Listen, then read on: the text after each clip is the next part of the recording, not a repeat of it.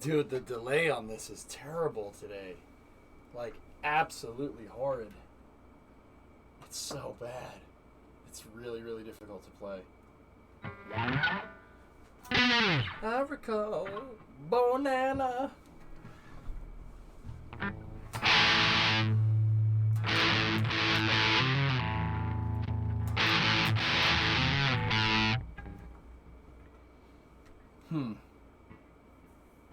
Alright, well, I was gonna play for a little bit, but no, it's fine. It's fine. I'll just get the regular startup music going. The delay is just terrible. And some days it's good, some days it's bad, and I don't know why. Do you want this when it's done? How long do we have, Bremo? Bremathon?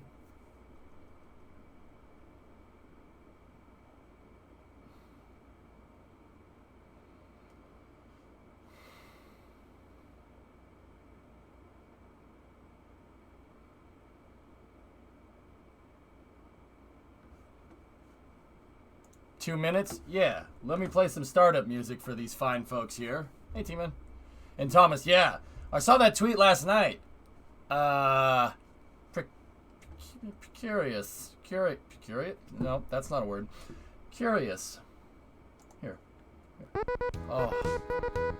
Oh, yeah.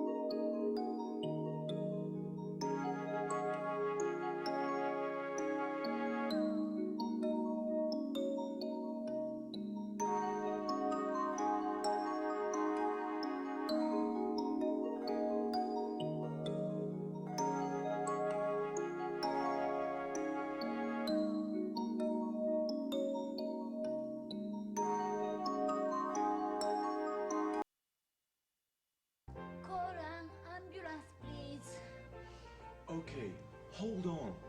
Where does it hurt? My stomach. ちゃんと痛いけど痛い。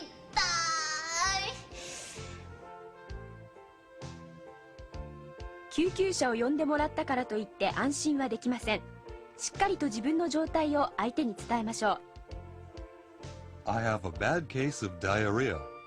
私はひどい下痢です。I have a bad case of diarrhea. I have a bad case of diarrhea.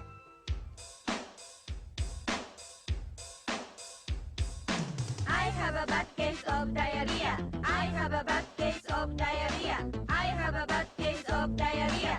I have a bad case of diarrhea.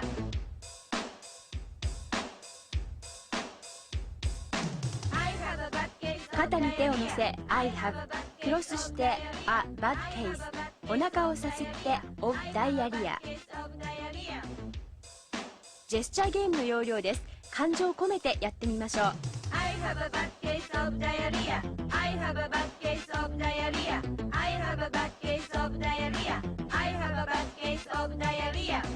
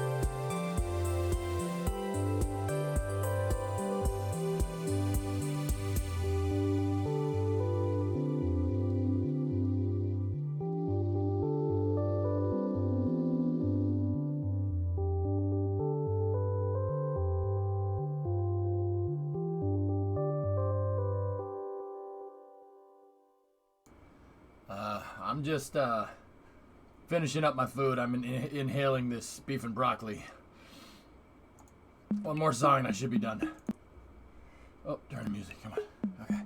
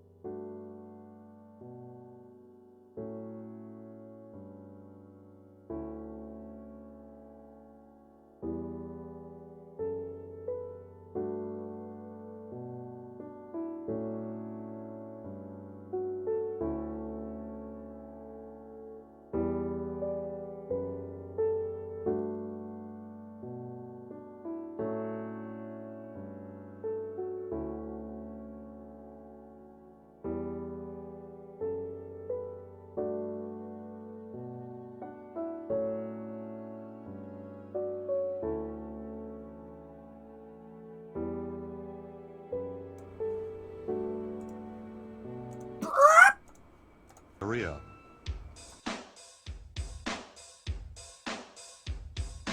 I have a bad case of diarrhea. I have a bad case of diarrhea. I have a bad case of diarrhea. I have a bad case of diarrhea.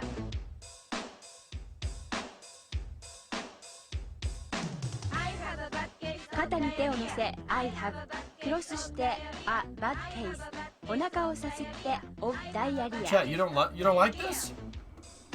ジェスチャーゲームの要領です。感情を込めてやってみましょう。 感情込めてやってみました。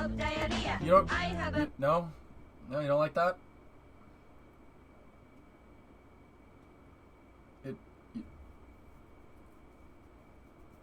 I don't have really anything else.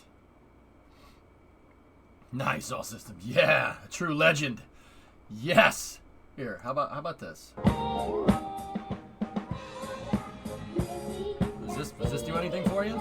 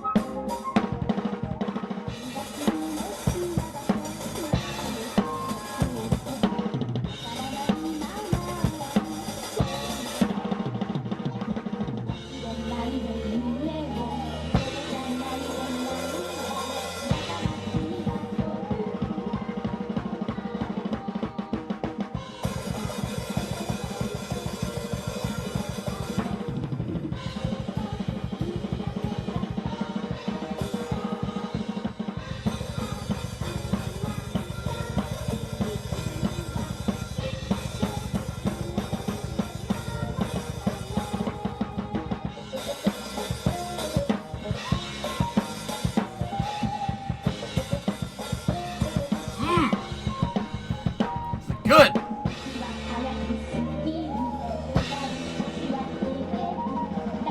Now you play this on the drums.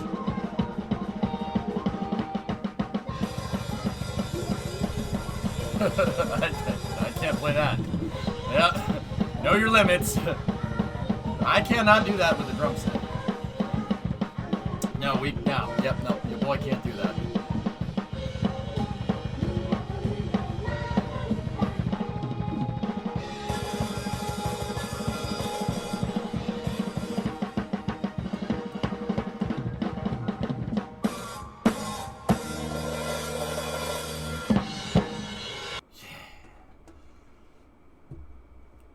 Hi.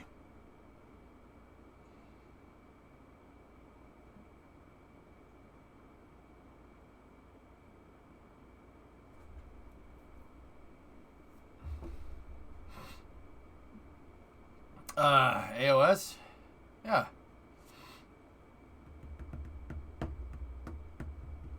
Finally something interesting happening in your town. What's that? Oh.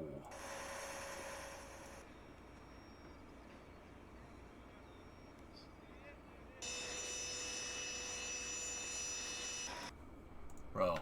Alright, we can show this. Yeah. Get the big boy out. Get the big boy. Oh, yeah, okay. What do we got here?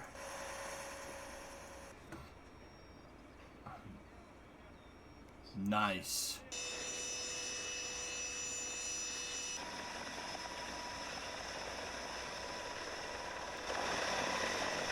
What plane is that? It's a Sukhoi? It's an Su-27 being moved by a Mil-26. Oh! Oh! Yo, they got the speed brake up on the Sukhoi. Yo. You guys look, yes. Yes, this is nice.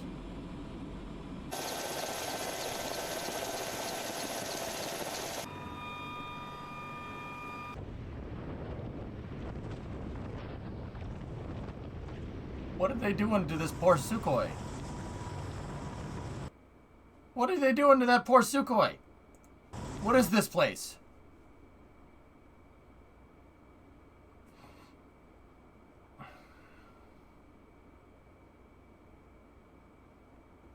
Seriously though, that's the big chonker. It's a Mil-26. That's the biggest helicopter around. This is for a memorial or something. Jeez.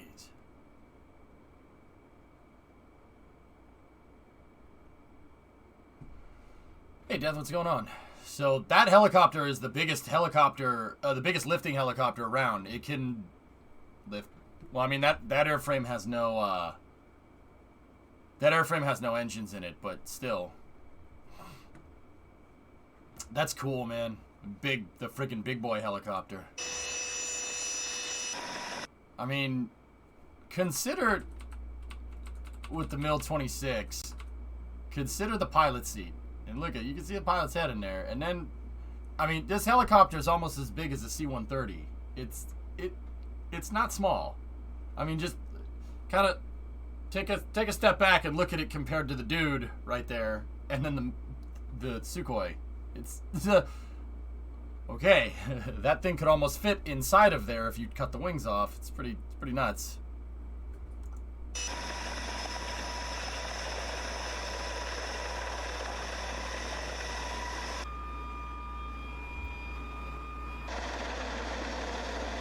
The sound ain't doing it justice, man. Got to sit in a MiG-29 at Nellis? Nice, dude.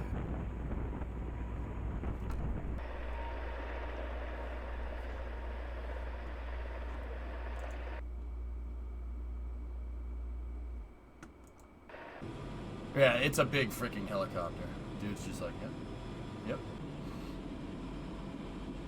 It's weird how the stabilizers don't, you'd think that the rudders, you know, because the helicopter's moving it, the rudders would, you know, go with the direction that the helicopter's moving, but no, yep, we can just place this whole thing just right there.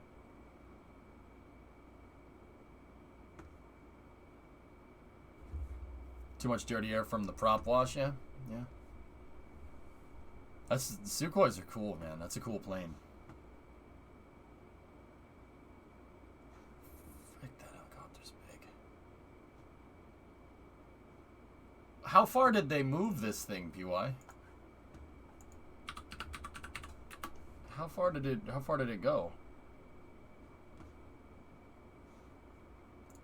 Where are we here, by the way? It's I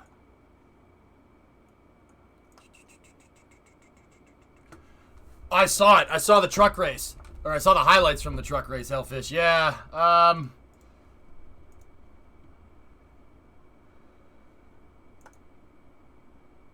It was a moment.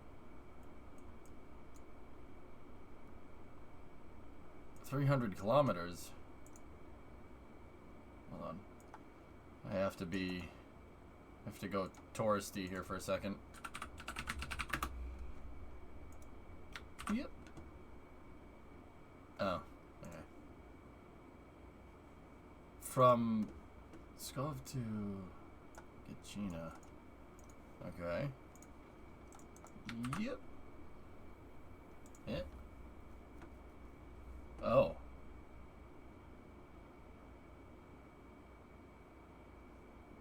Okay. Let's see if we can find it. I like playing this game. Okay, we got a front building like that. Parking lots on the sides. Open places, some trees. Okay, cool. Zip.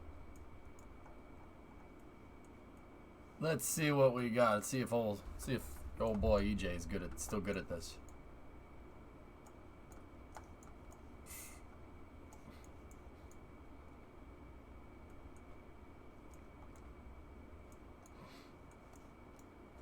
It's gonna take me a second.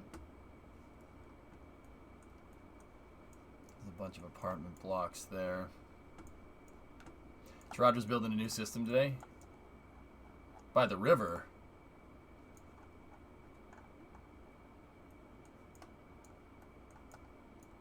I'm looking for the courtyard, guys, where they dropped it, where they dropped the plane. There's the church. There's another church. It is blue.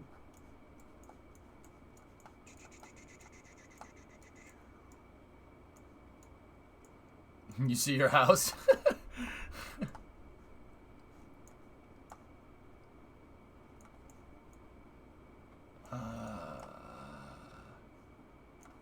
I'll find it. I'm gonna find it. It doesn't look like it'd be over here. Because these buildings look new. I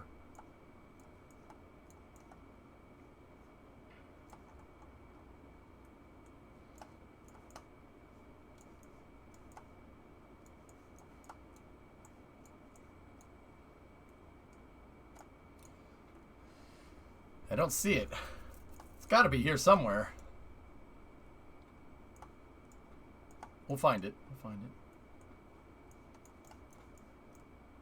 See it again.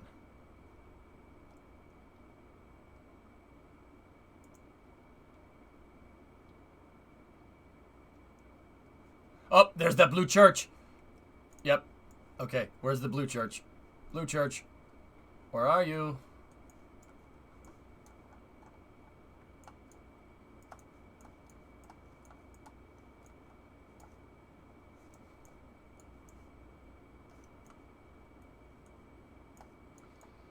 Blue church, where are you?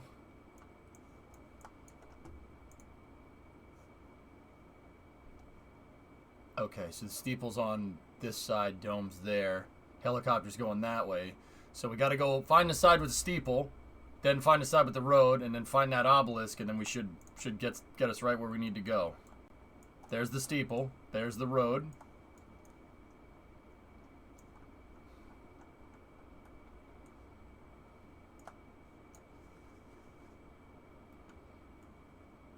South from the blue church.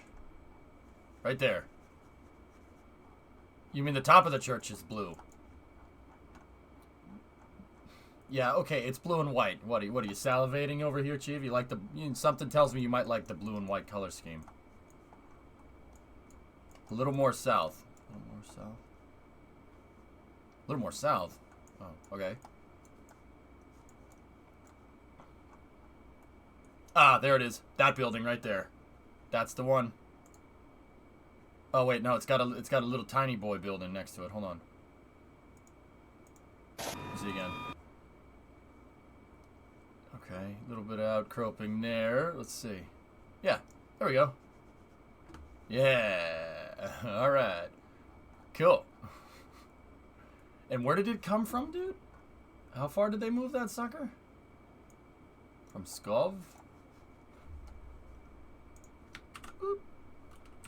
Skov. Whoa. All right.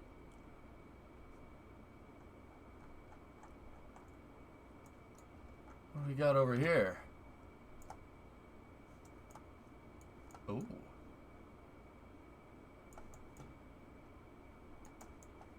IL-78s. Nice. Nice.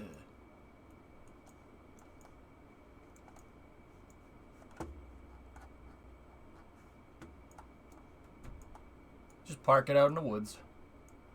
Oh, what do we got over here? More? Yeah. So these things, those are Aleutian 78s. They're like C-17s. Same thing. That's a long way, dude.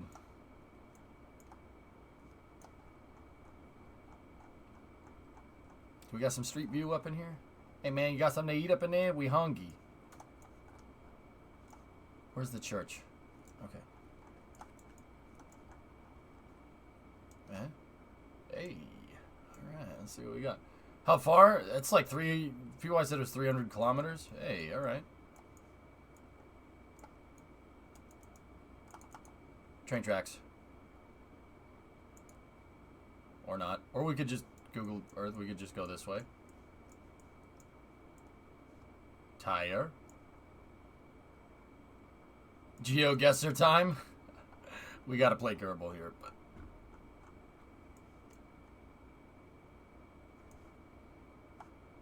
yo, are these people's houses? Most church in the Greek islands are just like that. It's almost like wait. Something Orthodox. Something Orthodox. Something. Is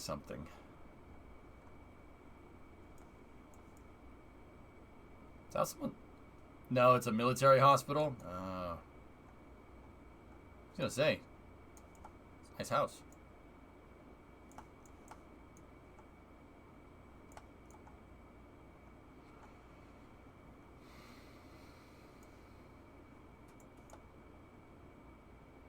Chickens, yes.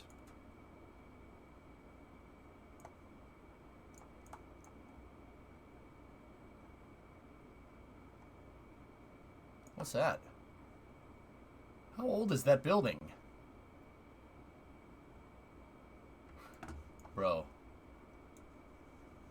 Yeah, we won't judge you. It's fine. How do we get on this tangent? Oh, Doom PY was showing me this, and I wanted to see where it was. That's all. See? Blue Church! Cool. It's not mine. Are you sure? Look, if you owned a Lada, I wouldn't judge. I like Ladas, alright? But that thing, though... We gotta talk. We gotta talk. You own that thing. Bro. You better ride the bicycle. Oh, man. Alright. Let's play some KSP.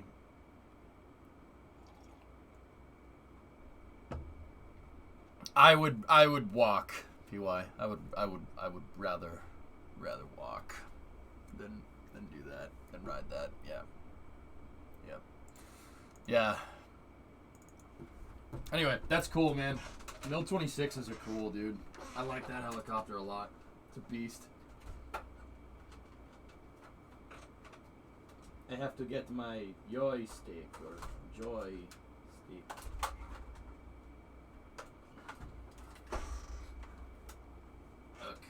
Okay, alright. It was tangled up in the steering wheel. What do you have against bicycles? Oh, nothing. I would rather ride a bicycle than drive that car around. I don't know what the heck that was. I mean, this is like a little... It's like a suitcase with some wheels or something.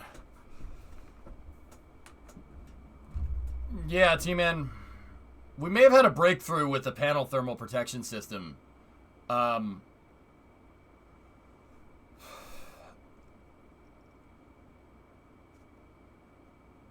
ablation cascade.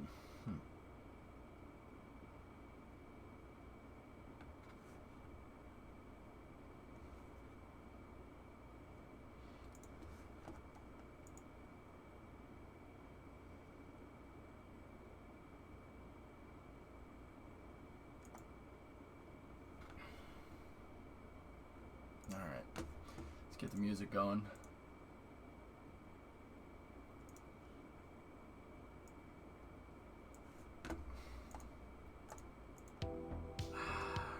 Wait, you use a joystick for Kerbal? Yeah, man. A Logitech 3D Pro. You don't hear me mashing on the keyboard when I fly, do you?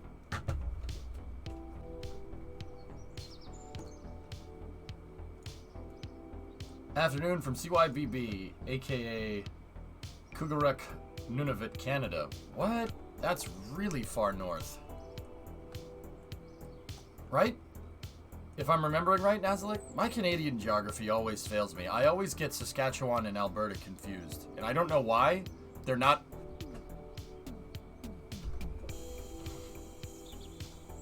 So do the flags on the back work? They're an improvement. They're an improvement.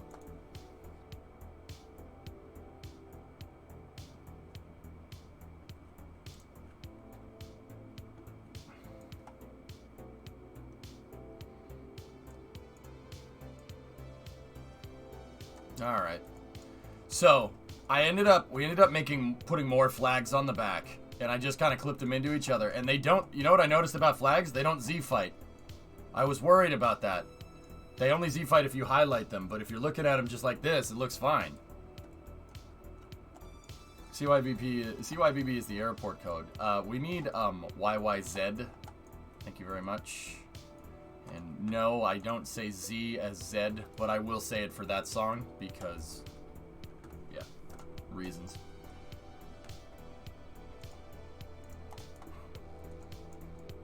Dude, we had a breakthrough with panels. There's a way that you can node attach them. And Jason was telling me last night, Jason, one of my longtime friends in Kerbal and a very old school Kerbal streamer, he was telling me that they, you can node stack the panels. If you node attach them, they do occlude. Neil Peart stands alone. Damn right.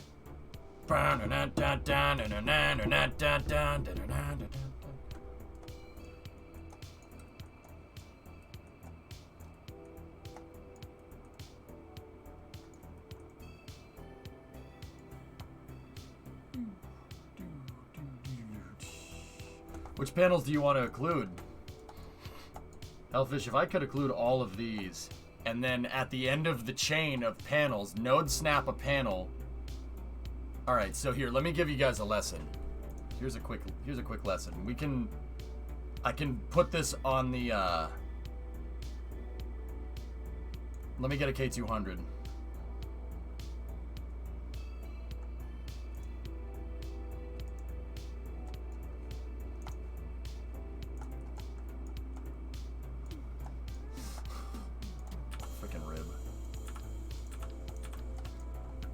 Alright, so, take a look here. Let me get 2 pylons, right? And then we will node snap the panels, right? And then here's where this ends.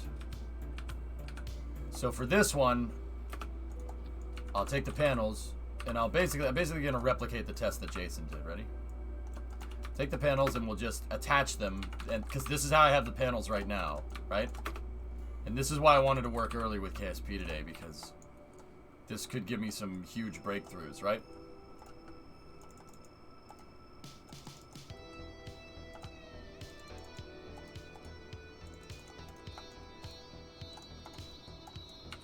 Alright, watch.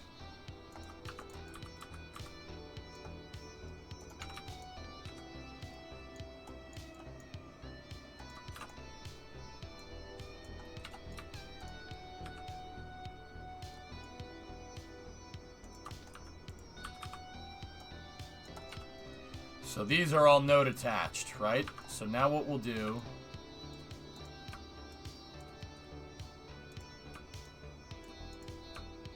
I'm going to basically replicate the test that Jason did last night. I can make the same exact shape with these, even though they're node attached. Look. Now let's drive this down the road and see what it does.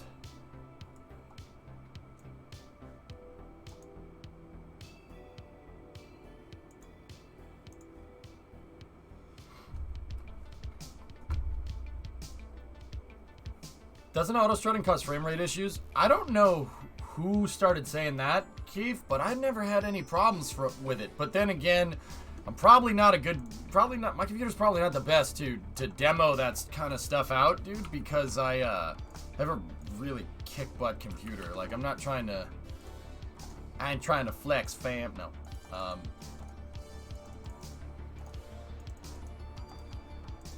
My computer's really good, so if there is any difference, I probably wouldn't notice. Alright, so let's get some debug menus going here.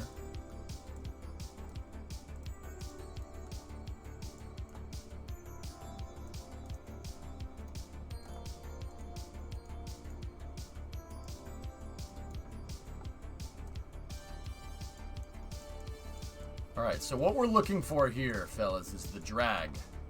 Okay? So that's these 4 right here. And then I'll get these 4 here. The ones on the right are node attached, and the ones on the left are... So these ones are radial attached on the driver's side, and then on the drinker's side, these ones are node attached. So we should see a difference in these numbers here. So let me take the brakes off. Yo, Rand, what up? Hit the gas, show him where it's at. And that's just the sound. It's when I'm pulling my gat. You'll know where I'm coming from. EJ said it, and it shall be done. Da-da-da-da-da-do.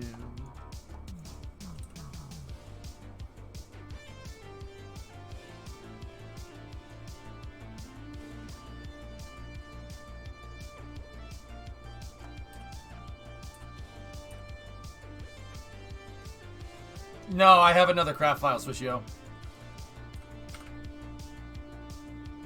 Alright, let's hit pause. Freeze it, tank. Freeze it. Okay, so the back panel here on the... this is radial, this is node. So 0.8 to 0.7, 0.7 to 0.5, 0.5 to 0.4, and 0.4 to 0.2. Alright, so let's cumulatively add this up. 4 and 5 is 9, plus 7 is 16, plus 8 is 24. This is 0.24 right here. 0.24 up top. 2 and 4 is 6, and 5 is 9, plus 7 is 16. So 2.4 to 16. Yeah, there's a huge difference.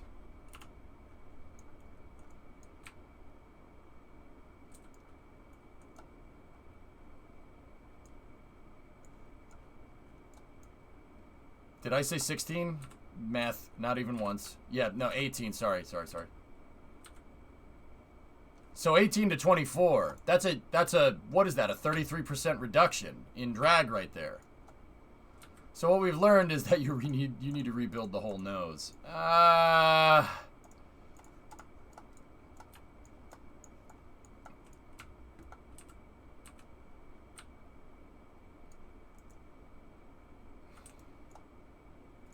16 or 18, that's close enough. It's still a significant difference, dudes. But yeah.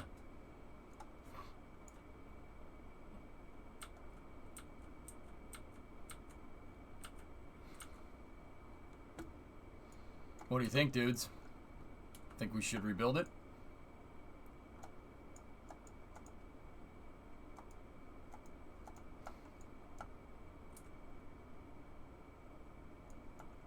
No, these are radial and those are node attached. Yeah, look. You could see a physical freaking difference here. Look at the arrows are big. That's nuts, dude. I mean, it's not anything that we didn't know. That's the thing. It's not anything that we didn't know. It's just there was a reason why I did radial. I would have known this. I would have known this previously. There's a reason why I did it, and I just don't know what it is. Is there an easy way that won't involve resculpting? Resculpting won't take me that long, Hellfish. I already know the shape that I need. It won't take long. I'm serious.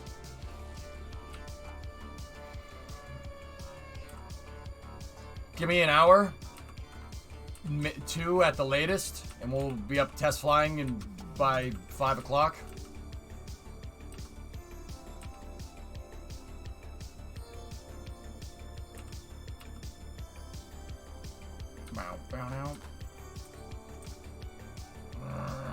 This truck books, man.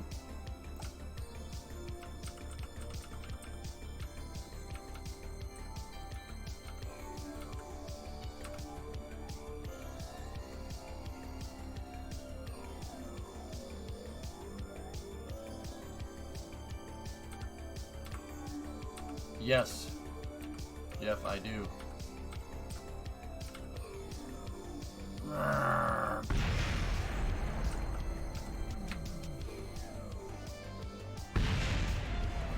Yeah, baby.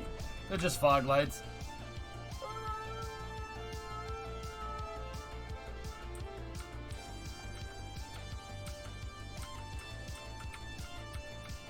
That's right, Envy. Yep.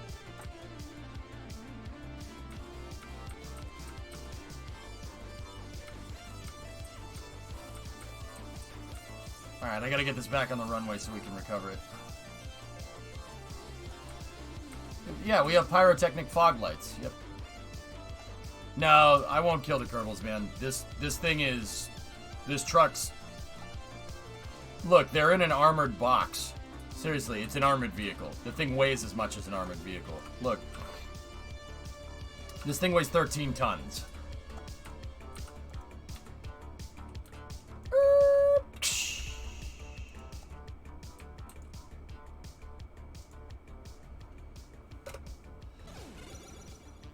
Yeah, the wind tunnel test. So node attaching these panels, but like, see, MGB, yeah, node attaching the panels definitely makes a difference.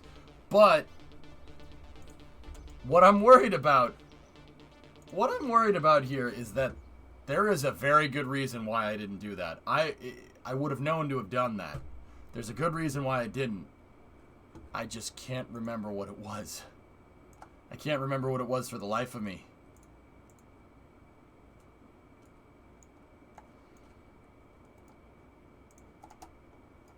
I honestly have no clue. Why would I do that? Why would I node attach them knowing full well, like, or why would I radial attach them knowing full well, like on the shuttle, for instance, that they would...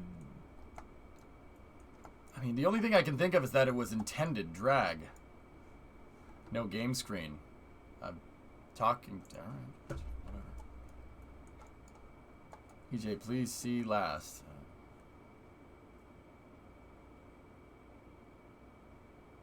There used to be the bug in the game with mirror symmetry. If you stacked them and rotated one side, the other would rotate in the opposite direction. I just believe that's what... Did they fix that, J-Rock? They must have. Yeah, dude, you're right. That's the only thing I can absolutely think of. Like, that's the only one. That's the only way that... Discovery, go at throttle up. Yeah, that's the only reason why I would do that. You're right, because I know there was a symmetry bug because the rotational transform on this was backwards. Because yeah, I remember in mirror symmetry they didn't work.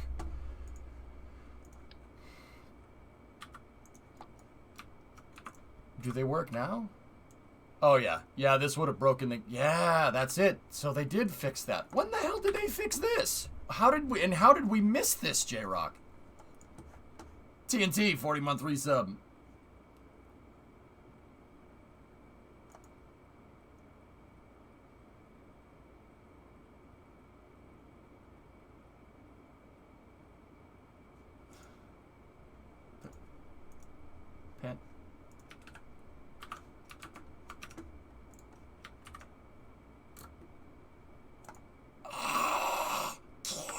Kill me!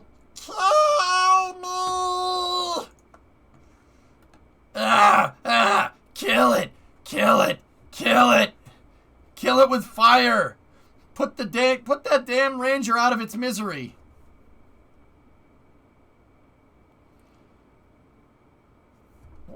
Why would someone do this to a poor, unsuspecting Ford Ranger? Why would someone do this to a Ford? It's a Ford Ranger. What did it do to you? It's just a little unsuspecting Ranger. Why?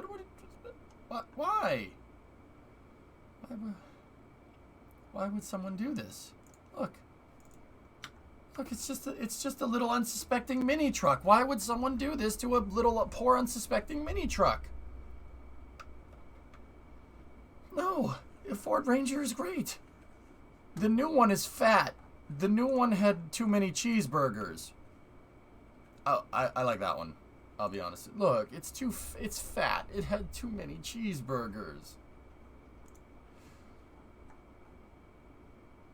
A mini truck, so a ute. Yeah, look at how fat it is. It's overweight. Electric Ranger when? Believe me, that's probably coming.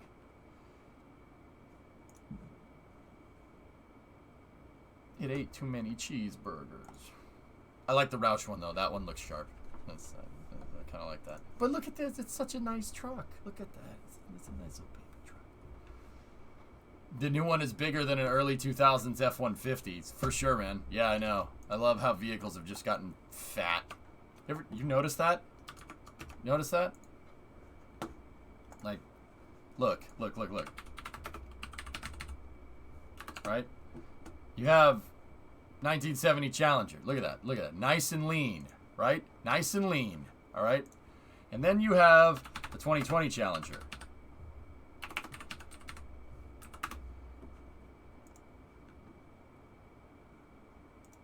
Fat.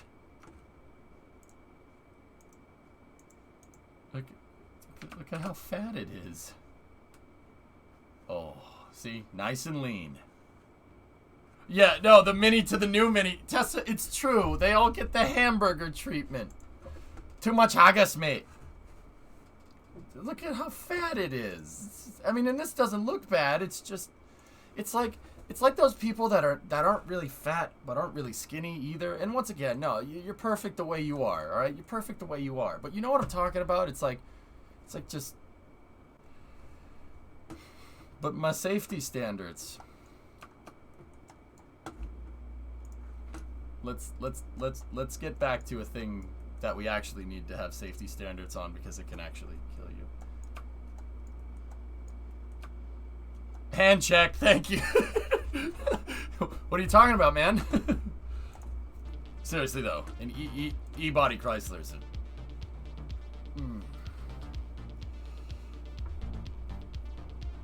fat but in the shape of a six-pack? Yeah. Look at me. I'm not fat, but I'm not skinny either. I'm not skinny either. I got old dad bod going right here. I ain't even a dad yet. How did you fix the back? Steiner will use flags. Turns out that the flags don't Z-fight. Look, they don't clip into each other. You can just clip a bunch into each other and get any shape you want. I didn't even notice that. All right. Are you kidding? You're two of me, pretty much. Tessa, they'll let you know that they may take our fat, but they'll never take our freedom. What? Sorry. Yeah, no, don't read too much into that. No, not yet. Soon, though.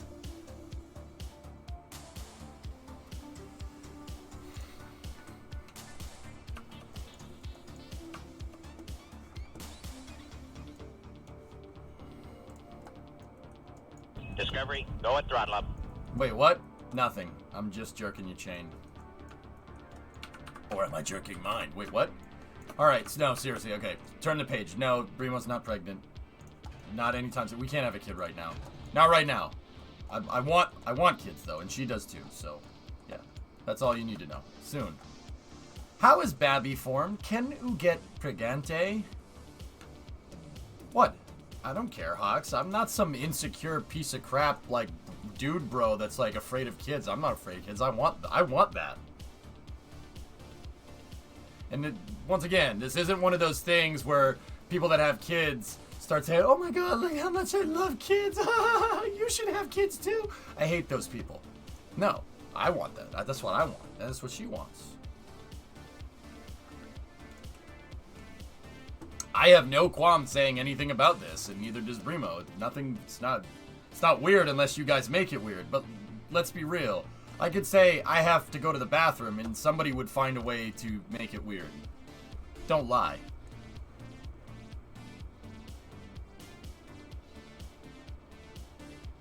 I don't know what you're talking about, Hawks.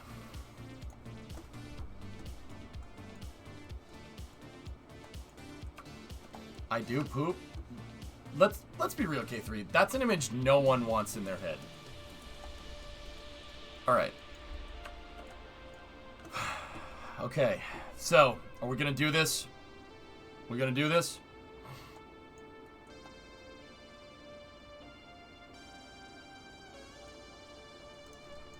Alright.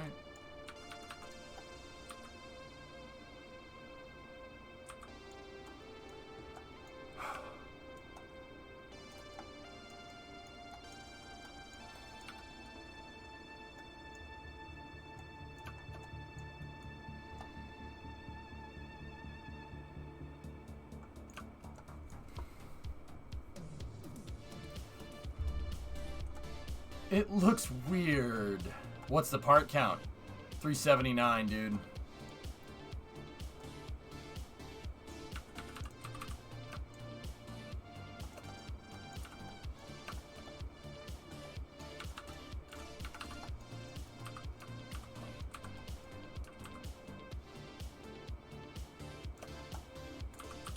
I'll use local.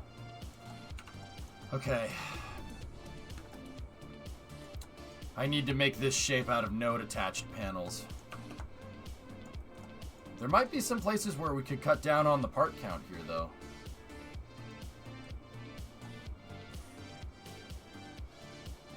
No, not really. Alright.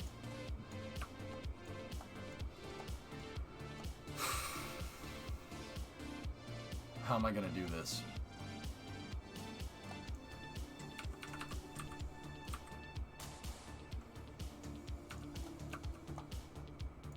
It's probably been asked about a million times, is LV5 going to stay convertible, or will the top be finished when the payload bay will be integrated?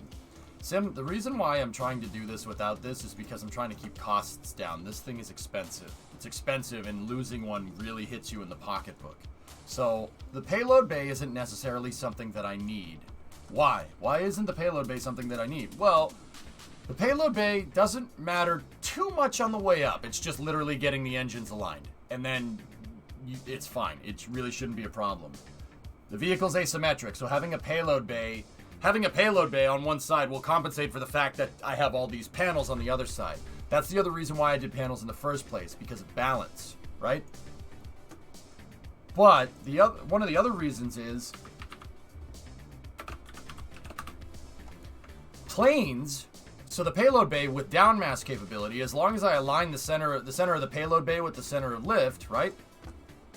It's not really that big of a deal. Why is it not that big of a deal? Well, it's not that big of a deal because the flying part of this flight regime, payload bays aren't going to make that much of a difference. Any mass on the top of this thing isn't going to make that much of a difference. In the same way, the SCA can fly with or without the shuttle. Believe it or not, putting mass on the back of an airplane or something that flies, not a big deal. Not a big deal. So compensating for that payload bay is not going to take very much. It's just going to take some tweaking with the engines a little bit. So I chose to test really without it. That's all. I chose to test without it. It shouldn't affect aerodynamics too much. The payload bay does generate lift. That is kind of an issue. But as long as I put the payload bay over the center of lift, it shouldn't affect it. It should just move it up a little bit, which is not that big of a deal. And that's the other reason why I kind of prepared for this by putting wings up here as well. So it shouldn't affect anything. But no, to answer your question, no, it's not going to stay a convertible, and that's why. I did it up there to save some costs, that's all.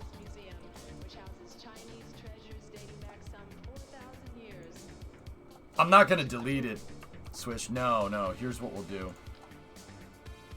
Oh, it looks like I node attached that. Here, hold on. Let me reload it because I screwed up.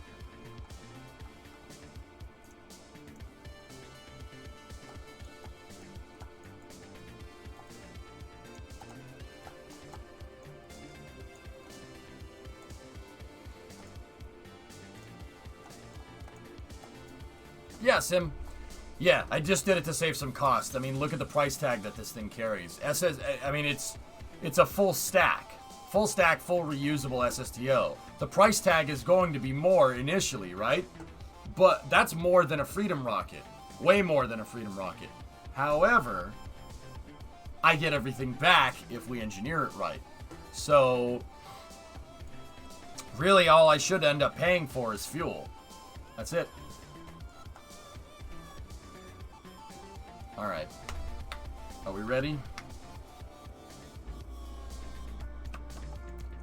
So I'm going to set this to local orientation.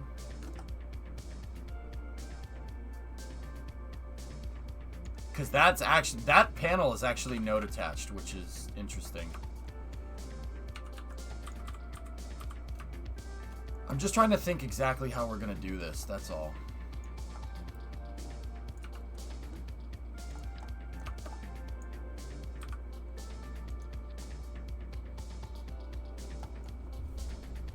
Compiling.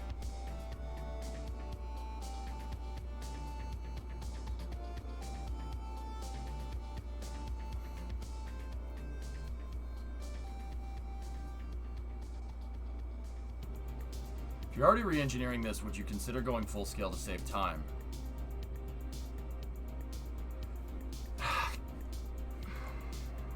King, I've thought about it. But where I'm at, dude, is... Okay, so hear me out here. If I redo this... So, look. the more you attempt the task, right? The more you try to do whatever, the faster you're going to do it. You ever been at work, doing some kind of job or school, right? And you have to study, and the more you study, the better you get at it, right? I kind of want the experience, dude, building 3 or 4 of these thermal protection systems with these, because then when it comes to actually go and build the big boy, I'll know exactly what I want to make, and I'll know exactly how to make it. You know what I mean? Well, Sneaky, yeah, exactly. You get, you know, with the job that you had at the theater once upon a time, right? You know, the first time you do it, you're like, okay. And then the second time you do it, you get better. And then the third time, and by the 10th or 11th time, you're figuring out ways to optimize that and get it done faster, right? That's what I like doing here. I purposely actually kind of want to spend a little extra time redoing this to see how fast I can actually do it. I have a week after this. All right, so here, I'm going to try a new workflow here, okay? I'm going to try something different, a little different here. So, the first thing that I'm going to do is that node right there would be taken up. So, I want this one right here.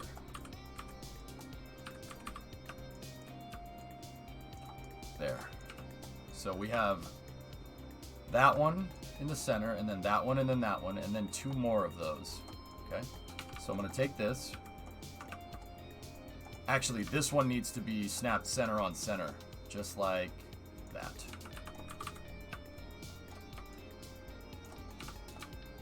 And then open up the last node there. Like that.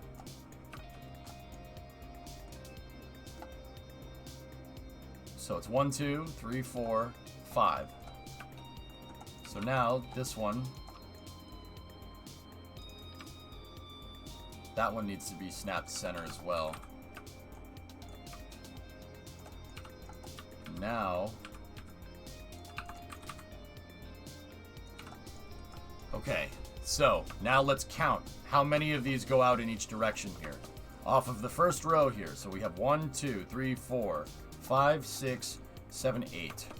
So 8 on either side, all right? Let's make sure these are all grandparent strutted, right? Okay.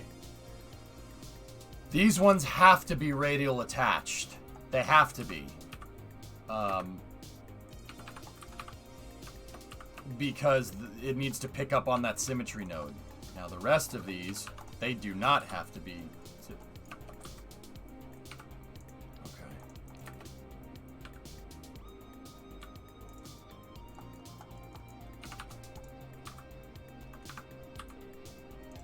Okay. We got to make sure we attach the right node. That's the right node attachment. That gets us what we want, okay? So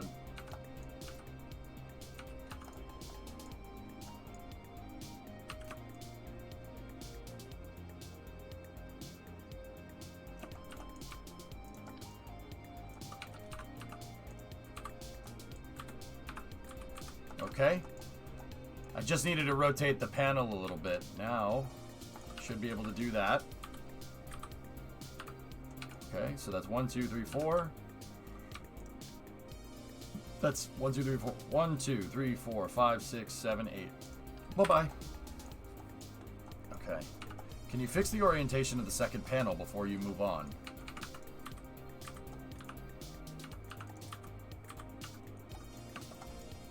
What's the shape for? Loopy, we figured out a way. Dude, screw me, and it's kind of my fault for not knowing this. Remember how these things had a symmetry bug in them where you wouldn't be able to place them correctly? They would just flip out of control, right? It's not making too much drag, Loop, but we did some math out. I can get a 25% reduction in drag by messing with this. So I chose to bite the bullet and re-engineer it, which is why I'm doing Kerbal for early hours. Also, Loop, we discovered another thing, and you probably knew this, I'll be honest with you. Clipping flags doesn't cause Z-fighting if it's all the same color. No Z-fighting. Because of how the normals are shaded on the flags, no Z-fighting. So, Yeah, that's actually pretty rad.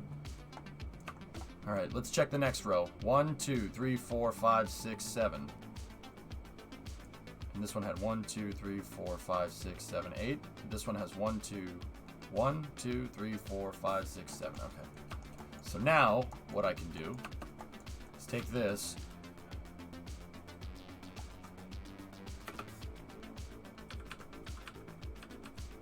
Discovery, go at throttle up.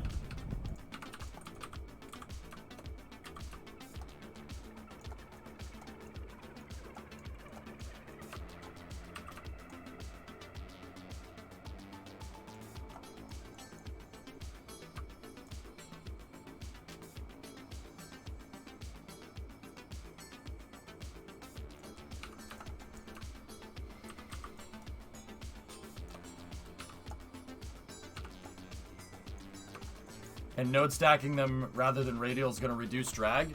Yeah, Loopy, I took 2 stacks of panels and I put them down the runway with the K200 sitting on the back. And Jason independently confirmed this for me. Jason Lee, you know him. The panels that were radial were generating 25% more drag. Now, that should scale over to this correctly. It should scale over to it right. That I don't see any reason why it wouldn't. Did you replace the rear plates with other parts? Yeah, the rear plates are just flags. All right, so let's check the third row. They were making 25% less drag. Yeah, 1, 2, 3, 4, 5, 6. And then there's those there, but we'll get to that in a second.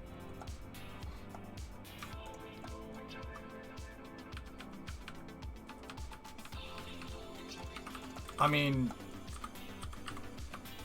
I can always go back to the radial snap method if I need to, but I'm gonna take the shot, to be honest with you. I'll spend some extra time here. 1, 2, 3, 4, 5, 6. Bye-bye. I see a pattern emerging here. So we're on the 4th row here.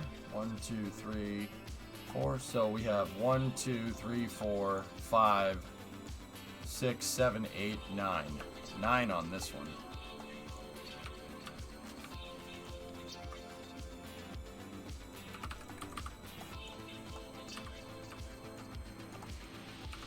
One, 2, 3, 4, 5, 6, 7,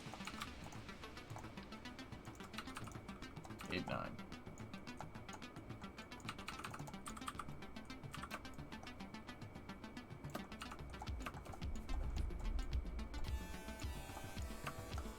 I think you counted the center, so that may be 8. Okay, 1, 2, 3, 4, 5, 6, 7, 8, 9. Let's count it backwards.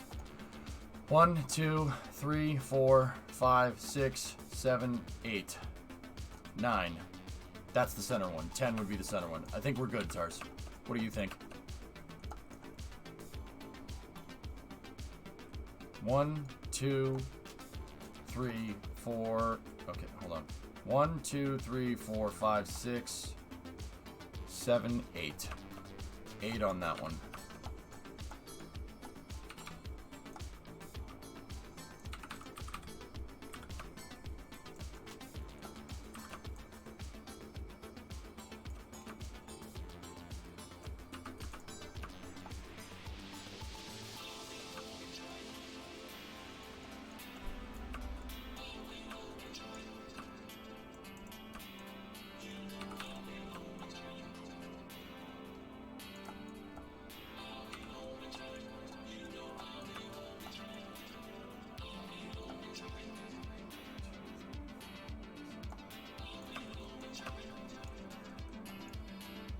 One, two, three.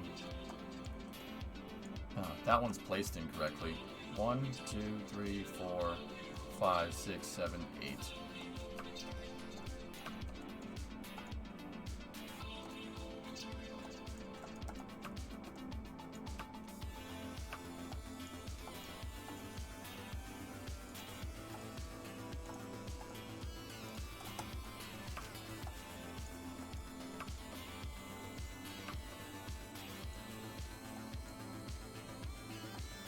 And then there's another row right here, but that's for the top row. Okay.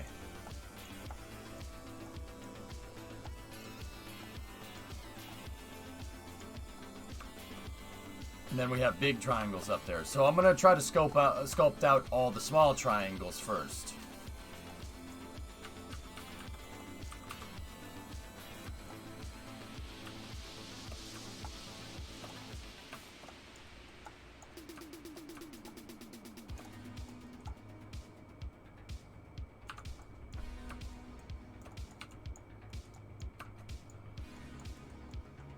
Node attaching will, yeah, it'll add some structure to it for sure.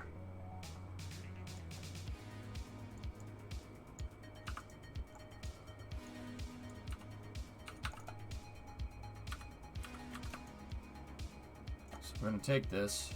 I'm just gonna, yeah, basically just do that. There we go.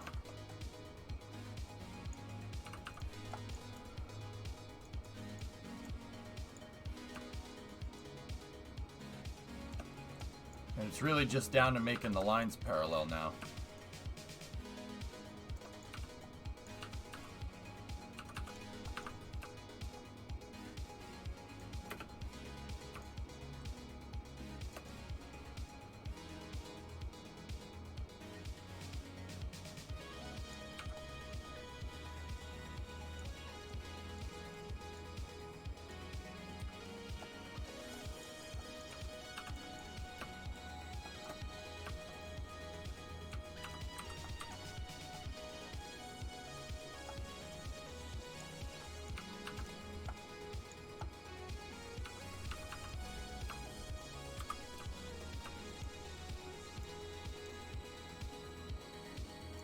Like I said, this isn't going to take very long. We just got to make sure we take our time with it.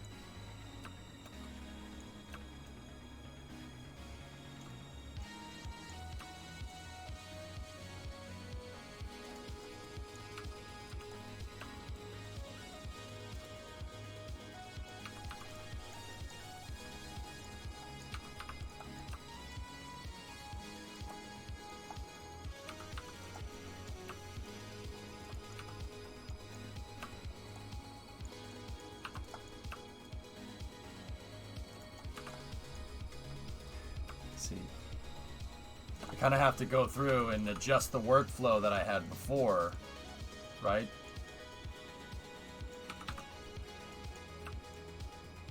So basically what I got to do is get the rotation. I'm talking this out. I'm talking out loud so I can get this right. I got to get the rotation correct, right? And then once I get the rotation correct, I got to line the seam up and then we go. And it looks like I turned this one just a little bit.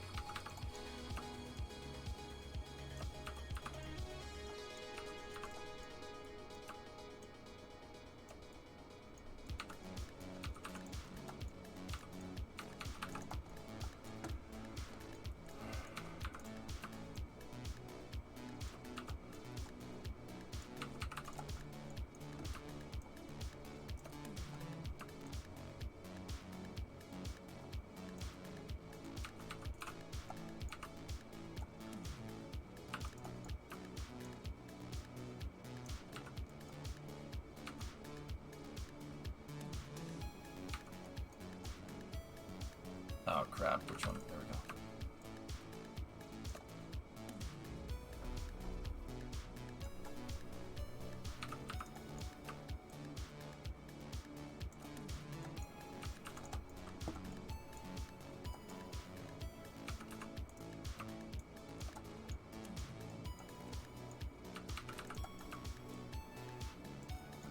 Building another? More or less, shall we? Yeah. Gotta do some slight modifications here.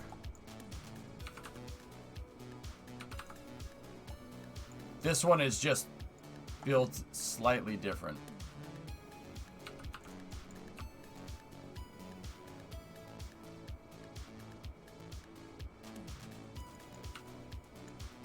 And once again, if I start doing this and I'm not happy with it, I'll just say screw it and we'll start over. We'll go back to the original design. That's matched pretty dang well. Alright, so here's what we're gonna do. I have this backed up. Everything's backed up, so bye-bye.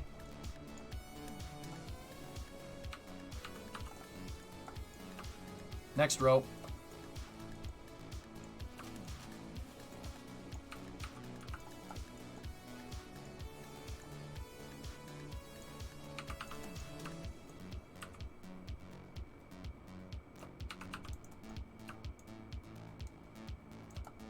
Flap the wings.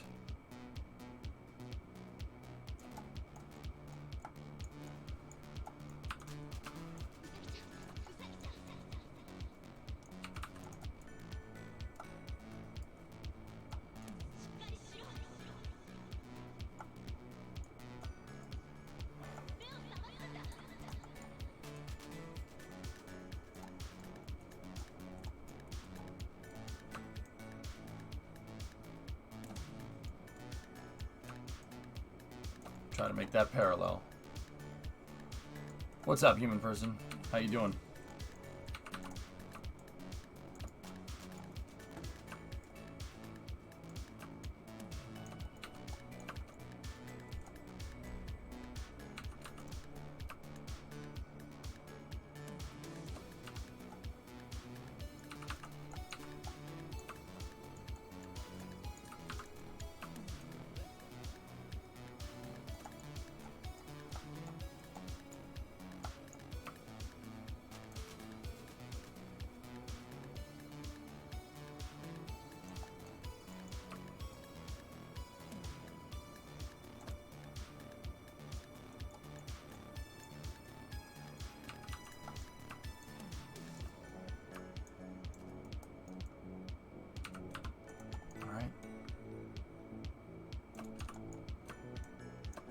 This is gonna take a bit of time, dudes, but that 25% reduction in drag should really that's really gonna help. It's gonna make this thing. It's still gonna be heavy, and it's still gonna make a lot of drag, but that's really what I'm looking for with the final design. The 25% reduction will make this thing coast. It'll really fly. It won't fly well. It'll fly realistically. That's why I'm like trying to be really careful in how I say this, because like it'll fly like the real thing. Less drag in the nose should mean it's more stable. Yeah, a little bit more susceptible, less susceptible to side slip, Luke, for sure.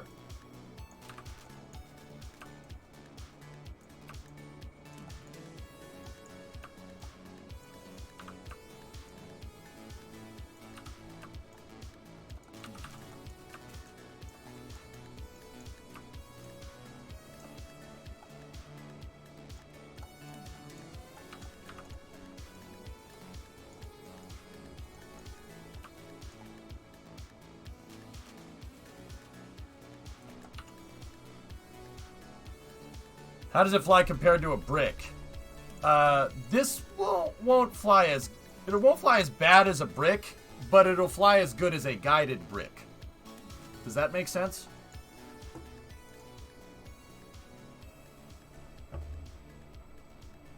No, not the drone! Bandit.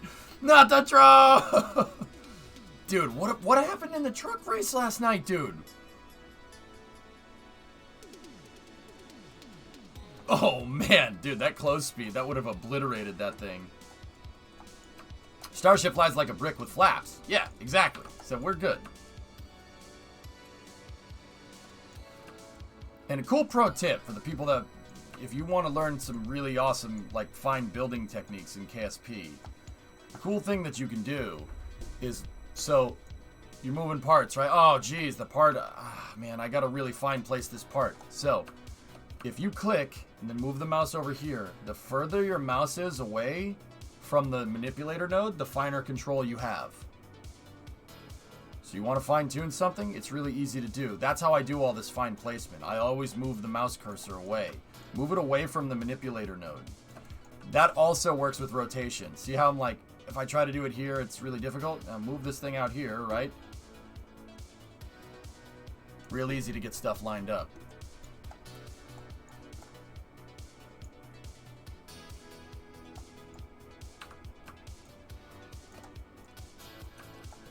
What if you have a small screen? You're screwed.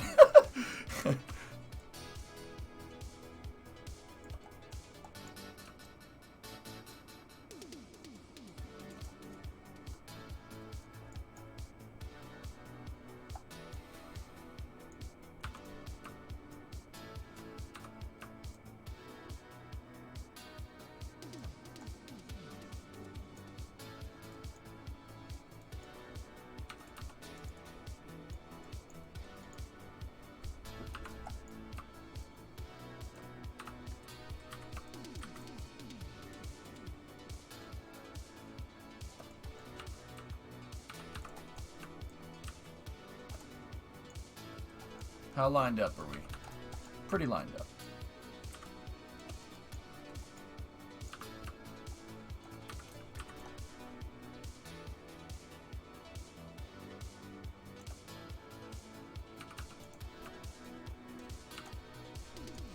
Nice.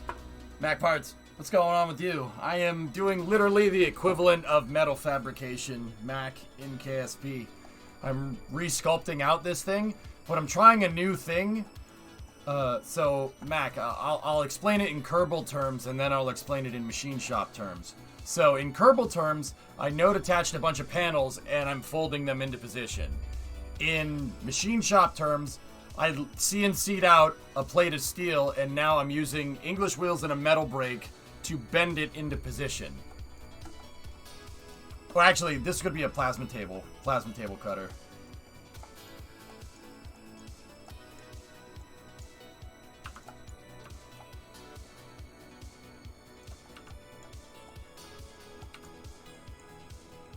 So, yeah, I mean, I'm already making really good progress on this. I'm not gonna lie to you.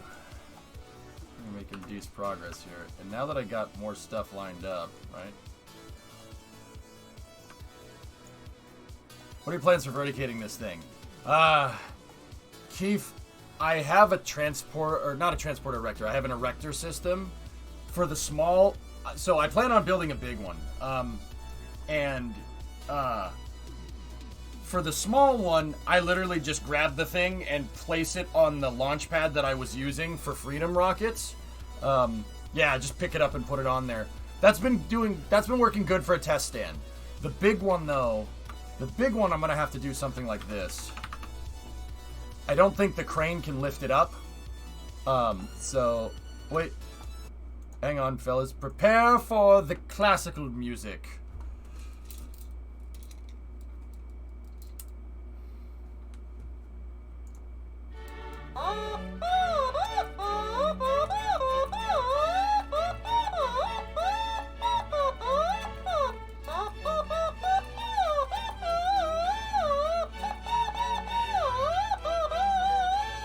To develop technologies essential for lowering the cost of going to space, Lockheed Martin is building and will fly an extraordinary, fully reusable vehicle, the X-33.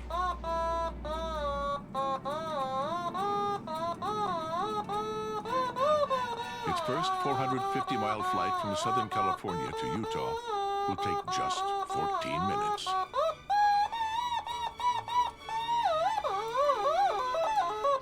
To protect the vehicle from the high heat of re-entry, I'm doing that so it doesn't mute the VOD. Uses an innovative metallic thermal protection system.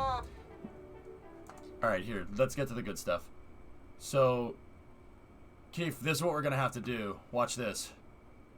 In a matter of days, demonstrating rapid turnaround critical to the operations of a low-cost space plane. It's an automaton. There, you can get them on Amazon. Its two linear aerospike engines propel the vehicle to speeds greater than I'm gonna have to Mach do that. 13 and an altitude of more than 50 miles. All right, so I'm gonna have to make something like this, and it's cool, Keith, because I literally have the plans for it. Yeah. Why does Starship in this video look like an X-33? What? I don't have the plans. I have pictures of the pad. So it's not a transporter erector. It's a fixed erector system. It's a fixed erector system like Delta 4, and a rotating launch table.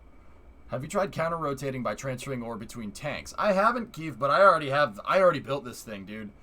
I have the plans, not the plans for it, but close enough. The X-33 and the one that we're working on now is a demonstrator. It was in Lockheed's plan. It was a demonstrator for this thing. Venture Star. Venture Star is ridiculous. It is about the size of an external. Actually, it's about the size of Starship. Believe it or not, it's about the same height as a Starship.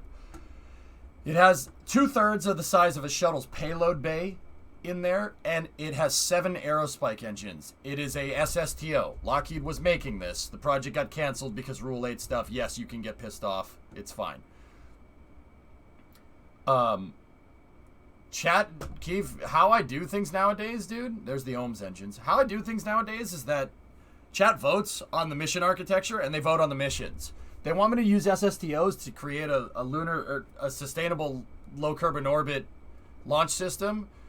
So I can basically do EOR and lunar missions. So basically, the SSTO just launches a bunch of pieces up into space. It puts it together, and it comes back down.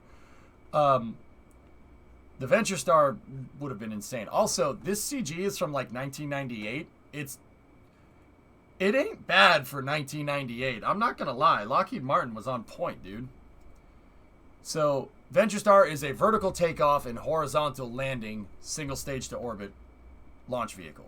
It's what happens if you took the space shuttle and the external tank, gave it more shuttle engines, and combined them into one thing.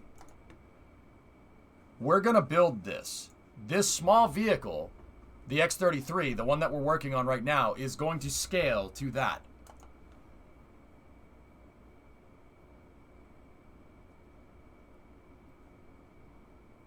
See last. What's up, Dish? Clever. I bought this game yesterday because of you. It was on sale on Steam, so I said, why not? I'm still working on getting my office together in the move with a girlfriend, so I have not really gotten to play it recently. Ah, Mac, yeah, it's fine. Be careful. Rabbit hole. If you figure out how to manipulate the editor like a CAD system. Rabbit hole. Dish. Arizona. Nah. Mars. What is this, man? What the frick? That's sedimentary. Are you kidding me? No. Get this out of here.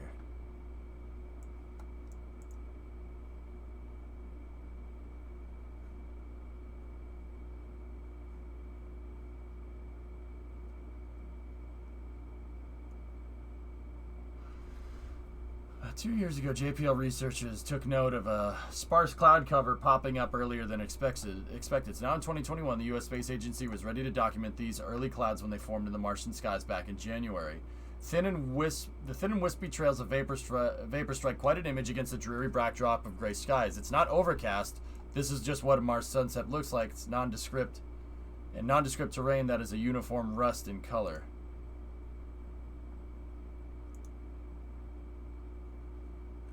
Oh, what the hell?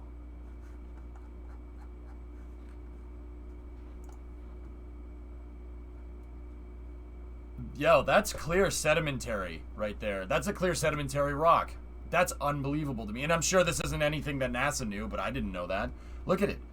This looks like Monument Valley. That's really weird, man. Like, here, okay. You know, you said Arizona, but I see that Monument Valley. You've seen everyone's seen Monument Valley in any western, all right? Okay, so Monument Valley, right? You see all these lines right there? You see how straight those lines are on the side of Monument Valley? That's sedimentary. Water did that as it, drained, because there used to be a huge inland ocean in the United States. And water erosion did all this, right? So you could see where the water level was at one point, a couple million years ago. It was up here somewhere. But it went down over time, right? And then it went really down, and then it went all the way down until it dried up completely. What happens is it leaves a striped thing like this. And keep in mind, my geology game is not the best. You'd need to ask Rocket Sage about this. That's sedimentary rock, if I'm remembering right. That's evidence of water. Sorry, I didn't mean to kick off space news early. No, that's really freaking cool, man. Not just water. Sedimentary rock is based on any loose amalgamated rock forming a layer, then solidifying. Yeah. Well, this one's water. I mean, I don't know what that is exactly, but it's very clearly the same. It's very clearly sedimentary, right, Guinea? Am I looking at that right? Did I say that correctly? Like,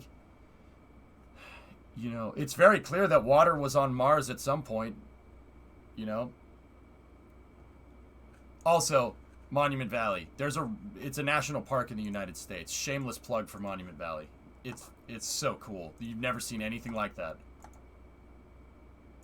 And you know what's messed up? I've never been there. I would love to drive through here. I'd take my truck up this road. Look at that, dude. That's ridiculous. This is some Planet of the Apes stuff going on over here.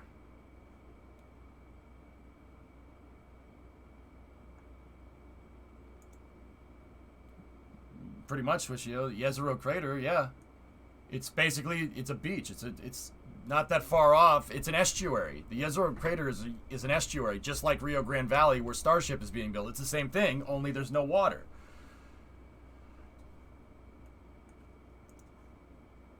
Yeah, Monument Valley is the backdrop for Roadrunner and Coyote, exactly. Mm-hmm. Yeah, it's cool, man.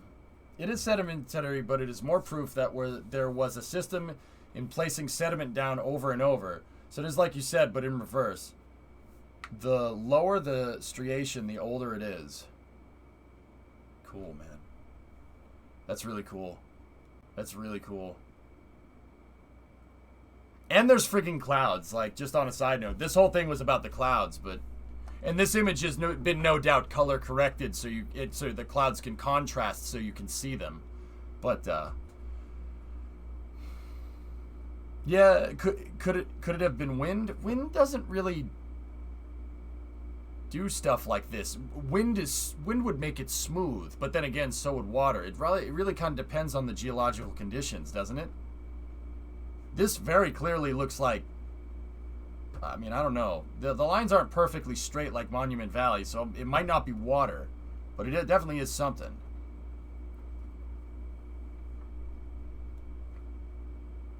Still cool, man. Also, that's so damn cool. Can you imagine being the first, like, pioneer or whatever? Like, I mean, I know there was probably indigenous people that have known about this for thousands of years, but can you imagine being the first guy, like, that, like, go west and you see this? Like, what? I'd be like, what is this? Also, think about how Martian gravity is less than Earth, so it could pick up and layer dust and dirt easier. Yeah, that's right, my pick. Yeah, 1/3 the gravity. Can you imagine, like, just climbing over this edge here, it gets up on top. What the frick? Okay. Yeah, get over, you see this? I'd be like, is that real? Yeah, right? You're the first pioneers to see that. And then the indigenous people are probably sitting over there going, that's been there. Observe as I turn up the heat! Okay. Going to space is on my bucket list. Driving on this road is also on my bucket list. Look at that, man. This picture probably ain't doing this justice, man. I'll tell you that right now. Wow, that's cool. That's so legit.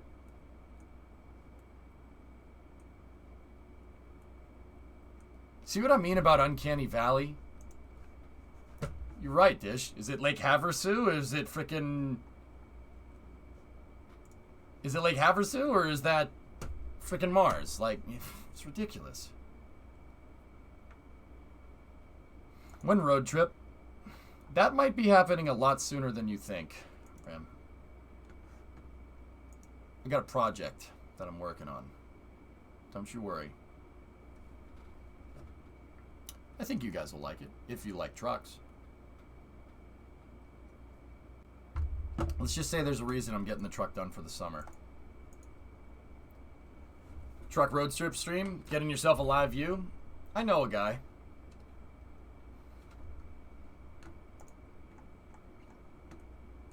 I wish, Panda Man. That would be really cool. In an RV with a Starlink antenna? I actually haven't thought about the Starlink antenna. That might actually not be a bad idea. Something like that, Blue. Yep, yep. You wouldn't be hauling another truck, would you? No, no. One truck. One truck.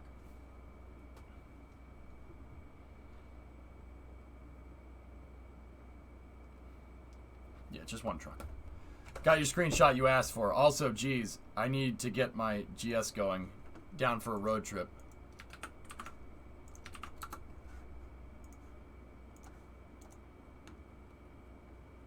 Yeah, Jason, I did this test a second ago. Dragging the panels down the runway with the truck. 25% reduction in drag, and that seems to be very concurrent with your numbers here. So 22, 38. Hike! Hike! 22 and 38 is 60, right? 60, 54, that's 114. All right, yeah, okay. Let me just get the calculator. Yeah, 192 here on the right, and then 32 plus 57 plus 73 plus 88. Yeah, see what I'm talking about? Yeah, concurrent with results there, dude. Thanks for helping me out with that.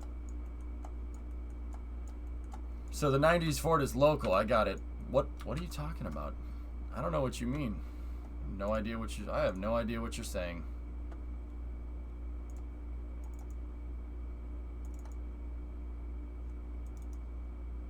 I don't know what you're talking about.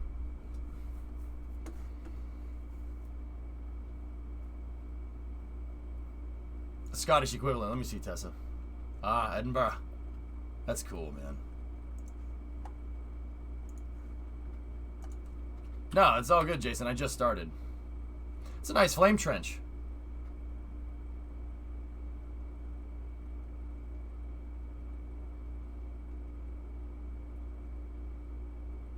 I did, K3. Yeah, I saw the new sneak peek. That's the X33's flame trench. They built the freaking pad. And Keith, if you're still here, that's where I got the ideas. I may or may not have copied Lockheed's work. I mean, you could say, "Oh, EJ, you're just copying Lockheed." Blah blah blah. Is that a bad thing? It's Lockheed. Like, they've made some pretty cool things in the past. I don't mind. What about that truck? What truck? What are you talking about? There's no truck. Oh, that? Oh, that's a nice truck, no doubt. Yeah, what is that? It's that looks like a 96 or a 97. I'd say 97 F250 HD. Single cab, 8-foot box. It's a nice truck.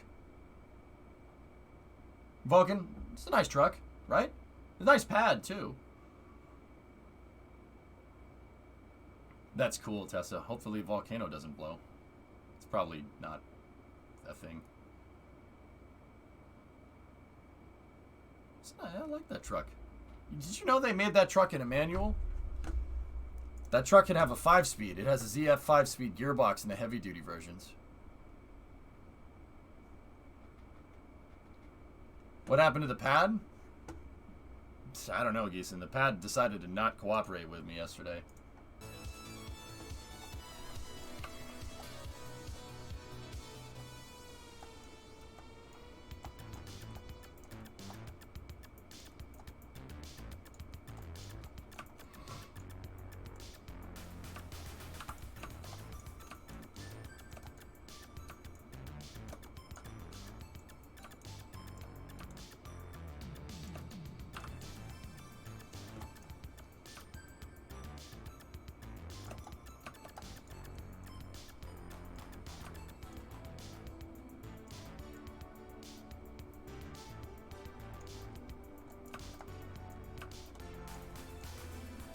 It's a stick shift. Be pretty cool if it was. Is that truck a manual? Nah, be a lot cooler if it was.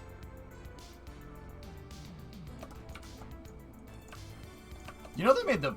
I didn't know this. They made the big block. Ford made the big block 460. Which is... What's a 460? Like 7.5 liters or something? For the Euro guys. They made that up until... Actually, 97 was the last year for the 460. But still, though, 7.5 liters. I don't hate that.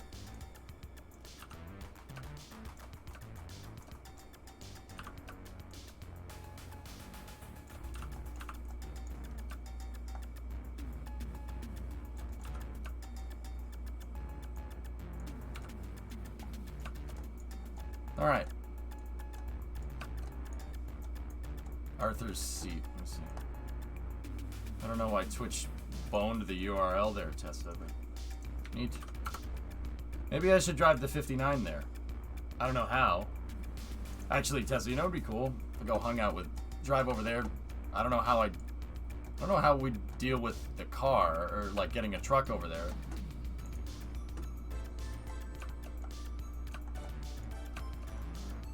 But if I could somehow get it over there and get like a temporary MOT, which I know really isn't a thing, but that'd be kind of cool.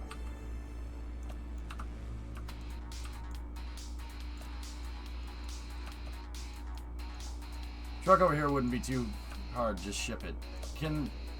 So I know from like watching Mighty Car Mods, right, that like an Australian car, you can just drive that around on the road, and it's really not an issue. I know because the guys, not Mighty Car Mods, Skid Factory, they drove around the Cressida with Australian plates, and it's not a big deal. I wonder if the UK has anything like that, where like I can like go on vacation and be in country like a week and drive the truck around for like a week or something.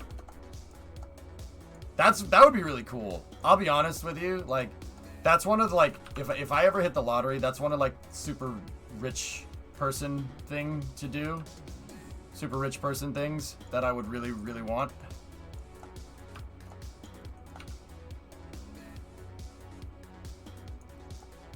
You can, it's fine, really? So like I could ship the truck over there and then Discovery, go at throttle up. Drive it around the UK for a little bit? Oh, I'd do that. I'd ship the 59 over there. That would be ridiculous. That's sneaky. You know what, dude? I've been to Japan, man. Not trying to flex. I know a lot of people wanted to go there, right? I've been to Japan. Honest to God, we left Tokyo Narita, and we were on a train, and the train was running next to a highway, and it took me about maybe 2 to 3 minutes of like getting over the fact that the cars have the steering wheels on the opposite side, and they drive on the opposite side of the road from us. After that, it just seemed normal. Like my brain just flipped a switch. Really weird. Like I was not expecting that. I was expecting me to be like, I can't deal with this. They're on the wrong side of the road. Nope. There's really no problem. Yeah, really wasn't an issue. Strange enough. Yeah, freaking sea urchin, man. It was disgusting. Like, I know, Vin, like, out there's some things that smell bad. Like, there's some food that smells bad but tastes good. Sea urchin did not taste good. My palate was like, what is this? Why did you eat this? I'm like, I don't know, man. You gotta say, from France early hours is nice. No problem.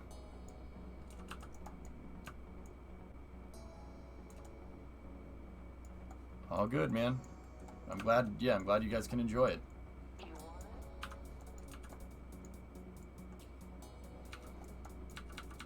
Hang on.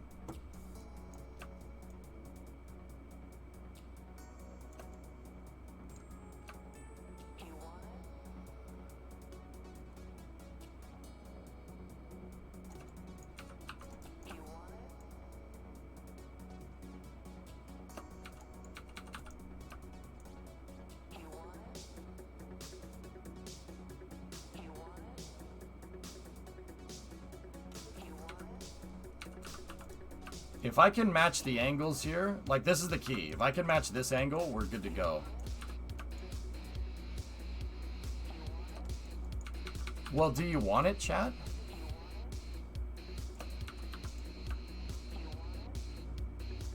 Then do it.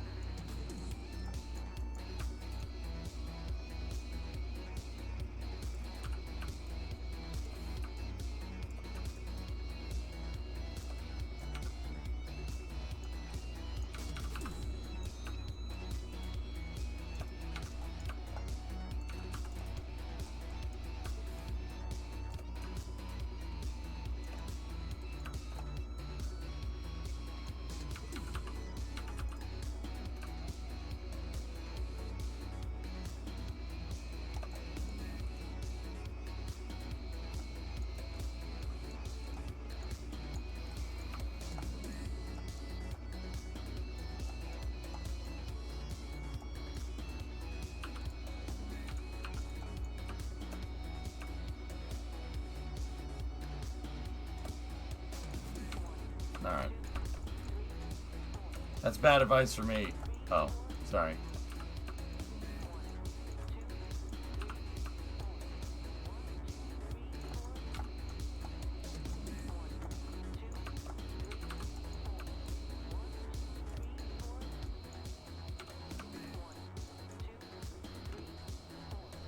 Last, sorry. All right.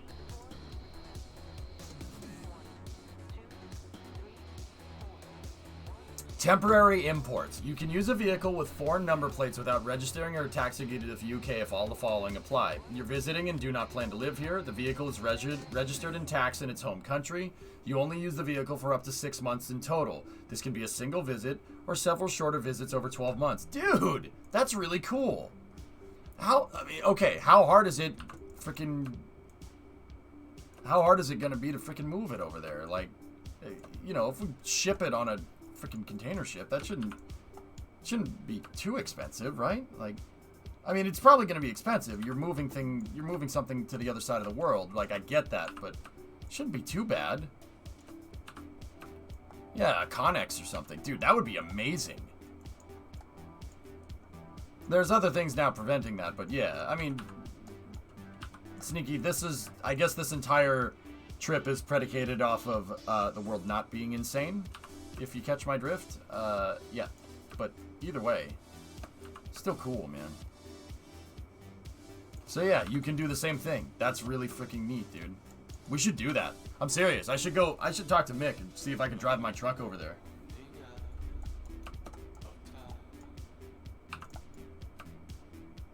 And Tessa, you know what I'll do? You know what we could do? Like, you know what we could do, dude? Like, I'll get a bunch of parts that are for cars that are rare in the UK but popular in America, right? We'll just bring a bunch of parts with us. Just offload them on eBay. Dude, just offload them. Bring a bunch of parts that are super rare or hard to get, that are easy to get over here. Just throw them in a shipping container. You know what? This sounds like it's against the law, but I can't tell you why.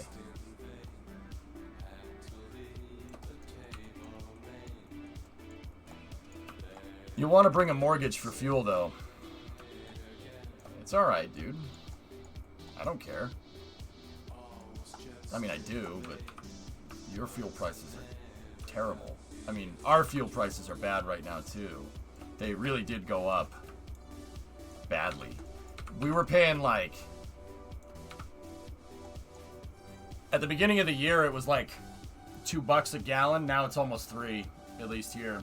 That's still not bad comparatively to the rest of the world, but it does suck for us. Because, like, once again, we have to drive everywhere, so it's a big pain in the butt. A couple 55-gallon drums of VP racing fuel. Hell yeah. Really, Vin? Oh my goodness.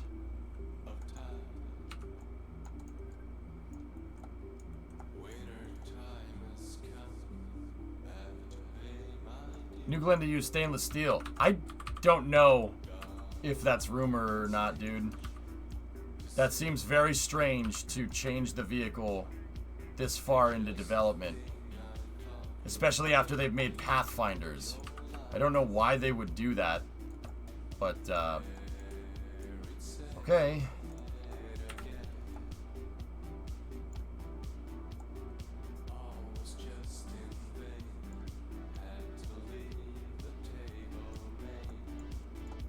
Yeah, sneaky.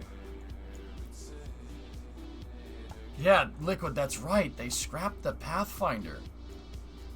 Strange. That's... I wonder why. And you know what you know what that tells me, Liquid? Not that, you know, and here's what everybody's gonna say. Blue Origin is just copying SpaceX again. You know, I can already hear it coming once that news goes like mainstream, right? If it's actually true. You're just copying them again. No, you know what that tells me? That tells me with methane, there's something with the aluminum. Something with aluminum and methane don't jive very well. Because SpaceX, obviously, when they pressurized those dang composite tanks back in 2016 and they blew up.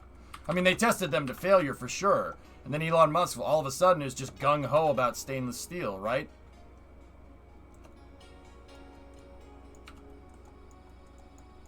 People forget Atlas and Centaur use stainless steel. Yeah, but that's with hydrogen, Phil. So I'm wondering if aluminum doesn't jive well with methane. Just, I don't know why. I don't know why it wouldn't. If it jives well with hydrogen, why wouldn't methane be a thing? $8 per gallon.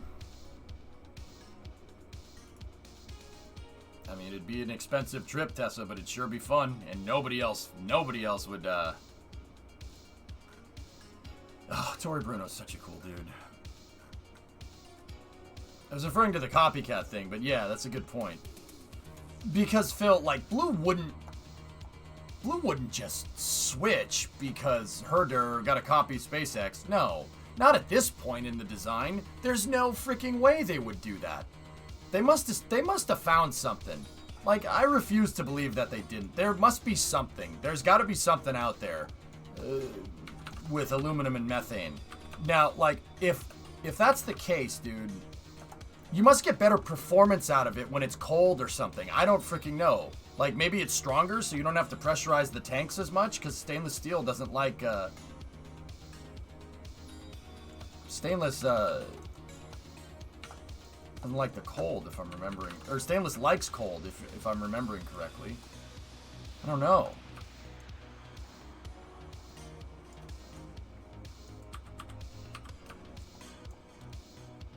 It's strange. That's all I'm saying. That's really strange that they would change that fast. You know? That's really peculiar. Especially this late into the development. I don't think I've ever, in any rocket development history that I can remember, did they change the design so much. The only time that I think that's happened is when, like, okay, so with Titan, there was Titan 1, and then Titan 2, Titan 1 and Titan 2 use different propellants, if I'm remembering correctly. I think the LR-87, so the Titan 1, or the Titan motors, the motors that I hugged at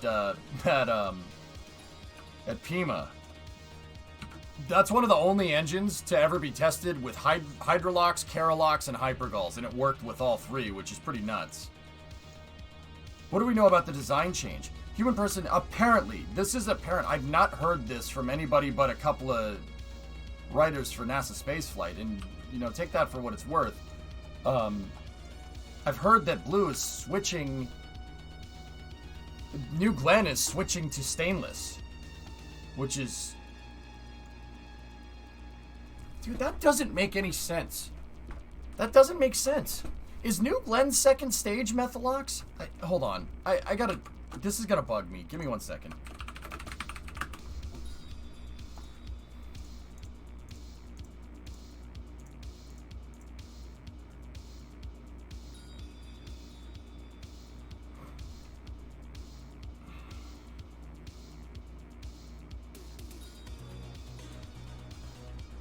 So methane in the first stage, hydrogen in the second stage.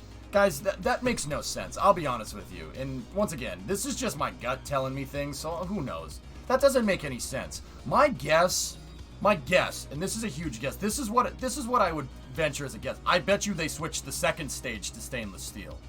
That makes way more sense, dude.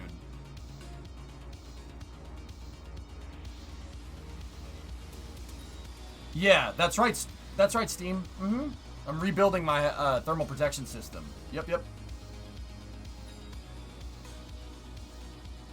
It was leaked from NSFL2 onto 4chan and then onto Blue Origin. 4chan? Really? Alright.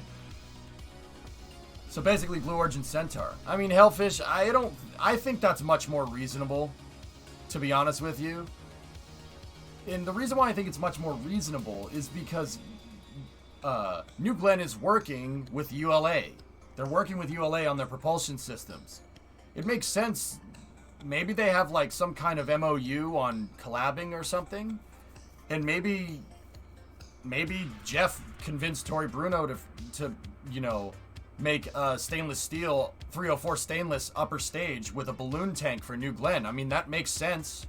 It makes sense. They're already using expander cycles with the BE3U, which is very similar to the RL10, right? That doesn't make any sense to switch the first stage to stainless. Why would you do that? Why would you do that? We all know that the BE4s are going to fly on Vulcan before they fly on New Glenn, right? And Vulcan is using 7000 series aluminum. It's aircraft grade aluminum for the most part with a milled isogrid. Why would they do that? That makes no sense. Dude, alright, I'm calling it now, and if I'm wrong, I'll tell you. I'm calling it now. Second stage. New Glenn's second stage is going to be made out of stainless steel, because that makes no sense. Yeah, they're using an orthogrid with Vulcan, excuse me. Isogrid is Atlas, you're right. Because they're using expander cycles with the BE3Us in the second stage. The BE3Us are one of the biggest expander cycle engines ever made. Look at that, 1400 kilonewtons. That BE3U is making 700 kilonewtons of thrust. 670 kilonewtons. That's ridiculous. That's about as good as you can make an expander cycle. So, if they want that performance, especially with what New Glenn is designed to do, I firmly believe that New Glenn was always for moving Blue Moon stages out to the moon. I firmly believe that. And if you want to do that, an expander cycle upper stage made out of stainless is the way to do it. Can you imagine if they made a 7 meter, like the equivalent of like a 7 meter Centaur? Holy crap. Wow, that would make aces look stupid. What if the upper stage is a shuttle? What's the difference between the BE4U and a regular gas generator engine? BE4U is not a thing. BE3U is an expander cycle like an RL10. A BE3 is a combustion tap-off cycle. I'm reading it from right here, but I already knew it. I'll be honest with you. So BE3 is New Shepard's first stage. BE3U is an expander cycle version of the same engine. The BE4 is an oxygen-rich stage combustion cycle. So the BE4, this sucker, it's a methylox oxygen-rich stage combustion cycle, which kind of, it's a little weird. A little weird to do oxygen-rich stage combustion with methane, but that's just an idle thing. This is, because it's oxygen-rich, you're going to get very high specific impulse out of this thing and very high thrust, but at the expense of temperature. This thing's going to run real hot, but it's going to make a ton of power. Yeah, it's a big motor.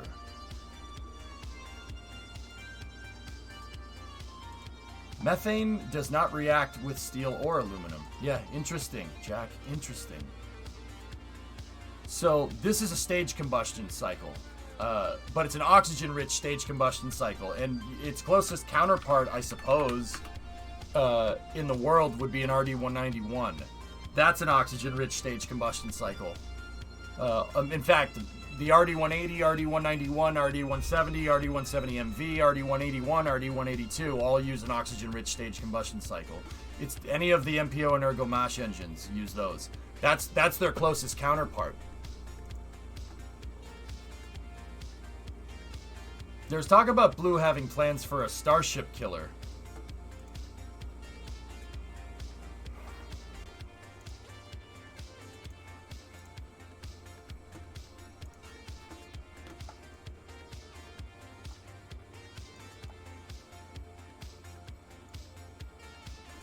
Thomas, what I'm doing right now is I'm going back and turning information in my mind and figuring out if I ever heard anything like that happening ever.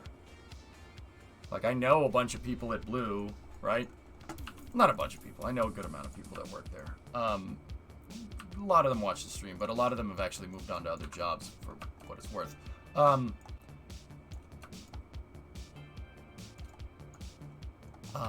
But I digress. I'm just kind of turning in my head if I ever heard anything like that.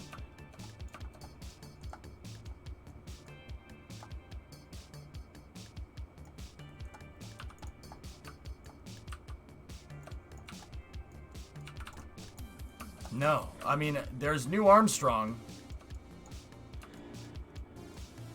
And I'll admit, dude, I heard some stuff about New Armstrong, and I'm not going to repeat what it was. And then the second I did that on stream, everybody said from that stupid thread on Reddit about that guy saying, New Armstrong doesn't exist. This doesn't exist. This literally doesn't exist. Blue Origin has no idea what they're doing. I stopped talking about it after that. I did hear some things about New Armstrong, though, but I'm not going to say what it is. I can't say it. But the thing is I can say this. What I heard wasn't a Starship Killer, all right?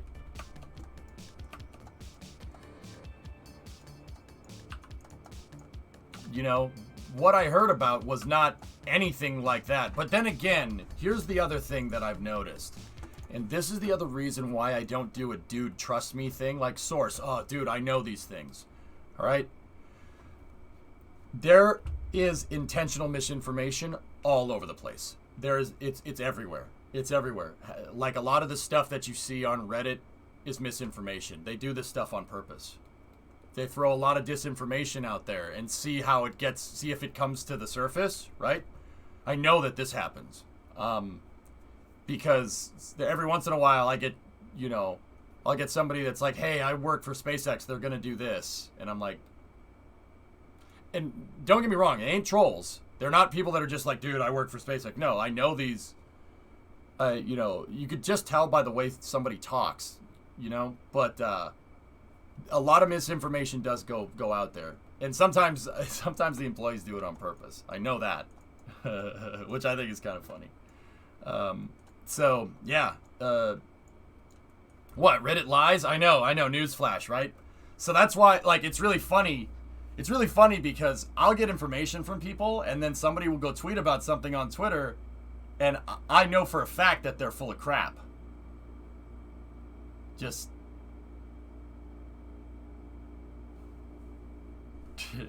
I ain't saying who. But I'll be honest with you. I really try to make sure that I don't leak anything. Just because that's a messed up thing to do, dude. You don't want to do that. I try not... I really, really am very partial about the information that I report. And I never, ever try to do it. Dude, trust me, I know. Like, I hate people like that. I can't stand that stuff.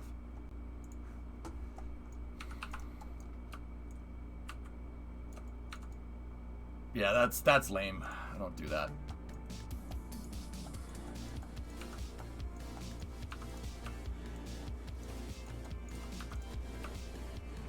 It looks like these need to go out a little bit.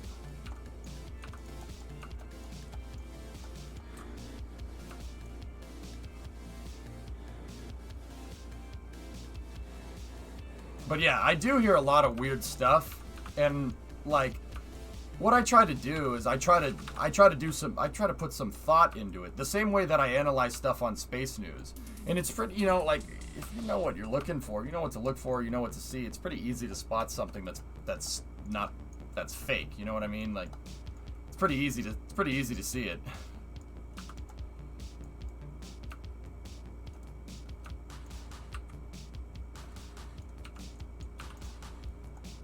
So you're saying that you're holding out on us. What I'm saying is, Element, is I have permission from a lot of these companies to restream their rocket stuff, and I don't want to ruin that relationship. So the hell with scoops, the hell with that. I'll tell you the news and I'll tell you what I think, but I'm just not gonna share. Heck, there's some stuff that the Air Force has posted that I won't share because I know you guys remember when the Air Force posted pictures of like Falcon Heavy's or Falcon 9's business end and they showed the pintle injector? I'm like, nope, not showing that. That is an ITAR violation right there. Yeah, no, I'm very careful about this stuff because once again, Element, in this day and age, gotta be like this. People listen to me, and I know people listen to me, so I'm very careful about what I say. Very careful. I take that super seriously. And the interesting thing is that I ain't a journalist. I don't know. I just want to make sure that I'm getting the right. And when you say this, it sounds so stupid and subjective, but I want to make sure that I'm getting the right, not the right information out, but information that, is correct, and not like an op-ed about something. Because the whole point for me at the end of the day is to get people happy about space. That's my whole reason for even doing Space News, to show people what's going on, to get people hyped about things, I know, man, I know, just ribbing you. Yeah, I figured you were. I figured you might be, but just in case you weren't. Dude, you gotta be so careful with that, man.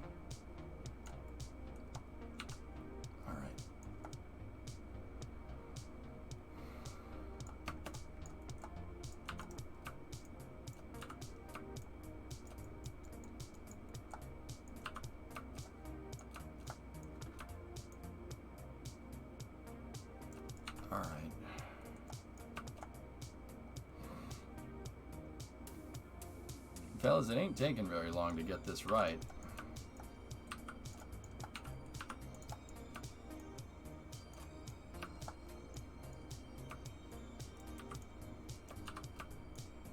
I did an overlap triangle right there. So what I'm gonna do is we're gonna rotate this to line up, right?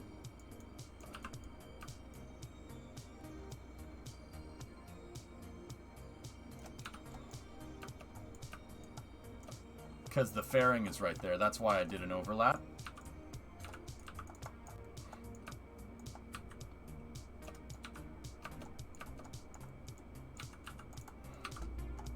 Yeah, Swishio, once again, I'm very careful about that stuff. I've read the international trafficking of arms regulations. I've read ITAR. I'm very, very partial about that. I'm very partial about operational security and stuff. Because you don't want to, I don't want to have, a national security launch and then have something on there, right? Or here's some information about, a spy satellite or whatever, and be like, oh, this spy satellite is this, and then go and piss somebody off over there. You know what I mean? I don't want to do that. That's, yeah, not what I want.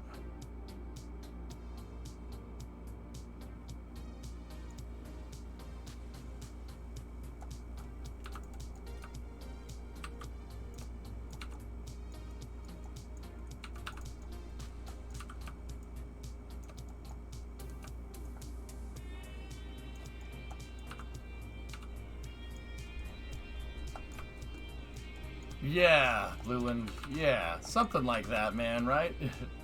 Anyway.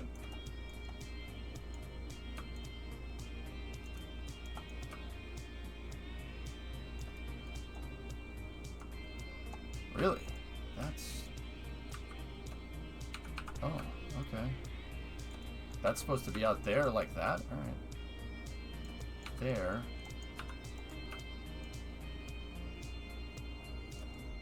There.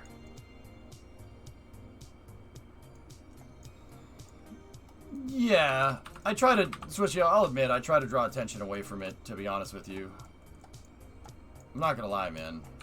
Yeah, I try to just kind of be like, oh, never mind. I mean, sometimes it's just funny. Like, okay, you left.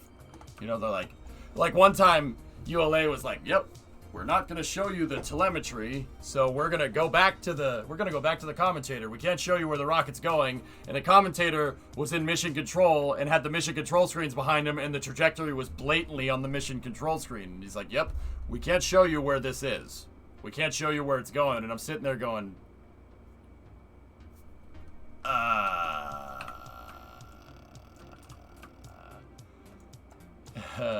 should we tell him? You know? You sure they aren't just memeing us? Could be misinformation. Like, Papa Bear, they ain't stupid. They ain't gonna make, like, they might not make that mistake. Maybe they put the wrong trajectory up on the mission control screen. I don't know. And you know what, dude? I ain't gonna ask. I don't want to know. I really don't. I don't want to know. Yeah, exactly, Thomas. They do stuff like that, which is pretty funny to me.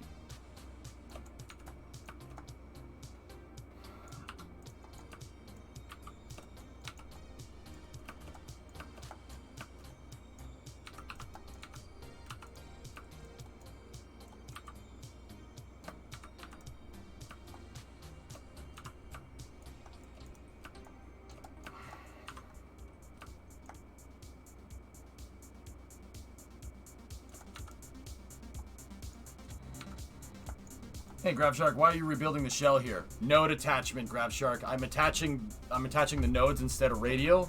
We could get a 25% reduction in drag by doing that, so I'm just making a new shell real quick.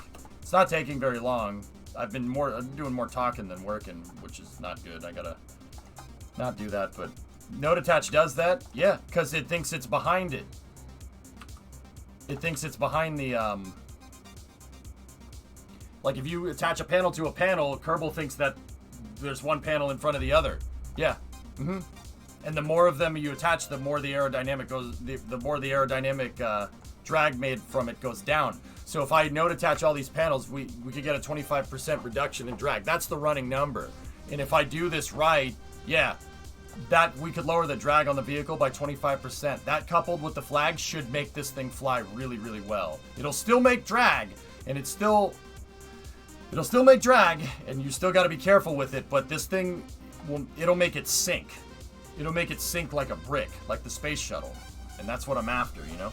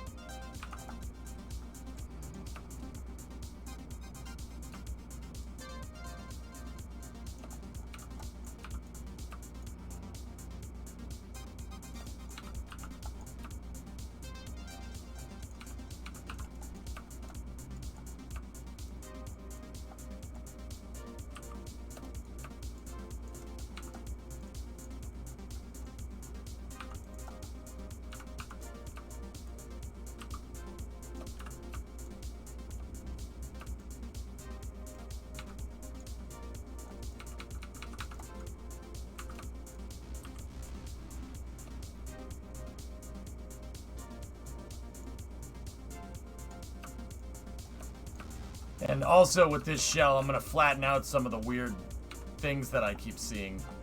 Weird anomalies that I keep seeing with this. Like, I keep seeing parts of the shell where I messed up and I didn't make it right, or it looks bumpy and it looks bizarre.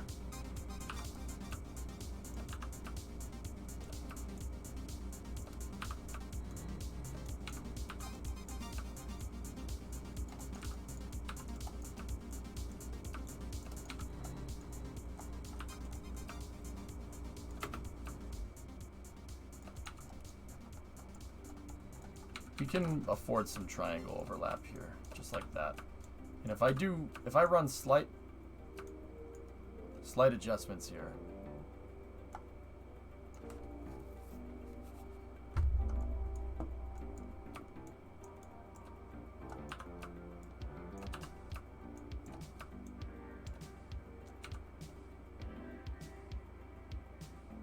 Yeah, see? Look at this is already looking way smoother than that one. I know if you're looking at it with plain eyes, you're like, what are you talking about? They look exactly the same. No. I'll show you. See that little gap right there? See the little texture overlap right there? This one doesn't have that. See? All the triangles are really butted up against each other nicely. This is what I mean about making it 3 or 4 times, you know? If you make the thing a couple of times, it's going to come out a lot better. And as soon as I said that, I found 2 triangles that aren't butted up against each other, right?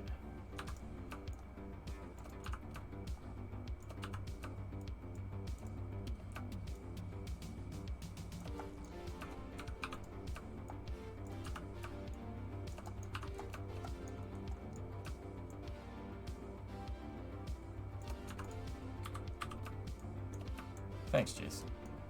I mean, you're the one that kind of perpetrated this, man. It's kind of your fault. Not gonna lie to you. Doesn't hurt being Ricky Bobby. I'm not gonna lie to you. And yes, Jason, get your freaking Buick fixed, please, so we can tool around West Texas, please. Blame Yard. All right, that's fair. I can blame Yard. We can do that.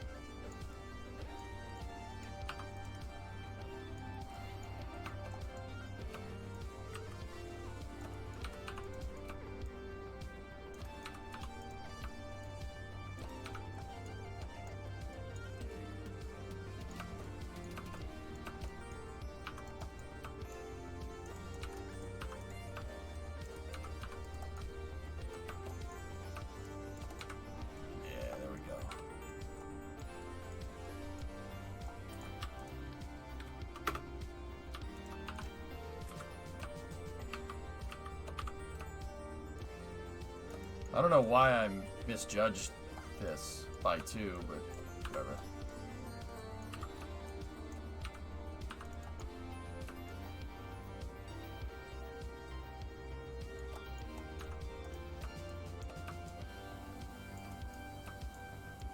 See, when you start getting to the front, the surface area of the triangles would technically be getting smaller and smaller to make a more concave shape, or convex shape, I guess. So you got to be kind of careful with how you place these things here to make sure that they fit right and you don't get too much overlap. Some overlap is inevitable just because of geometry.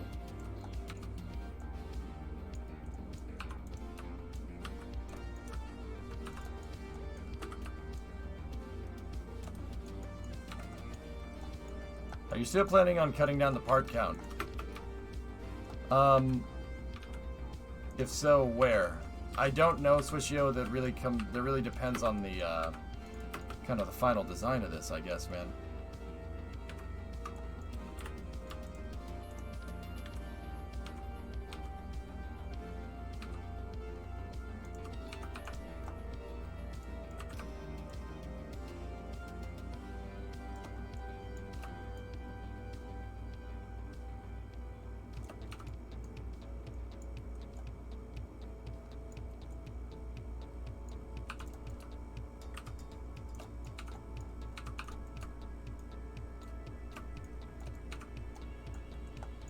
Yeah, this new arrow shell should really be good.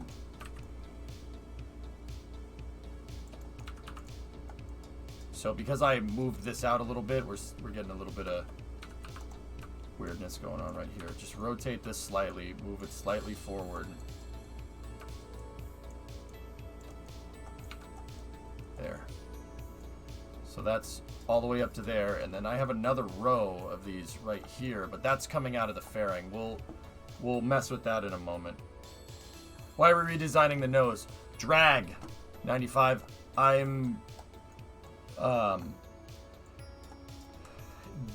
rebuilt it in a way that node attaches these things. So instead of just, like, for instance, instead of just doing this, right, and just attaching another panel like that, I'm using the nodes. Right, you know, you use the little green and black balls, right? I don't know why they gave these panels so many nodes, but it's all right. Right, and now it's attached on the center node. Doing that gives you... We did some preliminary tests, and then I had Jason, another viewer, confirm it for me, right? One of my longtime buddies. We'll do... Maybe I'll drop... Speaking of Jason, I'll drop the other engine in it for it this spring and hunt down some front-end parts. It's not the engine I want in it, but it's fine. You want me to go part hunting for you, Jason? I'm good at that, man. I'm good at finding things. I worked in inventory control for a while. What do you want? You want a 455? We'll go find one, dude. I'll find you one. So node attaching can give you up to a 25% reduction in drag. And 25% reduction in drag with all these heavy panels is going to make this thing fly like a brick. It's going to make it fly like trash. But you remember, that's what I want. The thing actually before was not flying like trash. Everything I commanded the vehicle to do was fine, and I could just... the stall speed was like 35. That's not how a lifting body works. I made it fly... I made it too good. I made it have too much drag, and it flew... It didn't fly better, but it just didn't fly how I want. It didn't fly like the real one. So I'm trying to make it fly like a brick. I'm trying to make it fly worse. EJ doesn't know a guy. He is the guy. Jason, believe it or not, GM parts are a dime a dozen in Massachusetts. You know why?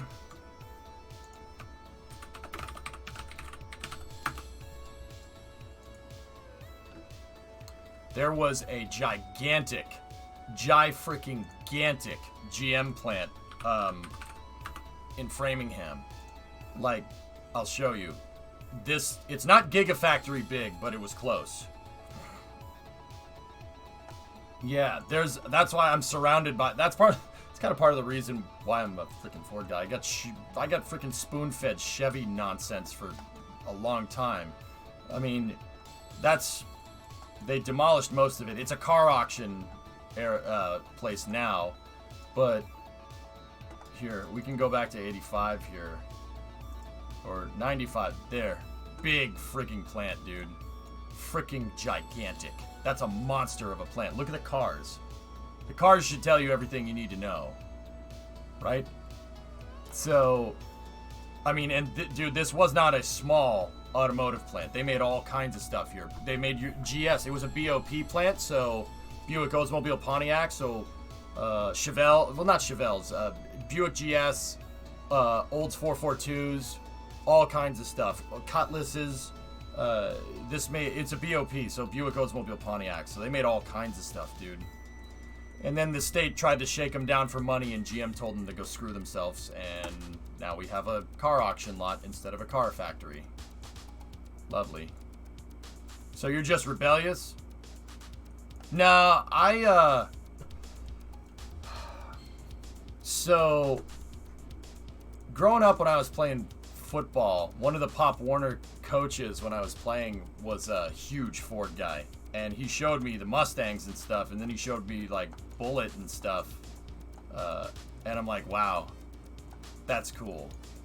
Steve McQueen is cool. And this guy had a 67 GT350, a real Shelby GT350, and keep in mind this was in the 90s, so this was before Gone in 60 Seconds came out, so they weren't as popular. They were just a cool car, and he autocrossed the thing, which is really freaking cool.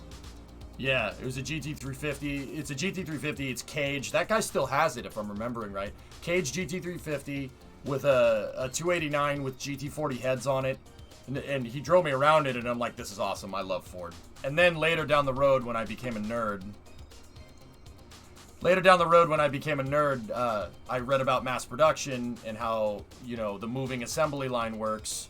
And yeah, I'm like, yeah, Ford's amazing. I don't hate Chevy though. Like, that's the real thing. It's a joke. Like, brand loyalty is a joke. I don't care as long as it goes fast. I really don't. I really don't. But I do like Ford because every single automotive company in existence, Tesla included, is based off of Henry Ford's business plan. He's the guy that invented the modern car industry. What's your Mustang again? I have a 2008 Mustang GT.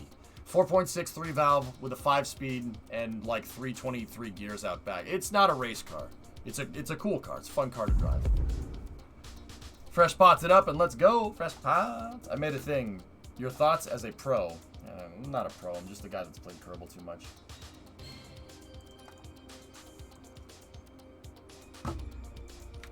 All right, last bit and then we'll finish up this the shell.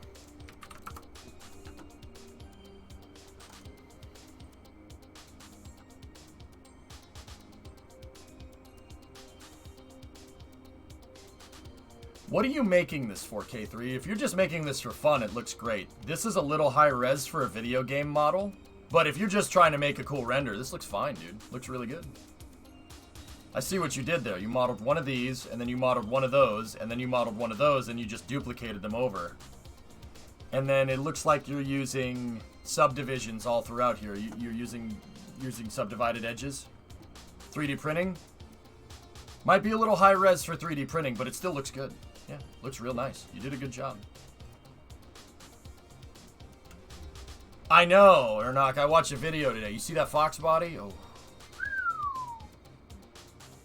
I'm a Ford fan because my dad had a 4th gen GT and introduced me to it at a young age.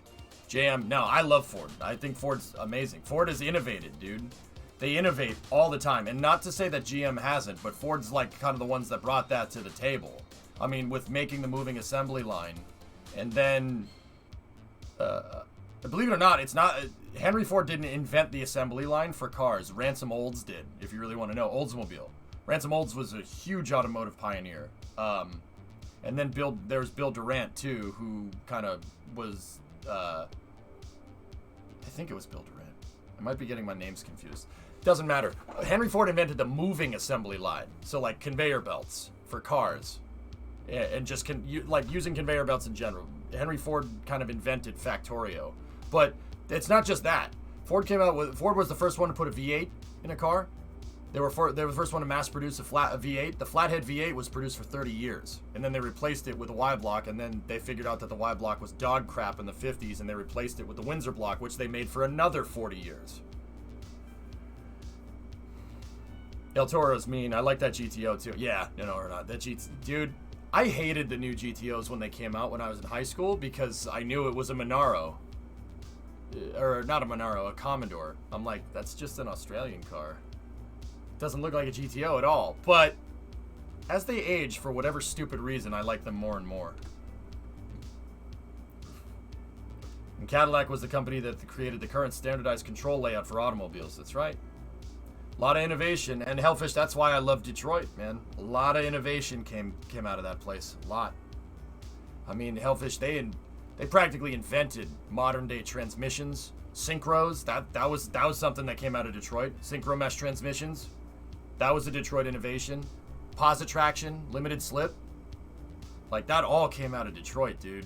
All of that, which is crazy to me.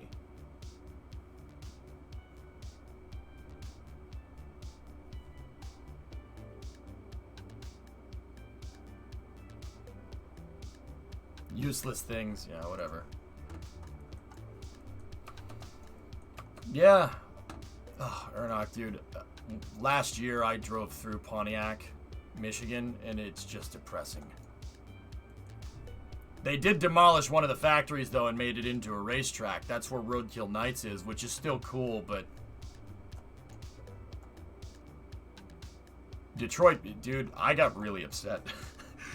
I got really upset when I drove through Detroit. I got really mad. Like, really mad. Like full-on nerd rage. Pissed off, and I was trying not to freak out. I'm like, argh. It really made me angry. I saw the old Fisher factory, the Axle factory, which is a freaking parking lot, which really is annoying. I saw the Packard plant when I went through there. Ugh, so much institutional knowledge down the drain, dude. It really sucks. It's really hard to look at, especially if you're a car fan. It's annoying. I really don't like it. But, I understand. It's alright. But anyway, I don't want to be too much of a down note. It moved elsewhere. Yeah, right. I don't like that GTO body either, but then I saw a video explaining how much effort went into the exhaust sound alone. Now I got a neighbor who has one, and for as loud as it gets, I just can't quite hate him for it. Yeah, weather guy. It's a cool car.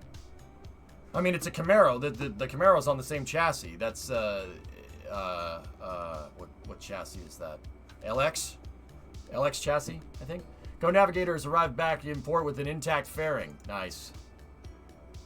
That's cool, man. Cool.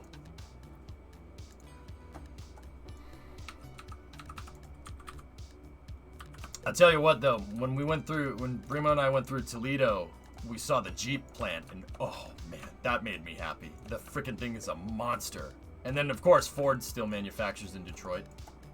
They're one of the only people that still do.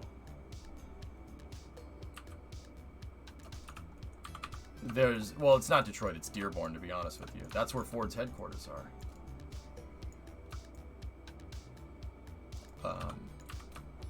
You see all the Ford facilities there, and then you see the River Rouge, and then Greenfield Village and stuff. It's cool, man. So much history there. For March of 1989, near normal precipitation, near normal temperatures in March, and above normal precipitation and active storm tracks with deep coupling on the east coast here in March as well. And the storm dates, the 5th, the 6th, 10th through the 12th, the 16th through the 18th, 22nd through the 24th, the 29th, and the 30th of the month.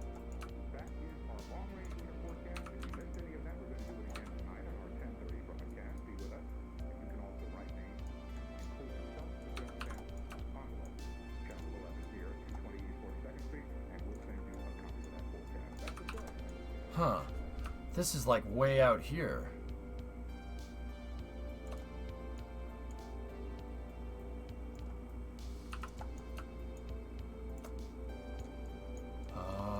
Okay. Just needed to make some quick modifications.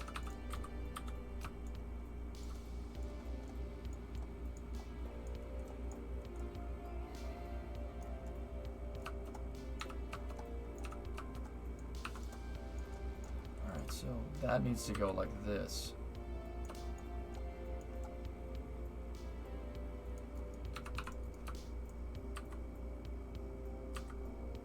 Right there. Perfect. Alright. So I'm just trying to match that shape as much as I can. And once again, this is more freaking... This is an art stream now. No. Yeah, I gotta really make sure we get in here and get this right.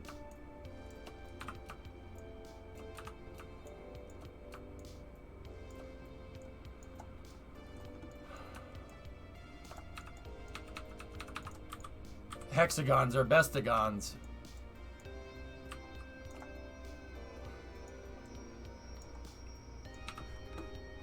What's that, Mac? Your first car is an 86 Camaro carb V8. Realize all those car drawings I made as a kid looked like a third-gen Carrera long before I got into cars. I like third gens. I really do. They needed a better engine, though. That 305 was junk. And then the LT1 350 is kind of... Alright. It exists.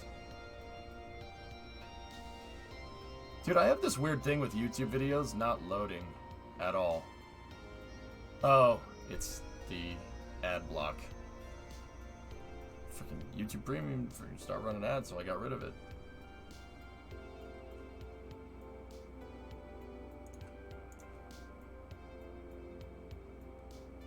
I don't care about my auto insurance, you piece of shit.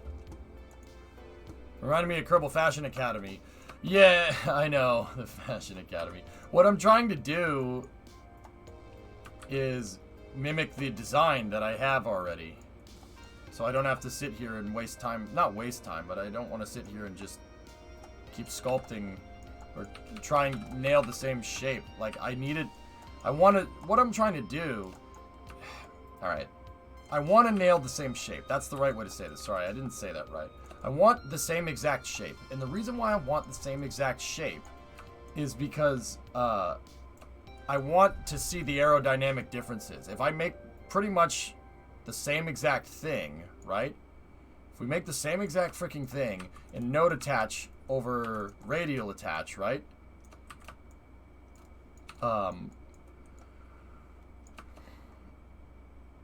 We can I can really use English correctly. No, I can really see the actual benefit. I want to try to make it as close as I can to the other thing. So I know it's coming off as like fashion account. It's like, dude, I mean, it doesn't really matter too much, but I want to try to get an apples to apples test here. And the way to do that is to make sure that you make sure that these are as close as they can to each other.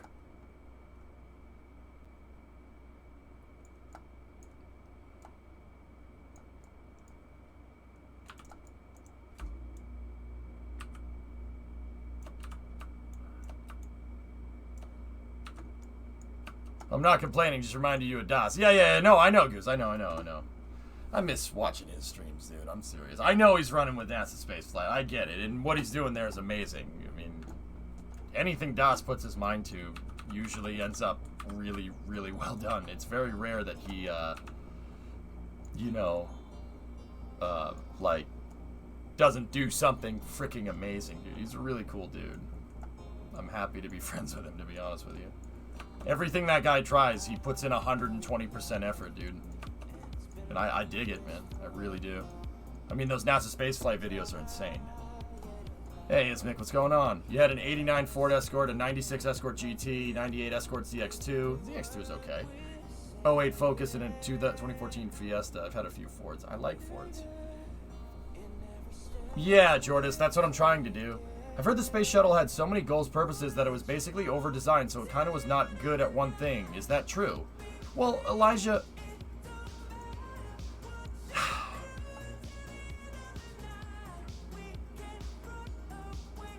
I don't think so, dude, to be honest with you. Dude, I have read so many things about the shuttle's design and what went into it. It's not that it could do a bunch of different things. Dude, it's usually a zero-sum game with spaceflight hardware. You want a spacecraft that can do more things, it's going to be more complicated, right? If you want a car that can drive around a racetrack, you go and buy a Ferrari, right? And then it lights itself on fire in Spinello. No, you don't go using a pickup truck for that unless you're Ken Block, right? In which case, that thing is basically a race car with a pickup truck chassis on it, right? So the point is that if you want it to do more things, you're going to have to pay more, right? Like, it's more expensive and it's more complicated, right? The space shuttle, dude, Elijah, I've read tons of things about the space shuttle, tons of things about how it works, all the systems on board. Like, I know that thing pretty well back to front. Like, I can know it about as good as somebody could know it without, like, actually working on the program. And don't get me wrong, there's people that worked on the program and that kind of knowledge up here, and then there's EJ's knowledge down here. They're not even close. Like, if they, like, magically somehow started flying the shuttle again, and they were like, hey, you want to come work on this? I'd be like, no, I do not. I have no idea what I'm doing. You should ask someone that actually worked on this. You know what I mean? But I don't think the shuttle was too incredibly overcomplicated. It does a bunch of different things, but you know what, man? For all the things that it can do, it is ridiculously simple. Like, I will say that. I can say that with pretty good certainty. For all the things that orbiter can do, and all the things that the shuttle can do, it's pretty freaking simple. Like, it's not that big of a deal, right?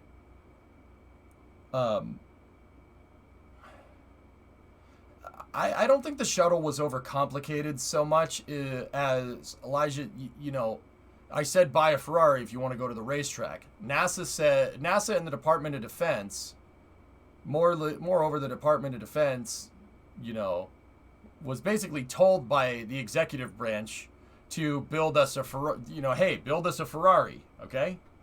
Build us a Ferrari. And NASA and the DoD said, okay. Yeah, we can do that. Well, actually, here's how it went down.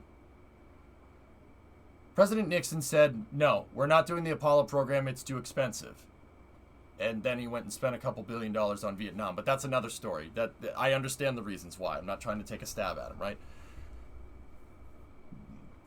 He said it's too expensive. And so NASA said, well, what do you want us to do? Just not launch rockets anymore? And he's like, no. But you can't keep flying the Apollo stuff. It's too expensive. And NASA said, okay, how about we make a reusable aircraft, or reusable rocket, so we can lower the costs. So we can keep doing what we're doing, but cut the costs in half. And he said, all right, get me a design. Let's see how it is. So NASA goes and gets him a design. And NASA originally wanted something like the Dream Chaser.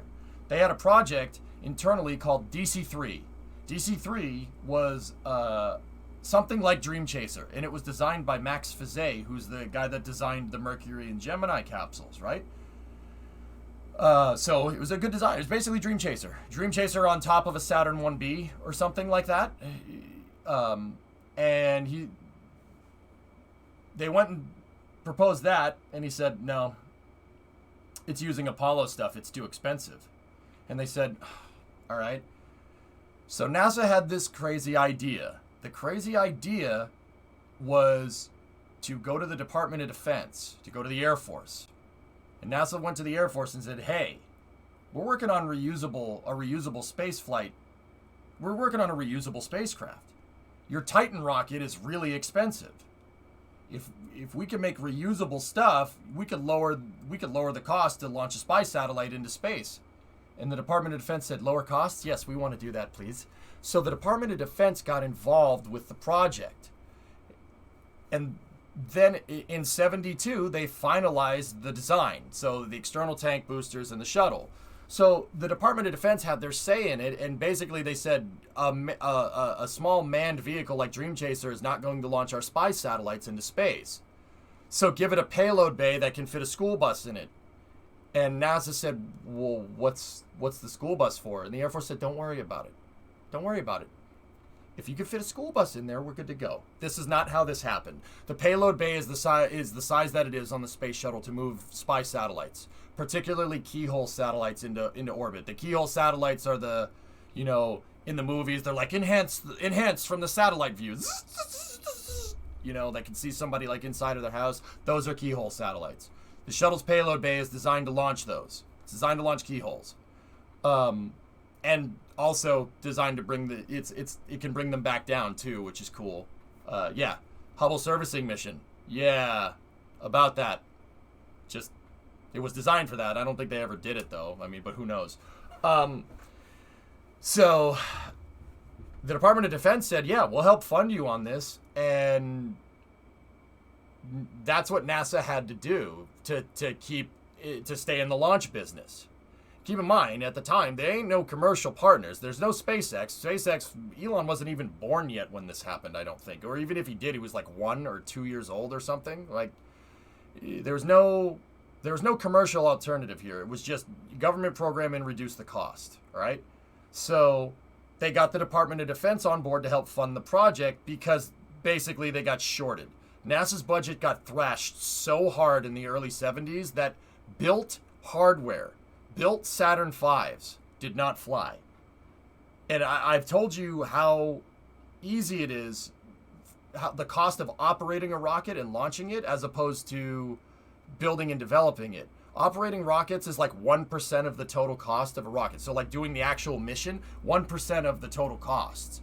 So NASA's budget got thrashed so hard that they had to ask the Department of Defense for funding to engineer this reusable spacecraft. And then they presented it back to President Nixon, who at the time said, oh, you're going to get rid of all these other rockets and replace it with one, and that one's going to be reusable so we can lower costs. Good. That's what I want. That's what I want. Lower the rocket. Lower the rocket cost. I am not a crook. So that's what ended up happening, and the executive branch and Congress kind of agreed on it, and they passed it in December of 1972 when John Young and Charlie Duke were on the surface of the moon. Is actually when that authorization went through. So, long story short, they started working on the shuttle in 72 with shoestring budgets. with seriously, even the they had to get the Department of Defense just to get the thing off the ground, and even then they skimped on funding all over the place. You ever notice how the shuttle just really didn't have a whole lot of testing, like flight testing? They didn't have a whole lot of it. There's not a lot of flight testing going on. They did the approach and landing tests, and they did a bunch of vibration tests, and they did dynamic testing. But I mean, you can't not fly it. You have to have people on it to send it into space, right? You ever notice that? They didn't do a lot of testing. And it shows in the early parts of the shuttle program. SRB blow-by, the thing that got Challenger inadvertently, that's a very good example. The tiles falling off, another really good example. The development, the money to do all these tests and engineer it right wasn't there. And that's the big reason, I think, why the shuttle program ended up failing. You know, I always say, Elijah, that, you know, the shuttle program, or the Saturn V got cut down in its prime. You know, it was on its game. It sent people to the moon, 6 flags on the moon, you know, 6 missions to the moon, one of them partial failure, you know, from Apollo 13. It did everything that they asked and more, and then they said, nah, let's not do it. The shuttle was doomed from the start. The shuttle didn't even get to its prime. It was doomed from the start because you underfunded it. Underfunding programs is super dangerous. Underfunding a program, especially a NASA program that has people involved, is very dangerous, and it's going to get somebody hurt. History has shown that that has happened every single time. It happened with the shuttle. Shuttle claimed 14 souls. You know, that sucks. You know, and the program was basically doomed from the start because they underfunded it. Constellation was the same way. Constellation started off with some good funding, and then the recession hit, and they underfunded it 3 years in a row, and then canceled it, citing poor performance. You know, and everybody says Ares 1 was a death trap. Well, maybe if they had the money to develop it correctly, it probably wouldn't have been as much of a death trap. Just putting it out there. If you want the government to pay for something in regards to science, you have to relate it to military. Everything can be billed as defense spending, Mac. I don't care about that. I really don't. It is what it is. But what do I think about the shuttle? I think the shuttle was a great design given the circumstances, and I think if they had just done a little bit more testing with it, the shuttle could have ended up building like spacecraft that go to other planets the size of the ISS, because that was the plan. The shuttle can build stuff. It's a construction vehicle. It can build stuff like the ISS.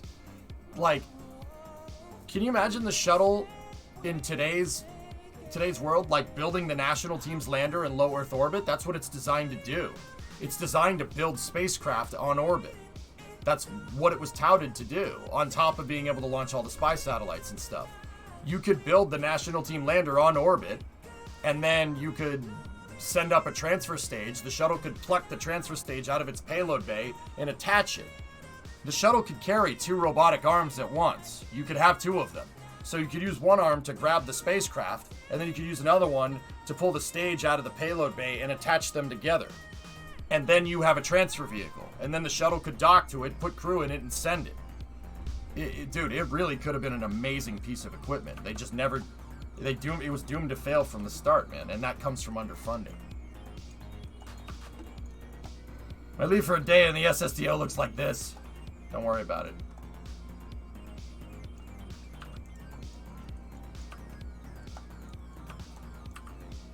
Can you imagine a world without the shuttle? It would have been so hard to get stuff like the ISS together. Space stations would end up looking more like Skylab or Mir if we didn't have it. The ISS is a feather in NASA's cap, that's for sure. Discovery, go and throttle up. Did you know that NASA is not allowed to have commercials for recruitment? Yes, I know. That's dumb.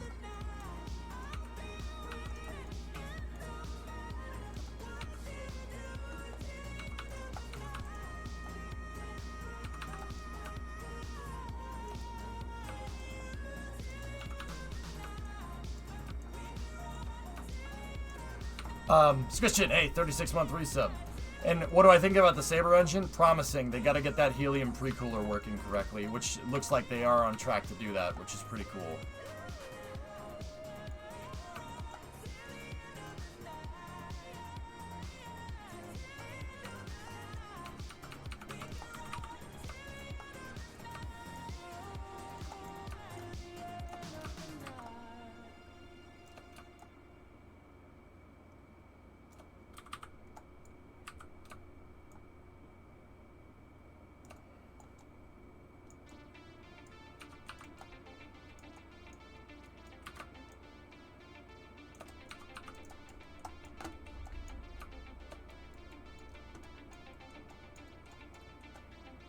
I'm almost done here with the front shell, guys.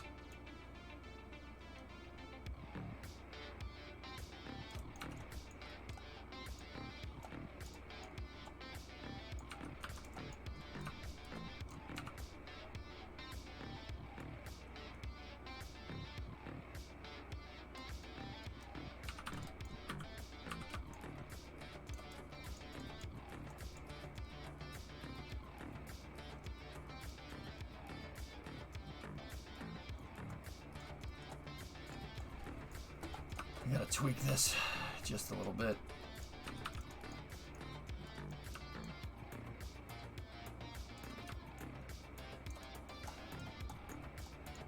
Why did they stop developing aerospike engines? There's really not a need for them. Aerospike engines are a very specific application. It's a very specific application, i.e. you really only want to develop it if you're going to try to build something like an SSTO. And with nobody wanting to build SSTOs, why would you favor an aerospike engine? Why would you do the research when there's plenty of research on convergent divergent nozzle design? So like basically what we would all like think of as a regular rocket engine, you know what I mean? It doesn't make any sense.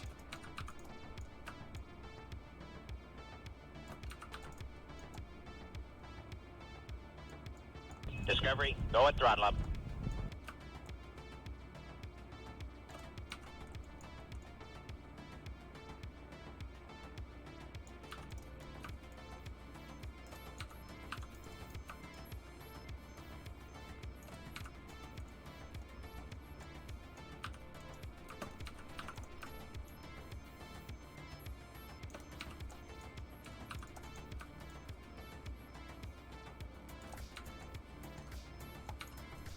Right, Leroy? Like, what?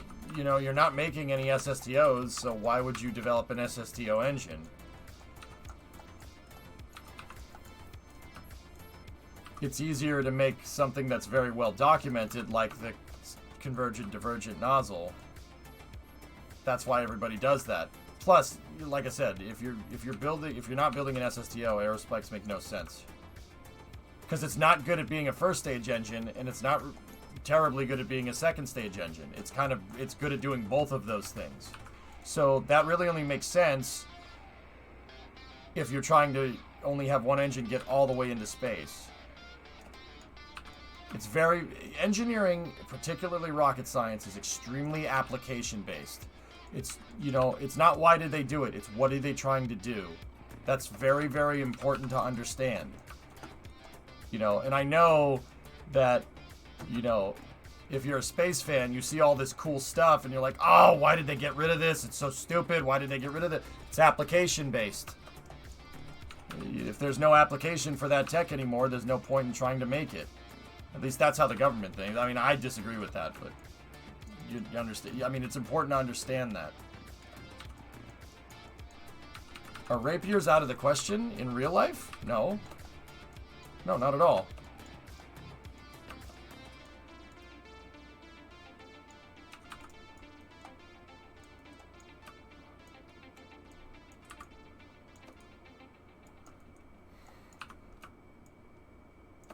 Rapiers could work. Once again, application. It all depends on what you're trying to do.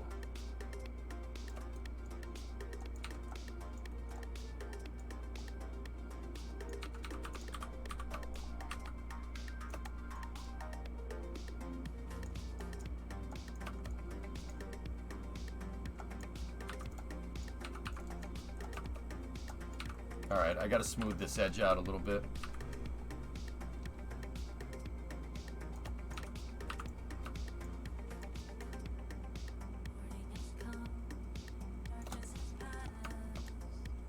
Tell me why, chat. Why?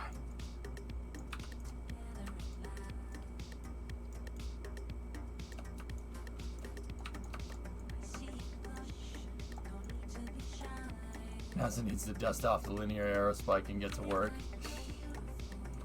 Well, the linear aerospike was designed for this project that I'm working on, and we don't have linear aerospikes in KSP, so I designed it around the linear aerospike's closest cousin, shuttle motor.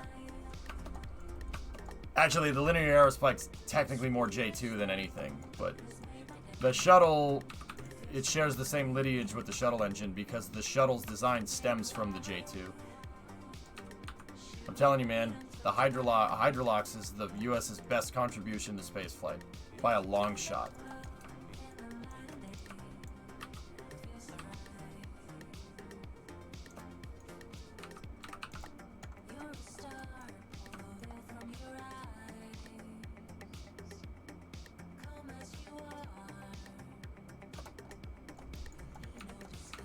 All right.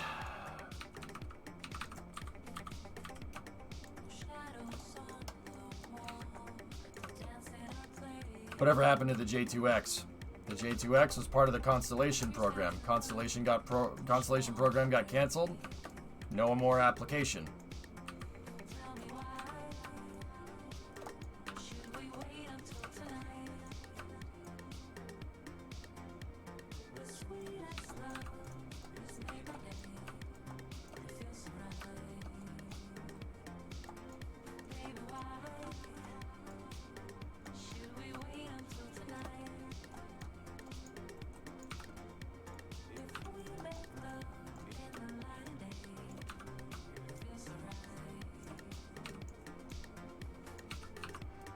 This node attachment is going to really... That's going to be what's going to kick this project up to the next level.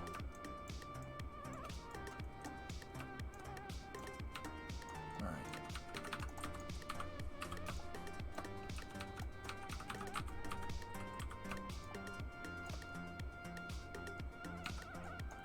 Sweet.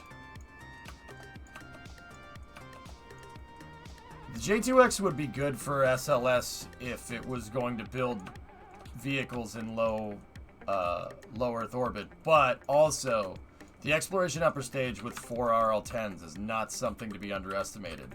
Believe it or not, it has more delta V. Yep, has more delta V despite having 4 engines. I'm telling you, RL-10s are cheating. Freaking cheating, dude.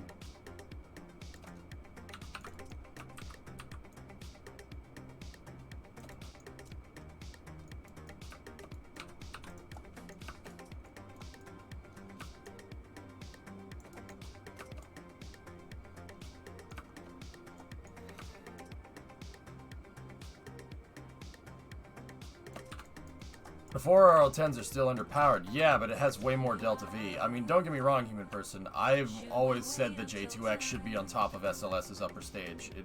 I mean, I think Ares 5 is a much better lifter. Honestly, it's a much better design. Especially if you want to take, like, going back to the moon super serious, because, well, it doesn't have as much delta V. The Earth departure stage, the EDS from the Constellation program with the J2X attached to the back is gives you the TWR that you need to get to the moon quicker. And the name of the game with human spaceflight is not necessarily delta V, you know, it's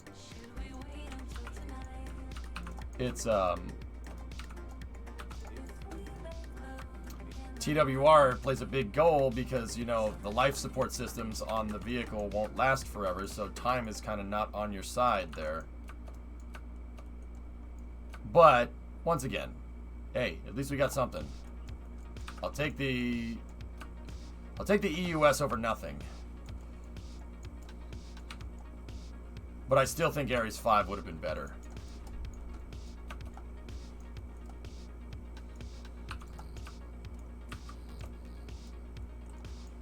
Would you ride in this Copenhagen suborbitals thing? Sure, why not?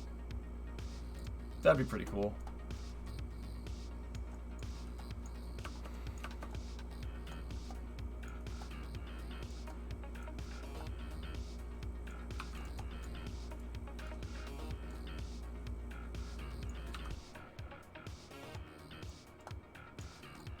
All right, let's get this last bit figured out here.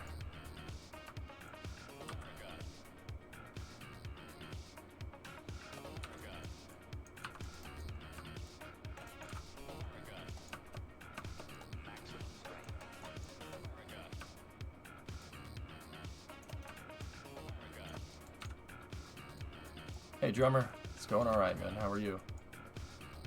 And don't worry about that overlap. It's inside of the fairing, so you're not going to see it. Once again, I like the high TWR upper stage. I think you're afforded I think you're afforded more or like I should say I like the Earth Departure stage better. The Earth Departure stage is better than the Exploration upper stage because the EDS has much higher TWR and it has the throw weight. But that is also partially because of Ares 5's insane liftoff thrust. But yeah.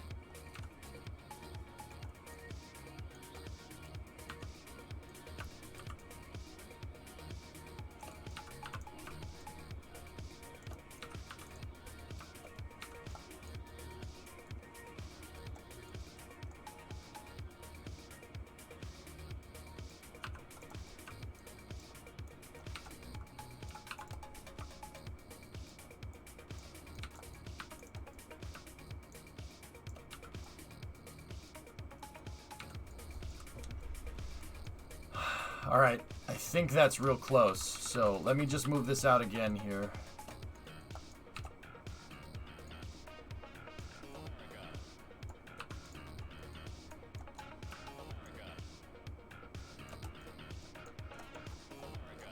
Maximum strength.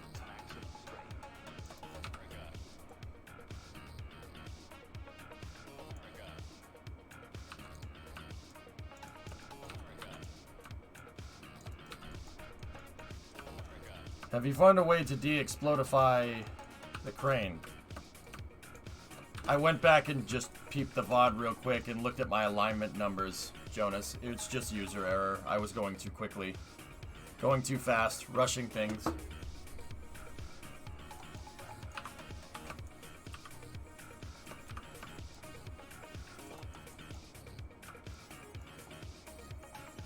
Seriously, it's nothing more than that. The crane design is fine.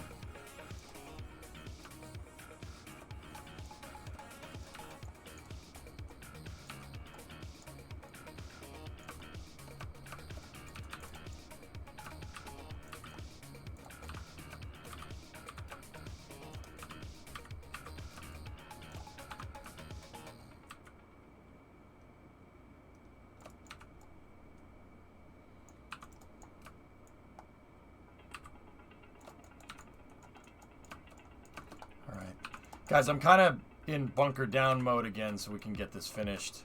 But, yeah, I'll try to keep up with chat as best as I can, okay?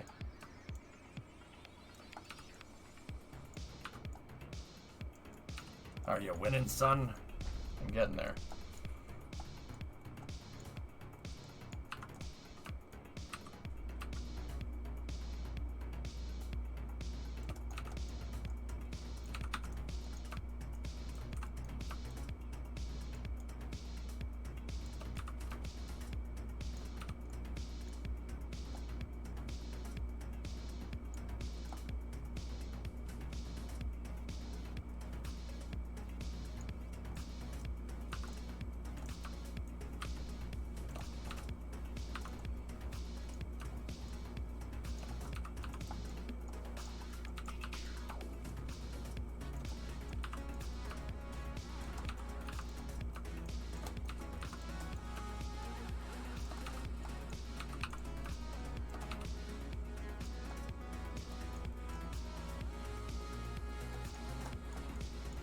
This one isn't right. That needs to go out there like that. It needs to go in there like that. And then it looks like this one is really where this thing starts to curve in. Right there.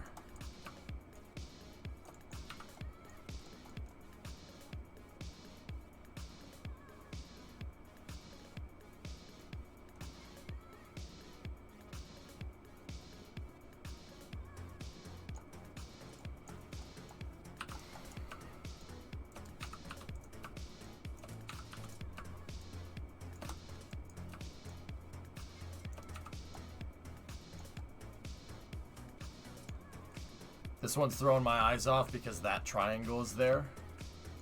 Which is, yeah, strange. But, alright, let's just go in here.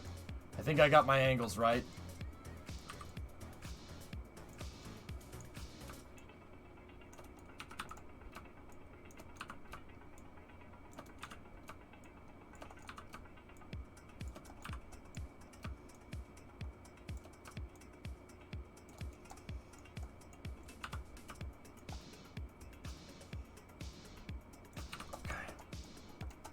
This is the smaller SSTO drummer. I found a better way to put the panels together, so aerodynamically it works. I can see up to a 25% reduction in drag being created by these things, so I'm jumping on it.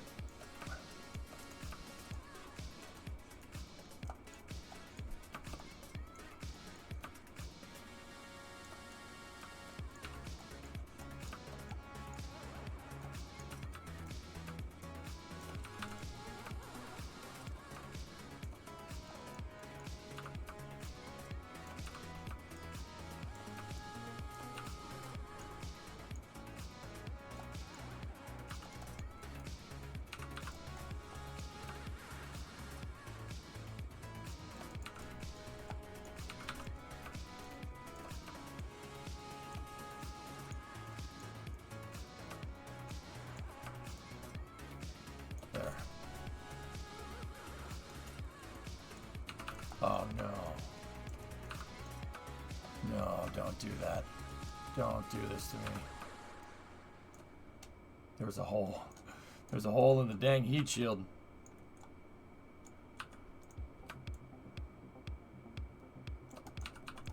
Let me just resculpt a little bit.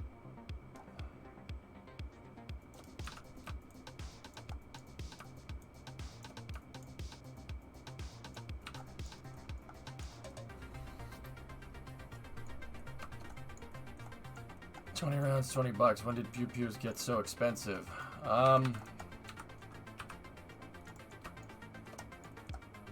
Yeah, I mean, pandemic probably didn't do it any favors.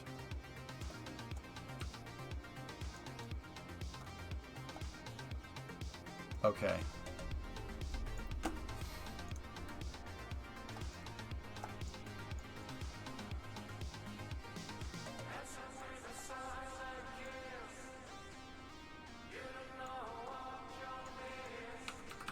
Alright, let's see how in the ballpark we actually are here.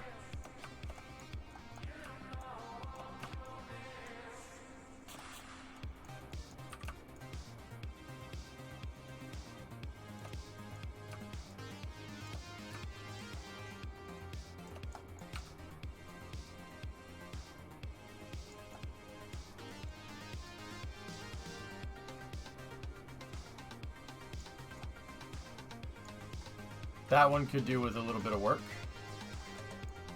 So could that one right there. But, yeah. Good.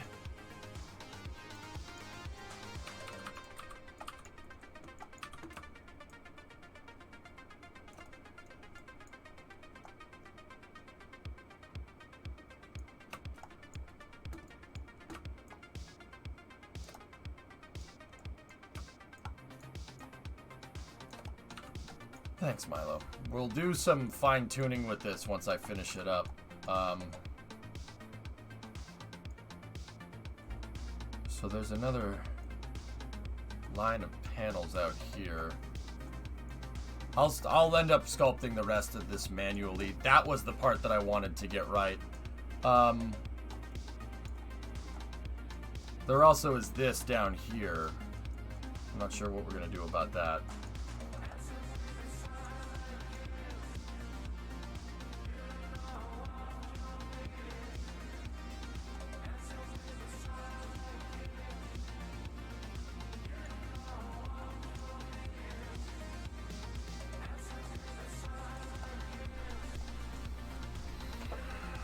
I'm thinking, guys, I'm thinking.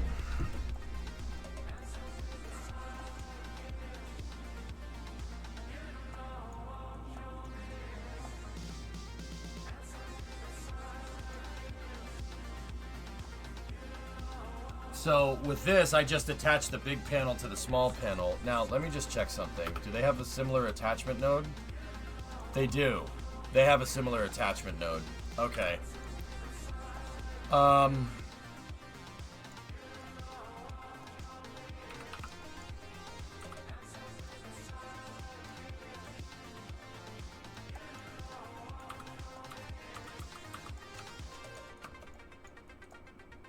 So if they have a similar attachment node, it shouldn't be a big deal. So so I need to take this, right?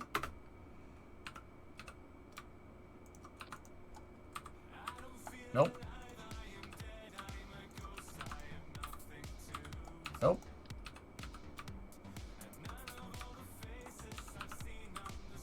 Nope. I need to get, when I hit local, I need it to match, I need it to go this way. There we go. See, just like that.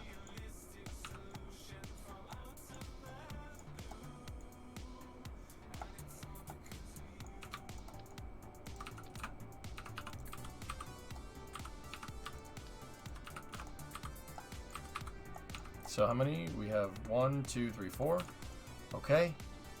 And then those are butted right up against that. And then I have this attached up here to these.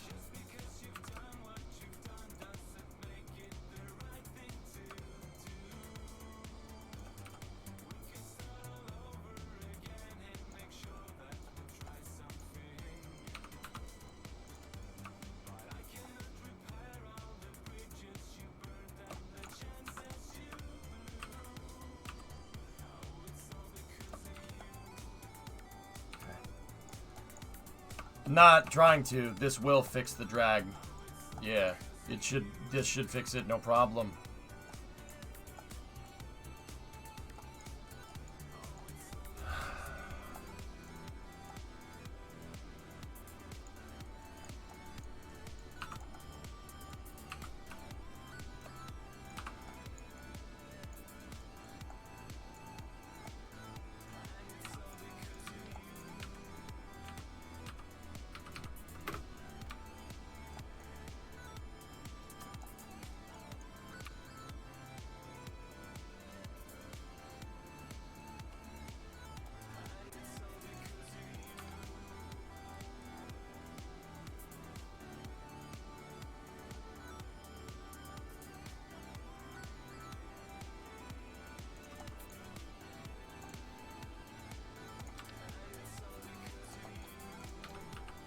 Sometimes attaching nose cones to all the attachment nodes that you don't want to attach to is the right solution there, see?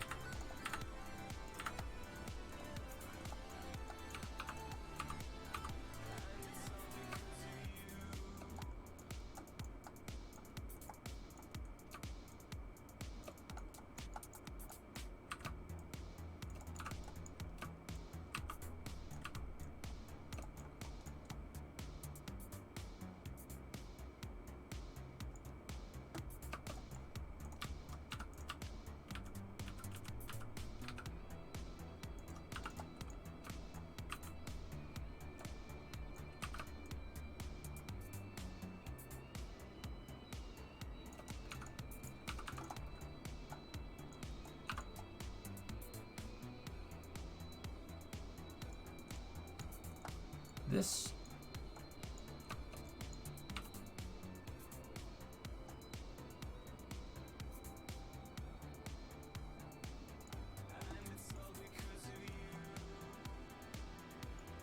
oh, okay. Alright, I see it. So if this is gonna go here like that,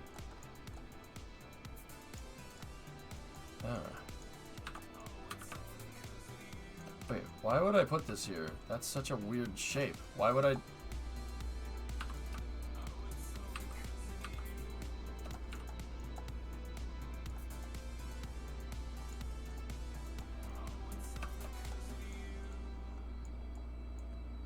Okay, that means that this one needs to be a little bit in, right?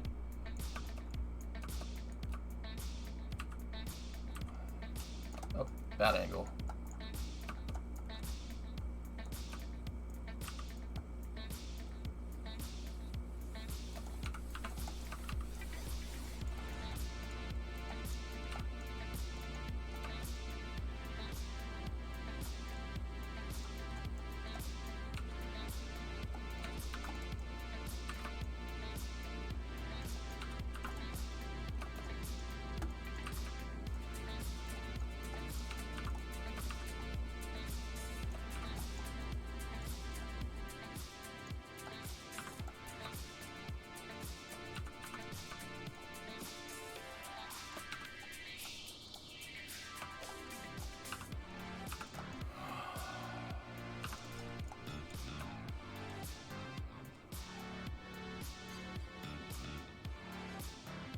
There.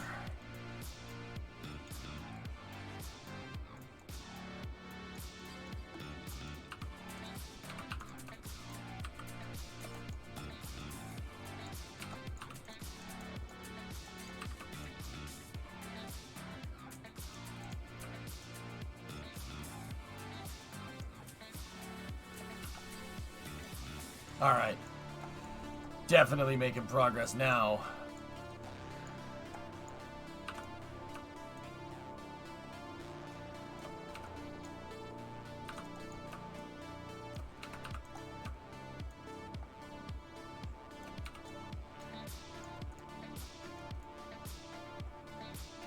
Yeah, see? Same thing. I don't like how that shape kind of bows out like that. But there's probably a reason why I did it, and we'll keep it. I just don't know what it is.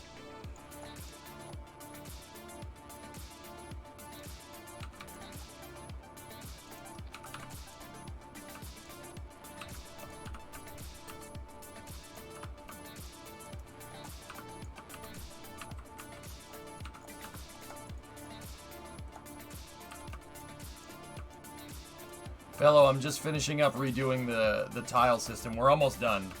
Believe it or not. I know it doesn't look like it, but we're almost there.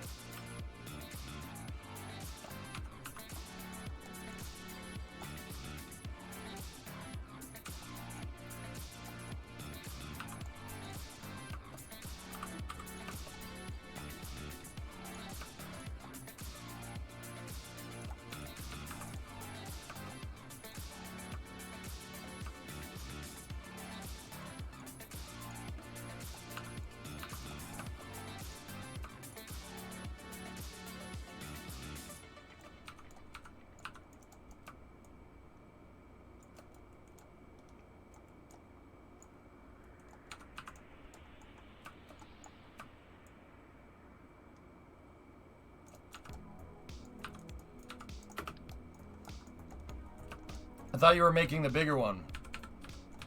Well, I need to see what this arrow shell's gonna do, but we'll see what the arrow shell does on the orbital test here. I'm gonna send this one, dude.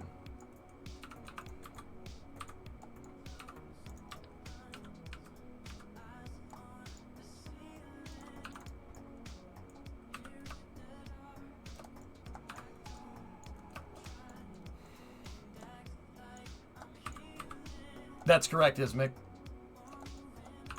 Yeah, we'll shoot for the orbital test.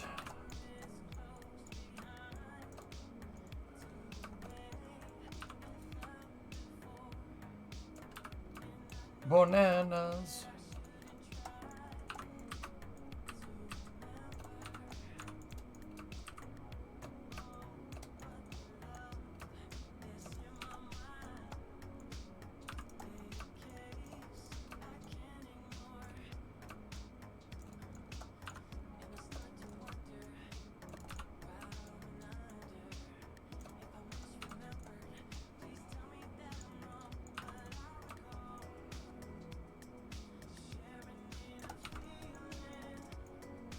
So warm.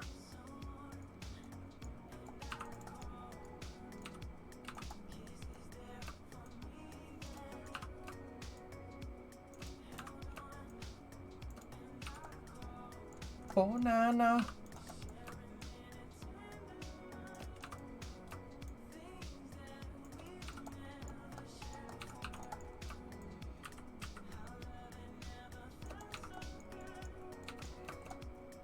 Now, in the other design, there's a row of panels here, and then I'm gonna have to. I'm not exactly sure how we're gonna incorporate this whole design. I'm running with a node attached thermal protection system now.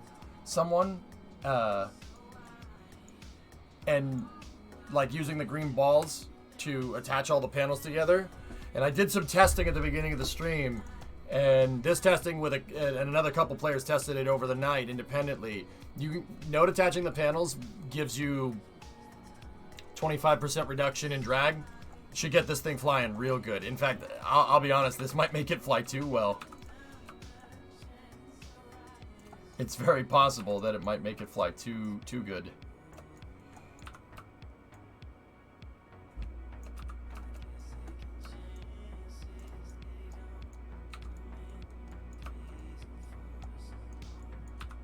And it's, once again, it's not, the thing is that this isn't anything that I didn't already know.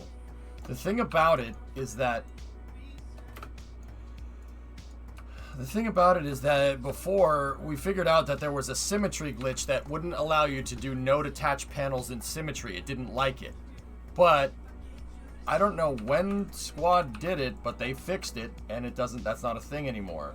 So now you can node attach panels in symmetry and the game doesn't freak out. So now I can node attach all this and make amazing things. Can you explain the difference between what you did and what you're doing now? Yes. See those attachment nodes, John? See that? The panels right now are made like this. Not attached. They're what's called radial attach. Okay? They're radially attached and then gizmoed into position. Right?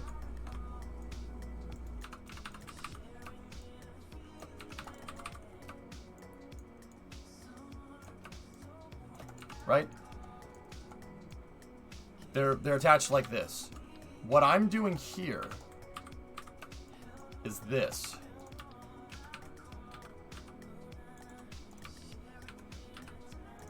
See the difference?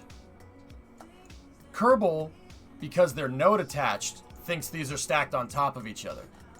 Over here, Kerbal thinks that these things, it's going to make them aerodynamically behave like this. Now, if I was going to put these into a wind tunnel going in this direction, which one of these is going to make more drag? The game doesn't know the difference. The game doesn't understand that you put one in front of the other because KSP has no fluid dynamics. In real life, this wouldn't make a difference, right? But Kerbal, because I radially attached, it thinks these, despite being in front, are attached to the sides, right? So it's going to act as such. You node attach stuff, Kerbal thinks everything is in line, and it'll change the aerodynamics. So this one, this shield right here, this arrow shell, despite looking exactly the same as that one, is node attached. All the panels are attached via nodes, and we should see a huge decrease in drag here. No problem, Cirrus. Yeah, no problem. It should help heat dissipation. I've never done any research, Swishio, into if node attaching will dissipate heat more. I don't know. Somebody would have to check. It might be a thing. In fact, I'm willing to guess that the heat physics in this game are probably based on aerodynamics in some way, shape, or form.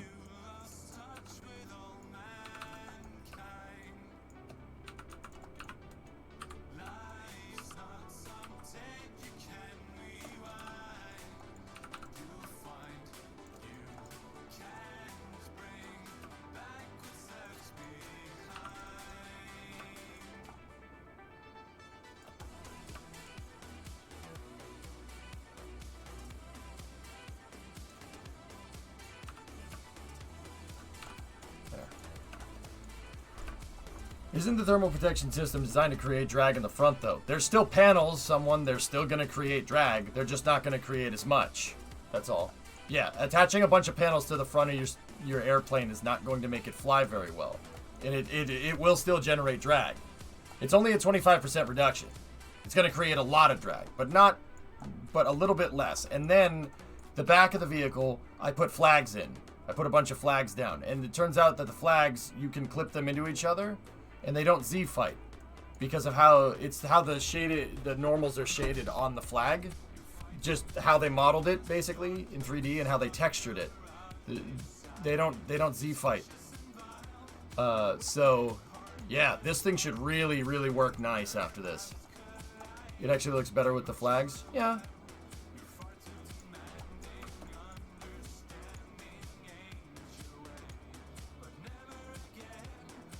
Yeah, seriously, it's coming. Yeah, it doesn't look bad.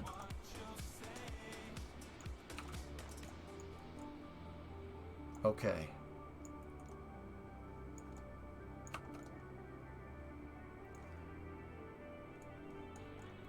I'm not sure how we're going to do this over here.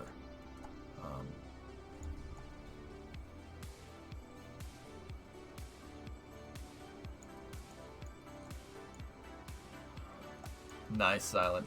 What is the deadline for the big boy? Next Saturday. A week from today. What would be the difference if the front panels were occluded? I don't want them occluded. I still want them to generate drag, Chief.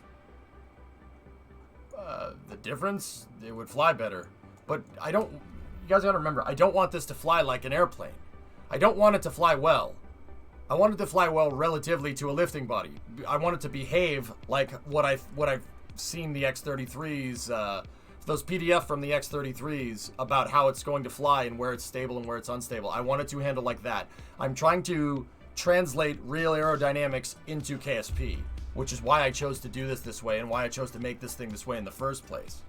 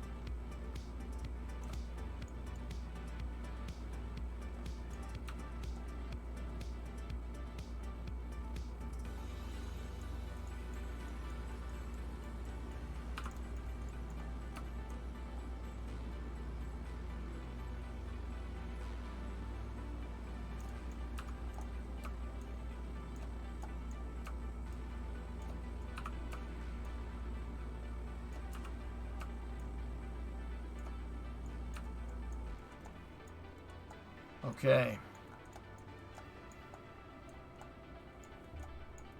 Well, this isn't built exactly the same because...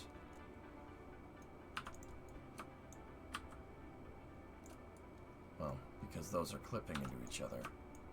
It's not exactly the same, and I'm not sure why it came out just slightly different.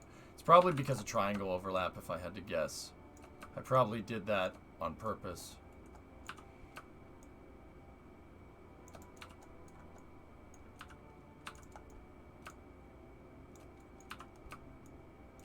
That triangle overlap looks like Dookie, that's the thing.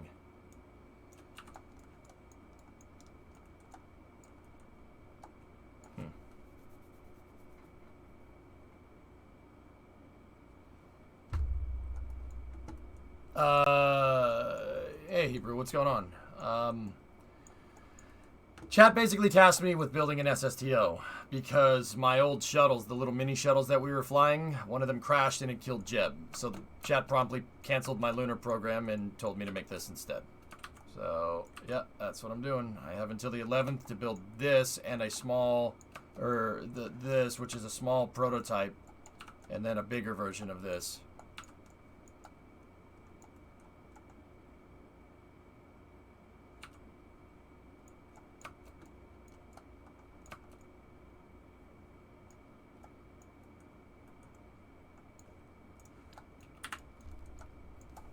Where did I go wrong here? Hold on. Like, where's this different?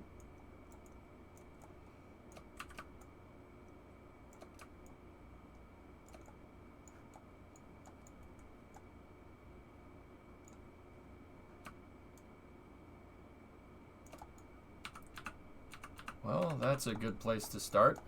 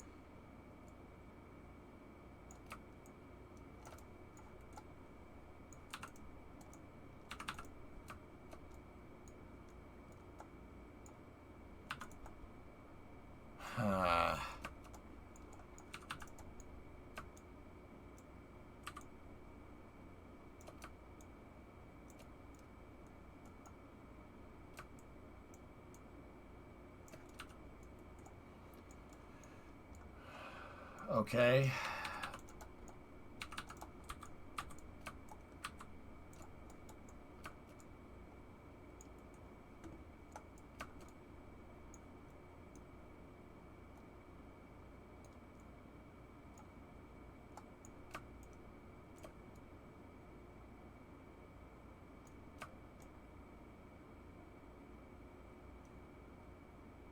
All right, that's exact. Right there. So now I just got to take this. It's important that we match these ones up, these angles, because this is going to connect into the rest of the ship.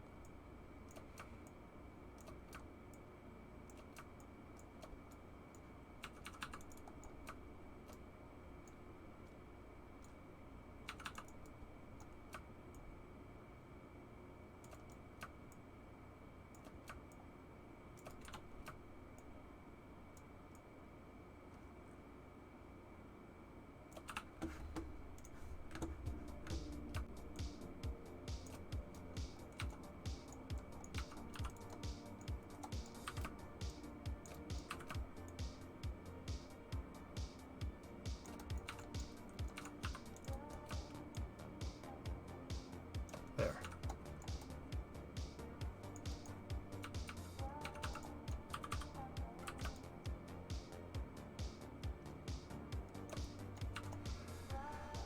Ah, there we go. That makes this make a lot more sense. Perfect. What's up, Kim? How you doing?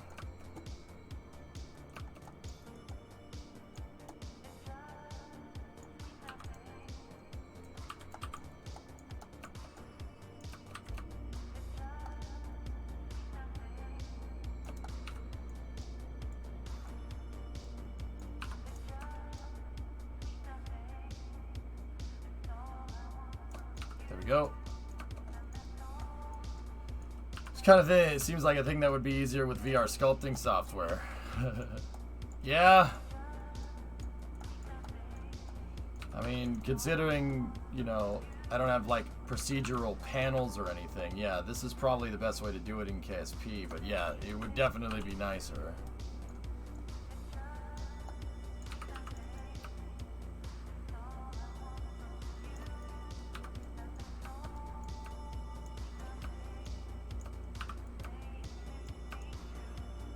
We're gonna have to have a little bit of overlap here. That's all right. It's fine.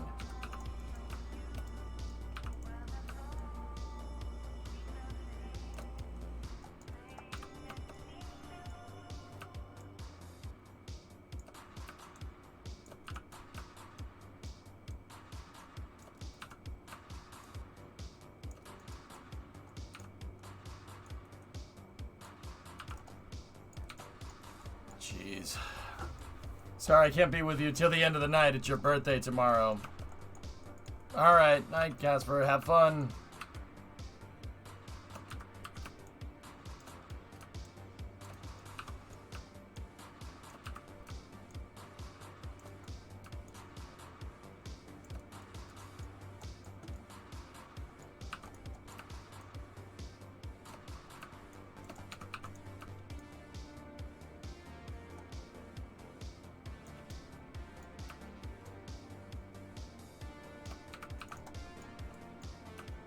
Happy birthday, buddy.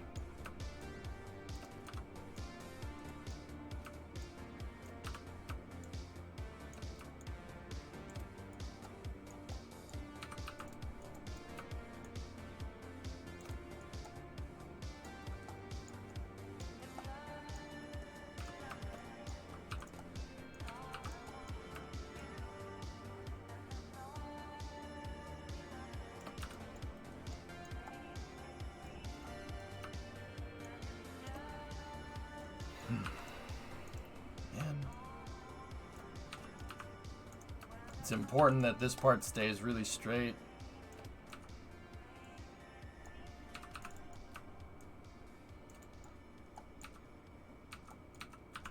This is the part that's going to take a second, getting the part that we have to sculpt to the very end. What I mean by the very end, I mean like the top of the vehicle, the parts that fit in with the rest of it. This is the part, this is where we need to be accurate.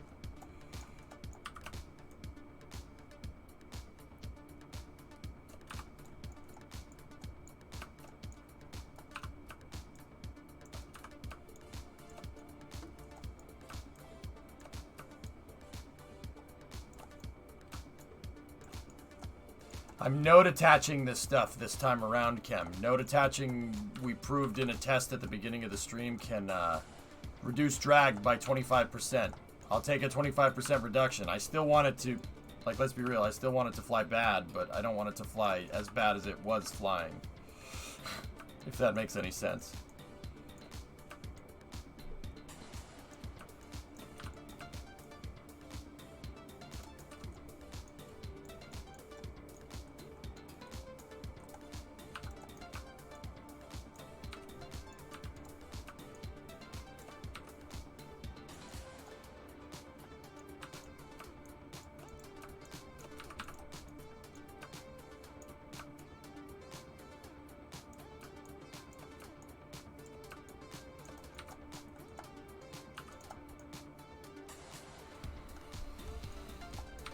So how will it fly more brick with less drag? Harder to slow down, makes it fly worse. It will slow it down. It's hard to explain, guys. The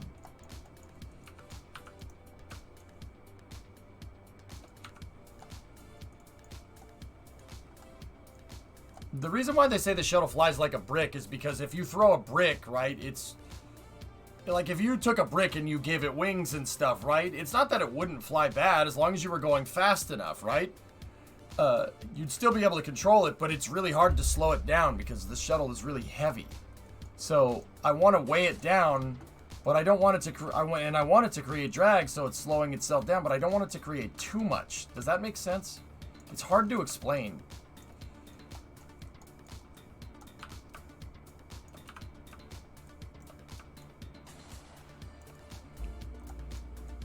Not saying it was aliens. It was aliens.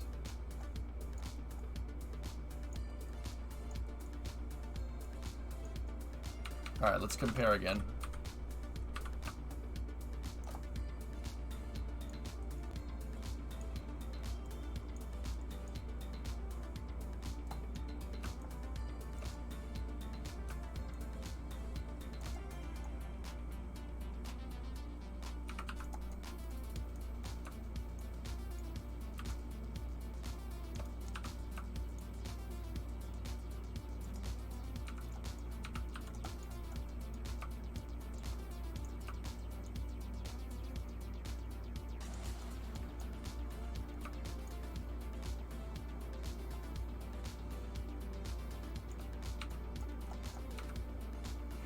Okay.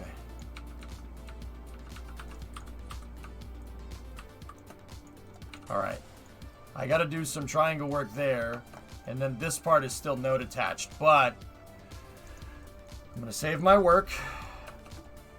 We have struts there, there, and at the front. Okay. So I'm gonna save my work and...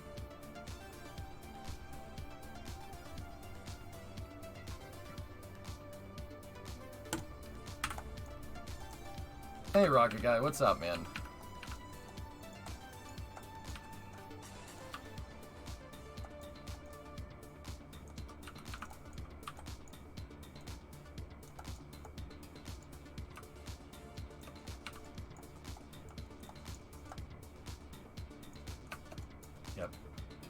That's why I put that hump there. Because you can see part of the fuel tank. I get it now.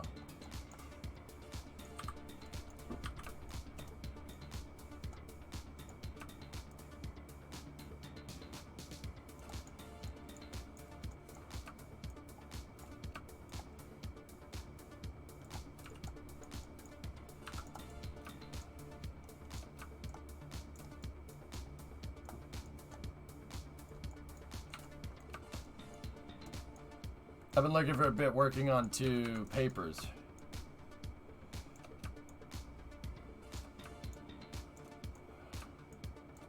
Oh, right on, man.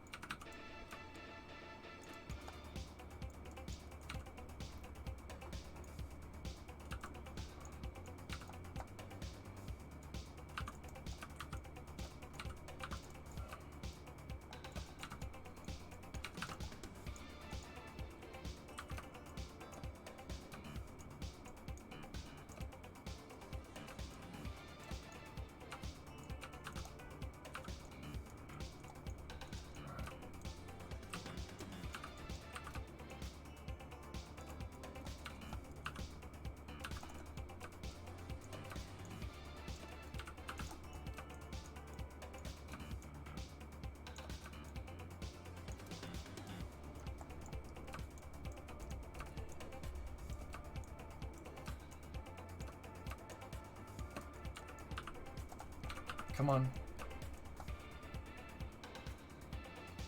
There we go. Alright, now I just got to move this forward a little bit.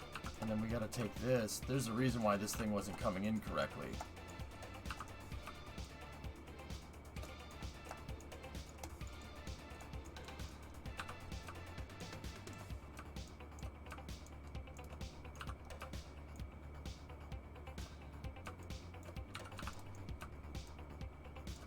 Slight turn there, and a little bit of turn there, a little bit of overlap here, a bit of overlap there.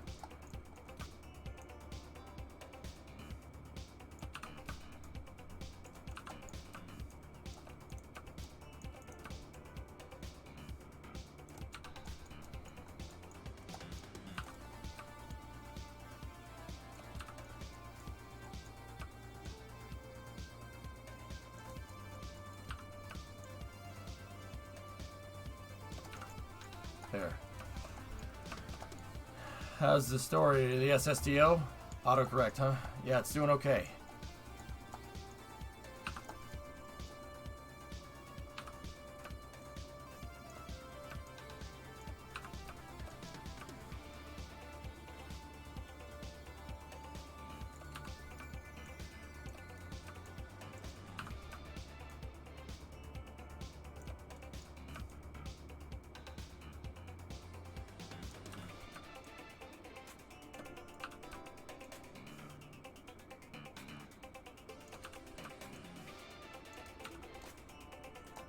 There.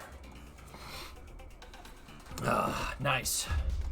Okay, that's pretty much exact, and this is all node attached too. The only stuff that isn't is basically this, and then these guys right here. Anything that I'm highlighting right there is not node attached, but that should be easy to get. Yes and no, Trafalgar.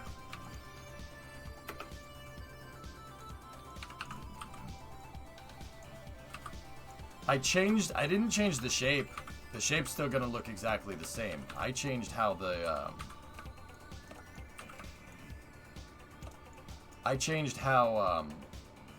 how they're put together. That's what I did.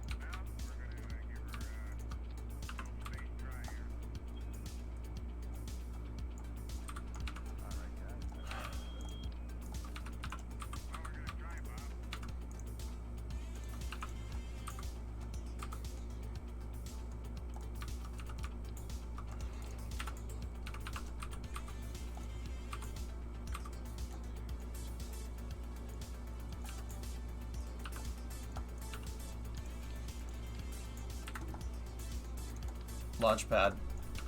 It launches from the pad, Hebrew.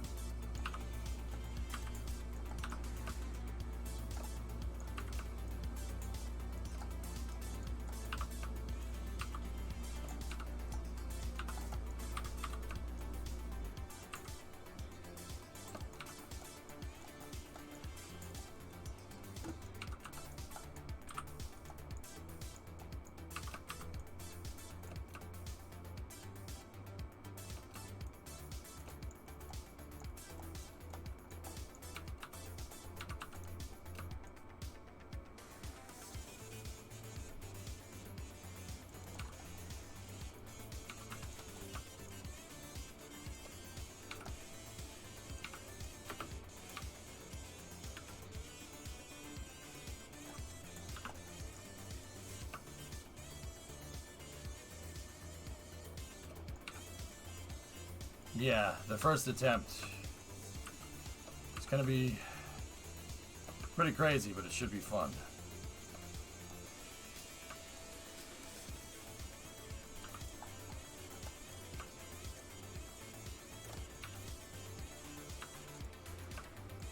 I can't get this to look right. Why can't we?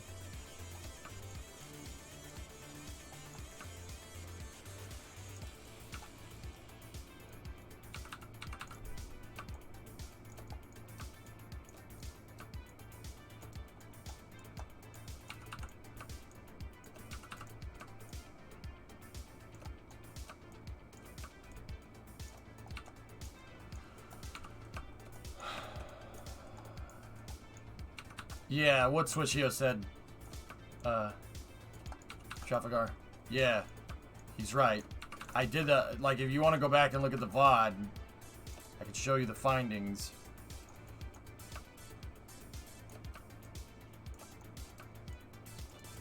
And you could see me fail at math.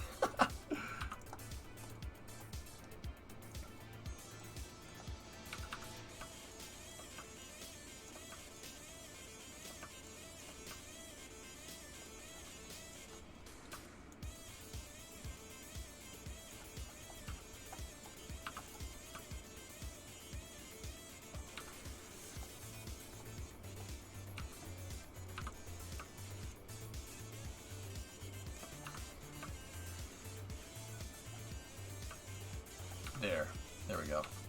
Now the wingtips are going to be pointed through, and it's going to look kind of stupid, but this last one right here doesn't need to be node attached, because it's going to be, most of it's going to be inside of the fairing.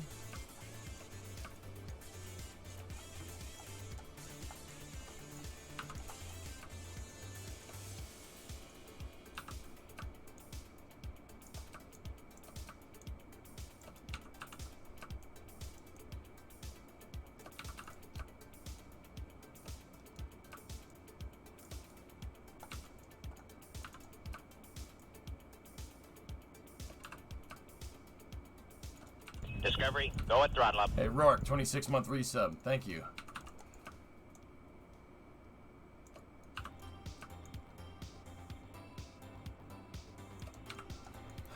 Okay. Almost done here, dudes. There's a little bit of an overlap there. We might be able to close that up with something else, but... Alright, the other thing, now, we're going to go in here like this, and I'm going to take another panel right here, and I'm going to make this one's going to be gray, and this one does, once again, this one's going to be inside of the fairing. It does not need to be node attached.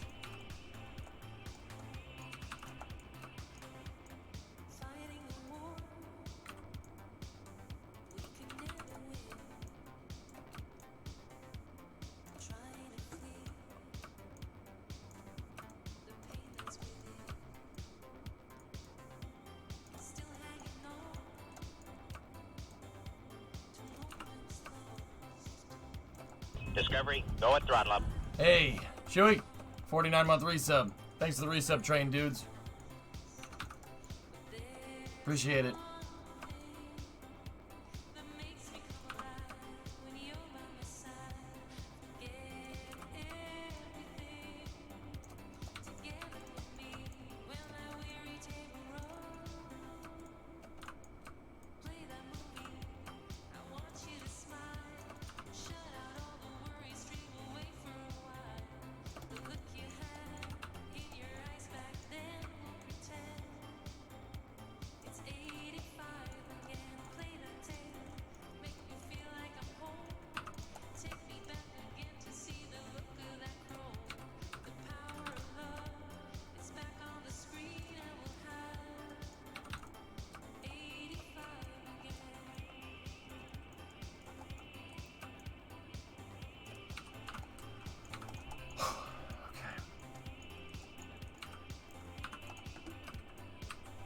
What if it was purple?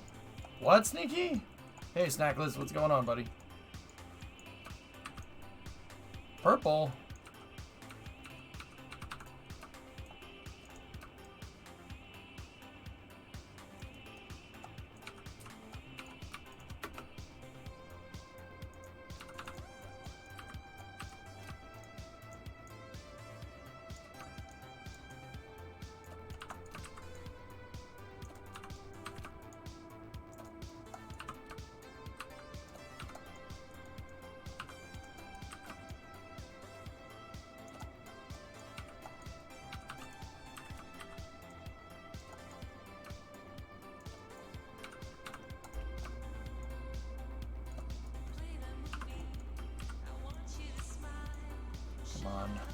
I've almost got the nose completely resculpted. I said it would take a couple of hours, and we're a couple hours in.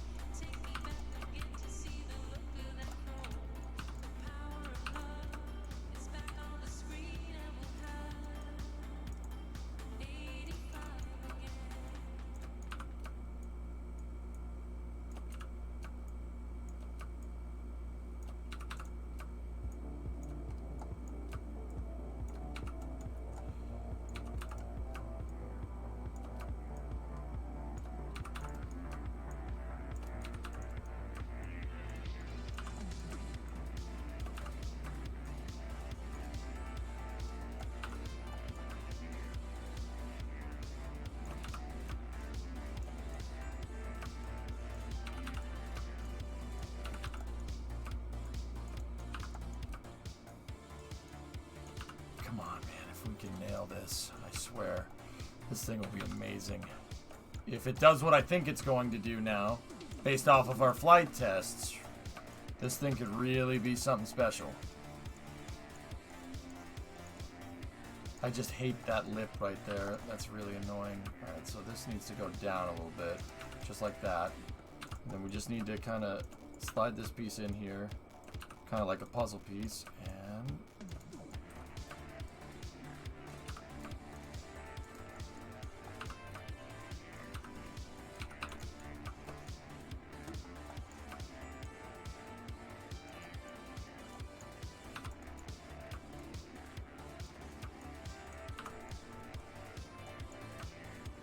couple of hours with a lot of side chatting. Yeah, that's right.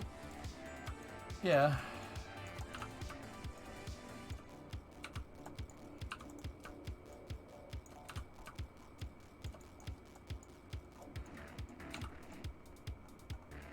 I don't like that edge right there.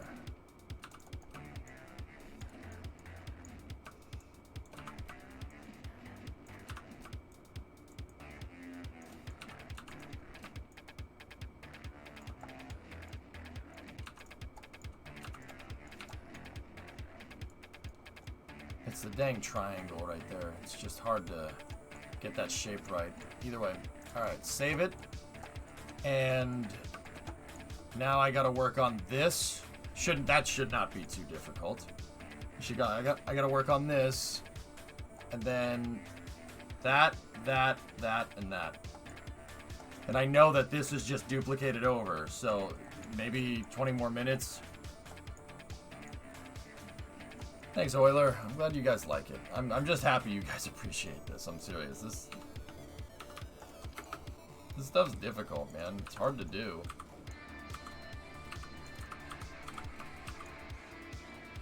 Yeah, actually, you know what? It's not that bad. It's just it takes time.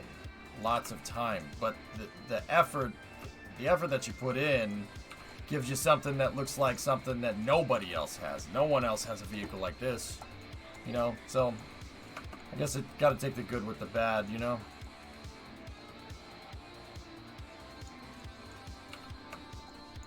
My panel agency.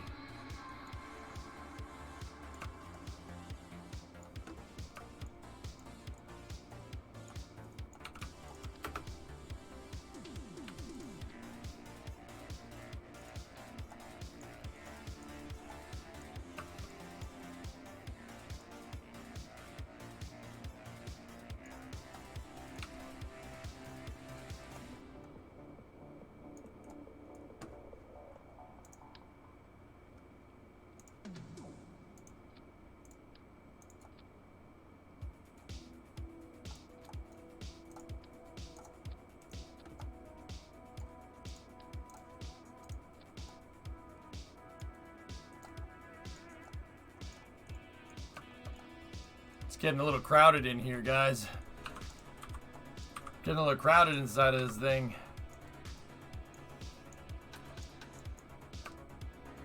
Discovery, go at throttle up.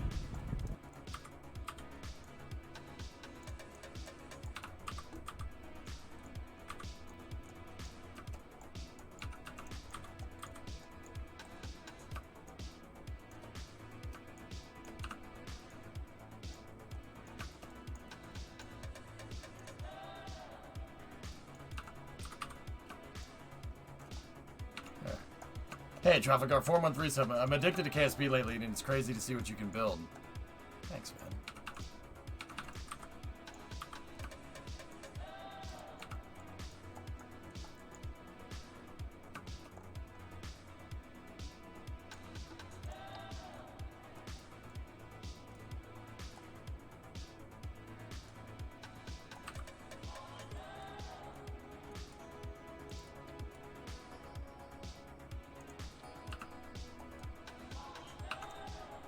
This is me securing it all into position.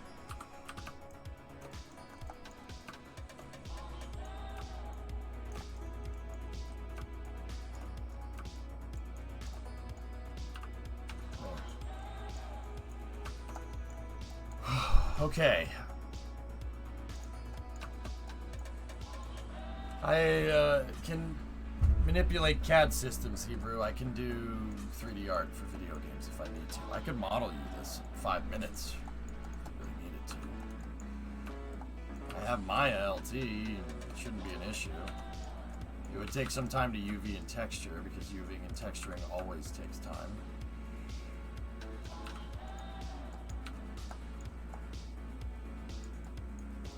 There. Good. Save. Halfway through.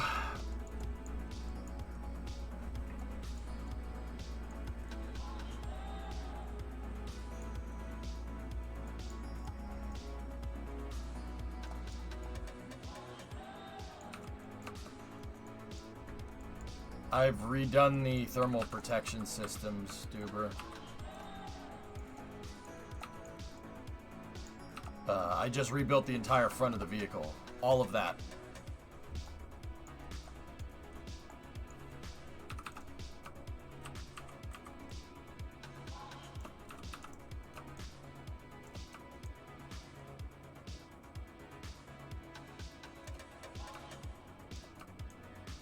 Nope. I hate it. Reloaded.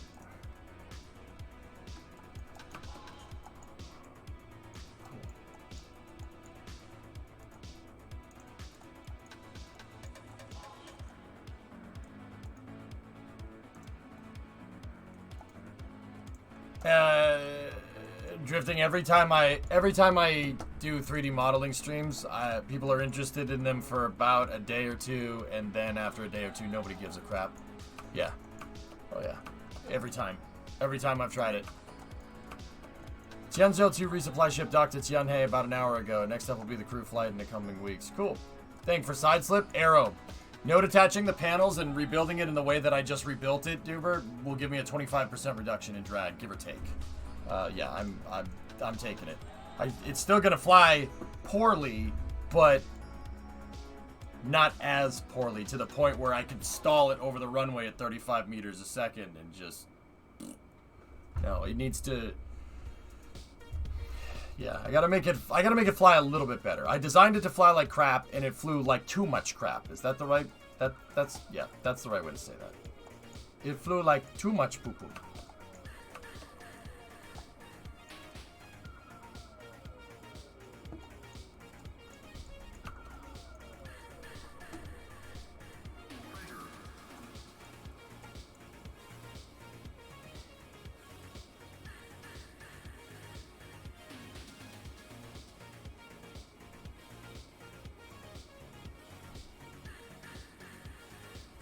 Alright, so 1, 2, 3, 4, 5. 5. Okay, cool. Here's how we're gonna do this. Ready? I'm gonna save myself some parts. Instead of having a bunch of those, I'm gonna have these.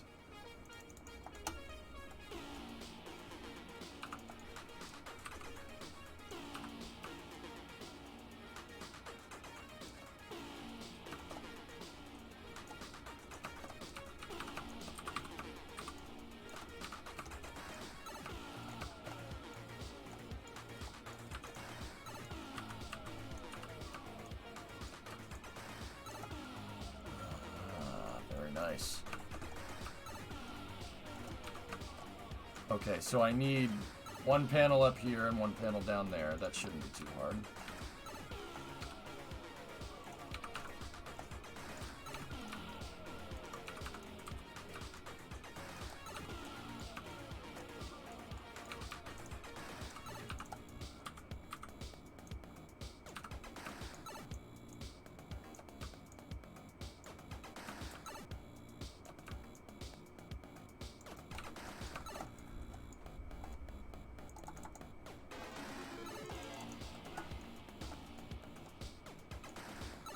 See, I can knock off 8 parts here and replace it with 2, so we knock 6 parts off here.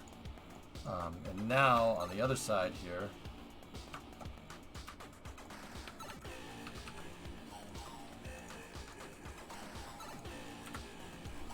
so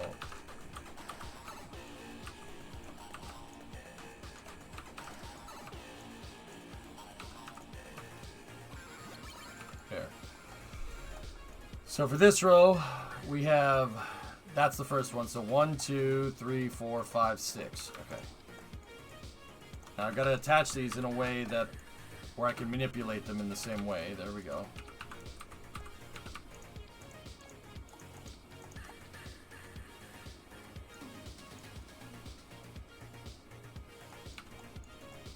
Okay, cool. And then there's just one panel there, so I'm going to take that. I'm just going to attach it right there. And this should button up, it should button up this part right here. I probably should have just made that with the rest of the freaking vehicle, but that square panel is strong and it's holding everything in position, so.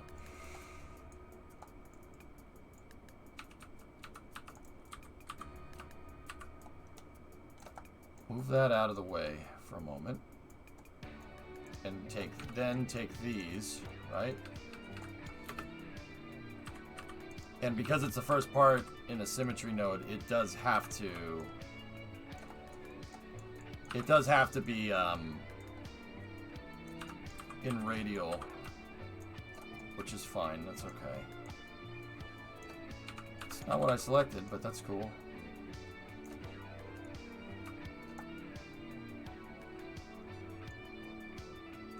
Oh, guess we didn't need that. Nice.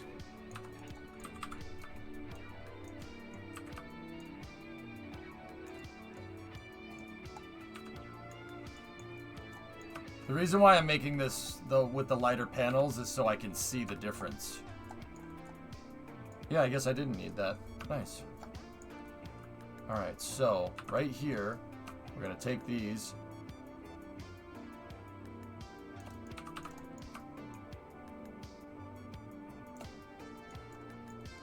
And I'm going to line up this edge as best as we can.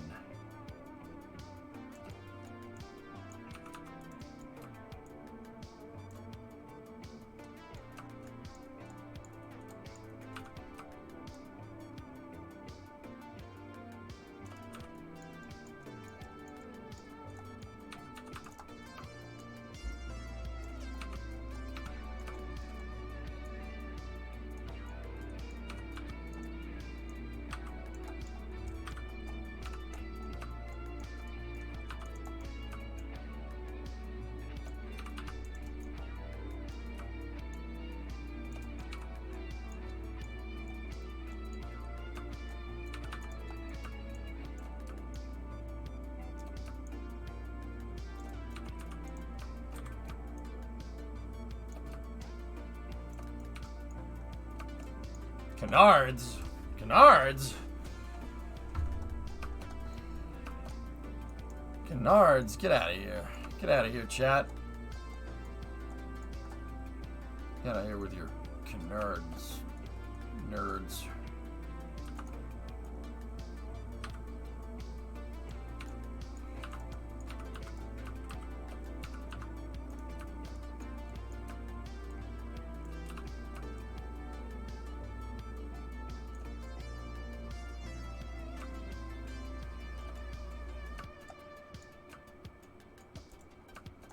Who summons me? Hi, Louiso. Look, now Louiso's here. Look what you guys did. He's gonna sit in here and be like, oh, my canards, look. Sounds exactly like that.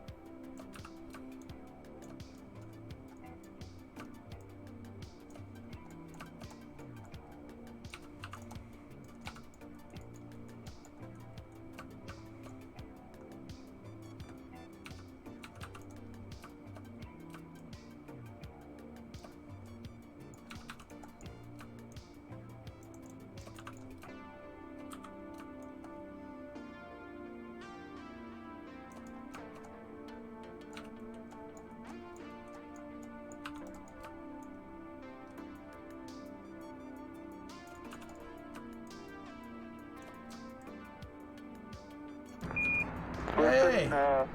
Dr. Death, thanks, man. Be a shame if they got rusty. They're titanium, actually, so they don't rust. Thanks for doing what you do. Thanks, man. I appreciate it. No, thank you. Oh, come on, now. Come on, man.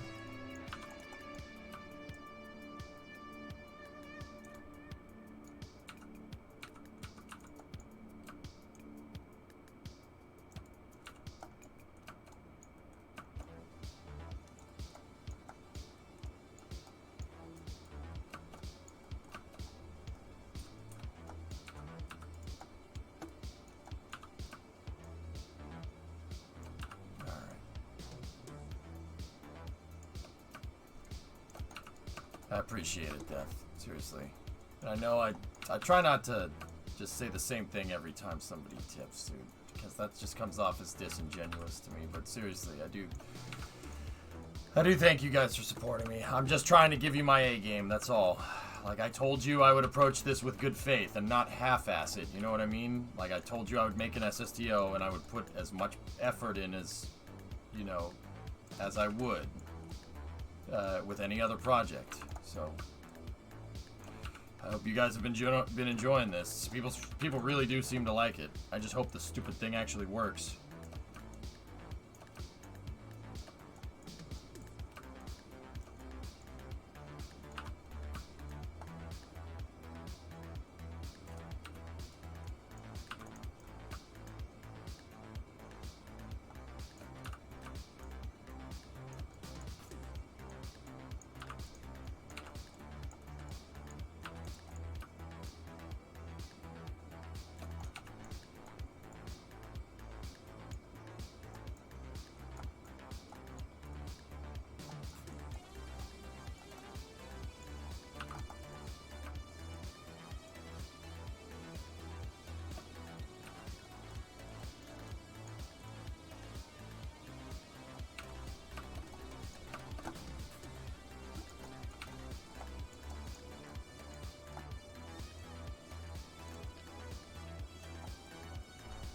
I won't do that just yet.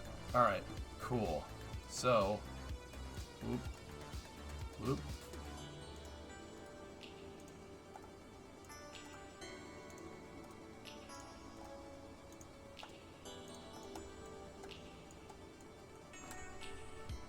Alright, another section replaced. Bye-bye.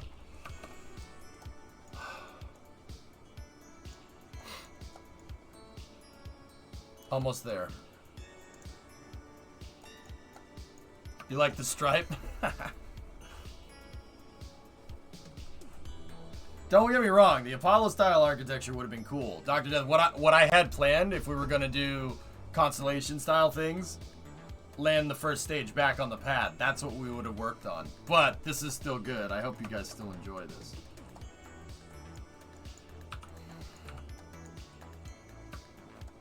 Do we have a name yet? I like Arrowhead.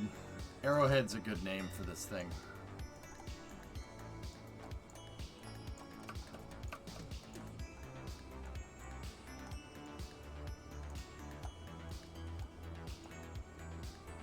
Alright, so here's what we're gonna do. Oh my gosh. What's that, T-Man? New thrust puck for super heavy. Whoa. Yo. The new thrust puck for Starship. Or Super Heavy. Is that freaking Billet? Are you kidding me right now?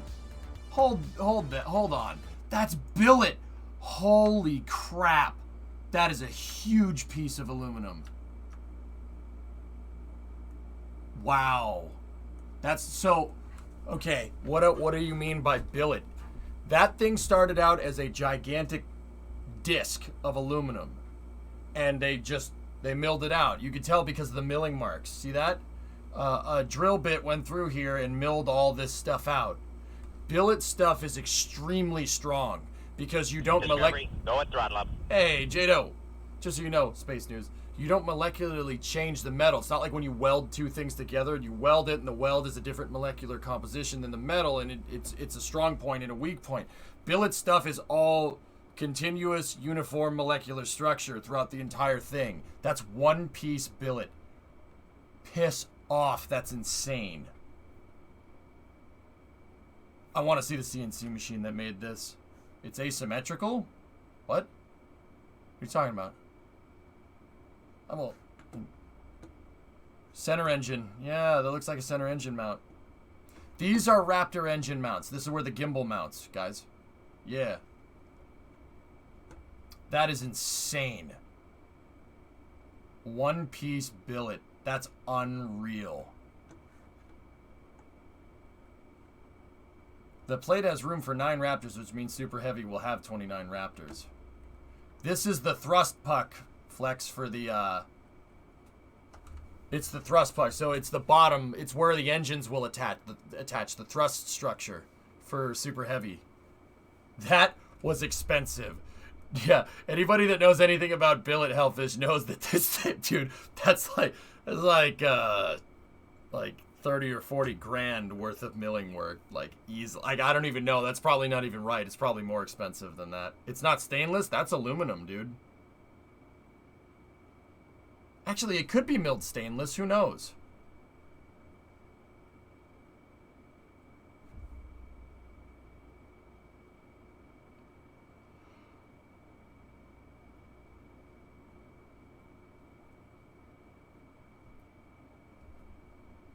That's unreal.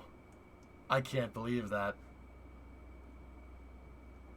I mean, that looks like aluminum to me, but it could be steel.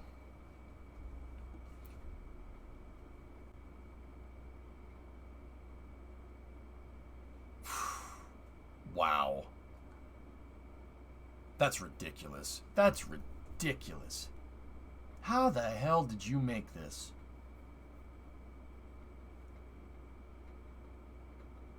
With that size end mill marks, I'd suggest aluminum. Warder, that's what I'm getting. The milling, the cutting lines are very dead giveaway. That's it definitely looks like it. The mouse is big for scale. Swishio, that right there is about the size of a soccer ball, give or take. A football. A soccer ball could fit through there. Fit through the methane, or no, the oxidizer hole. Yeah. Give or take. Any idea what the diameter is? 4 meters, I'd say. Yeah, this thing is freaking massive, dude. Massive. I mean, that's where the Raptor engine mounts, guys. So if you look on the 3D model right here, see the top? See that hole?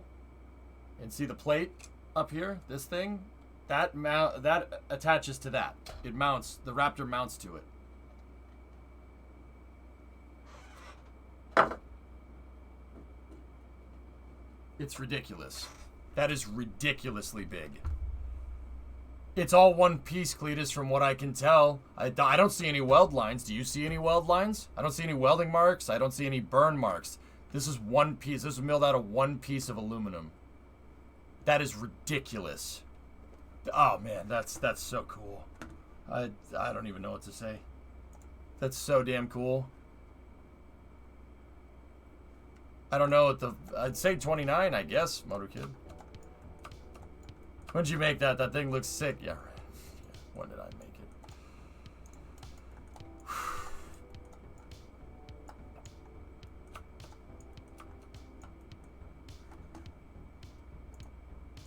Elon tweet. 29 Raptors.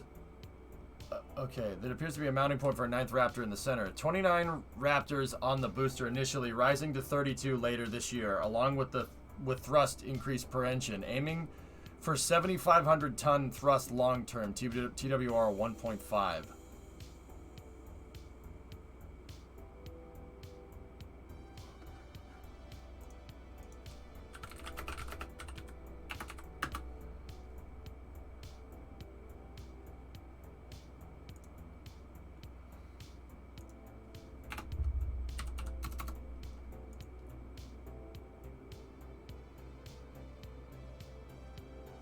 Discovery, go at throttle up.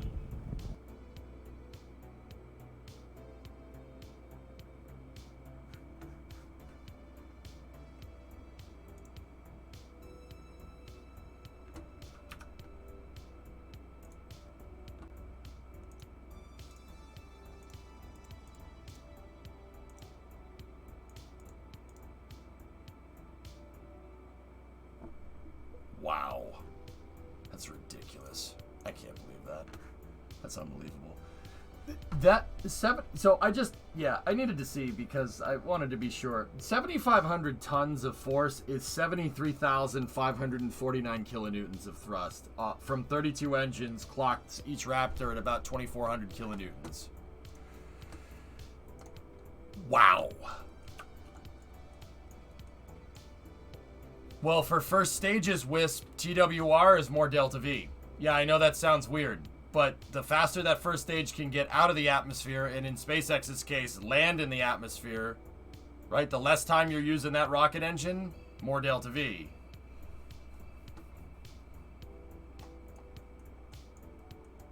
How tall is Super Heavy? 70 meters.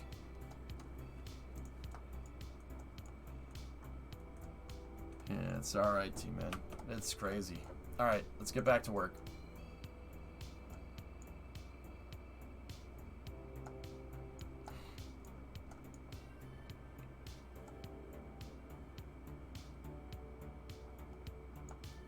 Yeah, I know, Flash is freaking ridiculous, man.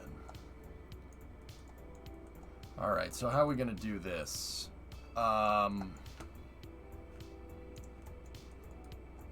gotta think about this for a second. I know, Warder, I'm right there with you. Absolutely insane. Okay, so we just gotta get this, this, and this, and then we're good. So what I'm gonna do is just copy. Nah, make it from scratch. It'll be better that way.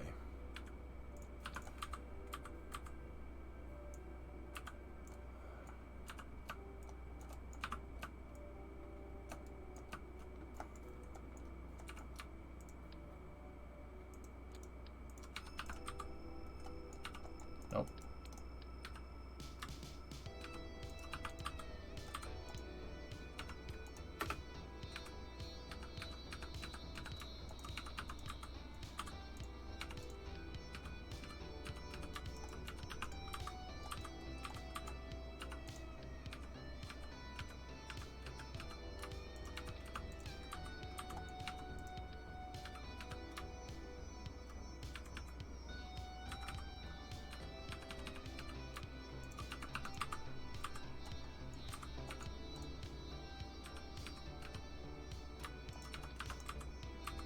What the frick, dude?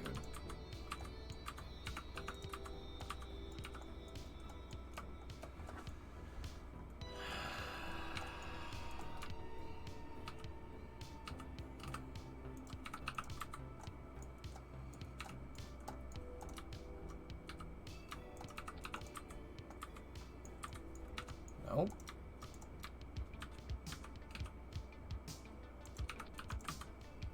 Still wrong.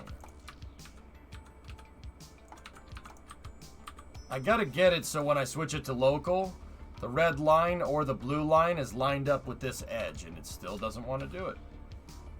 It's cute. Very nice. Yeah, thank you. Is that a new daily hopper? Cool. Oh, look. It still hasn't done it. That's That's great. That's cute.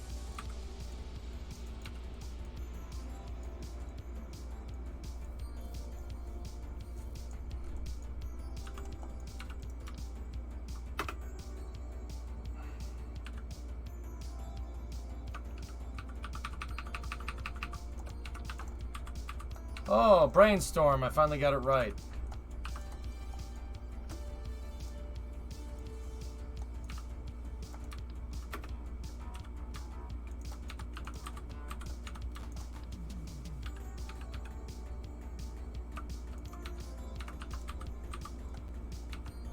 So 1, 2, 3, 4, 5, 6. 1, 2, 3, 4, 5. There.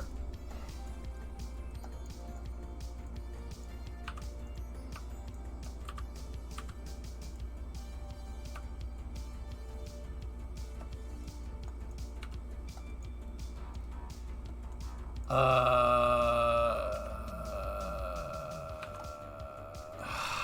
didn't do it right.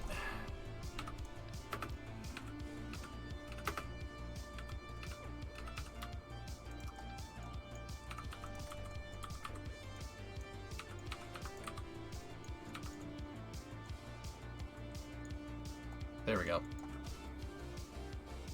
Is your SSTO based off of the Boeing Venture Star? There's no such thing as the Boeing Venture Star. It's Lockheed. Lockheed Martin's Venture Star. Yeah, yes, that's what it is based off of. Mm-hmm.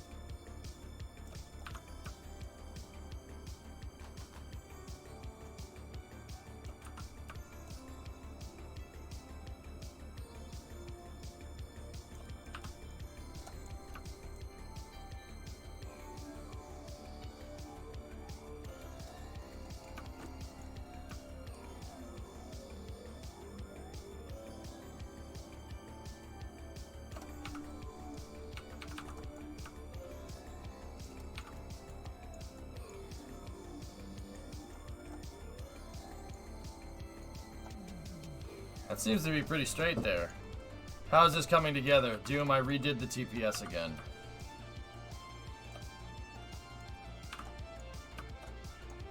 But everything's node attached to mitigate that arrow, the arrow problems.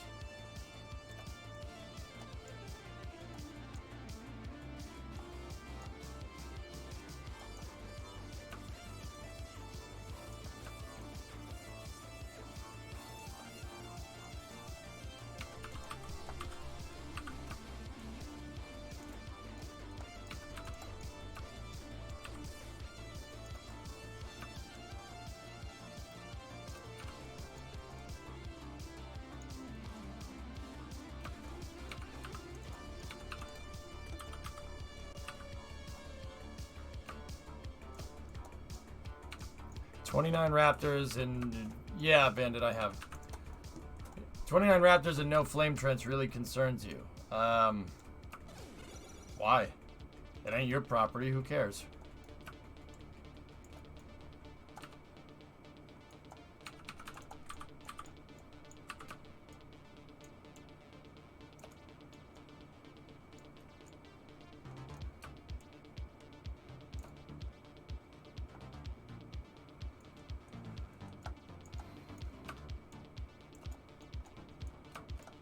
Hey, Murado, what's up, dude?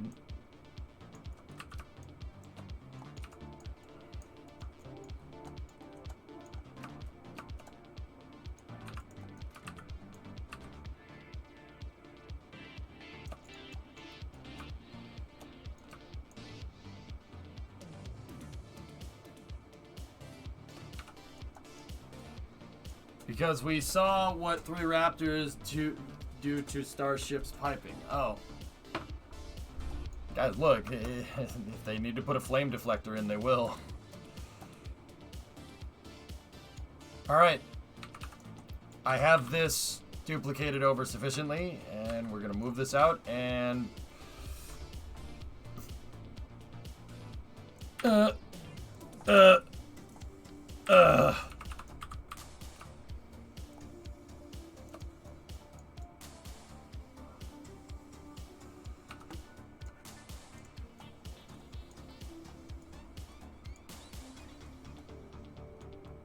Billet. Yeah! Yeah, I got confused about the manufacturer of Venture because it was all... Yeah, the X-33 was a code name for an NSSDO project, Hydrolox. Lockheed ended up getting the contract, but yeah, I see what you're saying. No problem.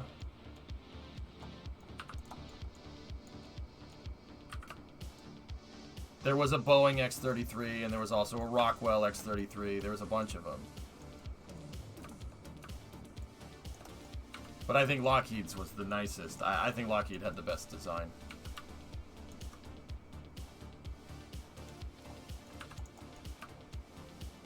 The carbon composite tanks were cool, man. But Rockwell's X-33 also is pretty awesome.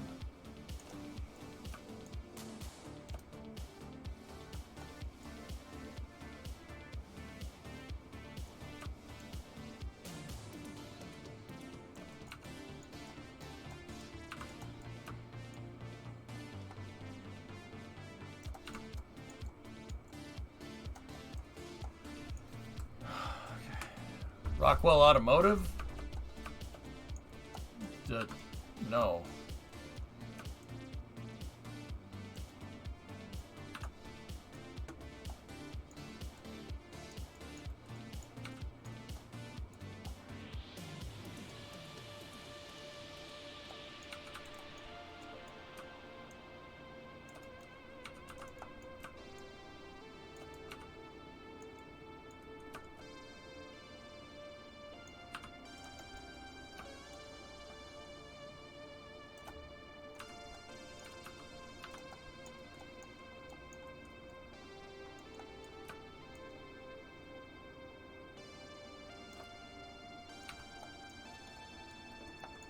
Ah, yes, Ian, yes. Absolutely.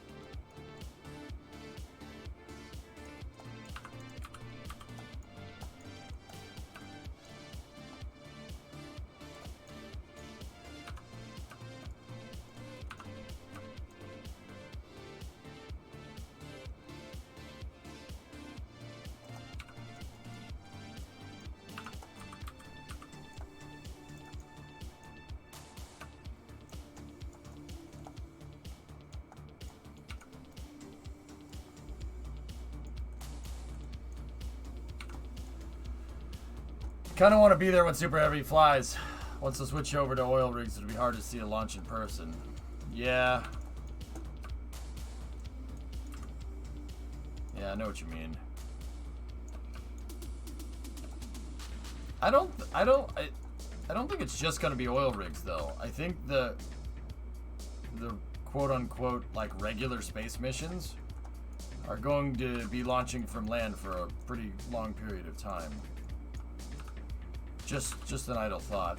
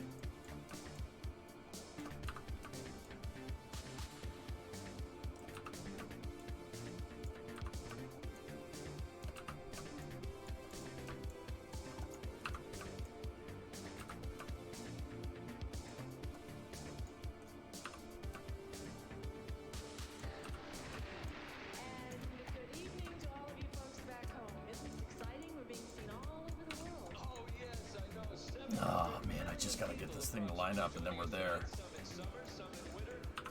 Oh, come on, man. Come on, AJ, let's go. Our first stop will be on the grounds of the world-famous National Palace Museum, which houses Chinese treasures dating back some 4,000 years. Let's hit the road.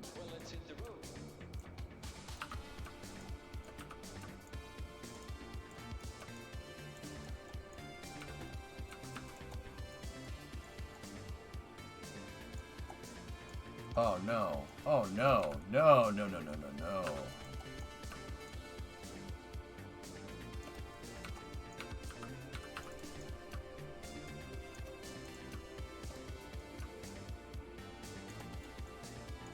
There. That's the reason why this thing looks a little messed up.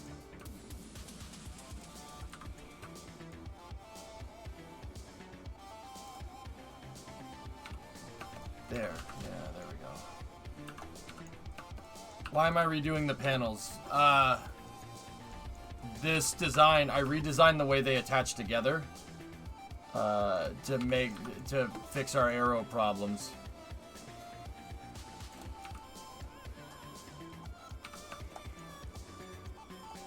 Yeah, trust me, this will really look good in a moment here. Just gotta.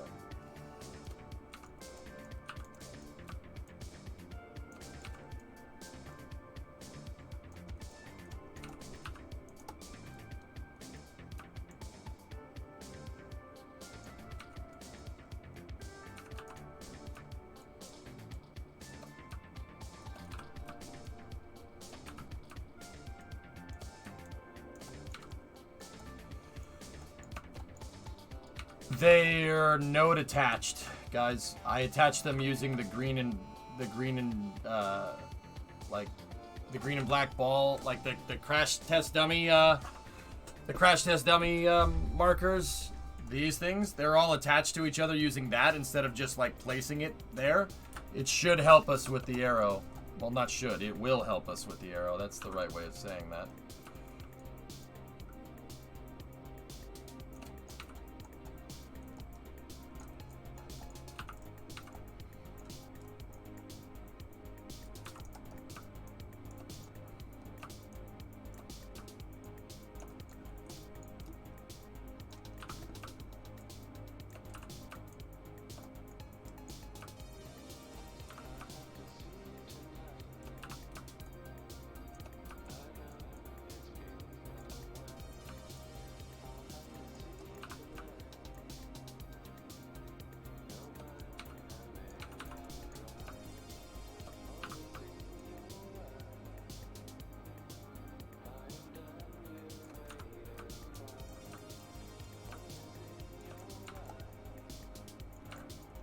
What did I miss in KSP so far today? Nothing really too important. Just doing a slight redesign on the panels here, and then, yeah, then we go from there.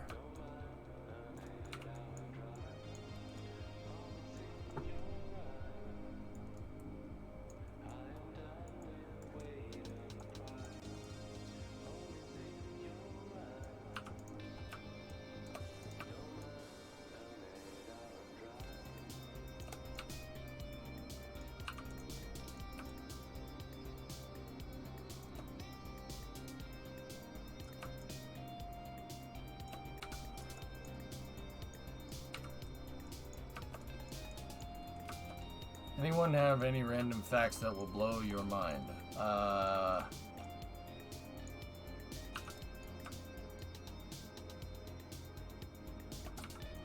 No.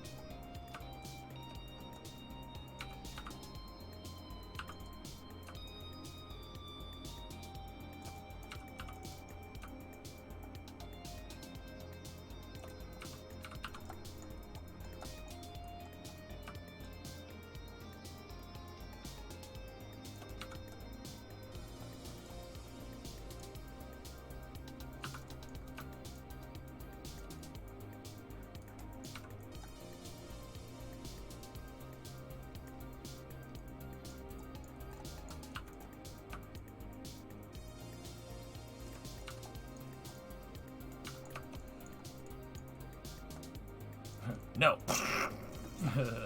Destruction noise.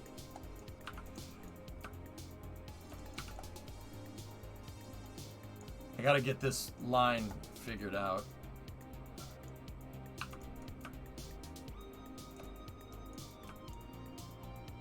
That needs to be right there, and then this one needs to be back here like this. Right? The line should go out and it should curve forward. Before it was like curving in and stuff. It didn't look right. I gotta make it look like how we had it. Trying to get this as close as possible to what we had before.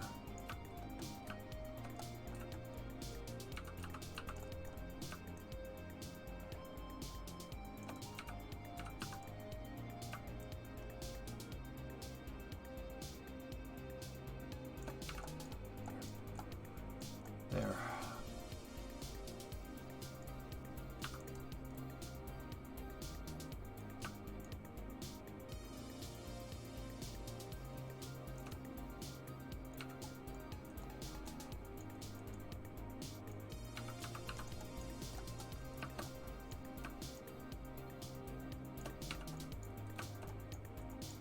Yes, Sawyer, I redid the thermal protection system. We did an old densification, like on Columbia, an old densification thing here.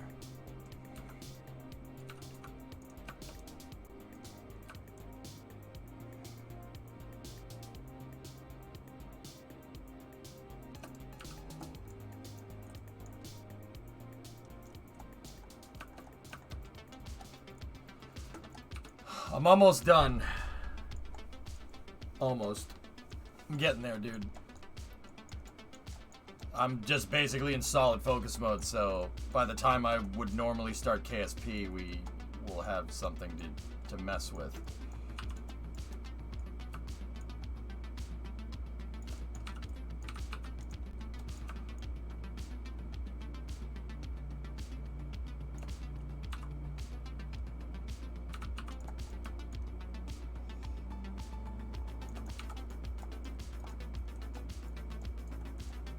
I can hear your lungs on the other side of the world suffering from holding your breath. It's fine. It's fine.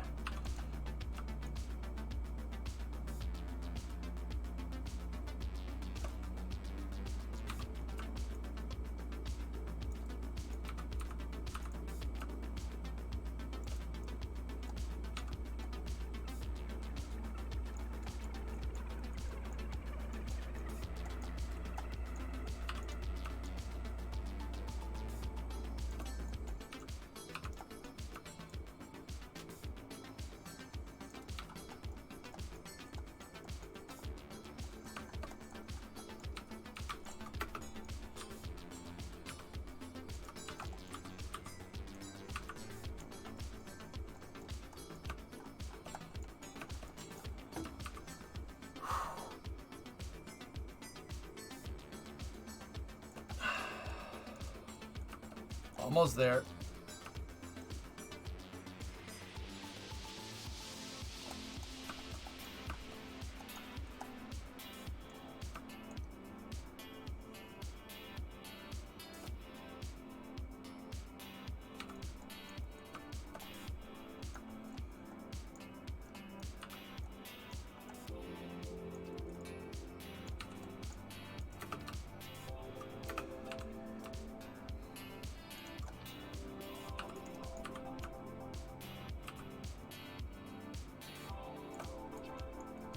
Yeah, even if this is off just by a little tiny bit on the angle, you're still gonna, you'll see it. It'll look weird.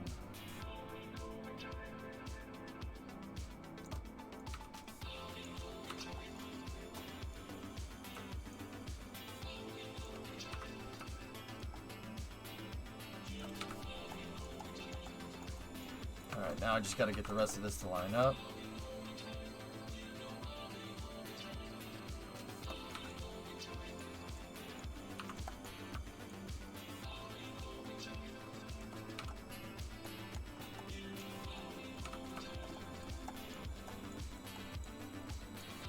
Not rushing it, I was just curious when you thought the next test flight might be. Soon? I don't know, Far Night. It depends. I mean, if I could give you an exact amount of time that this building operation would take, dude, I would, man. I just don't know.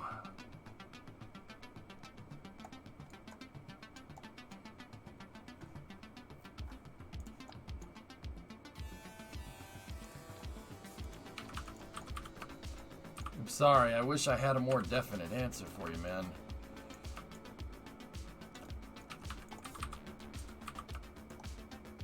Like, because I know you guys are anxious. You guys thirsty. You got thirsty to see this thing fly. Me too. Me too. But I gotta make sure we do it right.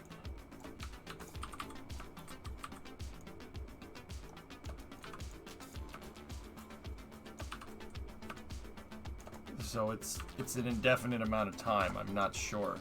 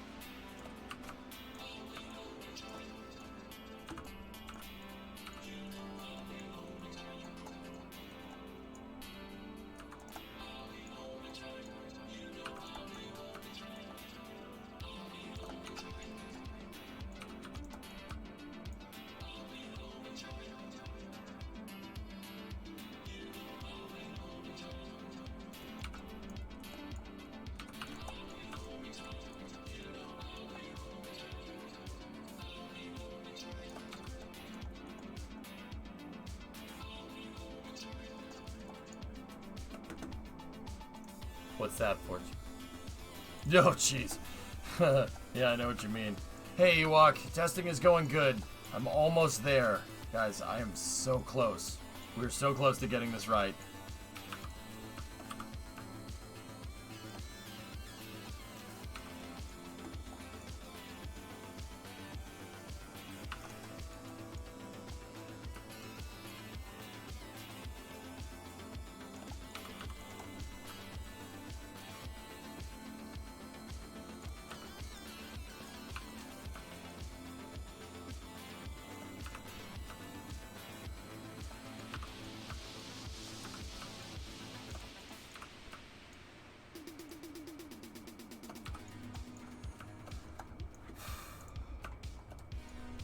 Looks like Clipper. X-33. Lockheed X-33 is really what I'm shooting for.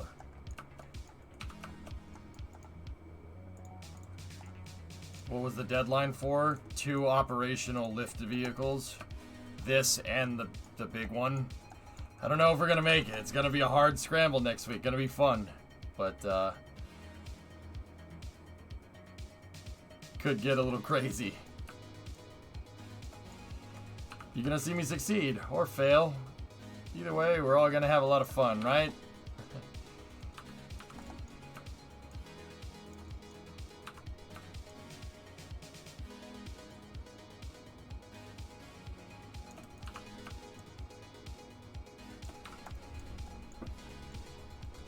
Did you do a test flight yet today? No. Berg, I redesigned the entire front thermal protection system. Like, all of it. All the panels are made in a slightly different way now to mitigate drag, and then I did flags out back all around.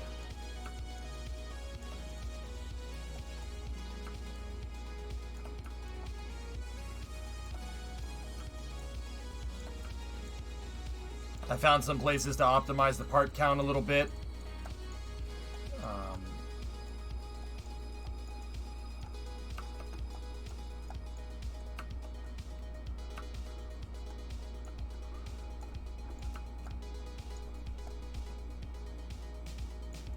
Yeah, Swish works.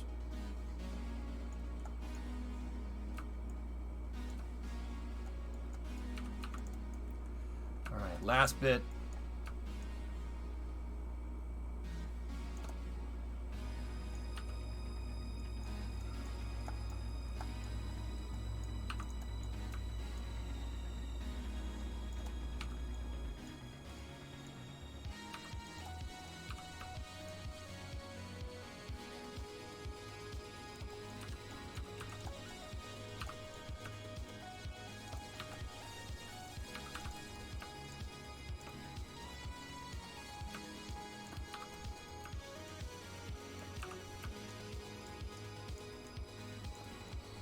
Discovery, go and throttle up. Hey, Puffit, 36-month resub, SSDO hype.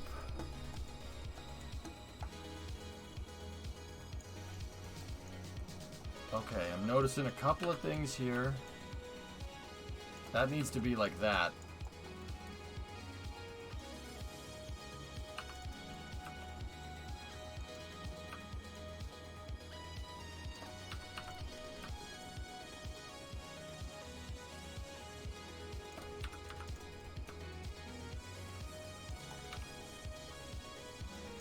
Okay.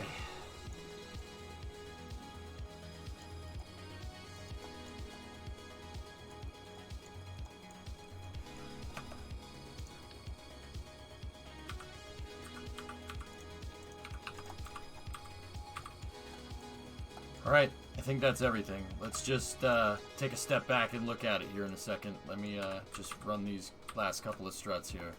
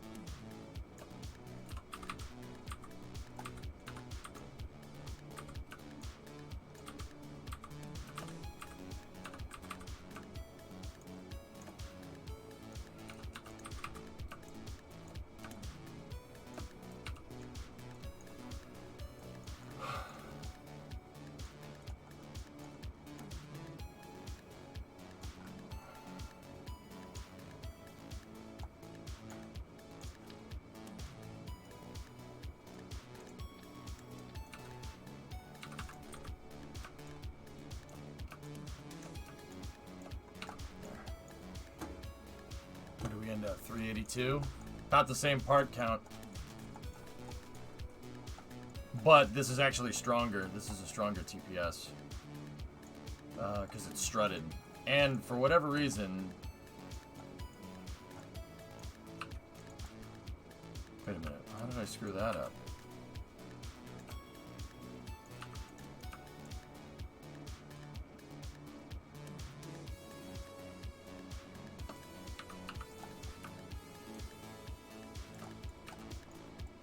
Do we even need this here?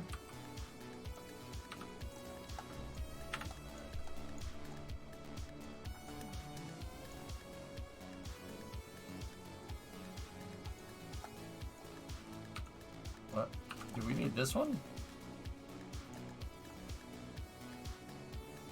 Yeah, we do need that one.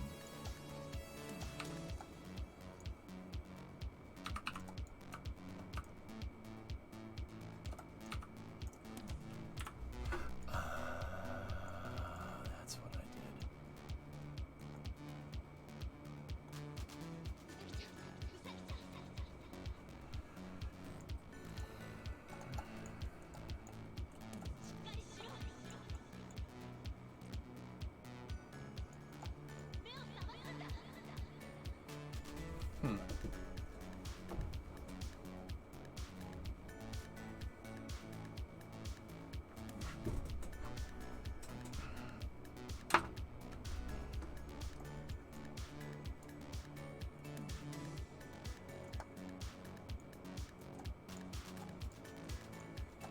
Oh yeah, you can see through that. Screw that. No, I gotta fix that.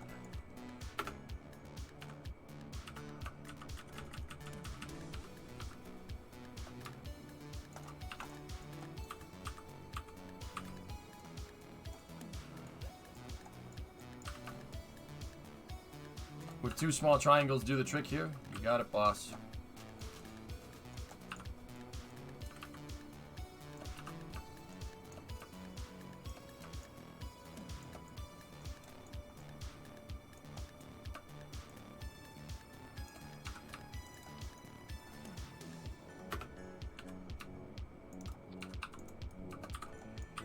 Nope.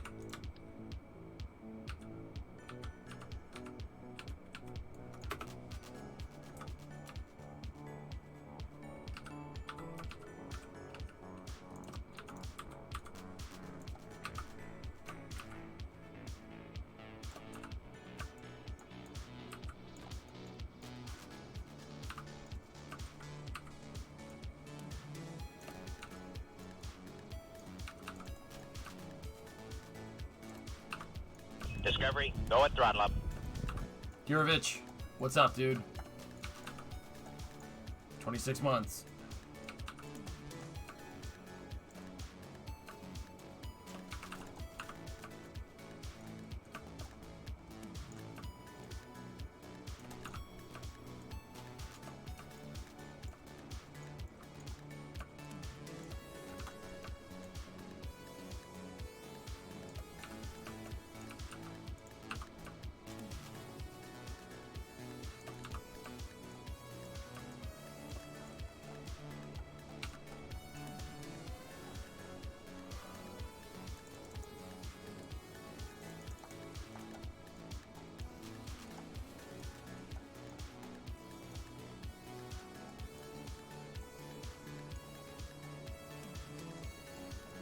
Okay.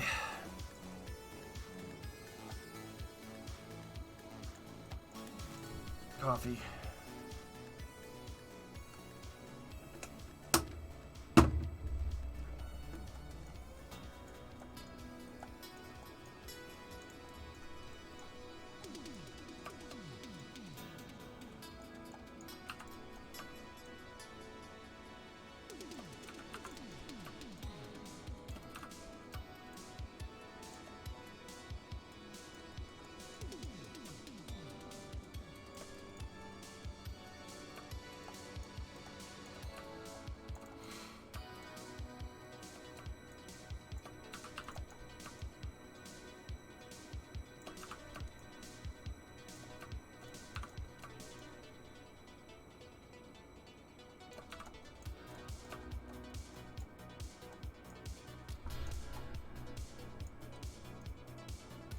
I think we're good.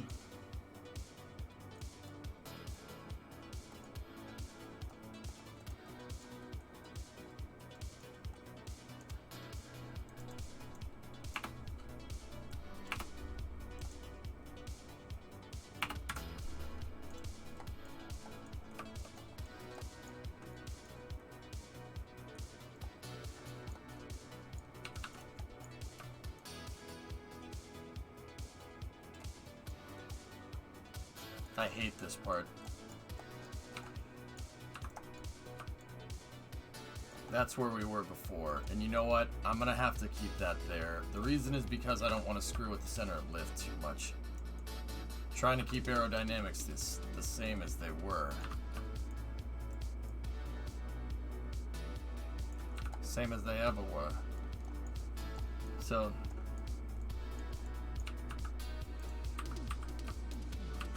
is there anything that I can do with this to make it not look like that?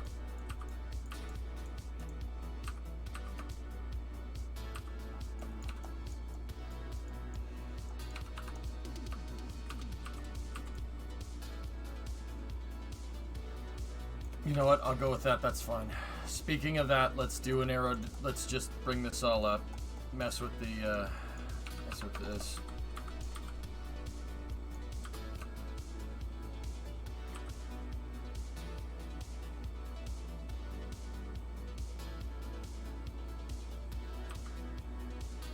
Yep, we're about the same.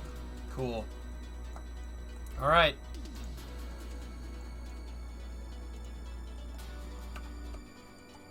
Long grip pad to cover the gap. Right there? It wouldn't, it's not the same color. It wouldn't look right.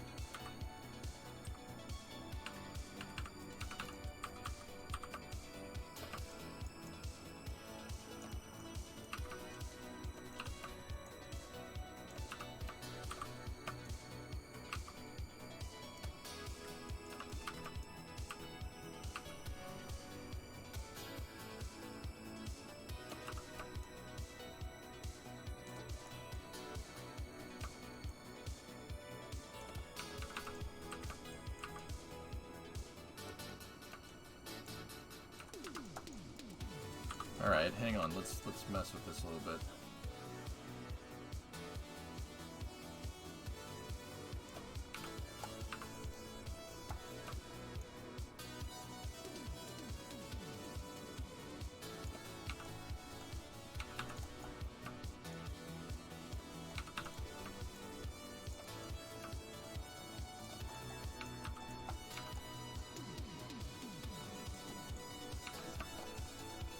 It gives me something to build off of so these don't look as weird as they did. That's actually a good idea. Good job.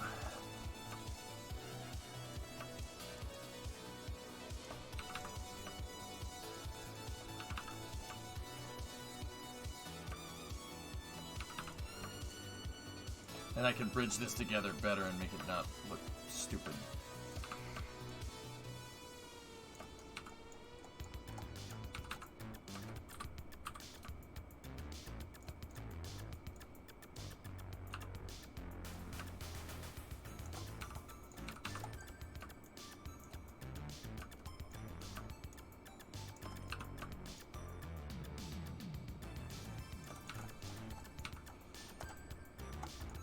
Nice. That actually is good. Good call on the grip pad, guys. Seriously. That actually looks better.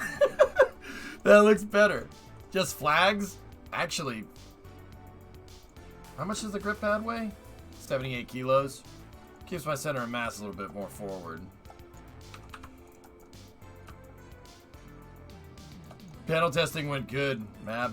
I think we're really gonna have something here that's that you guys will enjoy, to say the least.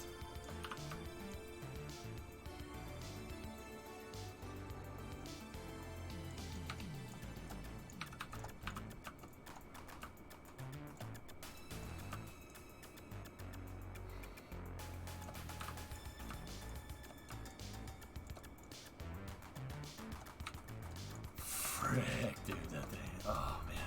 I mean, it doesn't look that far off from what we had before. Like, this is the version that we had before. I like that. That's actually really sharp.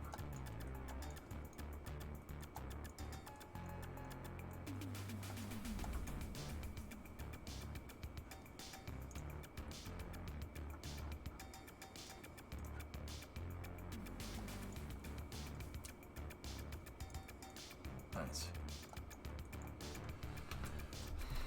You know what? Oh yeah. Oh yes. Okay. Couple of things here real quick. Dude, if we're gonna do this, let's make this thing freaking look amazing. There's just a couple of things right there. You just gotta raise this up just a little bit. Move it forward just a teeny weeny bit. Bring the grip pad forward. Bridge that right there. Oh yeah. Alright. Alright.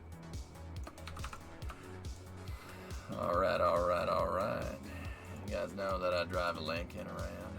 I don't know if you knew that. Drive a Lincoln. It's a nice car for nice people.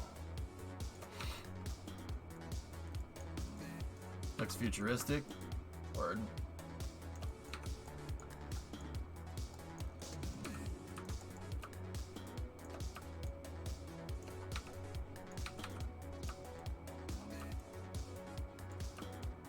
I was driving around Lincolns before. It was cool.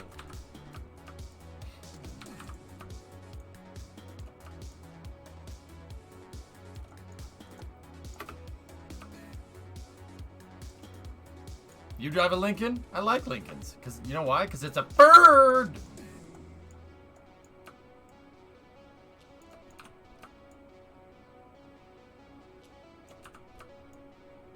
I drove around Lincolns before. It was cool, though.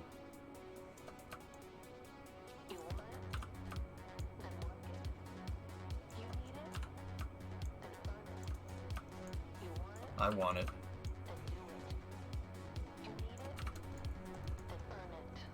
Alright, let me check the center of mass, center of lift, just to be sure that we're still in the ballpark here.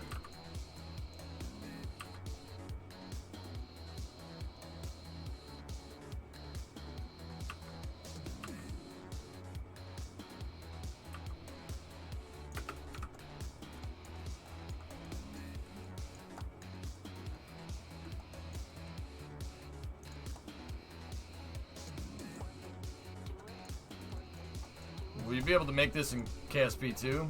I don't know. Yeah, maybe.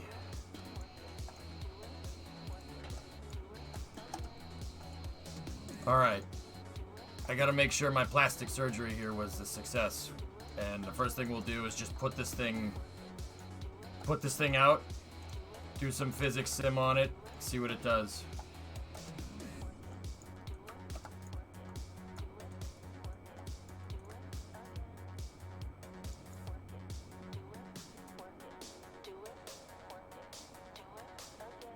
Again.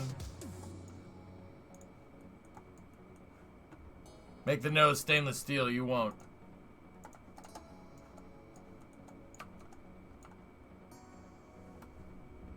Yeah, that's right.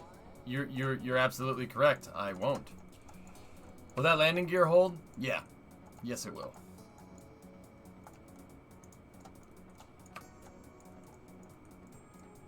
I really wish it didn't have the orange stripe. But it's K.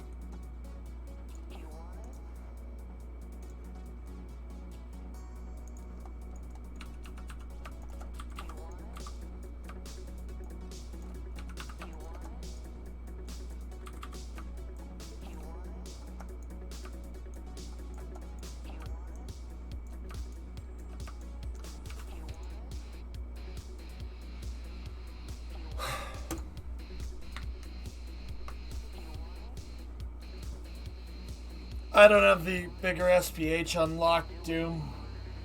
Nah, I can't, man.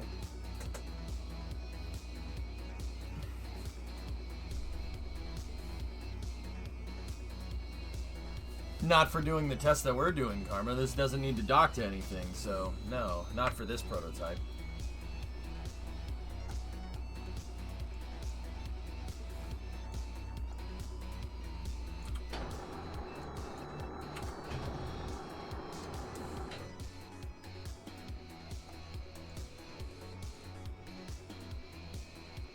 Right there.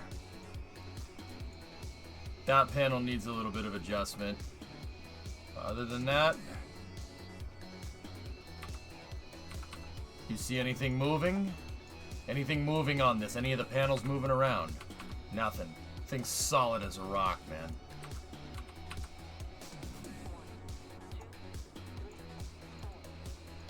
Cool. I'm ready to go. Put me in, coach. Put me in, coach. I'm ready. Whose kidneys are these?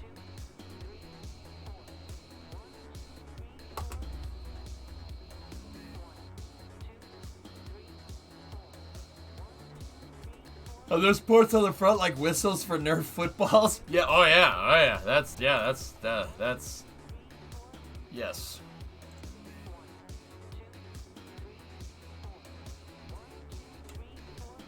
No, I don't have. No, it's not against the rules, Van. It's just I need to tow the thing over there. That's all. What's the difference? Surface attach versus node attaching. Kerbal thinks if you node attach something, that something is behind something else, so it'll occlude the air for the part that's in front of it.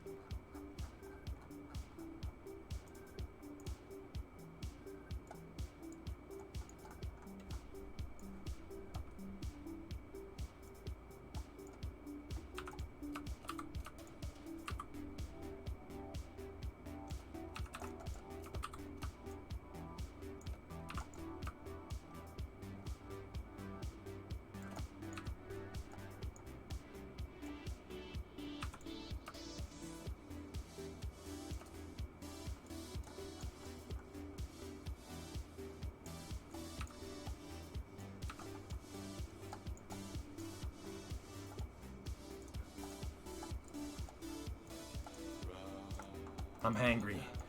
I'm hangry for this test. Hey man, you got something to eat up in there? We hangy.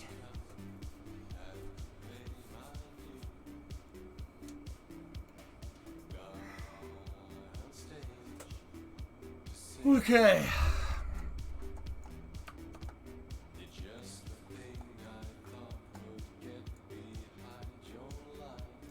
You want me to recolor these? Discovery, go at throttle up.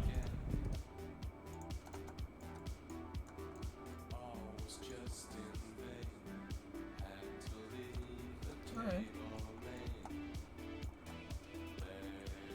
Alright. Why do you have the engines poking so far out the back? Well, there's fuel tanks in there, Doom. I mean, the engines look a little weird because the original thing's supposed to have the arrow spike, dude. It's supposed to have the spike on the back and not look weird like that. Like, here, take a look.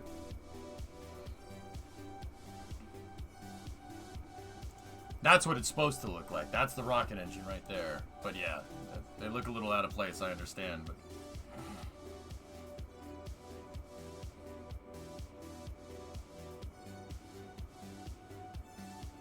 See, that's what I need this thing to do. Get down near the runway and then just, it needs to have a really, really fast ground speed right when it touched down. I really want about 100 meters a second when I touch down. Like 70 to 100 would be more realistic.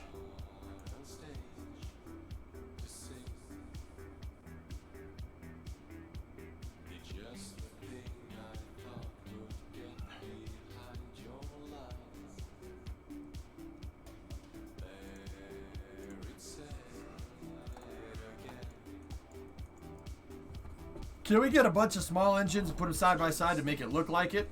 No. We won't get the performance, dude. Will it carry payload? RT, I haven't really figured that one out yet. I've landed it 3 times successfully, Swishio. One of those times damaged it.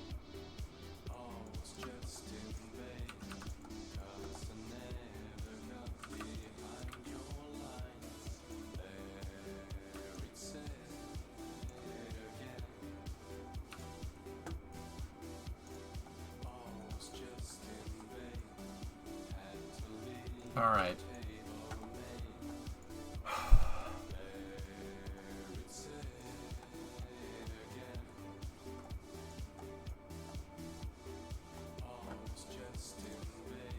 Thuds are way too heavy, Sneaky.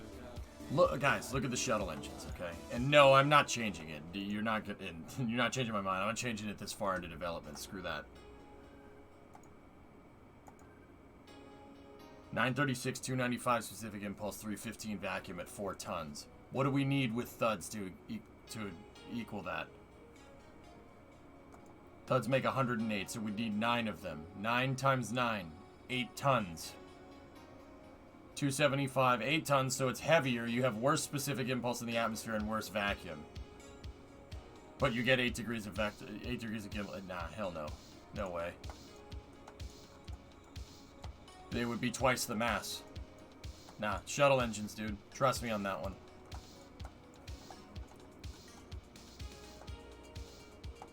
Oh, okay. Well, in my opinion, you didn't make a very good decision. SSTOs are kind of impractical.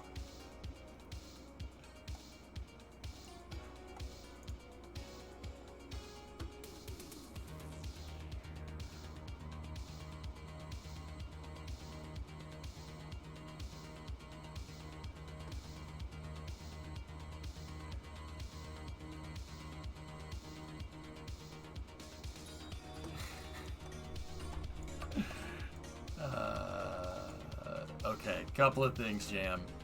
Chat, how my mission mode works, chat votes on the type of vehicle that I make. So, they said build an SSTO because they voted on it, and I built one. Second of all, I don't know where you're hearing this SSTO is impractical nonsense from, but in Kerbal, SSTOs are actually better because of the low delta V to get to orbit. The problem with parts in KSP is that the mass fraction is low. The mass fraction is very bad. I.e. there's a lot of rocket and not a lot of fuel, so your delta V does get hampered, but it still weighs out correctly. In real life, SSTOs are worth it only if you make something simple like this. They're not impractical. That's ridiculous. They're not impractical. Yeah, you're going to take a huge payload hit, but the idea with an SSTO is that an SSTO can't move as much into space as a regular rocket, right? But it can do it more often, and that's the key. If you have one rocket that moves 20 tons into orbit that launches once a month, and you have an SSTO that launches once a week that moves 5 tons into orbit, you move the same amount of payload into orbit. That doesn't matter. It doesn't matter if it's impractical or not. It's all about the application. Understand?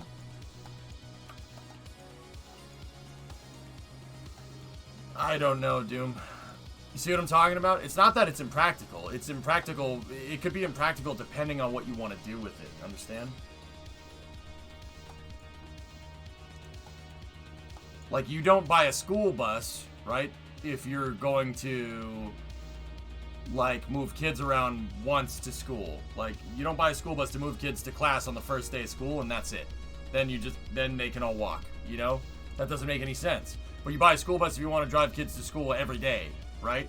Then the school bus pays for itself over time. See what I'm talking about? It's all about the application, man. Saying it's just, oh, no, it's just impractical. That demonstrates a pretty fundamental lack of understanding of how launch vehicles work. What makes you think they're impractical? And is that in real life or in KSP? I'm kind of confused. Can you help me out? That's what the shuttle wanted to do, but if this is what we have here, this is what we will work with. That's what the shuttle wanted to do.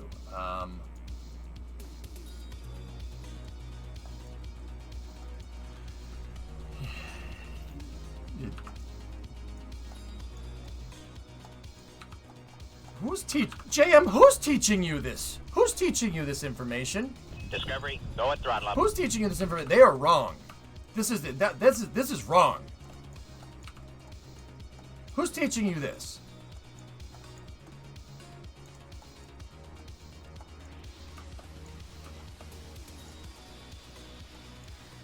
Who put these bad thoughts in your head? Where'd you get this from? Who's your source? Tell me. Where's Rachel? Where's Rachel? Where is she?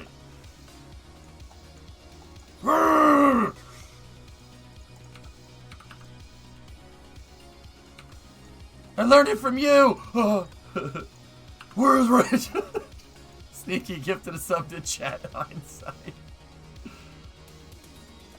Where are you learning this? Well, oh, woman, you are wrong. Where is it? Where is it? Where is it? This is what happens on an unmovable object. It's an unstoppable force. Anyway. Hey, Demo, what's up?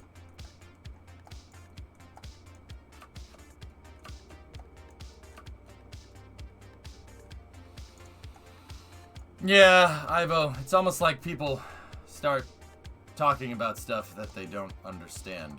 Yeah. Okay. You figure out a solution to the side slip. I redid the entire front of this demo. All this is node attached, and it's going to reduce drag off the front. Side slip seems to just be a failure mode that you could put the vehicle into if you don't fly it correctly. I read around on the X33 PDF, the one about aerodynamic uncertainties, and talking about side slip and how the vehicle... Dude, the actual X33 is susceptible to side slip. It was. It has a... I'm sorry, this is real. This is hard nerd stuff, so you'll appreciate this.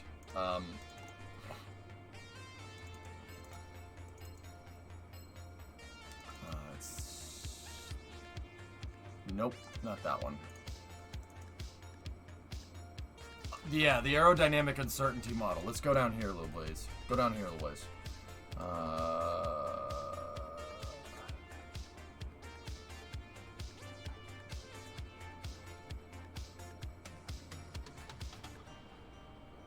Look, yawing moment due to side slip. Take a look at this, dude. Look at the degree of uncertainty that they had with the X33, particularly in transonic. Oh, it was susceptible to side slip. Abso-friggin-lutely. Just not a lot. It's not a lot of side slip. And Kerbal, like we always known, it definitely is exacerbated in KSP because non-fluid dynamics, right? But look, check that out. Is that nuts or what? This is yawing moment due to side slip. So side slip inducing a yaw on the vehicle like what we were experiencing. That's the exact thing that we were experiencing. Turns out that a lot of lifting bodies in the transonic regime have a really bad side slip problem. Like really bad. You can get up to 2 degrees It's delta C and beta degree to the -1.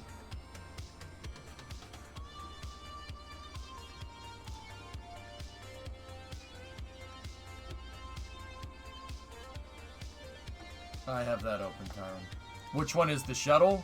Orbiter. I'm pretty sure Orbiter is the shuttle.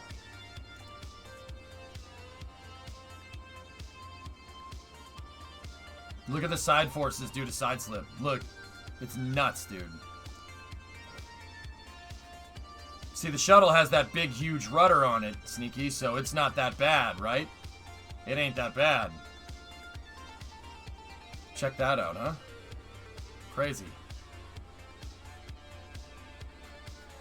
Yeah, Hausman, we're going to. I gotta get the pad up and running. Yeah.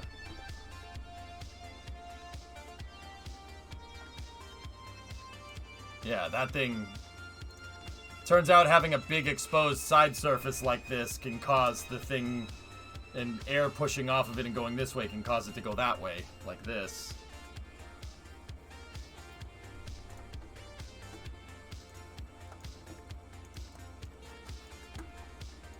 So, yeah.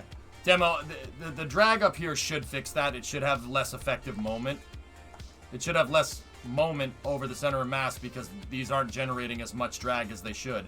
Most of the drag from these panels will be generated up here. This is where most of it's going to come from. But we should see about a 20 to 25% in, reduction in drag.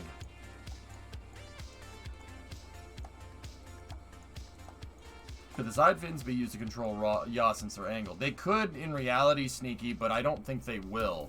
I don't think they do that. Verniers combat side slip on re-entry. Yes. Yeah, of course. That's why they're there. Roddy, yeah. Mm-hmm.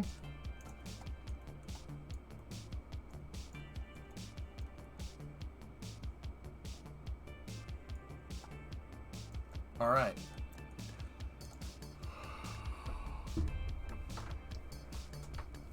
I think I'm ready to test.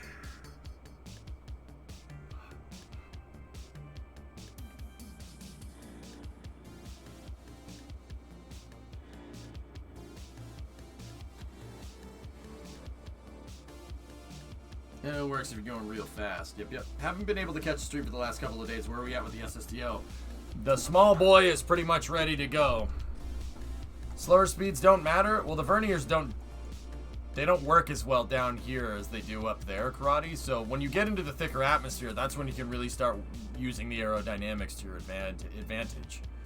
Aerospace engineering is all about using what you have in a certain moment to get a result, right? So the RCS, the aero surfaces when you're going through re-entry don't do anything. I mean, they're not going to do very much. Maybe the body flap and the speed brake, right? The shuttle's wings don't do very much. Not as much work as they would do down here when it tries to land on the runway, right?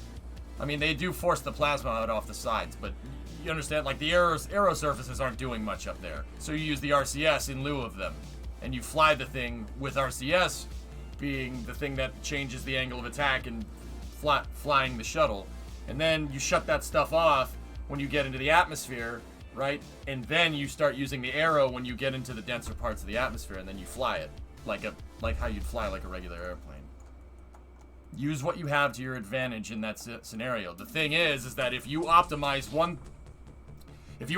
it to work well during re-entry, chances are it's not also going to do well down here, like when you're flying it, right? That's why the shuttle flew like trash. Because the shuttle isn't designed to fly down here. It's designed to fly up there going Mach 10 through the atmosphere. That's what it was designed for. That's why it has the shape that it has. If it was designed to fly down here, it'd look like a 737, right? But a 737 doesn't do that well up there. That's for sure, right? It's designed up there. But once again, that's intended by NASA. NASA didn't just fly the shuttle and said, "Oh wow, it flies terribly. Yeah, it's fine." No, they knew that it wouldn't fly very well down here because it's designed to fly up there. I mean, you don't go frickin' diving in a frickin' 747, right? Because an airplane isn't designed to go underwater, right? It's it's not designed for that. The shuttle's not designed. It's designed to just be good enough to work down here to get you back to the runway. But it's mostly designed to go up there.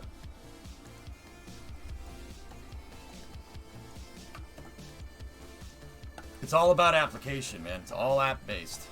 That's really, really important to understand.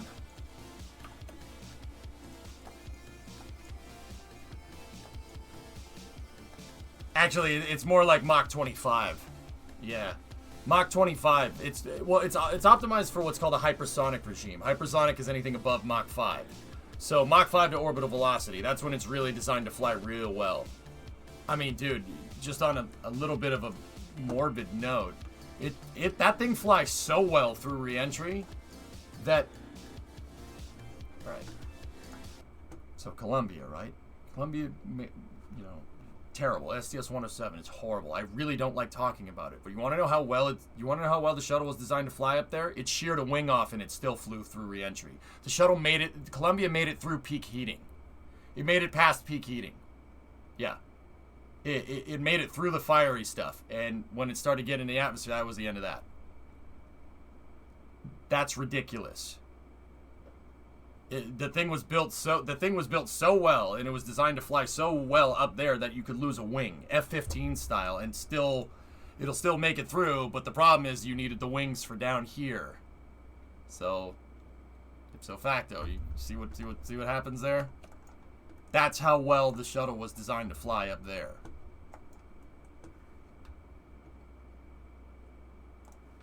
Well, level it up today. Gonna need some fairly strong drinks. Hey, Draco. Yeah, I mean, I've read the accident investigation board, man. Rick Husband was flying that thing with one wing through the atmosphere. It's freaking crazy.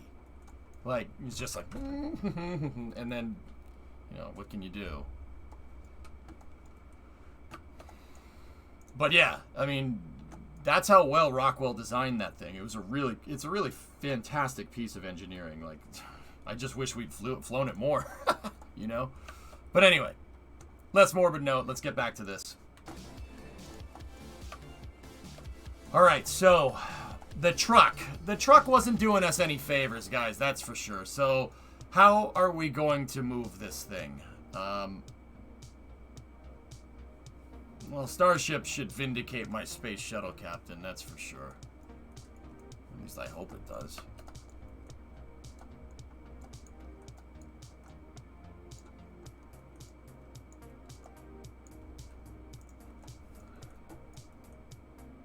Hey, Homing Pigeon, what's up, dude? I'm glad you guys like it. I'm glad you guys are on board with this thing, man. This is a hard one to make. Hopefully, when we go to make the bigger one, I can just translate this all over, and I can get the bigger one basically figured out in one stream. I mean, there's probably something somewhere that's, you know, gonna not be good, but yeah.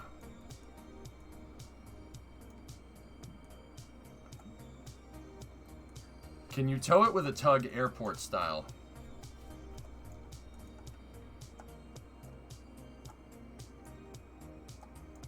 We can, but how do we... If I tow it and we get it to the pad, how do I can tow it and I can use the tug to line everything up, right? That shouldn't be an issue. But once we do that, how do we get it from this position up and on top of the pad? How does that work? The towing tug would work with our other pad if we were going to do the transporter erector pad, right? Lift the tug too? Discovery, go at throttle up.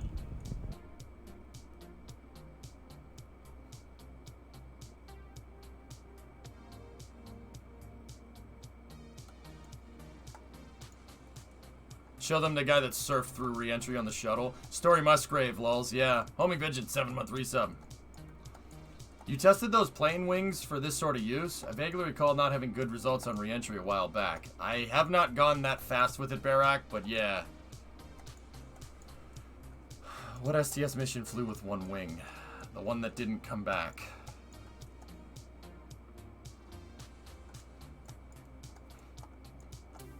The crane. Yeah, okay, the crane.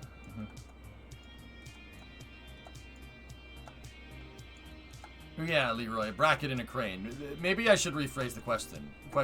How are we gonna make the bracket? The bracket that I have kind of works. It kind of works. It's not the best. I do need to redesign it now that I'm thinking about it. Not a crazy redesign, just something quick. Well, not quick, but here. Let's merge that.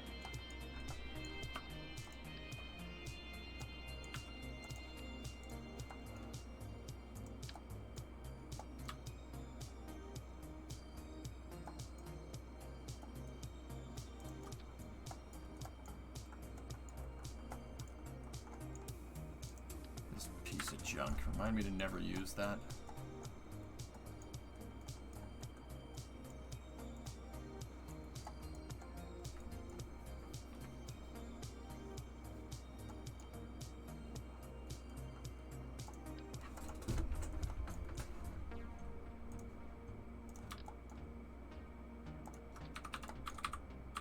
Here's one thing that I'll do to make this work better.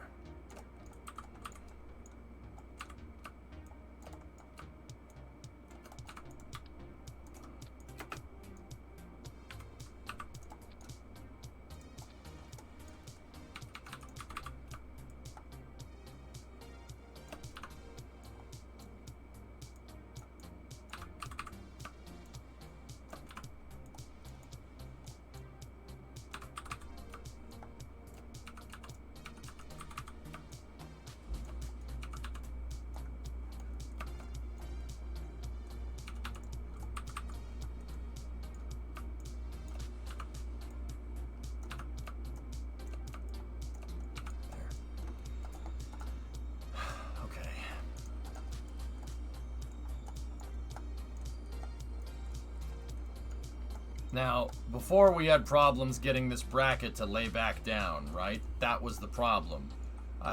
Whenever I would go to reattach it with a gantry crane, it would cause problems.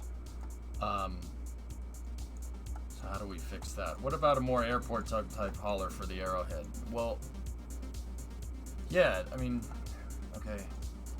Yeah, no, I can do it. I can do that just fine, no problem.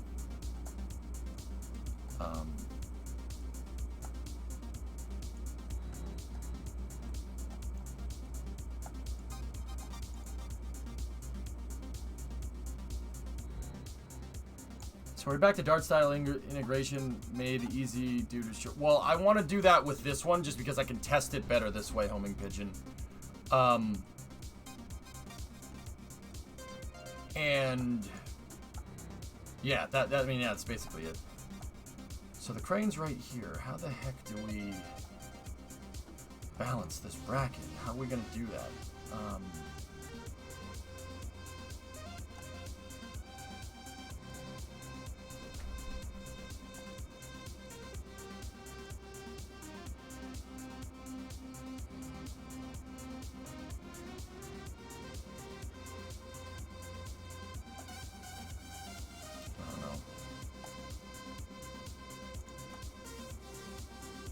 Not sure.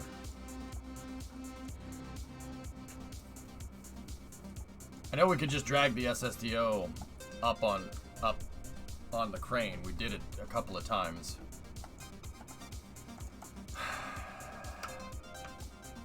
Yeah, no problem. It's just all good.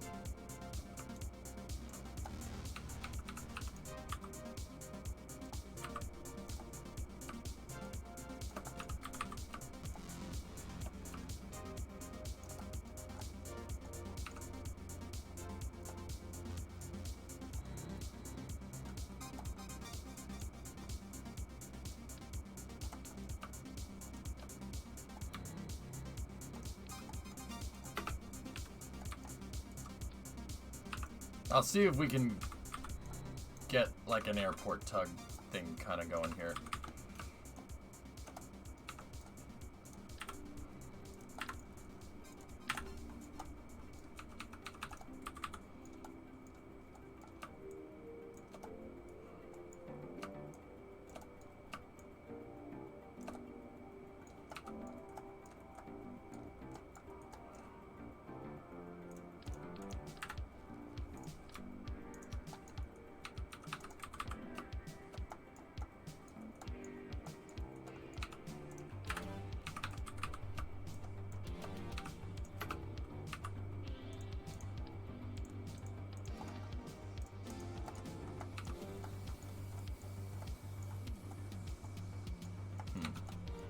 Are you gonna send Kerbals interplanetary eventually? Yes.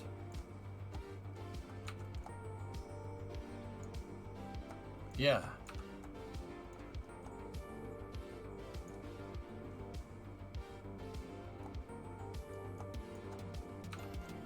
That might clip a little bit, but I think we should be okay. We might need more battery power though.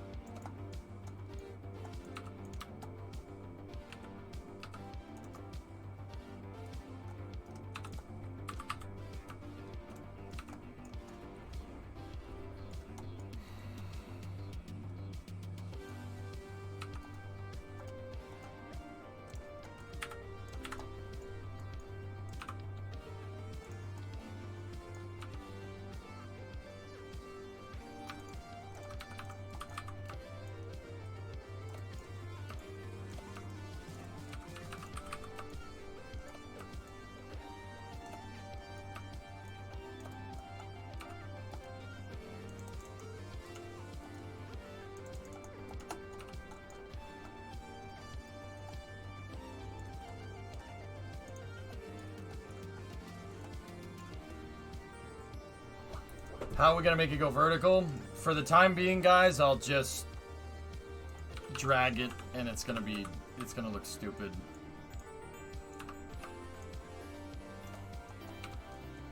Like really stupid, but it's alright.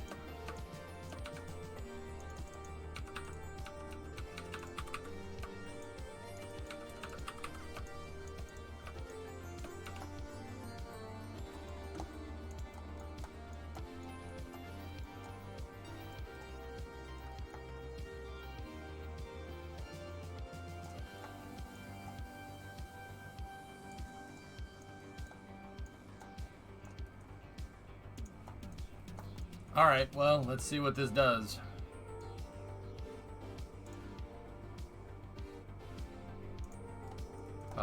I'm just gonna test the transporter here, towing it around, see where we can tow the thing.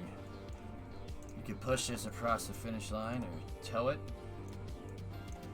Herbal.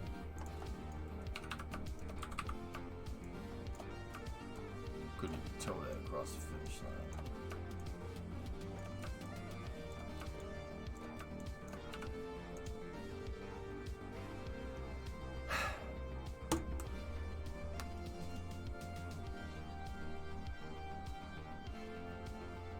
But the flaps at the back, doesn't it? Yeah, it'll be fine. We could just drag it on the ground. It's not gonna be pretty, but it'll work. Not like, yeah, I'm not like about it, but.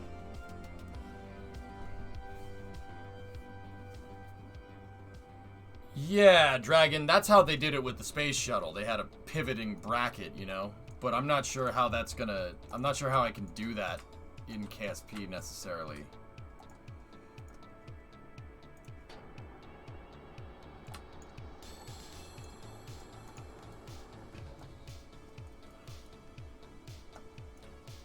This seems to have no problem working at all.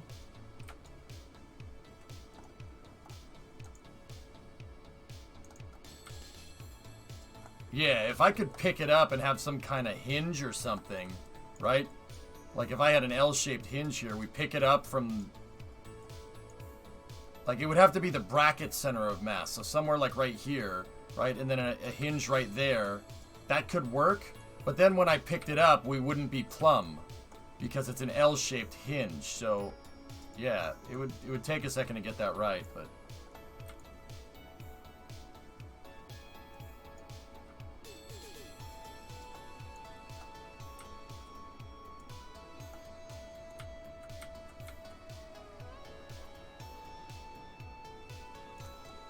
Yeah, this little tug is working.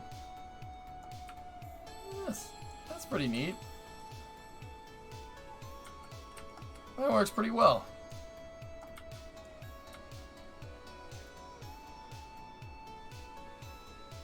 Herbal, what do you think? He's like, it's alright.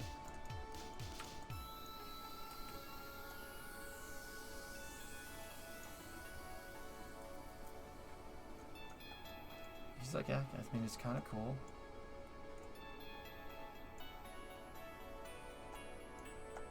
Yeah, Dragon, that could work, but the more, you gotta remember, the more hydraulics we have in the system, the more likely it is to have margin of error, because the way the hydraulics attach is weak. It drifts. Yeah, think of it like metal fatigue. It's literally the same thing. What does the arrow look like when dragging it around? Not bad, I guess.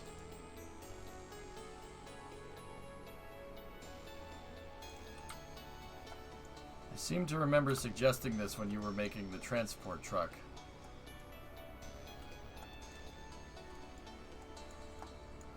Alright, so?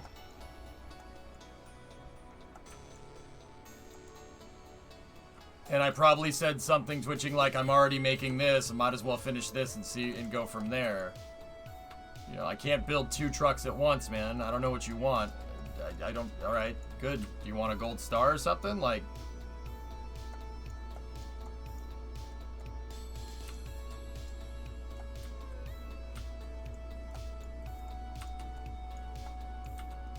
no, only twitching gets gold star, Space Herb. Shut up.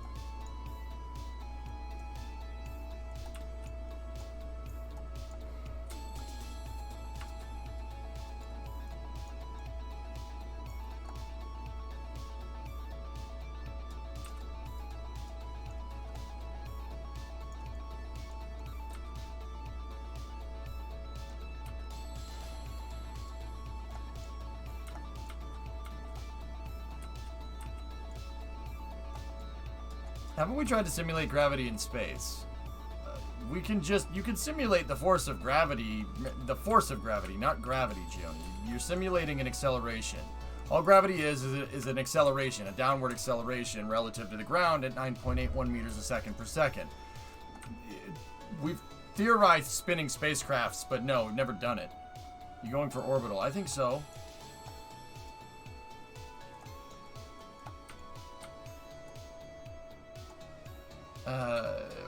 How does it fly? It's alright, Bronco. It's not bad.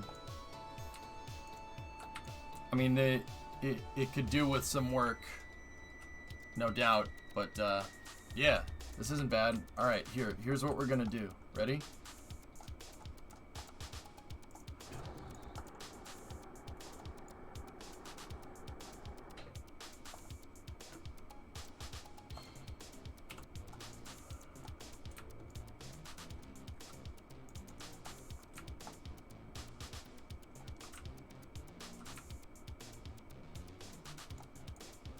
Really? It's stuck on the bracket? For reals?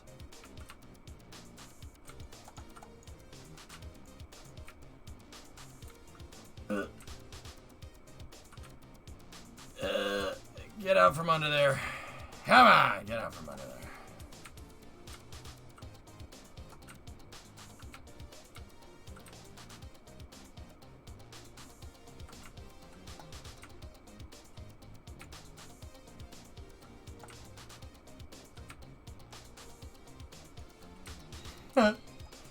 Well,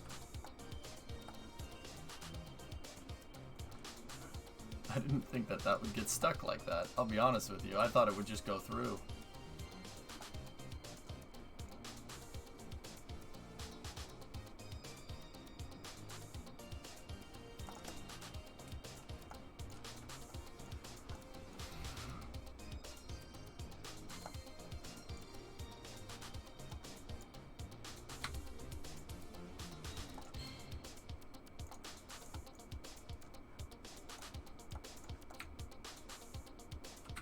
Come on there.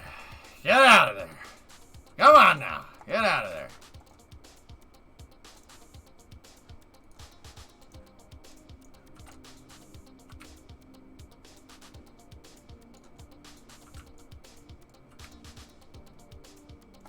Alright, well, we'll figure out a way around that in a second. Alright, so, guys, what do you think? 2 test flights? We'll do 2 test flights today. We got plenty of time.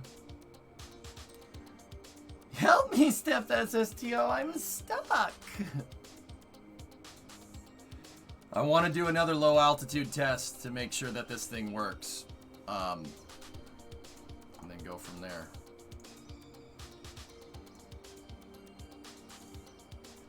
I don't want to do an orbital one.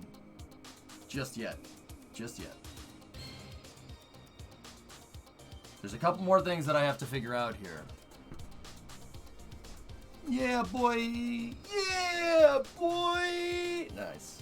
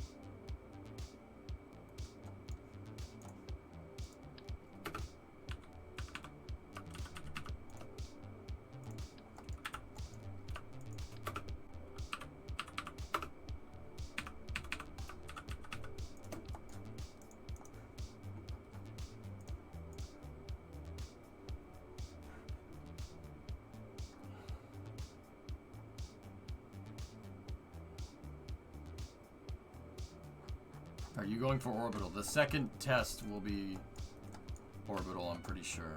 There is other things that I need to fix, though.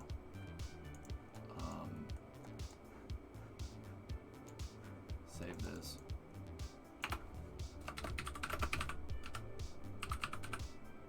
Lift bracket.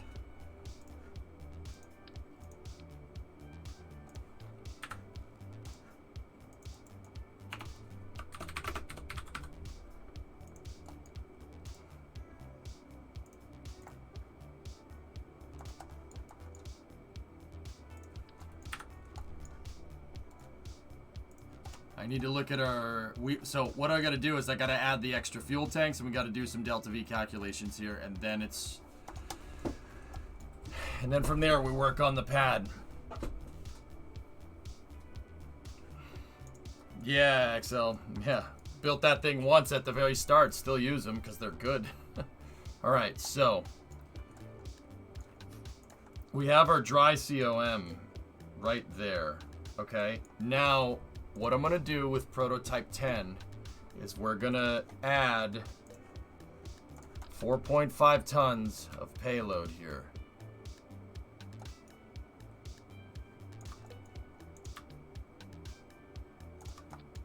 There we go. 4.5 tons of payload will be fuel. And this is fuel that we could use. Actually, you know what? No. Here's how we're going to determine the payload mass. Here's a good way to do it in KSP. A good way to do it in KSP is to just fill your payload bay up with fuel, okay? And if the vehicle makes it all the way into orbit without using the fuel, congratulations. You have however much that fuel tank weighs, that's your payload to orbit. However much fuel you have left over is, if you say you run out of fuel, tap into the fuel and use some of it, right? And whatever fuel you have left over when you're on orbit is your payload capacity, more or less. With SSDOs, there are some stipulations there, but So I know I'm clipping a fuel tank. I understand. I get it. This should...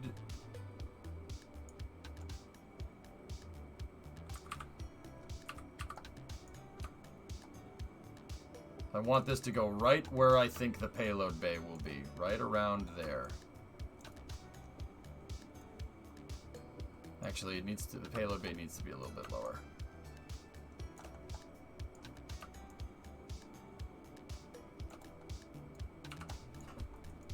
This thing is a lot of mass, so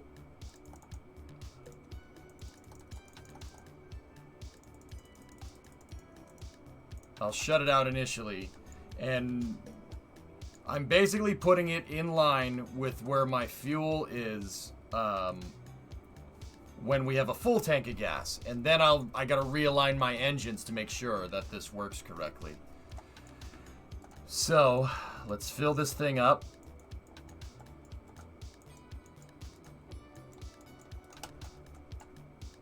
And we'll figure out where this thing is from the wet mass.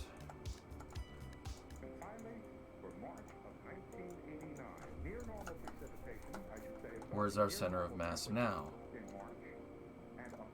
If I did this right, it should more or less be in the same spot. Bingo. Bingo. Yes. Perfect. Okay. So now our fuel drain, the way the center of mass drains, because I'm using the payload as counterbalance, right? To all this stuff that's on the bottom of the vehicle, right?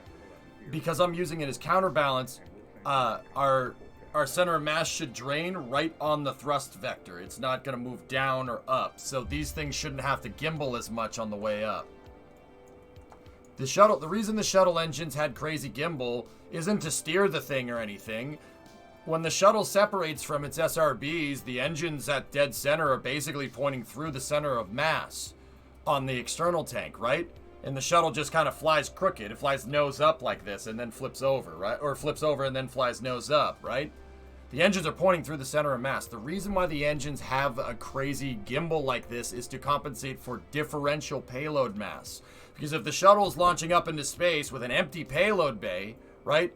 The engines will basically, the main engines can basically stay pointed in the right direction. They basically stay fixed for the most part, you know, barring a couple of things here and there. But if you're carrying 25 tons of payload up with the shuttle, your center of mass is going to be more towards the shuttle, and the gimbals compensate for that. Because your center of mass drain still moves, the way your center of mass still moves is still in a linear line. So it basically still moves in a straight line. It's just shifted up or down depending on how much payload mass you have. It's actually really freaking smart. So we can do that here with this, and I can, the shuttle engines can compensate for differential payload mass if I have this thing hanging up at the top. But we should be able to, it shouldn't be an issue. Yeah, see, so what we're gonna do now, what I'm gonna do is take these engines and right there.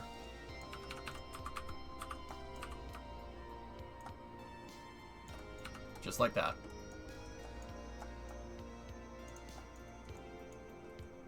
All right, so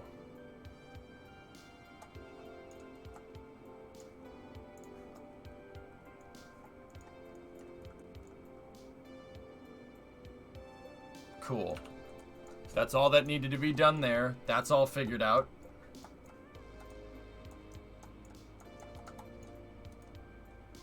Drain the tanks.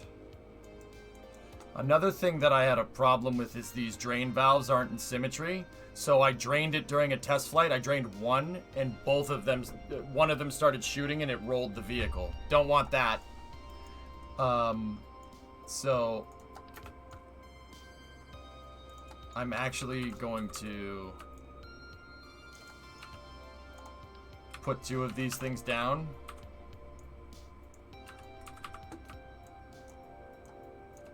And we'll have them symmetrical off the root part. And punch them right back into the same spot. And have them set to vessel. Drain rate of 10.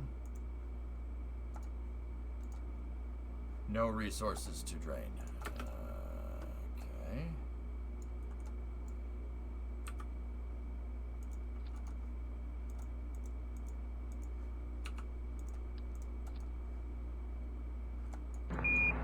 Houston, Tranquility Base here. The Eagle has landed. Con!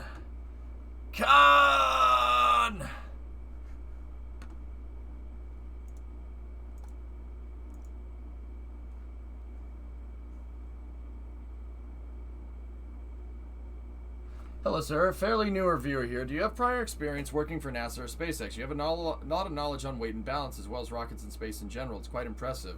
Con, anything that has to do with aerospace engineering, I'm self-taught. I taught myself. No, you should not teach yourself. Go to school. If you want to learn this, man, trust me. This stuff's complicated, dude. But yeah, I'm self-taught, man. Just a lot of time, a lot of reading. There's a lot of NASA technical resources out there on NASA's technical resource site. So you can go and read all about this stuff, like with the shuttle and stuff. And then I'm just generally a space and aviation nutcase. So yeah, Con, that's kind of where I'm at, dude. Thank you. I appreciate the compliment and thank you very much for the tip. Yeah. I just want to tell people how awesome this stuff is. It's so freaking cool. It's my favorite, man. Do this all day. Your first attempt at character modeling. Okay, yep. That's going to haunt my dreams. Thank you very much. Yeah, cranes are cool too. I just generally like any type of engineering. Mechanical, any type of mechanical or aerospace. That's my two big things that I like a lot. Electrical engineering, software engineering is black magic to me, and yeah, that's about where I'm at.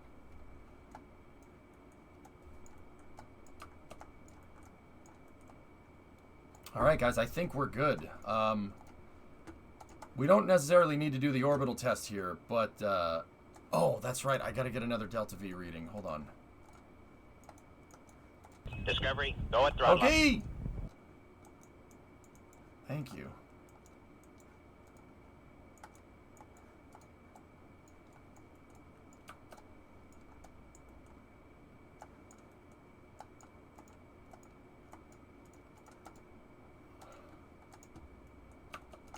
So, I can tell you right now, a pretty high degree of certainty that we do not have 9-ton payload capacity here. It's making 3,400 Delta V. That is not enough. All right, so just out of curiosity, if I halved this to 360, where are we at? 3584, 3827.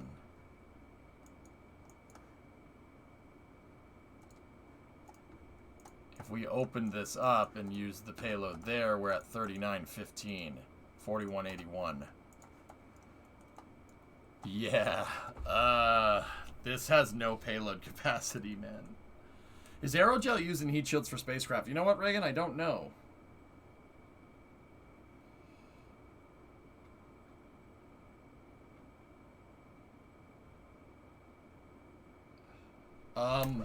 So whatever, we'll start with that,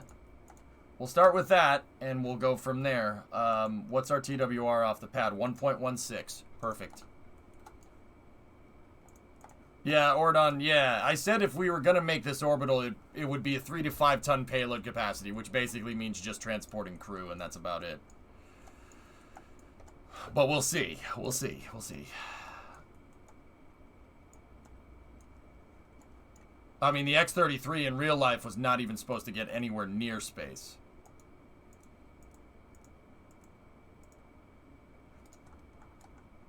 So, take that for what it's worth, I suppose.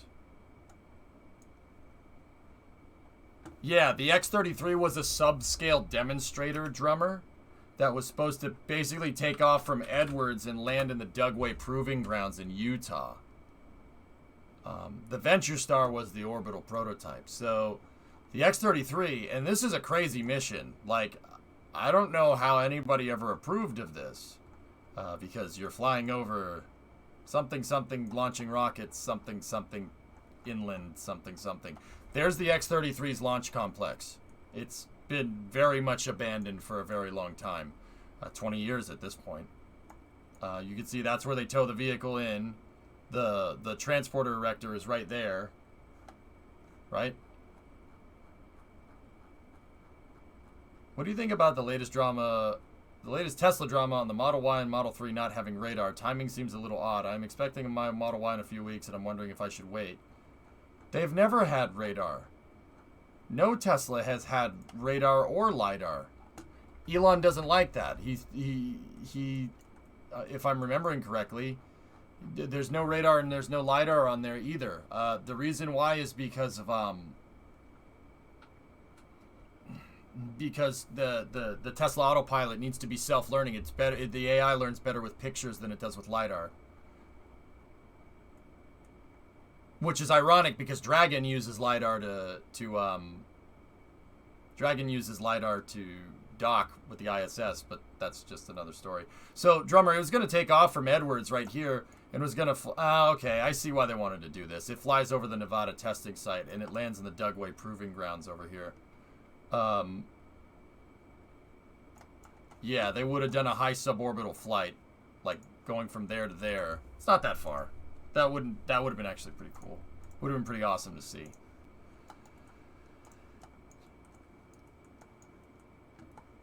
All Teslas since 2016 have had radar. Are you sure, Got Nukes? I'm pretty sure. I gotta sneeze. Then whatever. I don't know what I'm talking about. I'm pretty sure I've heard Elon Musk say that he doesn't want those in the cars anymore. So, I mean, I don't know why it's becoming drama now. I'm pretty sure nobody didn't see this coming. He himself has said it, but I don't know. I could be misremembering. I have no idea. Looks a bit like Venture Star. That's the idea, Hans.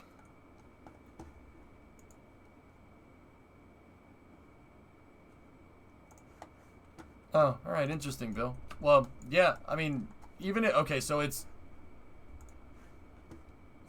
even if Tesla doesn't have radar, like the newer ones don't have radar, this is not something you didn't see coming. He said this, but who knows?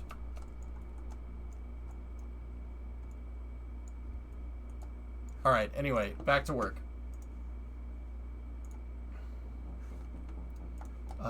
Where was I? So, payload is there. TWR is there. Yeah, okay, cool.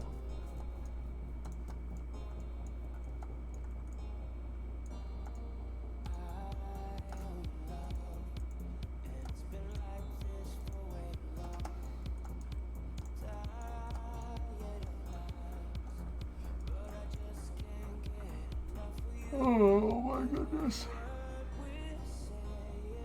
All right, let's go. The tug can tow this thing, that's fine. We'll install the bracket on it, no problem.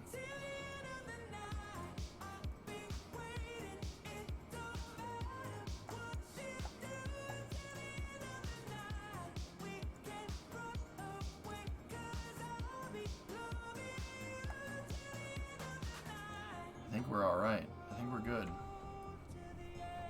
I'm just trying to think if there's anything else. I want to do a suborbital again.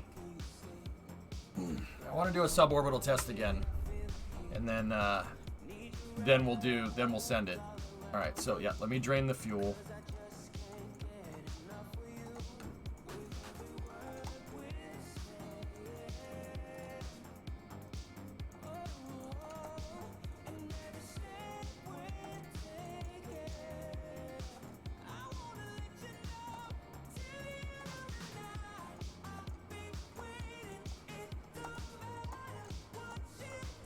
No, I didn't fix the tug issue, but it's not a problem right now. Okay. Okay. I'm going to lock out the control surfaces on this thing. We're not going to need them till later.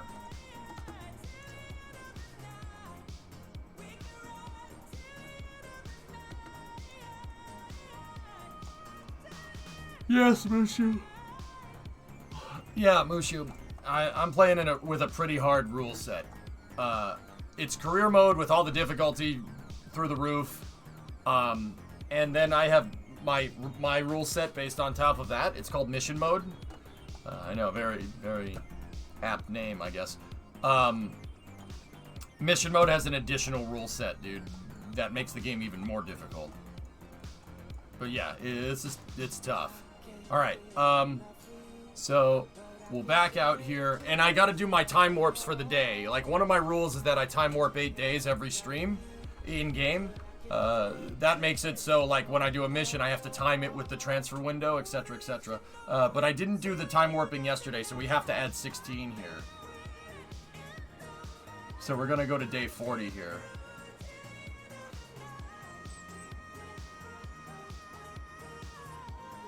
No, I didn't forge.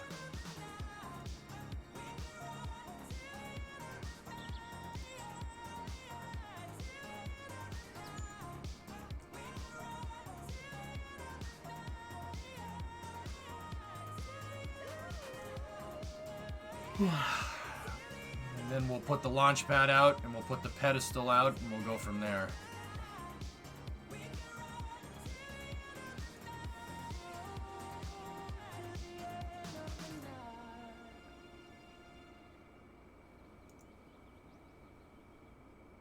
USAF is really going for a 100-ton payload to be sent anywhere on Earth in less than an hour.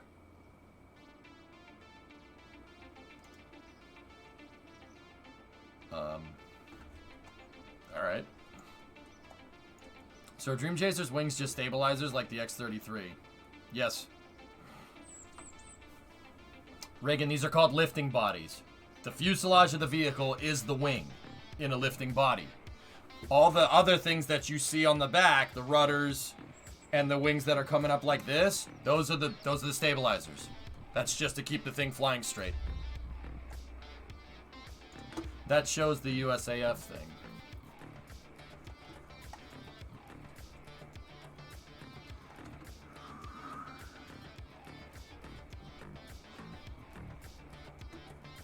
Wow. Okay. Thomas, this thing really is turning into another freaking space shuttle. It's unbelievable.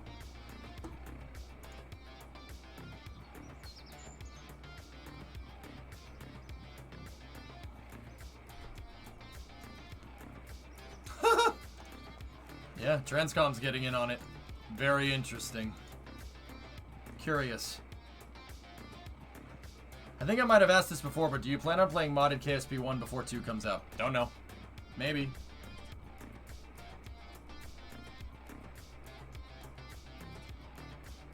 You need to fix Tug 2 can get free from bracket.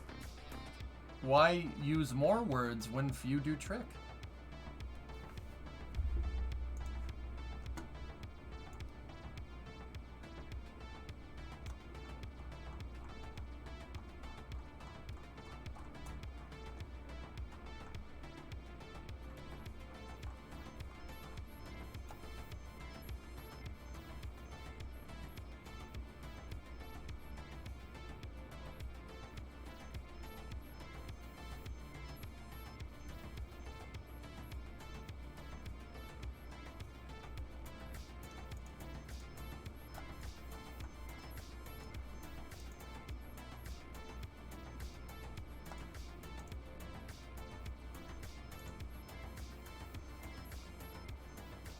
I mean, I don't know, Dylan. Maybe.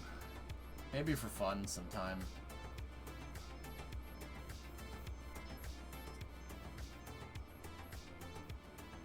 Either way, Forge, I mean, moving 100 tons around anywhere in the world is pretty cool.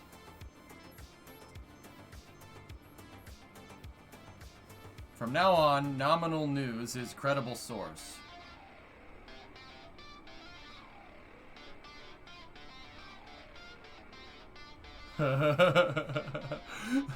When was that posted?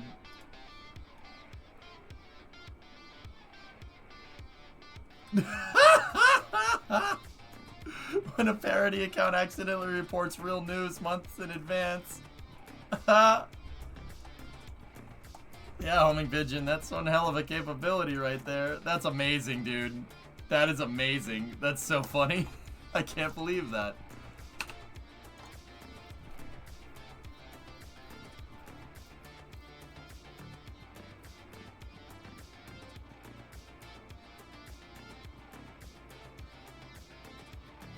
Discovery, go at throttle up. I mean, be money if if Starship gets some DoD funding behind it, and we already know that SpaceX has some of that, if Starship gets DoD funding behind it,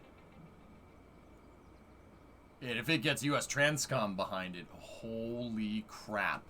I mean, that seals the deal, dude.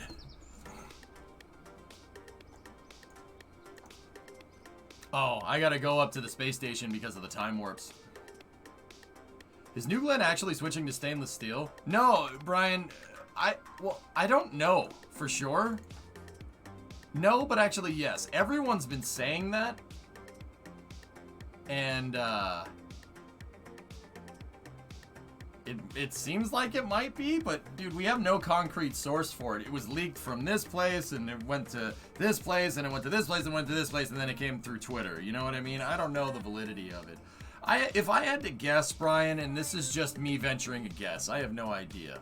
I'm going to bet that New Glenn's first stage is not going to be made out of stainless steel. I think they're going to stick with aluminum.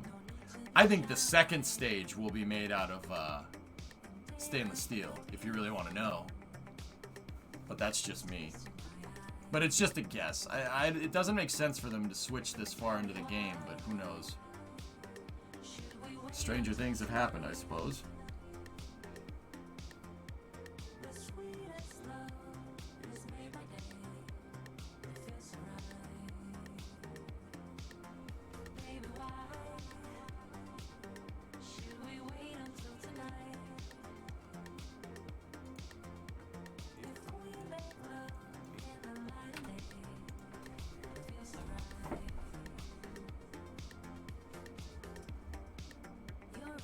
Interesting, Max. Yeah. Yeah, it's very weird.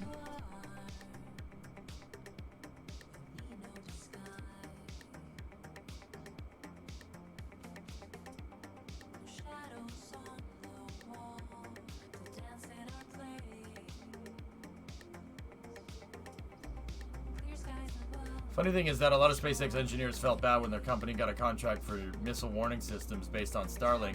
Can't wait to see the look on their face when a Starship is carrying an Abrams inside. Just pops out. Freaking tank. Just drives out the side. That would be nuts, man. They've been posting jobs for stainless welders for a few weeks. That's nuts, man, if they switch the whole thing.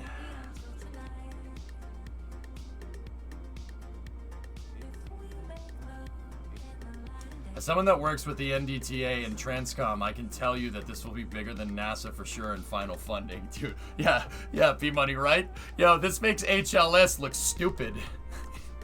Dude, can you imagine a fleet of Air Force Starships that could just move payload anywhere? Dude, that's kind of nutso capability, dude. And you can't shoot that thing down. You can't shoot it down. It's going too fast. The only time you're even gonna get near it is the landing zone, but they can change the landing zone.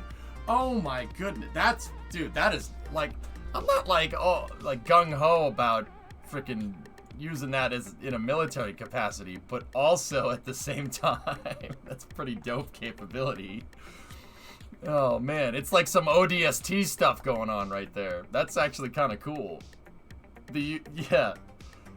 Imagine a Starship landing, 50 Marines just pop out, just, alright. Okay. That's some Space Marine Warhammer 40K stuff right there.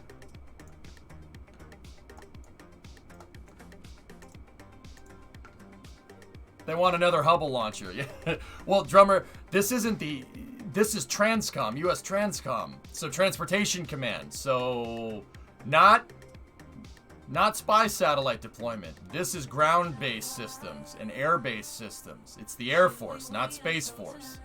So Transcom is like C-5s, C-17s, C-130s, Starships.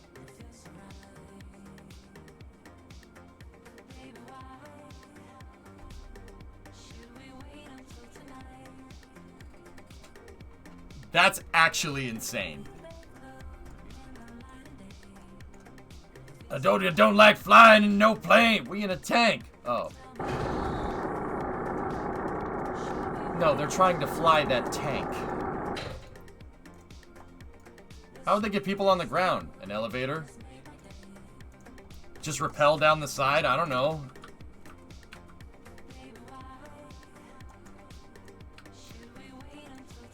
Homing pigeon, you know how I feel about weapons and stuff, dude. But also, can you imagine like 20 starships just coming down and just... It would be like the Falcon Heavy boosters, like times 20. Oh my god, you could move battalions of people and equipment. Bro, dude, that's really cool. That's really cool. I like that a lot. That's really cool. That's really freaking cool, man. And you can make Adaptus Mechanicus people with Neuralink. Oh my god. Floating is 40k. Is Warhammer 40k actually happening? Is this happening right now? Basically the same as the rockets in RimWorld. Oh my god, dude. That is such nutso capability. Dude, I'm getting hyped. That's pretty freaking cool. What is that gonna look like? Like 20 or 30 starships just sonic booms from all of them, just bop, bop, bop, bop, bop, bop, bop, bop, bop. You know? Oh, you scared me. Sorry. I'm like, what? What? No, my aunt sent me a Christmas ornament with little panda bears. Oh, wow. Yeah. And you got a NASA cup. Nice. Put the ornament with. I can't put it in a box, but I put it in front of a box. I can't hear you. I can't put it in the box. Now I can hear you. I put it in front of the box. You can look in the box. I can look in the box? No, you can look in the box. Ah. Ah. Gross, cooties. Come back. What? Come back. Why? Because I wanted to give you a hug. Acceptable. No, now I don't want to anymore.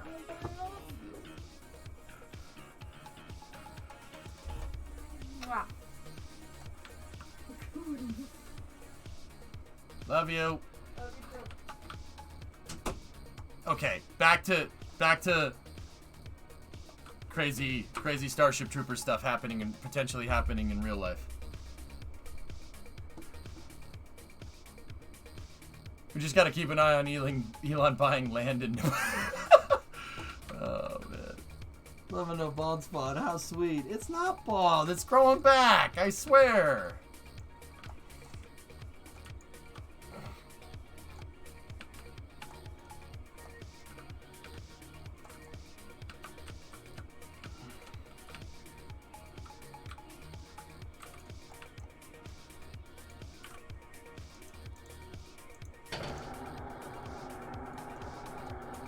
All right.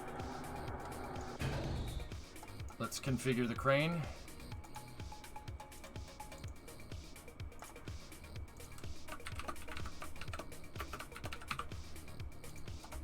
All right, let's get geared up. Yeah, there you go. Disaster relief. Yeah, that's a good idea.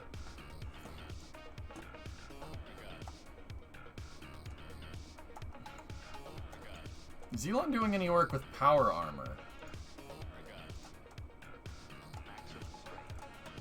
Imagine landing a starship on a carrier and unloading a jet fighter. Starships landing on aircraft carriers? That would do a number on the freaking deck, but...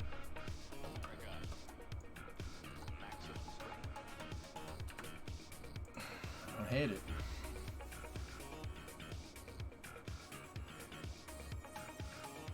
Tesla power armors. Be like the Dreadnought in the Dawn of War 40k intro. Reinforcements are en route. Just has a minigun. Tesla power armor just has two M134s on the sides. Just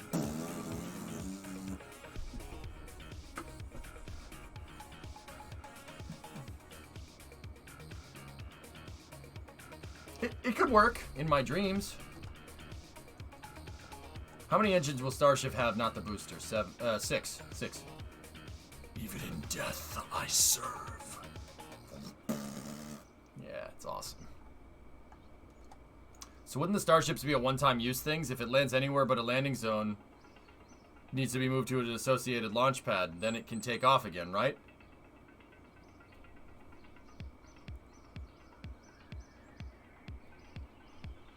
I guess.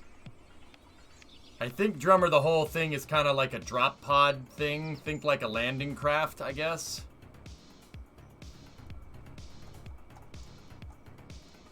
I think you feel like you're missing the biggest opportunity here for a Starship ICBM. So we would want to make our ICBMs a bigger target? No, I'm good, thank you. I don't want that. Minotaur is much better in that regard. Smaller and harder to hit. I don't want Starships doing that, no. That makes no sense.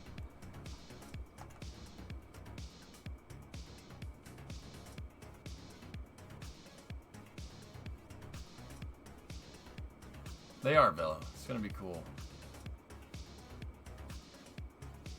I just can't get it out of my mind. 20 starships just coming over the horizon and just all the sonic booms and just all of them do the flip and burn, like flying in formation next to each other.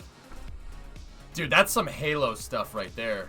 That's quite literally some Halo stuff. That's unreal.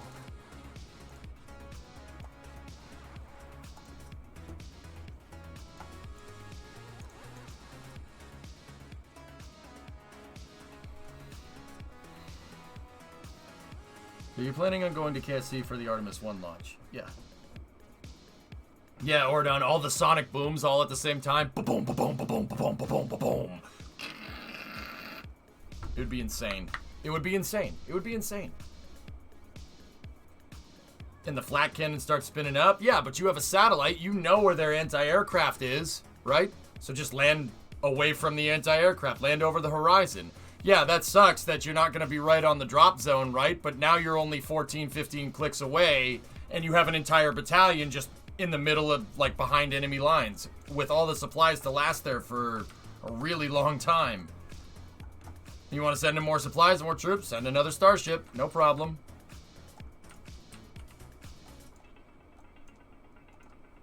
That's actually a pretty damn good military strategic asset right there.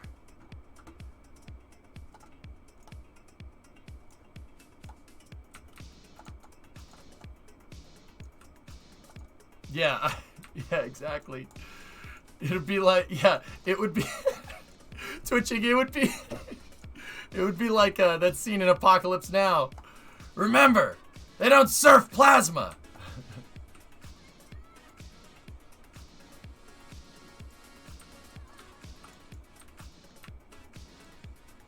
That would be pretty freaking cool.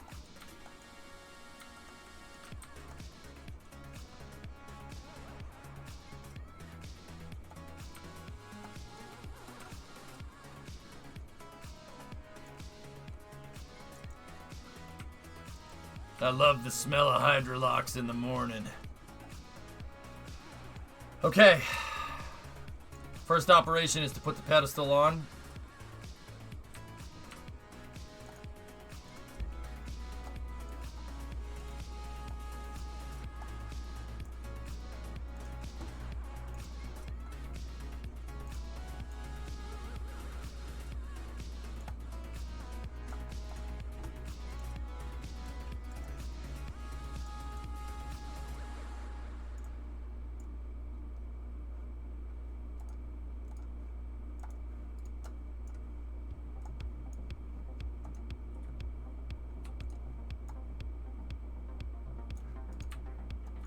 Clayton, you got KSP today? I was playing it, I have no idea what I'm doing. It's rocket science, man. Don't forget that.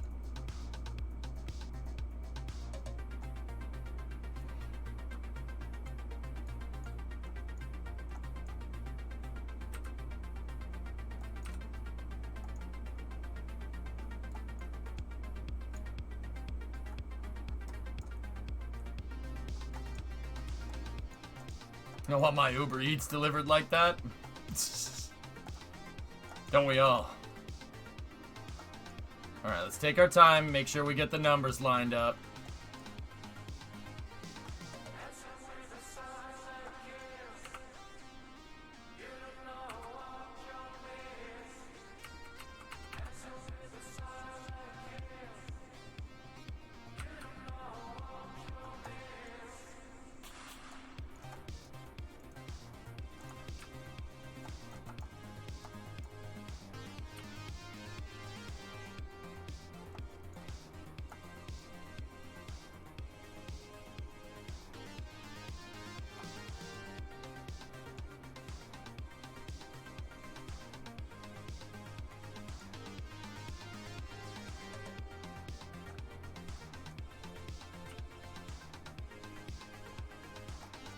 This is the adapter plate that adapts the Freedom Pad for my other rockets to the SSTO. This is just temporary, guys. I'm not gonna... The final version, I still want to do the transporter erector pad, but for the small one, we can do this. Yeah, pretty much, B-Money. I knew some things about actually flying spacecraft in space, Clayton, but it did take a while. I thought this was done. Facha, if it was done, why would I be doing it again?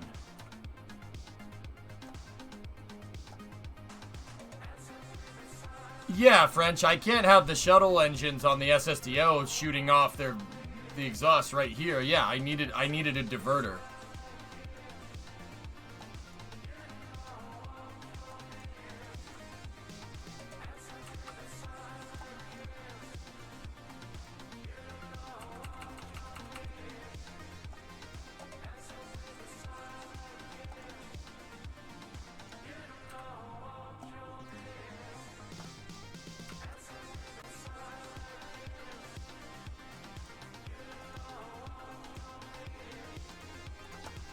Pointed straight up.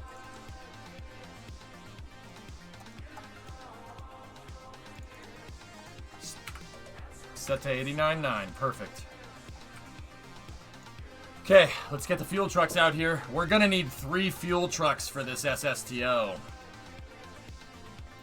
Because six of these tanks is not enough to fill it up. Yeah, we're gonna need to fuel one up, fuel another one up, and then attach one and just leave it there.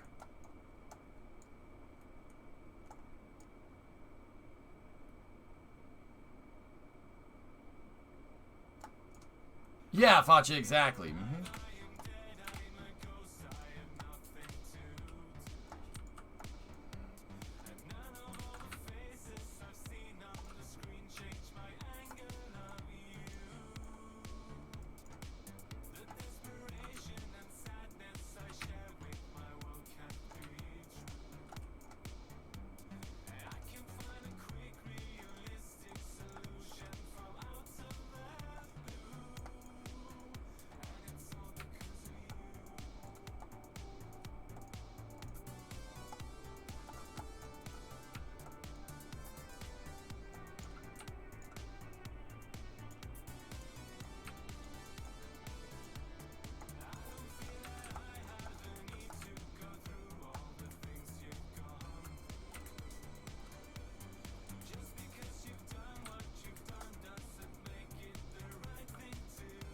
This is the holder truck for it. I'm just gonna put this back over here.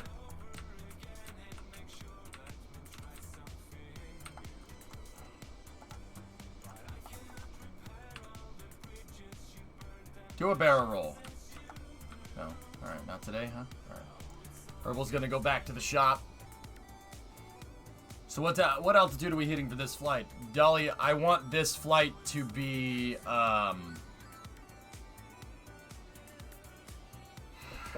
basically a mimic of the last flight, or the only flight that I did yesterday. I just need to verify that the aerodynamic changes that we made make the vehicle actually approach the runway correctly. And then if I land 4 back, I should just be able to take the tug, drag it right back over here to the pad, and launch it again. Should be able to. That's incredible how you RP everything. Thanks. Yeah, Mushu, it's not really so much RP, but it's making the rules more difficult. I have to engineer way more equipment. In this entire save, I have not once put a rocket on the pad and hit the spacebar and launched it. Every single rocket I built a pad for and launched it into space. Sean, I made a lot of changes to the vehicle today. I gotta do another suborbital test. Mission mode started around last September, Nulty.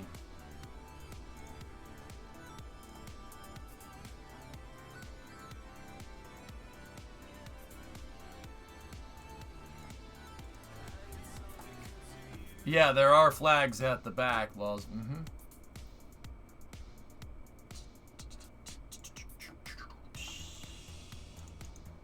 Okay, first to 3 fuel trucks.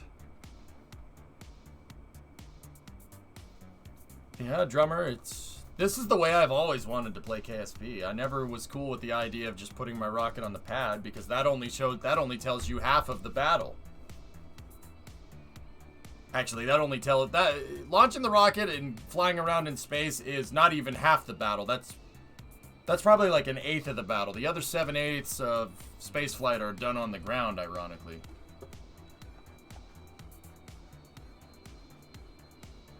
Role-playing this with RRO and RP1 would be insane. I assure you we wouldn't be making SSDOs floating, you know, if I did.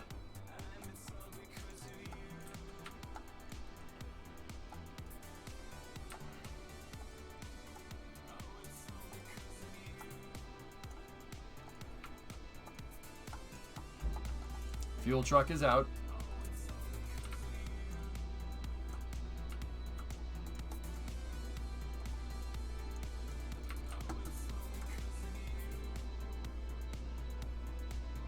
Does that mean you're a masochist? No. I make the rules difficult on purpose because failing teaches the best.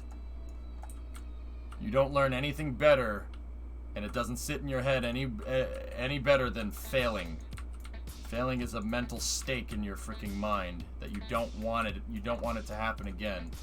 So Sneaky, I purposely stack the odds against myself because that's the best way to learn.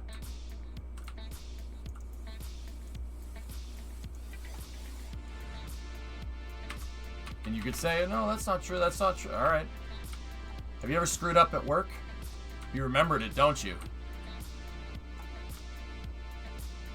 It stuck with you for a little while. Right? Use that, whatever happens inside your head, use that to your advantage. That's what I do. The Bruins are starting. Oh boy. Yeah, baby. We got the Islanders, huh?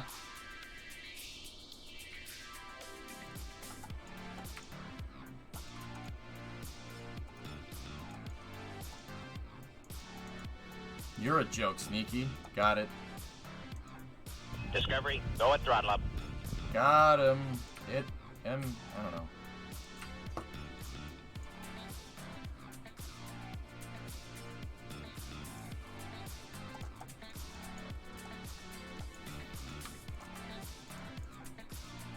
Tanking the pad.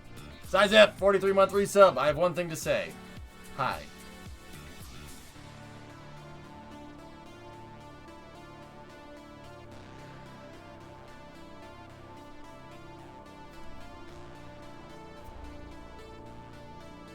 Really be money. That's crazy.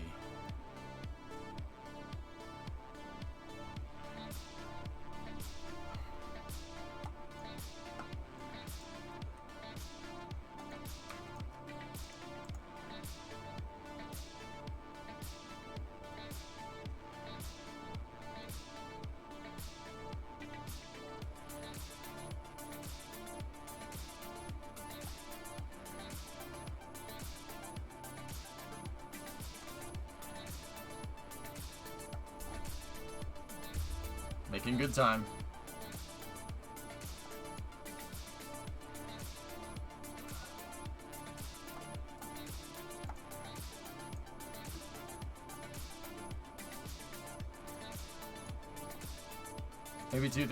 Maybe two things. Have you seen that AB signed with the Bucks? Yes. And what did you think of the rumors of Edelman going out of retirement and joining the Bucks too? Not a problem. I don't care. Size up. If they did, that would be hilarious, and I would have no problem seeing them win another Super Bowl.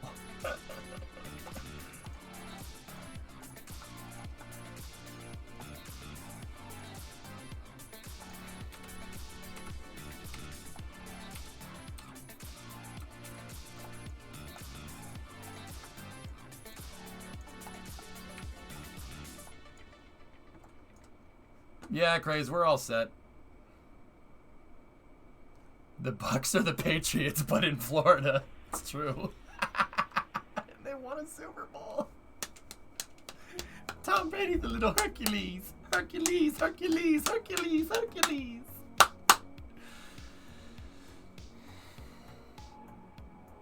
Would that mean you would move to Tampa to become a full-blown Bucks fan? Primo doesn't want to move to Florida, Zizep. I tried already, dude. Do you, Primo?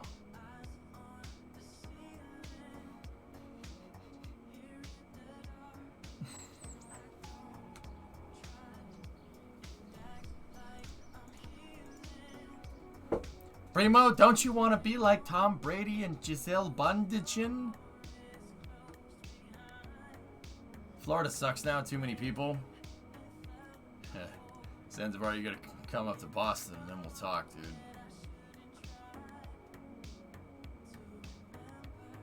No, Crow, I didn't. Join your fellow Florida man. Two guys from the Northeast, Sawyer, moving to Florida? Gee, that's never happened before. From Boston and New York. Do you think they're sick of us yet down there? They probably are.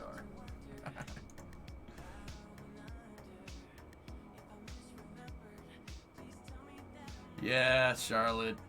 No, never. Just buy 2 houses. I was thinking about it. I was thinking about buying an apartment in Florida. I'm serious. Just thinking about it. Just having a stream set up down there in an apartment and then commute to work sometimes. If you go down there for all the rocket launches that happen, then it's worth it. The more you use that, the more you get money out of it, you know? Actually, now I yell at the car guy, go back north already!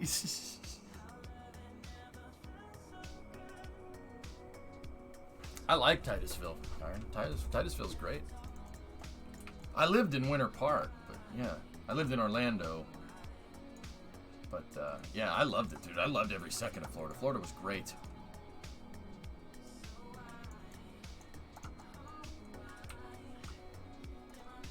And this isn't some new thing either. I've loved Florida for a long time.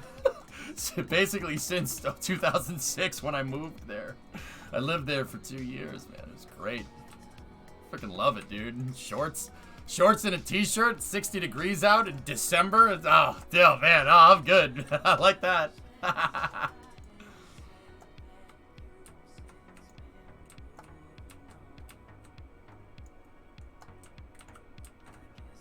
Yeah, Boca Chica, right?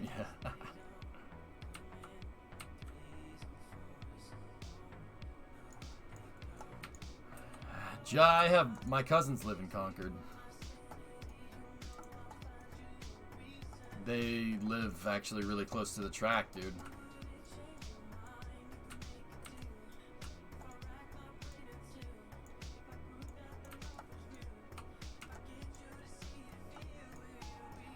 I think I was just going too fast, Jacka.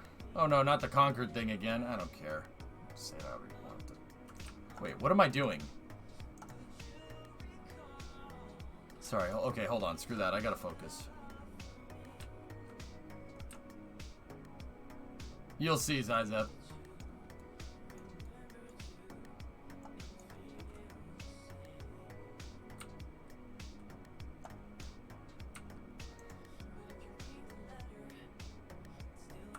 Toasted, I don't mind living country. I don't mind living more rural. I'm not sure Brimo wants to either. I'm not sure Brimo wants to. Either way, yeah, I don't mind it, dude. I've lived in the city and dealt with snow and too many people for a really long time. So something like even Titusville will be fine. Port St. John, I'm good with that. But yeah, once again, Brimo wants to live near the city, and I'm not sure she's about that Florida life. She wants to be close to family, which is fine. I get it. Discovery, go and so throttle. all I got to do is just convince, you know, either her family or mine to move to Florida and retire. So, you know, it's a long-term goal. It's a long-term goal. It's a long-term goal.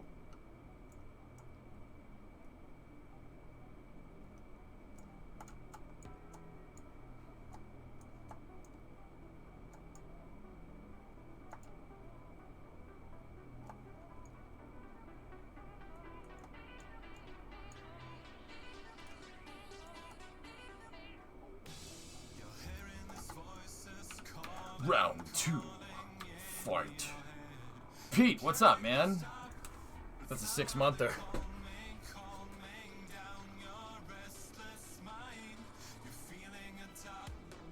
Yeah, Toasted, I gotcha. We're gonna do 2 test flights today, Hero. I'm gonna do 1 high altitude test flight. Dylan, 19-month resub. I'm gonna do 1 high altitude test flight, and then depending on how that flight goes, I'll tow the thing right back over here, put it right back on the pad, and send it again.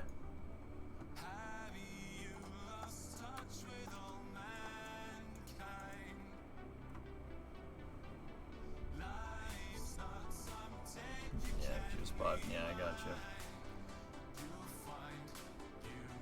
Yeah, bro, I like the city because everything is there, but I also like having space. Dude, like, there's 3 houses. We're jam-packed in here in Boston. There's three houses and another apartment complex, like, within 20 feet of me. It's really annoying. Yeah.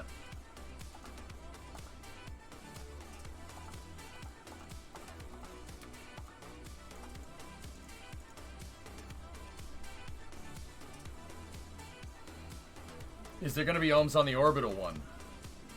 We could just use RCS or the shuttle engines for that, Snackless. The big one will have dedicated ohms thrusters, though. Sneaky, I don't want to move where there's no rockets.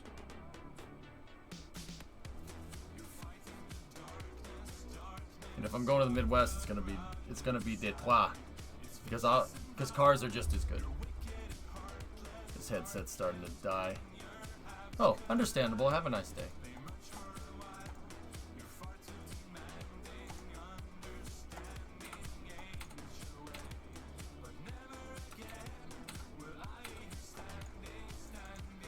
All right.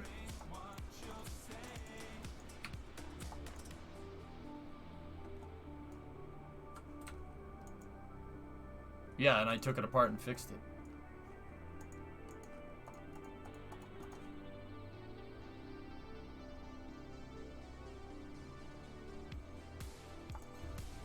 I have gigabit, boy. Fiber optic gigabit, Sneaky.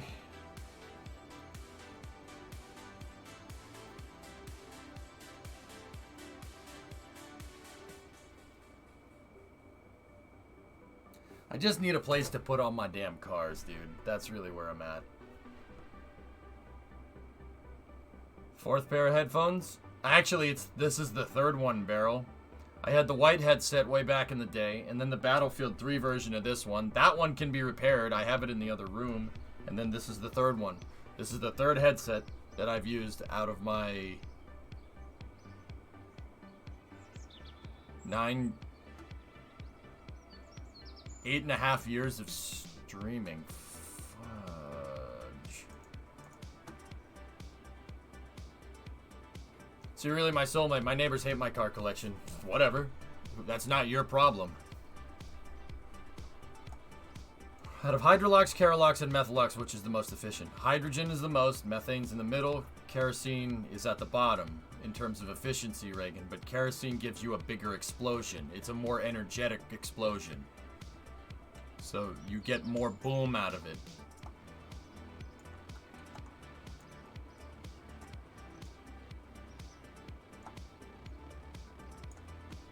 Alright. We're good for the suborbital test.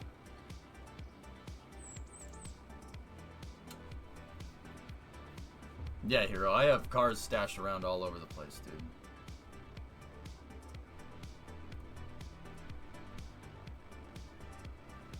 Assuming the income stays good, do you think you'll ever do something other than streaming at this point? Tron, at this point, dude, that, you know, I still want to do the school thing, and I'm still looking into that. I don't give an update on those project, like side projects like that, and that is a side project until I have something to talk about, you know? Guys, I'm working on all kinds of stuff in the background. Like, one of the projects that you guys know about that's not so much in the background is the Minecraft project. That's a side project. But that's more a side project for the stream. I have a bunch of stuff going on in the background.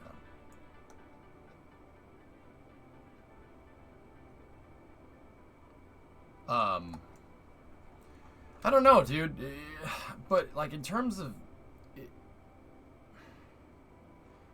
If, like, a side project became, like, more successful than this, I'm not sure what I would do. With that being said, Tron, there is not much that's going to get me away from this job.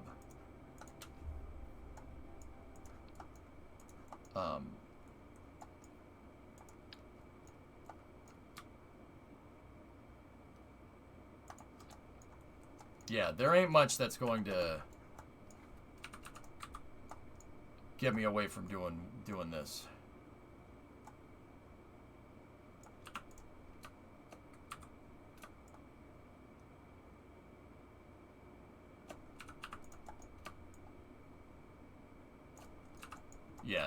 Yeah, that's not much. I'm here for the duration, dude.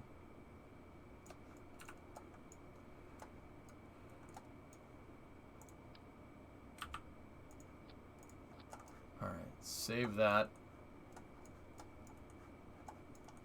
Prototype 10, here it is. We got flags out back and node attached panels up in the front.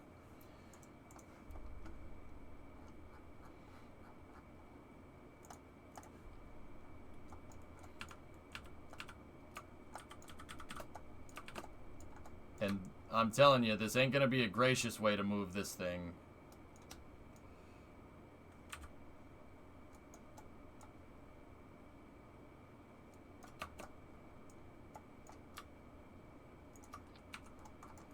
This isn't gonna be a gracious way to move this thing around, but it'll work. Okay. So we're gonna fly... Yeah, we're gonna... I'm gonna empty this right here. And we're gonna do this test with a quote-unquote empty payload bay. No pivot on the truck, no.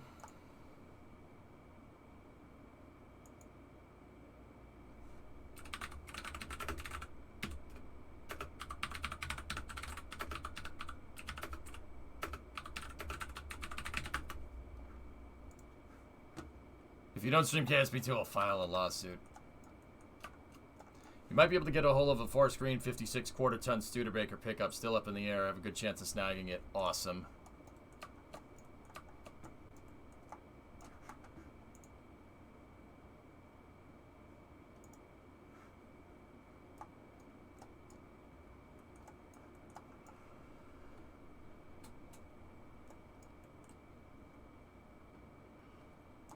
Yeah, hero, there you go. Oh, man. I'm a car guy through and through. Oh, yeah, it's bad. Carcane addiction. Best part of it was your dad's. That's cool, man. That's really cool. Yeah, we'll drag it on the body flaps, guys. It's not going to be pretty, but it'll work. Like, I'm not happy about it, but we got to take the payload bay fuel out, and we'll do another... these, another one of these. Move this over here like that. Move that over there like that. There should be enough fuel in the tanks to do a suborbital hop, and then we should top the fuel tanks off. And yeah, top the fuel tanks and then go from there.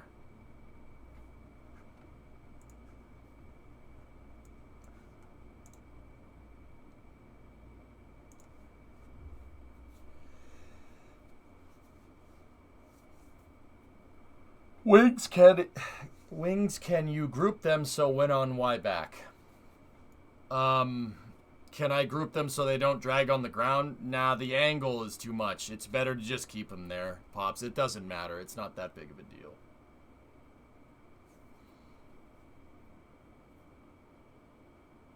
Like if you suddenly stop streaming. Crobe, like I said, there's not much. There is not much that would drag me away from this job. I love this job. Could I go work hard and probably get a job that pays more than this? Yeah, sure. But why? I'm my own boss. This is my business. I don't care if I make less money. This job's amazing. I love it. Dude, just the... The non-wearing on my sanity really, really, really counts for a lot. Like, I'll take the pay hit. That's fine with me. You know? Like, I can do what I want. I manage my own time. I'm independent, and I'm accountable to only myself, which is really nice. It's a really nice thing. So, yeah, there ain't much that would drag me away. I'll be real with you. There's really not a lot.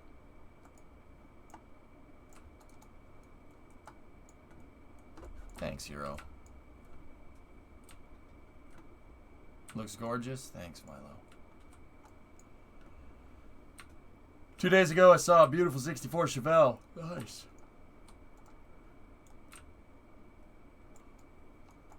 Would it have been a Malibu Chevelle? Didn't the Chevelle start as a trim level for the Malibu, or am I not Chevying correctly? As long as you stream KSP 2 when it releases, you'll be happy. Alright. Is this the new one? That's right.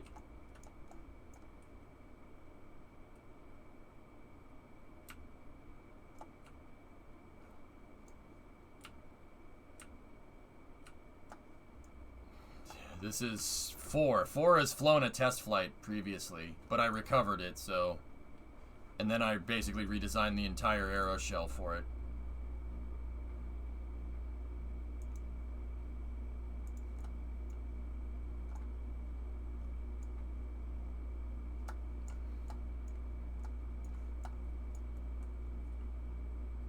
Something like that, TJ.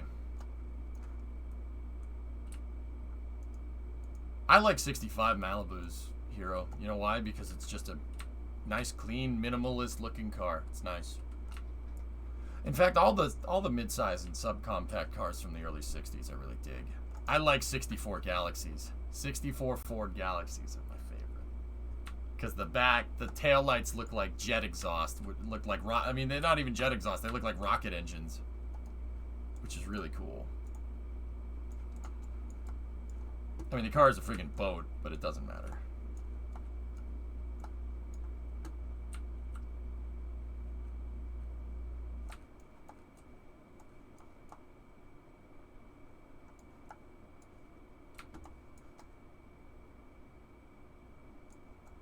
That's cool.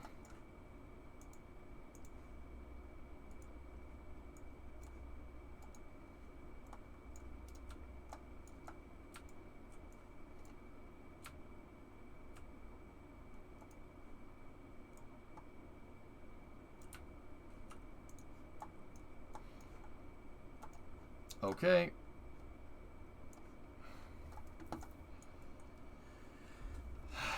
All right. How's it gonna fit? We just moved the crane with the SSTO hanging from it. This isn't the orbital test, guys. I gotta do one more suborbital test just to make sure this thing flies correctly. If this thing flies good and I give it a good bill of health, then yeah, we're going.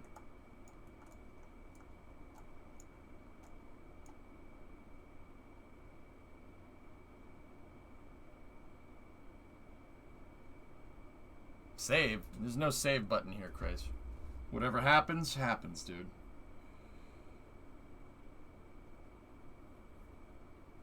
I don't know, Clayton. Whatever would be cheap.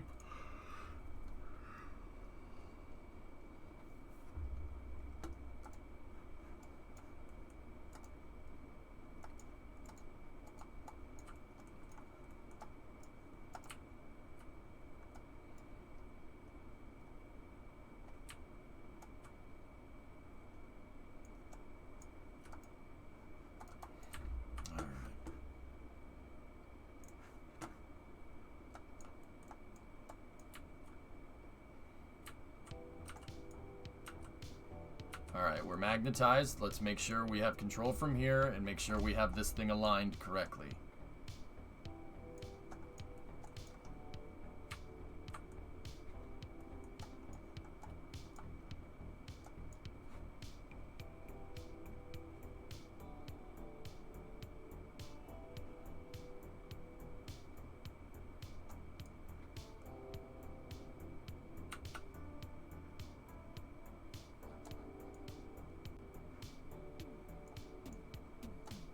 Okay, first thing we do tension this thing.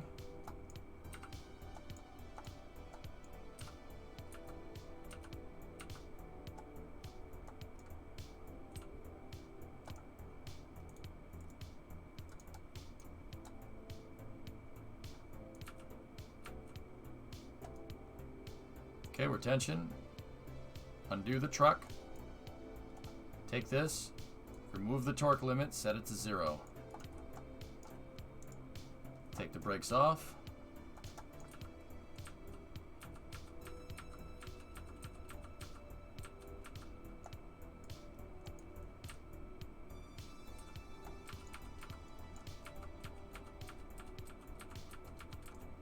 She's gonna drag a little bit, guys.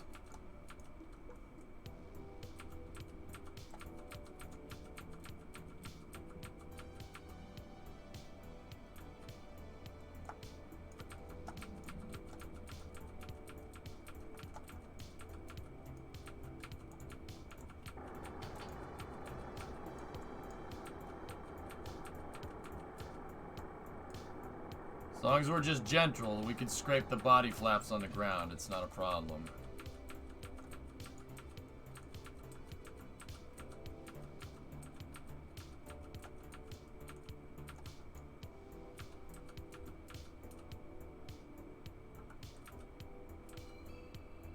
Just pretend there's a truck right here where that has some wheels on it, okay? Just pretend. We have no problem pretending we're running a fake space program, okay?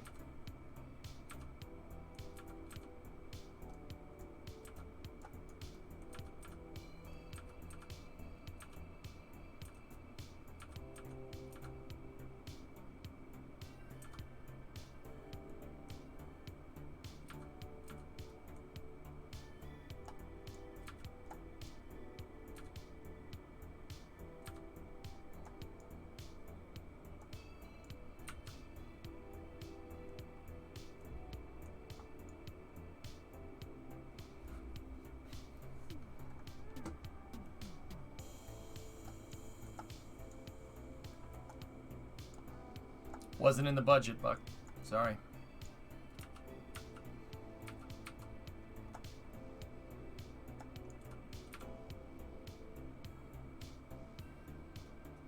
Discovery, go at throttle up.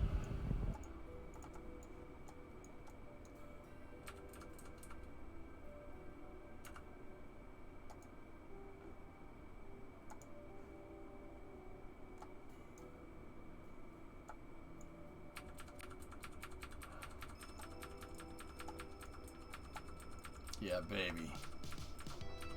Look at this thing.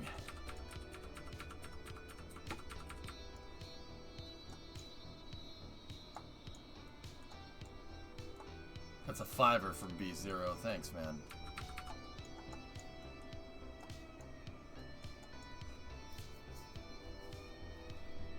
Does look cool, though.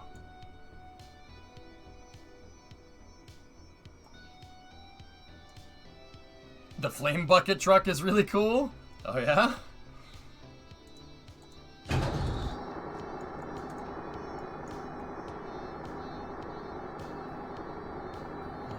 off we go with the crane.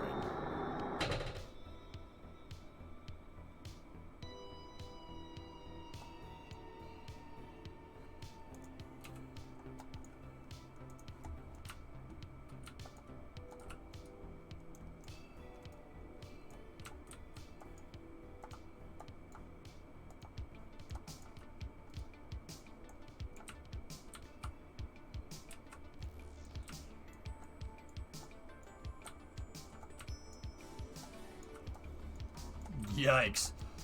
Well, that's pretty cool.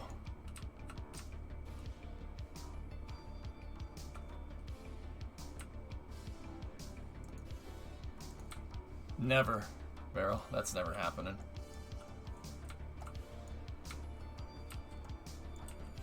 What weight is considered heavy lift in KSP? I just use the same convention as real life, Reagan. Which is, what's heavy lift? Anything above, like, what, 70 tons or something? Heavy lift is like 25 to 70 or something.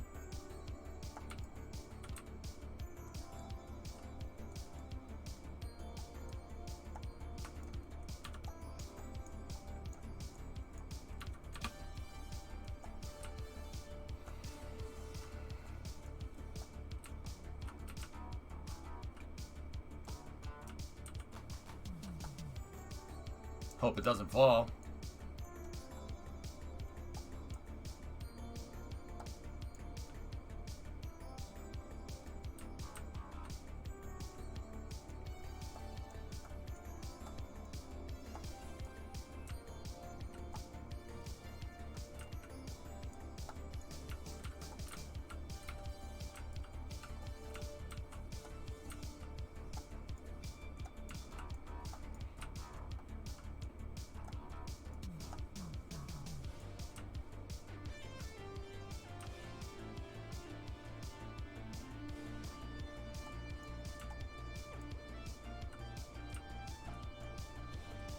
Falling is fine. As long as we're falling with style back to the runway, we're good.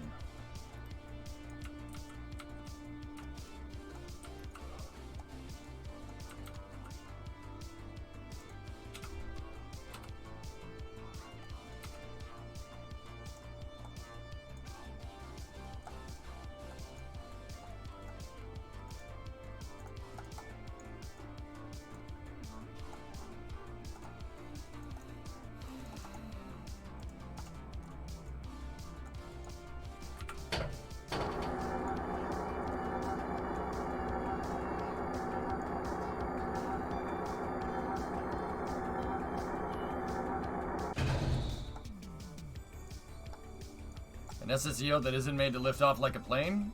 You can have a single stage to orbit that takes off vertically and lands horizontally. Why couldn't you?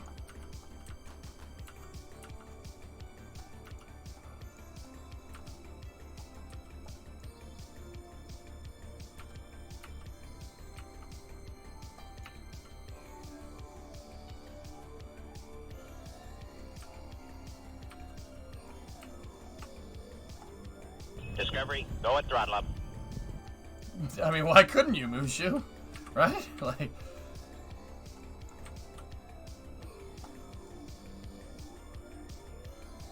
Can you estimate your amount of hours in KSP? It's above 15,000, Spooky. PK, 54-month resub.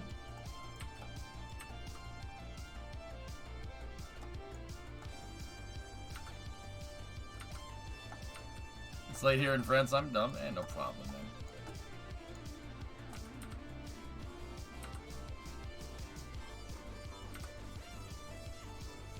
I mean, Mushu, this is based off of a real project. It's a Lockheed X-33. That's what it's based off of.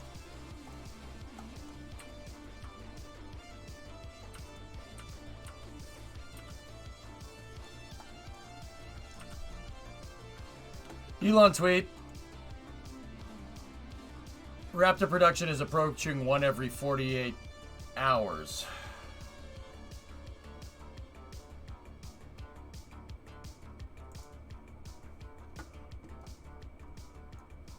Wow.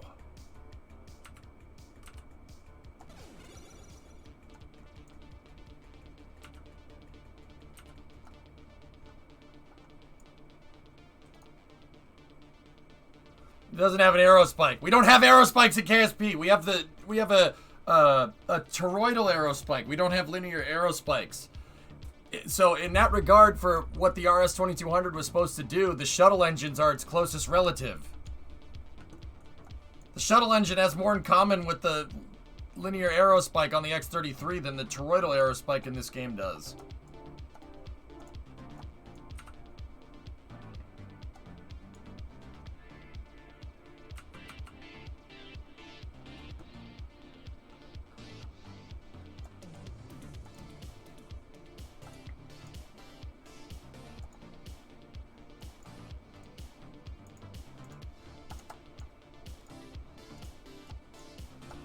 Yeah, Chrome. I said a little while back, not I told you, I said a little while back that scaling the Raptor engines is going to be difficult.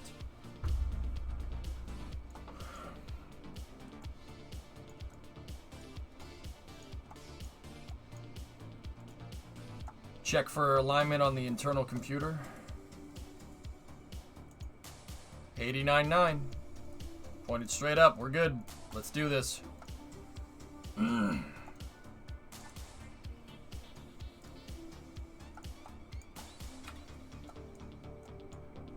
The thing bouncing around is the thing detensioning itself.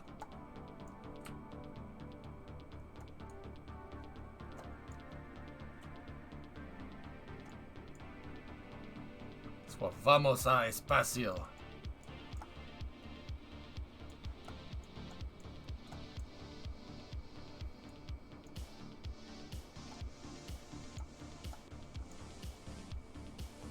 It's giving itself detention, yeah. It's in trouble. It's got to hang out after school.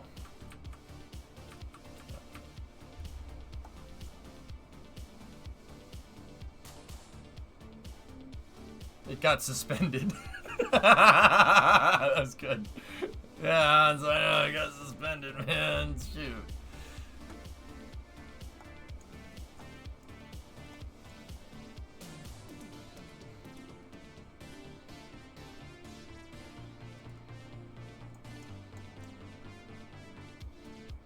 Crane is in the stowed position.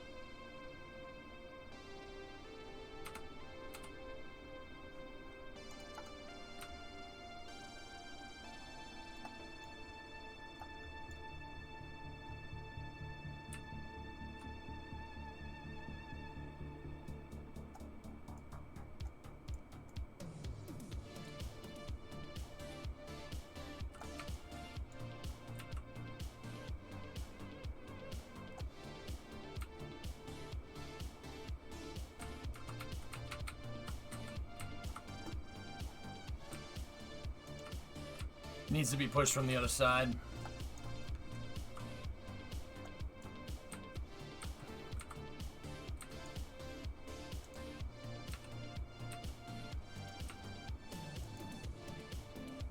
Bonk.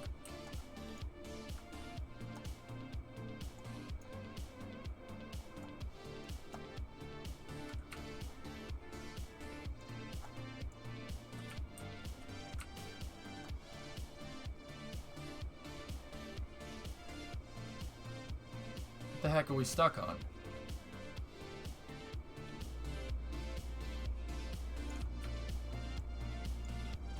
I don't understand.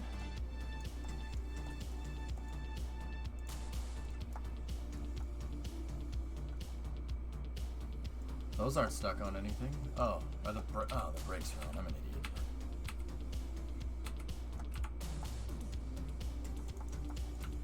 No, it's I just put the brakes on, jockey, like an idiot. Oh. Oh. Huh. Well, that didn't happen last time. Why is it doing that? Why did the pad move? Oh, no. Oh, that's too close.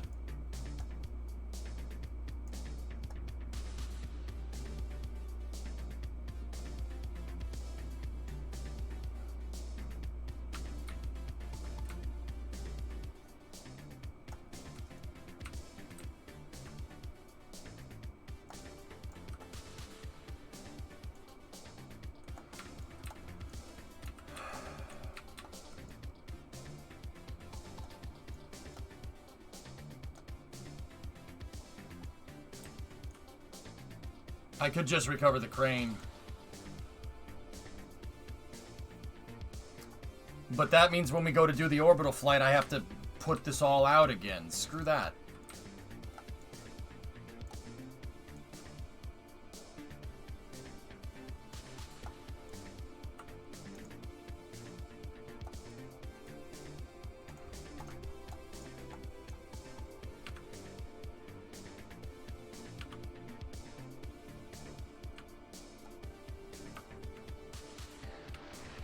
Discovery, go at throttle up. To all of you folks back home, it's exciting. We're being seen all over the world. Oh, yes, I know. 700 get Gleblis out of the crane. Our first stop will be on the grounds of the world-famous National Palace Museum, which houses Chinese treasures dating back some 4,000 years. Well, let's hit the road. Yeah, it's no way. Hey, Admiral. 22-month reset. That wasn't happening before. That's very annoying. I gotta be careful. We barely have the margin. Barely. And I'll do it. I'll send it. It might hit the crane on the way up.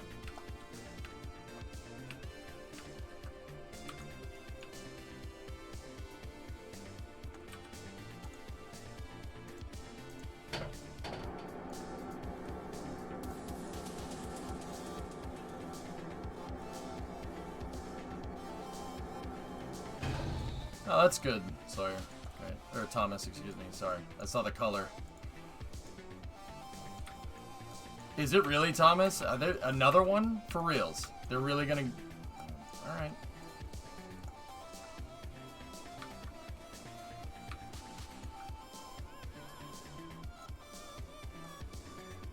Freaking bloody amateurs.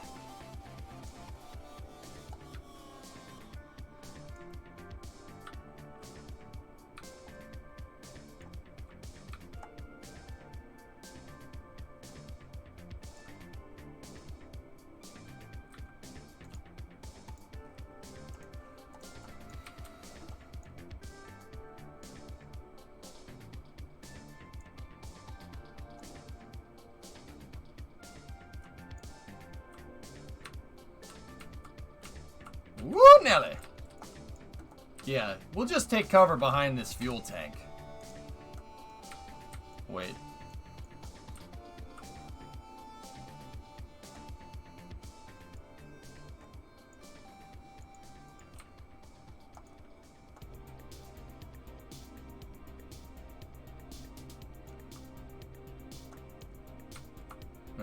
Commies, Thomas.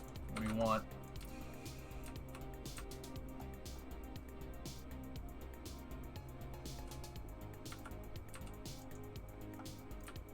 Long March 7, Joan Cone.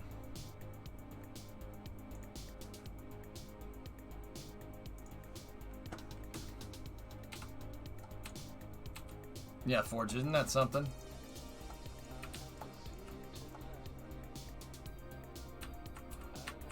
Scalability, man.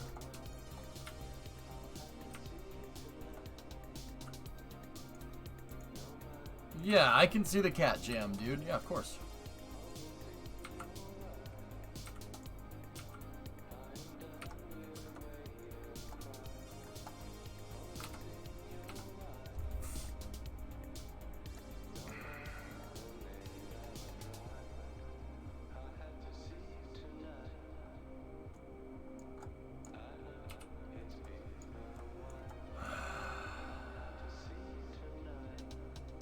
The whole pad shifted during some docking operation somewhere. I'm gonna have to shift the whole complex to one side, or like put it here or something, so it doesn't get in the way of that stupid thing. All right, let's check for alignment one more time.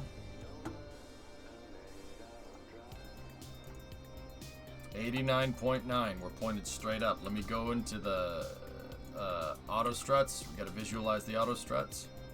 Make sure that the root part is in fact up there. Yep, root part is on the vehicle, because I need to undock from the pad and not separate from it via a decoupler because the pad's reusable. I have to make sure that root part is on the rocket so I actually control the rocket when it leaves and not just sit there on the pad.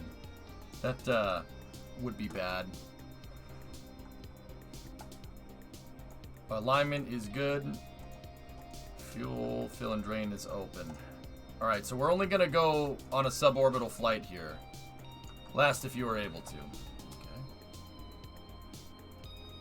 It's about the same size as a Falcon 9 upper stage. Okay. There's no payload. I just have an empty fuel tank where the payload bay would be this time around. Yeah, but the Russians are smart enough to make the stage land in a spot where no one's going to... where it'll land out over the ocean, basically. Because the Russians know how to conduct a space program correctly.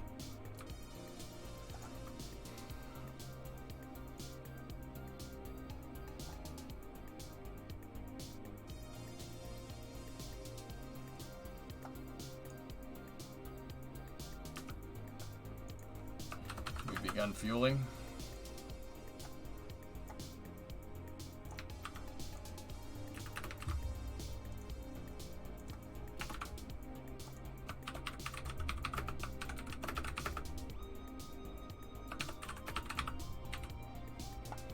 LV5 interim name. This is 0.92.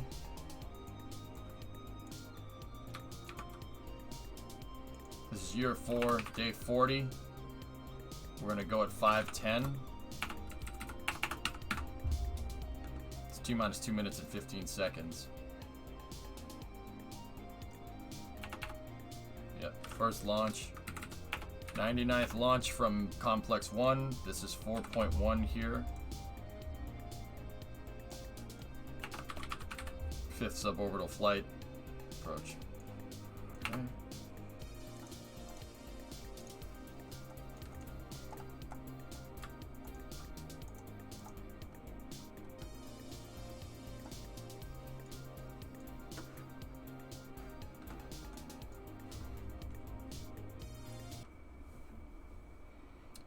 I revised the entire thermal protection system, guys. Every single panel I replaced on the entire vehicle this morning, or not this morning, at the beginning of the stream, and I also revised the aft end. Seriously, I replaced every single panel on this. I know it looks the same, but I node attached the panels to get better aero, so we gotta watch the drag. Watch the LID, lift to drag, total drag versus total lift.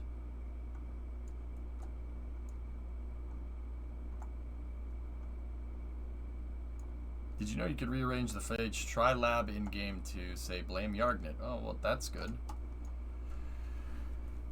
That's good to know. Alright. Okay, closing up the service bay. Alright.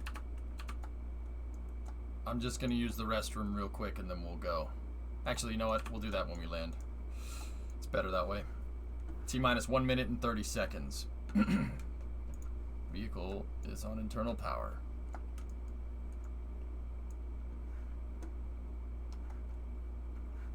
I'm not Phil, some other time, dude. I'm trying to launch this, brother.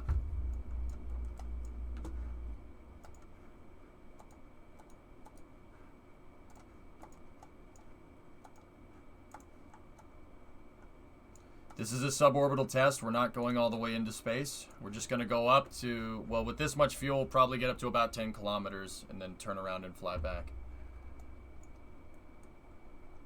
What we're really looking for is touching down at not 30 meters a second. Yeah, the heat shields will pop and you'll see some explosions here. Okay.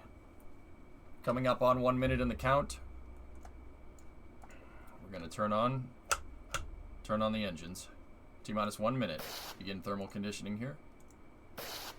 Thermal conditioning on the engines is good. Pad gas closeout is confirmed. Stand by for the thrust vector control checkout.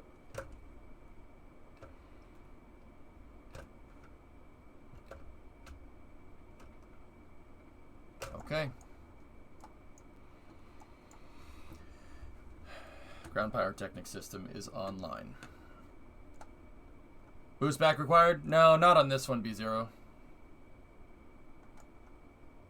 Taradra, thanks for the raid, man. You guys are just in time. Rock, report range status. Status check. Go LV5. Go launch and landing test number 5. Clear to proceed with terminal count. T-minus 30 seconds and counting. Ground pyrotechnic system is enabled. You guys know my buddy Taradra. He's a variety simulation streamer. Just overall good dude. I still want his truck. He won't give it to me. It's really annoying. Alright, here we go. You guys are just in time. Built a new PC today. That's cool, man. Congratulations. Alright. T-minus 15 seconds in game.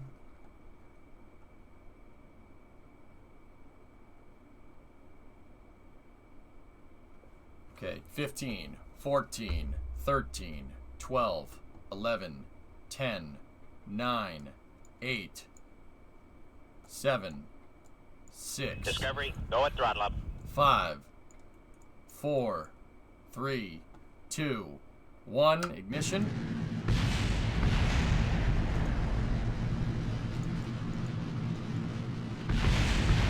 And we got a lift off, and we've cleared the tower. Yeah!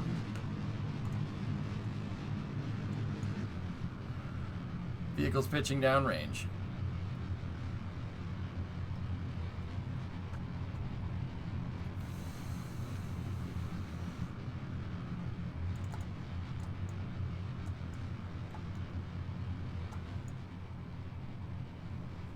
Let me just hit F3. The service bays popped. Oh no. Yeah, we damaged the pad a little bit because the undock button didn't work on the first try. Why little fuel? Because I'm just trying to see how this thing flies, Clayton, and this is the only way to really get it up in the air.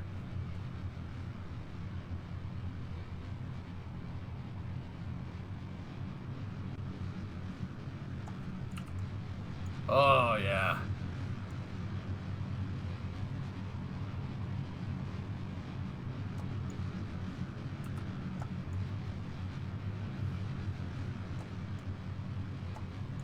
Very good.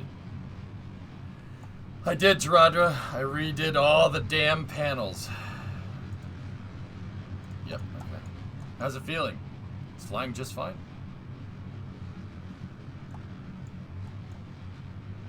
Okay, stand by for engine cutoff.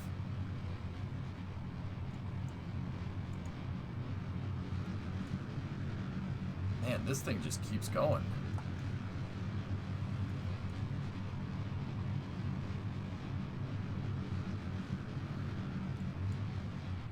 Okay, we have engine cutoff confirmed.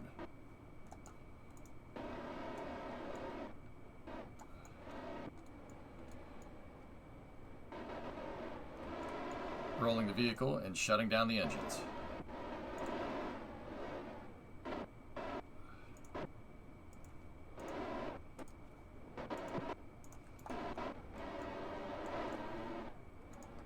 Activating roll control surfaces, activating pitch control surfaces.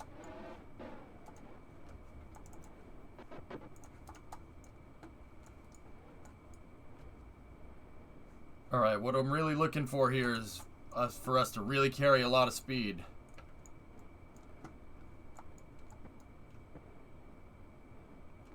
Oh yeah.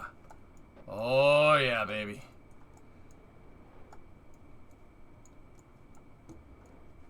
Alright, come on back now.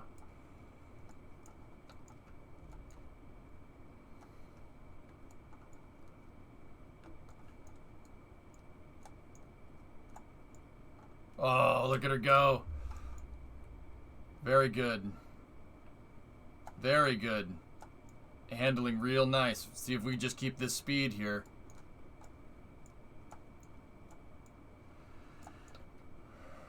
We're starting to decelerate.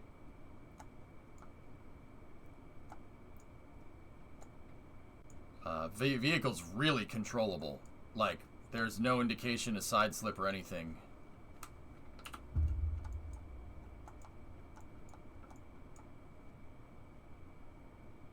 Alright, bringing up the body flap control.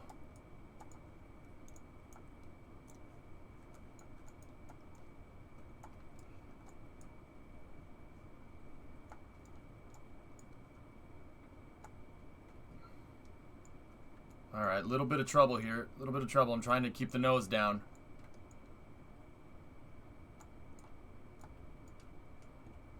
It wants to nose up. It wants to nose up bad, so I will compensate with the body flap. There we go.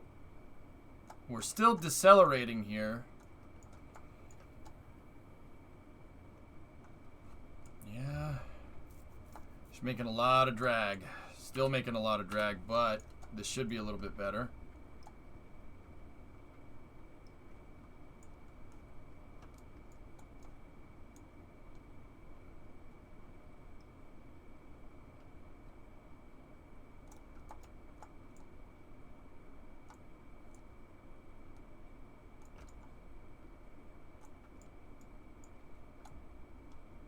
I'm thinking touchdown is going to be around 70, guys.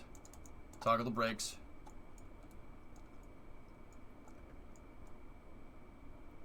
The hinges did drift.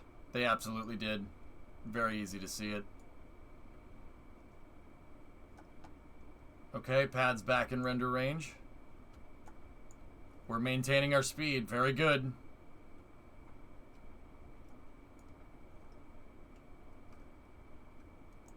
Gears coming.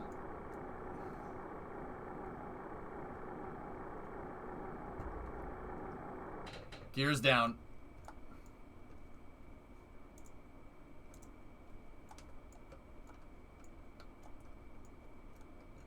Oh, come on, baby. Come on, baby. Go up.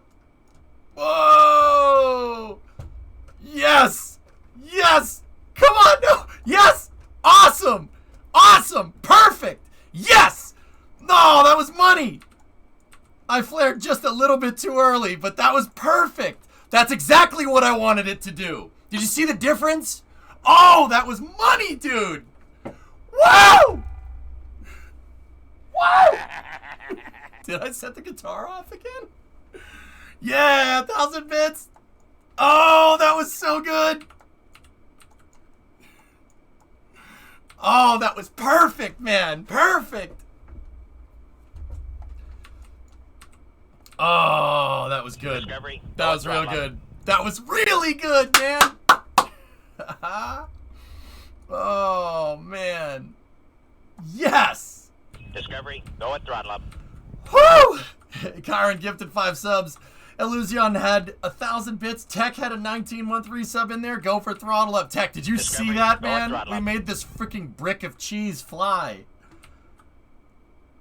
So, okay, I know my touchdown speed was a little bit low. That was because I flared too early. I pulled up just a little bit too early. But we flared, and when I brought the nose up, we rapidly started to lose speed, but I was going 50 to 60. That's way better. That is perfect. I'll call that good enough. It's not exactly where I wanted to be, but it's good enough. Bread is buttered. Yeah, that was real good.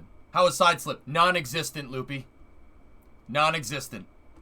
Yeah, nothing. Oh, that was real good. That was real good. I tried to throttle up right at launch, but it's a touch early. Nice SSDO you got there. Thanks. Thanks. It looks like the body flap hinges kind of drifted a little bit. Weather guy, excellent work. Thanks, man.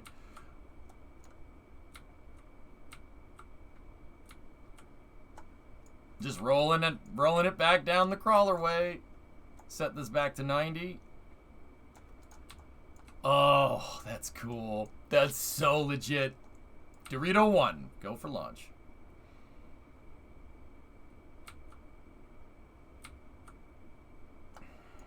Yeah, Force, I'm happy. Good enough. Did you see the difference between that landing and the other ones, though? That thing came down, and I flared it, and it only started to lose speed when I brought the nose up. That is exactly what the real one does. Well, not the real one. That's what the space shuttle does. The space shuttle would just be going fast, and then it would only really start to drop off speed because it lands at a high angle of attack, and it uses the entire bottom of this thing as a speed brake. That was perfect. We started to lose a little bit of speed on the flare, which does happen. That does happen, but we really started to bleed it all off right when we nosed up. That is exactly what I wanted to do. Maplish, hey, welcome to Mission Control. You're going throttle up. Oh. Wow. Check last. Are you going to go for another launch right now? Yeah, we just need another fuel truck. Here's a treat for the landing. Is this the Raptors every 48 hours tweet? Yep. That wasn't flying, that was falling with style. Yeah, I gotta see how much we messed up the pad because I think we broke something. Isn't it cool, Flex? Isn't it cool? Look at this thing. This thing is ridiculous. We made a freaking brick fly. Oh, man. Need a new adapter. We lost the service bay. Okay. Are you going to take the same vehicle to orbit? I'm worried about the drifting because it definitely did drift a little bit with the hinges, but we'll see. I think drag chutes would be cooler when landing. I don't think we really need them, but alright.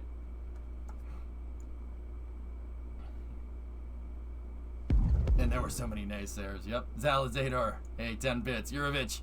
Thanks for the bits, guys. I appreciate it. Username had 100 bits in there, too.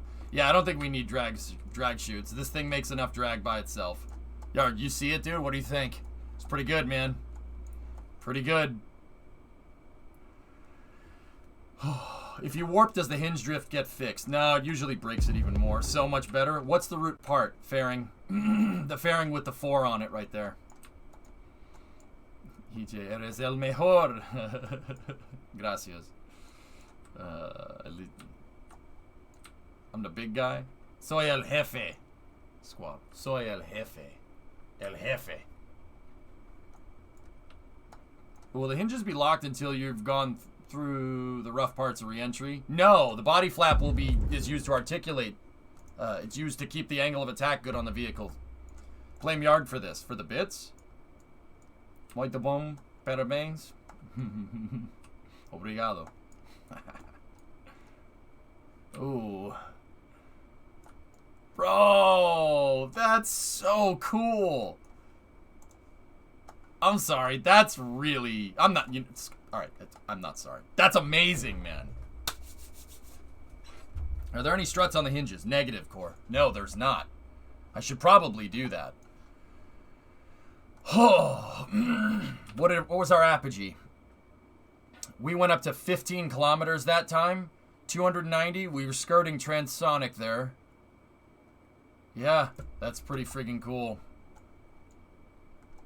That was perfect.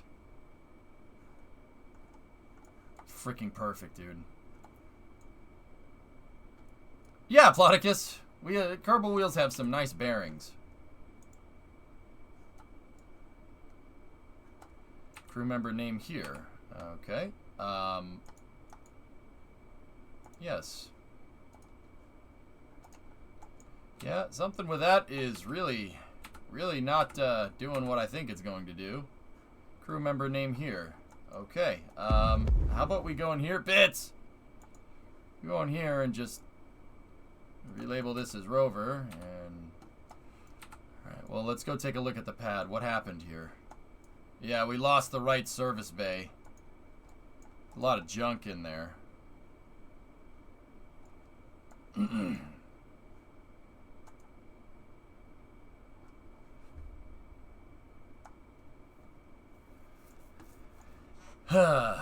Okay. So, I need to refuel... We need one service truck out here. I need one fuel truck to refuel these, and then I have another tank, which should be good enough to fuel the whole thing. So if I attach a fuel truck here, we should be good. But I think I might need to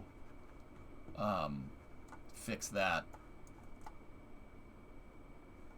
We were kind of close to this, but we weren't that close. Not as close as I thought we were going. Can we go orbital next?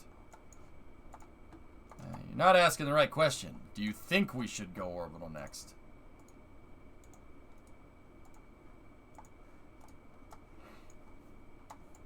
I think we should. Yeah, I think we should. I should have enough to fill this thing up. Discovery, go at throttle up. Let me just check something. Let me check something on the vehicle. On the vehicle. 540. 540.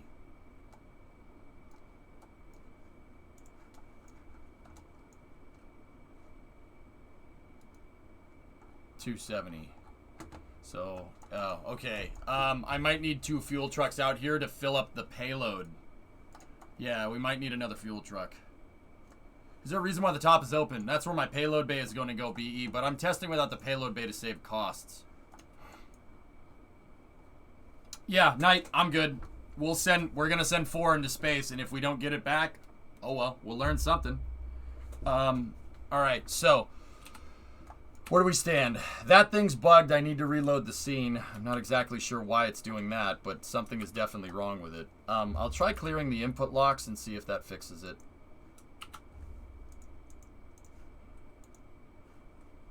I've never had that glitch happen before with the portraits like this.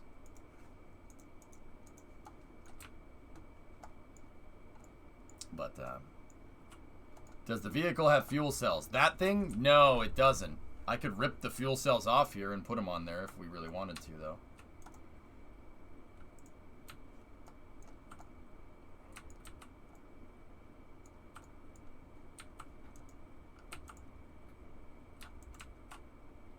Do a heading alignment check. We're heading our heading is 104.2. 104.2. Heading alignment check is confirmed. I don't have any control over this vehicle again.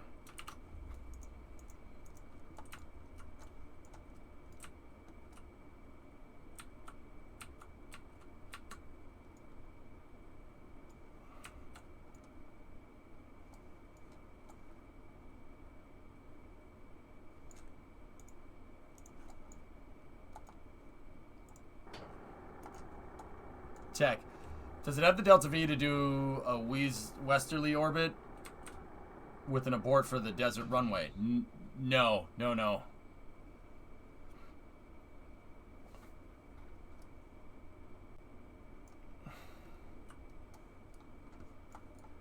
Oh, that's cool. Yeah, this I like this a lot better than the other one. Actually, this might be even better. This might even, you know, I know people said it in chat. I understand. This way might be even better than for the horizontal pad, because the load is on the landing gear. So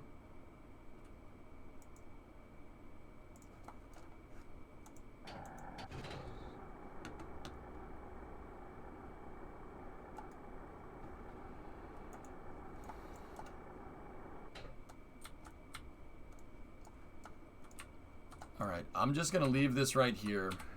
And yeah, I cooked this thing a little too much because I went to hit the undock button and it didn't undock, and then I clicked it again and it went. All the radiators, man. You know what, dudes? I kind of want to send it. Should we? I'd have to undo the bracket and everything.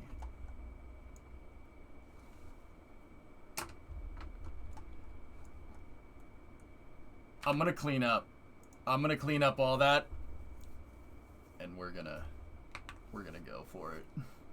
We're gonna go for it, dudes. I don't want to have to undo the bracket and everything from the crane. I want to fly it, man. Dude, I'm so happy with that thing. That thing is great. I just hope we can get it to go through re-entry right. And I hope it makes it. I really do. I hope it makes it. It would be so nice. You made chunky salsa out of the flame trench. Yep.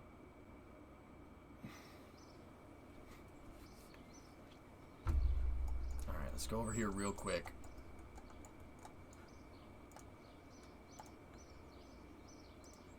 Anything that says one part, we'll get rid of. We cooked the heat shields and the oh, that's not bad.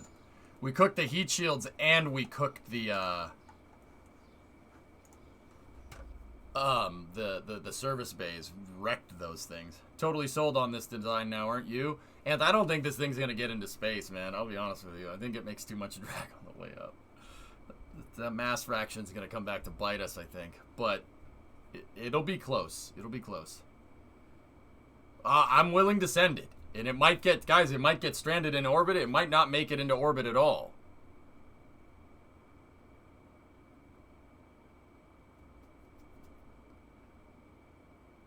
Yeah, Duber, I built the tug in like 5 minutes, believe it or not. So what I did was to kind of safeguard against all this is where the payload bay will be, I just put another fuel tank. And this is a good way in Kerbal for you to understand like how much payload capacity you have. You put a fuel tank inside of your fairing or payload bay, and you just use that fuel on the way up.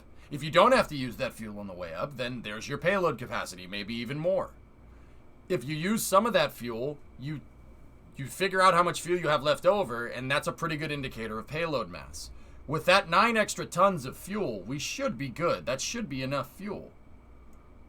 So what I need to do is get the fueling truck out here. And we'll,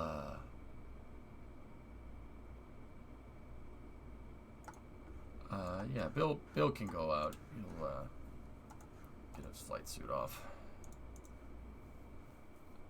How much Delta V does it have?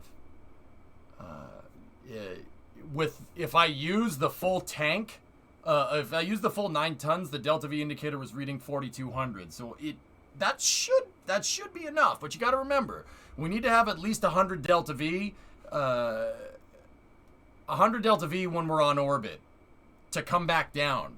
And then we also need some fuel for the verniers going through re-entry. So I would say 200 Delta V. We got to have at least 200 Delta V left when we get up into space, or else we're going to have a bad time during re-entry. Unless I made the vehicle super stable, but I'll still say 200. Do we know what happened to the Dream Chaser that had a failed gear deploy? No.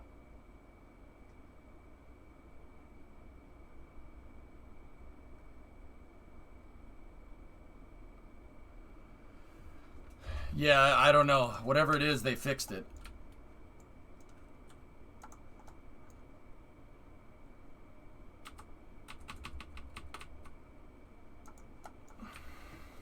Alright.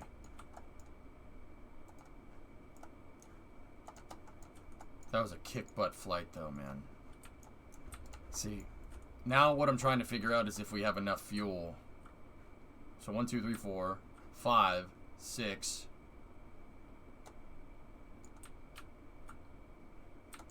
I don't know if we have enough fuel to fill up the payload bay. I'm going to have to bring another fuel truck out here.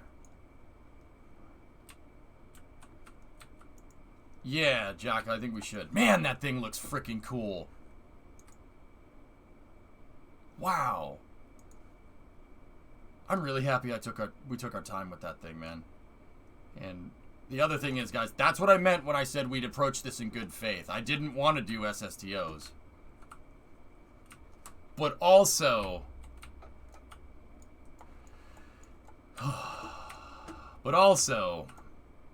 and then the big boy is going to be insane. This thing is finding all the stuff out for us, man. I'm telling you.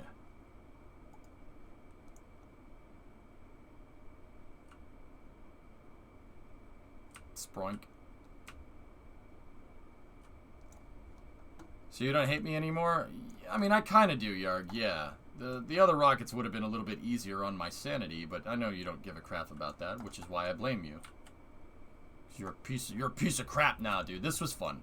I'm happy I got to use some, like, okay, the other thing I kind of wanted was the shuttle option, but, you know, I knew that wasn't going to get any votes. But also, I got to use a lot of the stuff that I learned on Collins for this thing. So, you know, I took some of what we learned from Freedom and some, like the thermal protection, the panel thermal protection system. This thing would suck without that. It wouldn't fly right.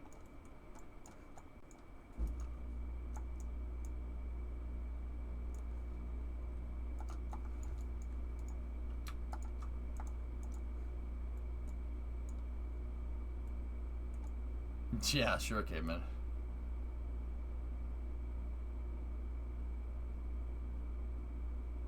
Yeah, Jack, I think we're in the clear. I am having fun with the SSTO. I am. I really am. I hope you will use that SSTO in future programs. Well, Bozzard, it really depends on this flight test, man. It really depends on this flight test. Oh, man. Dude, we just towed it back to the pad. It's ready to launch again.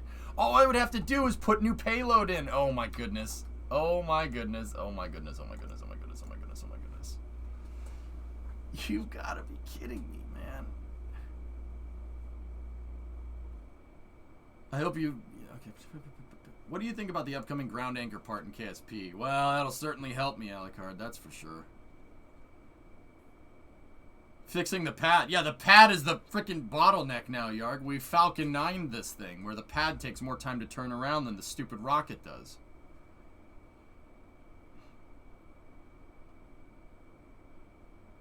Yeah, this towing setup would be better. And once again, I understand that a couple people in chat said that you should just make a tow rig, and that's why I thought about it. And then I didn't want to drag the freaking thing on the ground, but whatever. How bad were those rear hinges misaligned? They're just... Oh, wait. They knocked themselves back into position, weather guy. What the heck? They drifted back at...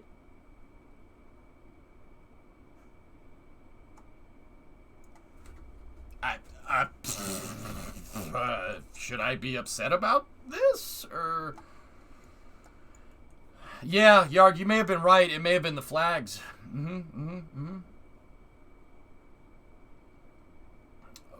Okay, then. That fuel truck is going to need to stay here. And then, Herbal. Do a barrel roll. No? Alright, fine, don't.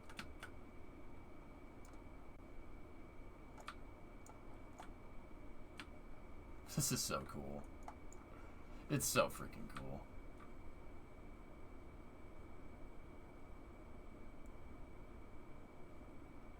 The Kraken has been kindly...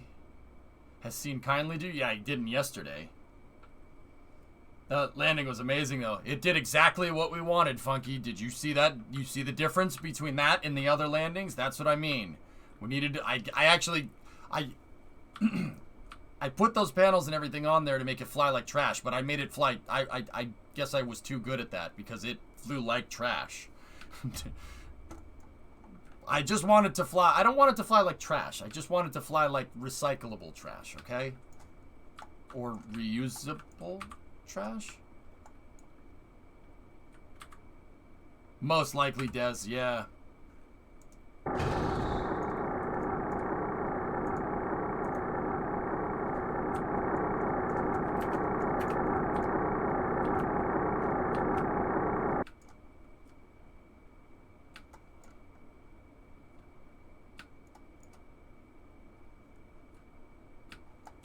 Never skip 4-head day, 5-head.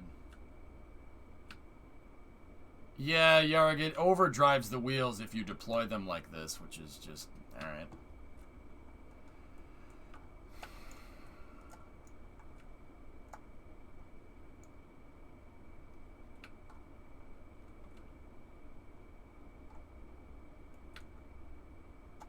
Gouda 1. Thanks, Hero. Glad you like it. Glad you like it, man.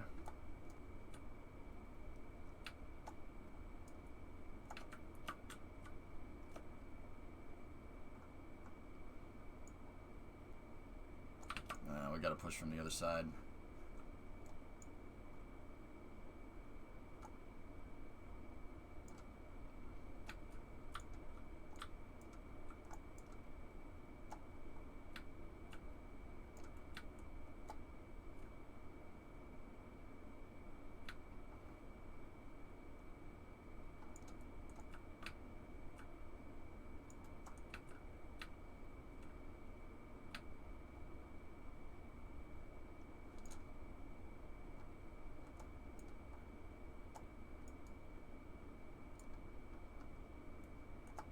Come on, Herbal, use your head. Yeah, Victory, that makes sense. Is this going to be a suborbital test? No.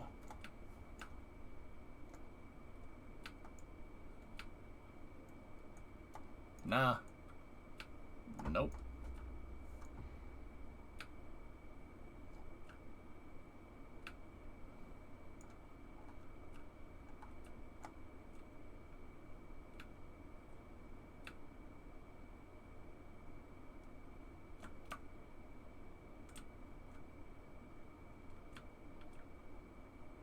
Crazy. Crazy.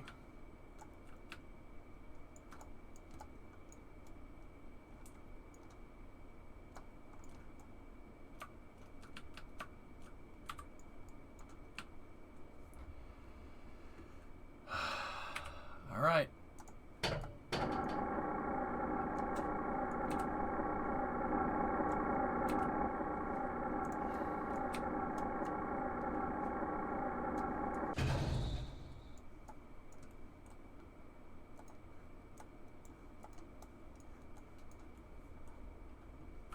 Music.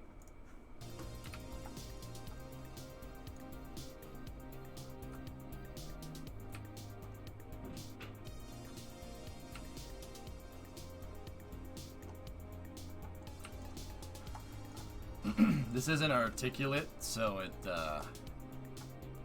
yeah, I have to basically drive it like one big truck. Like one big internet. Because, you know, it's like a big truck.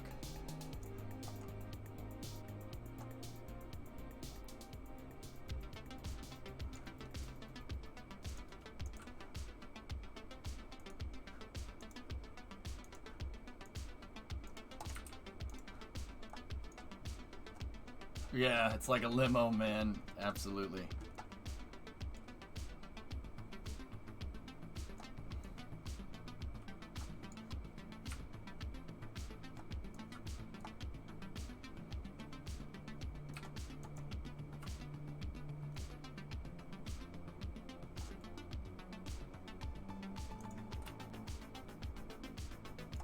Yeah, Xeon, right? Yeah. Gotta figure out a way to replace stuff in the payload bay. But, yeah.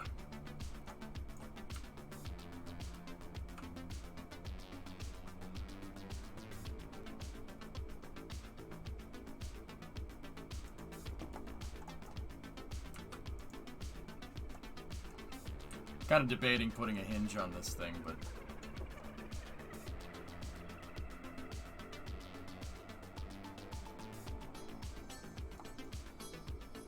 Kerbal Truck Simulator.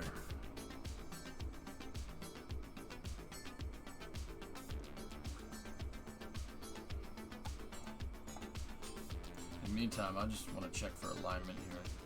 What's the heading here? The heading is 358.7.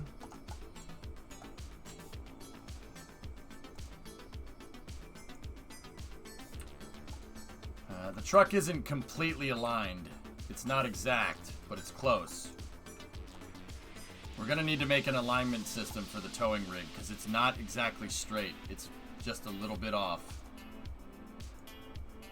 Heading is 1.0. And the heading here is 0.5. We're 0.5 degrees off. That's actually not very good. No, I know, Buzzard. I saw Elon's tweets, dude. Pretty crazy. It'd be cool if the large one could take an orange tank. Doom, I'm aiming for 18 tons for the large one, so not an orange tank, but almost an orange tank. Is that center tank a mass simulator? I'm trying to denote payload capacity, Dish.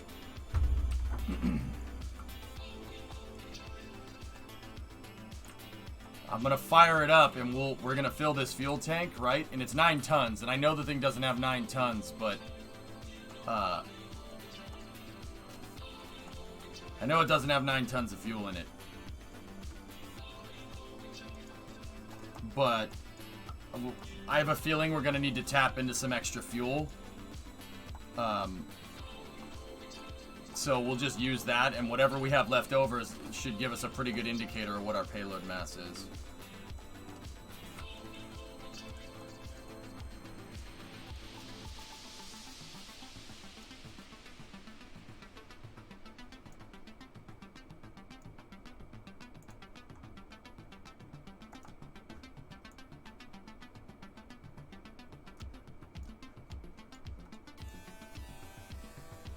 Orange tank in size, though, right? Yeah, Yarg, I want the big payload bay.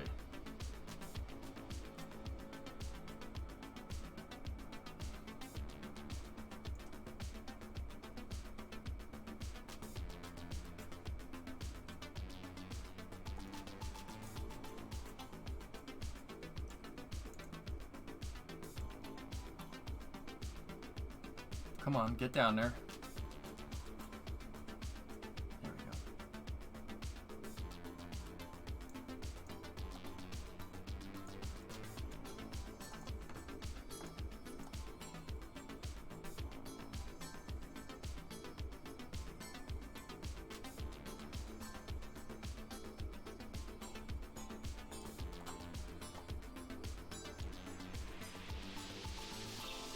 it's still a little crooked.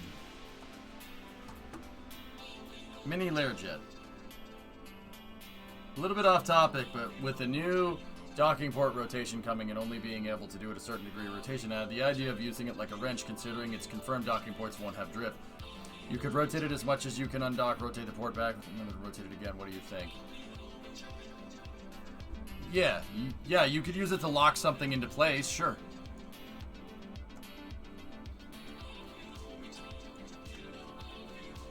Hope you're not planning on using Mark III parts. Mark III tanks for the larger SSTO, they have a mass fraction of about 7.1. No.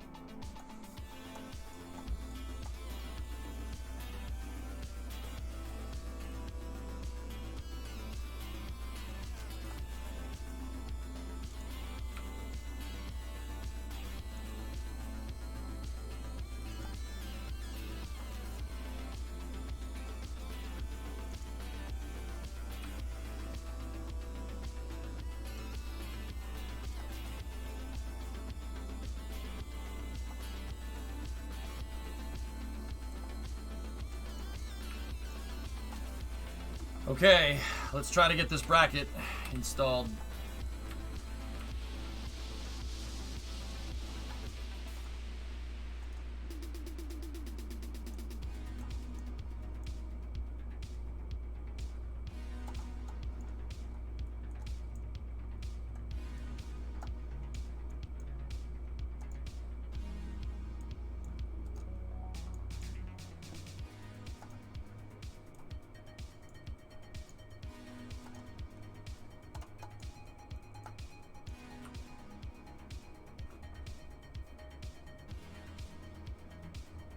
Does anyone else see the verniers as eyes? They just look like portal turrets glued onto the side of spacecraft to me.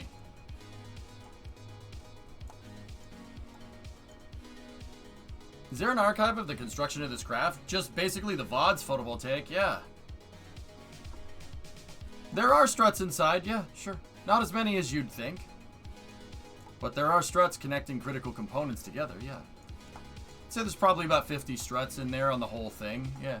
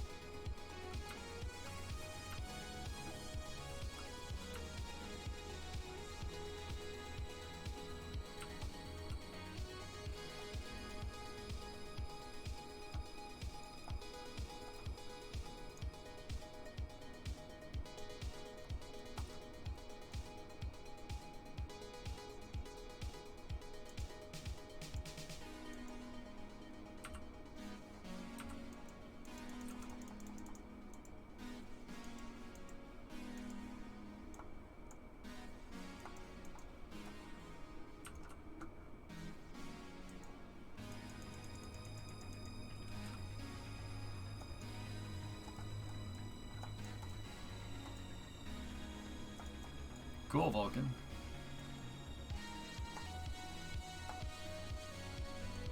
That's cool, man.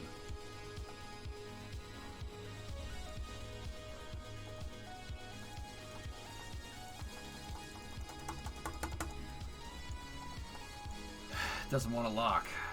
Okay.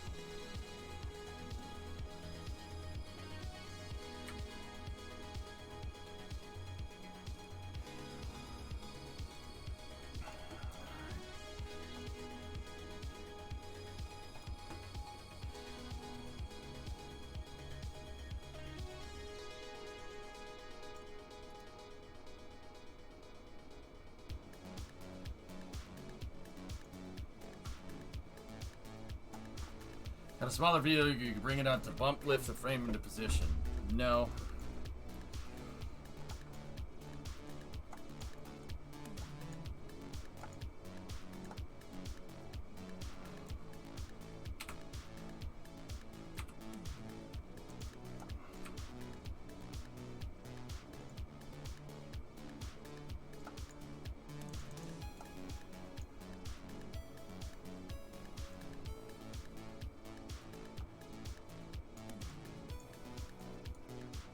Just gotta move this forward a little bit, Jaka.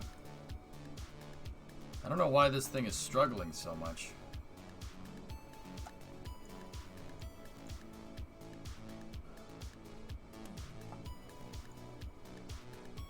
But see, I'm kind of wondering now, what the heck's gonna happen when we go to attach this thing?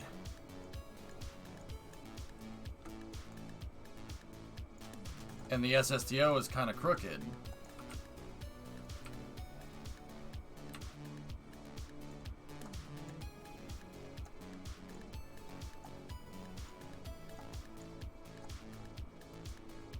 You know what would be really nice? If I, you know, like when I told the thing to go forward, it actually, oh, I don't know, chat, went forward, maybe? Like I'm telling the truck to drive forward and it's just like, why don't you ask me later, Crabsy? I'm like, no, it's not really what I wanted, but alright.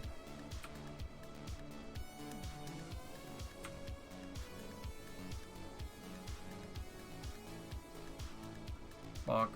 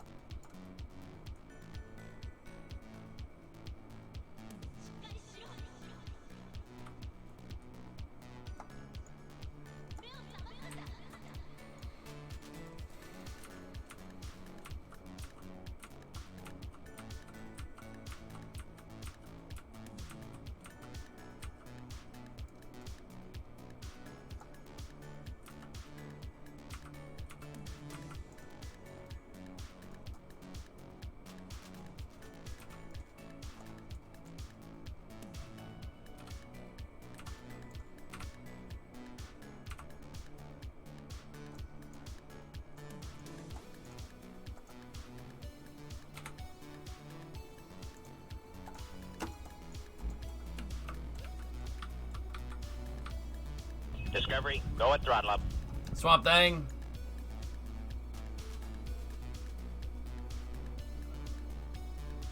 $7-month resub.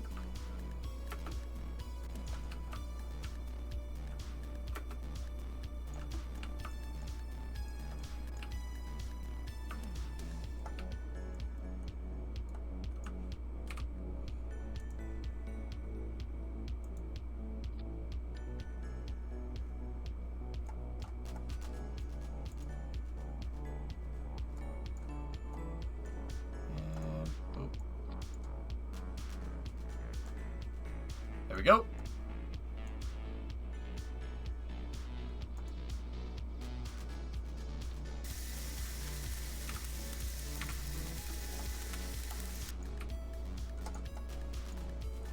Good job, Bill. You're a gentle Bill and a scholar.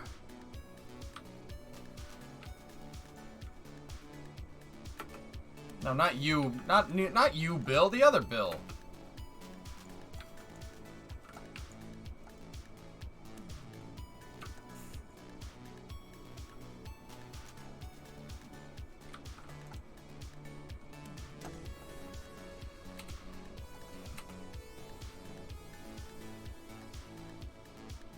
No, what I'm rude. No, not what's rude is freaking taking credit for something you didn't do.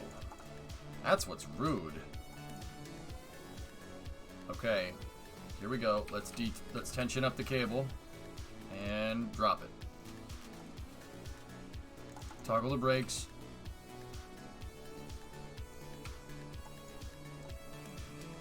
same bracket, same vehicle, same crane, same slightly damaged pad.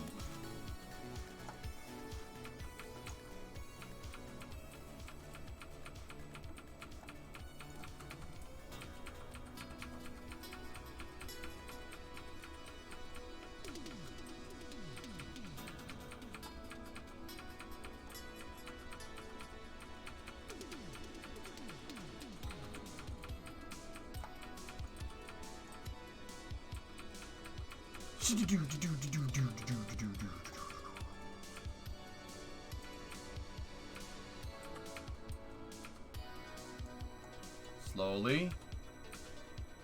Slowly.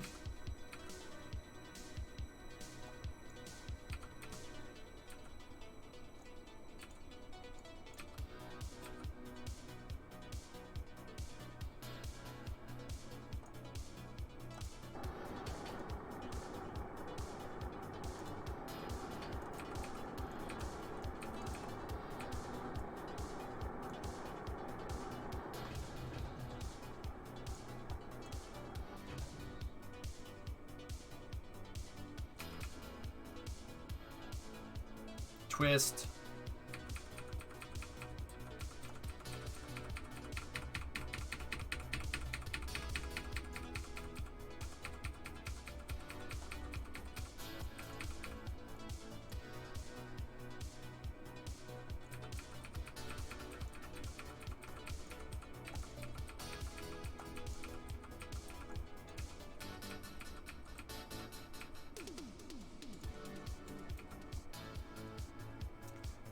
The thing is crooked. It's slightly crooked inside of the bracket. Look. Ooh.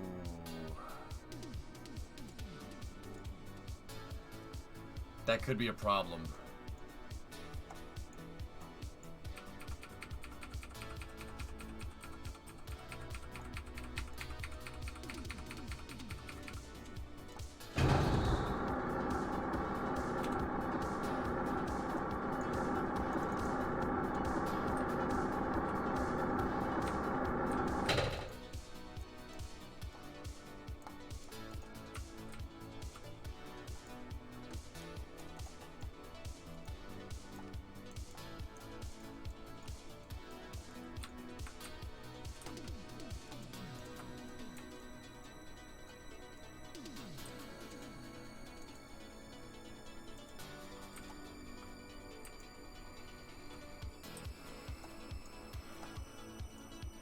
I mean, hopefully it'll bend into position when we dock it, as long as I get it close. And docking port magnetization should be able to compensate for that. That should be okay.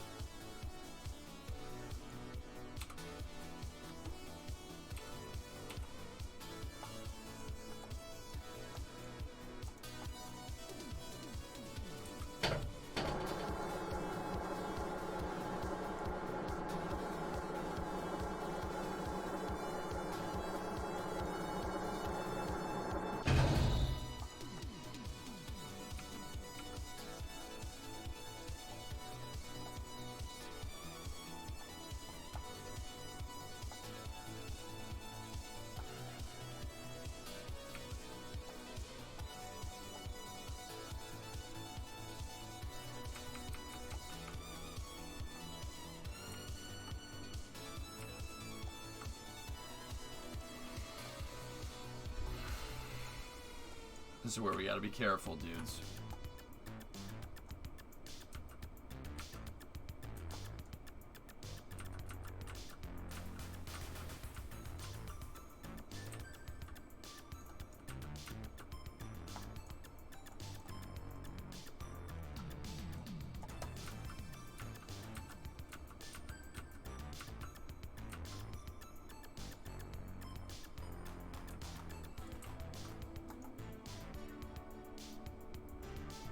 Crazy B money.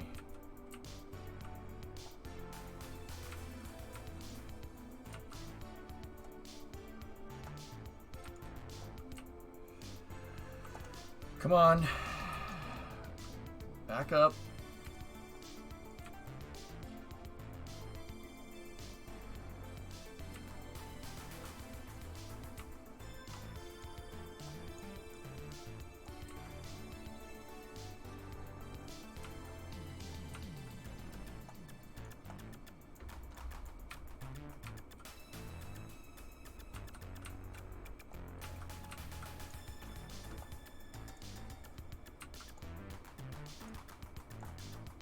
All right.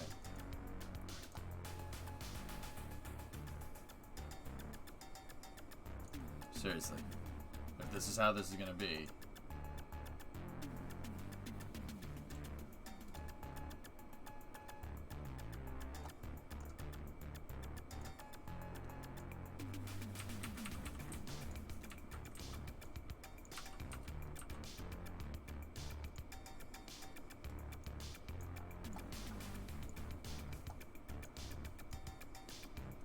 I mean, might as well, they're here.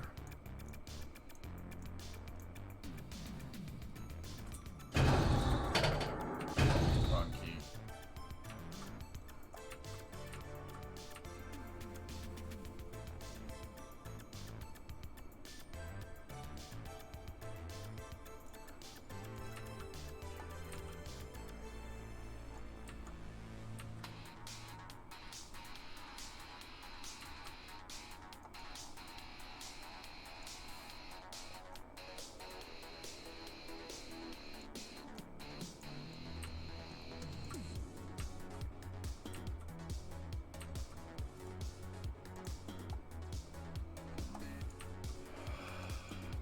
The thing being crooked in the bracket is really not good.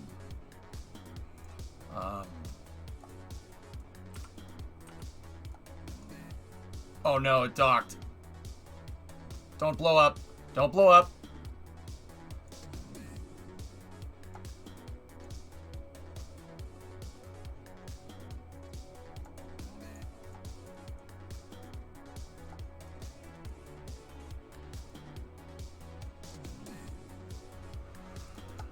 Yeah, we should find a better way to put that on.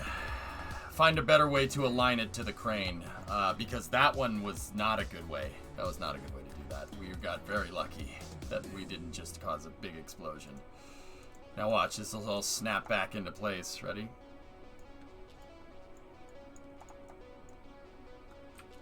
Or the camera could just go completely off the screen.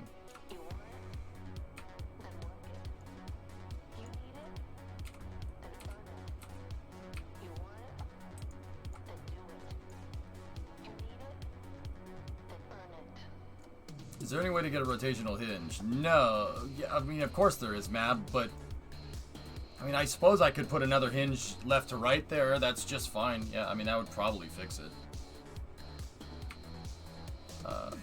But I don't want that crookedness in there to begin with, man. Do you, Zero?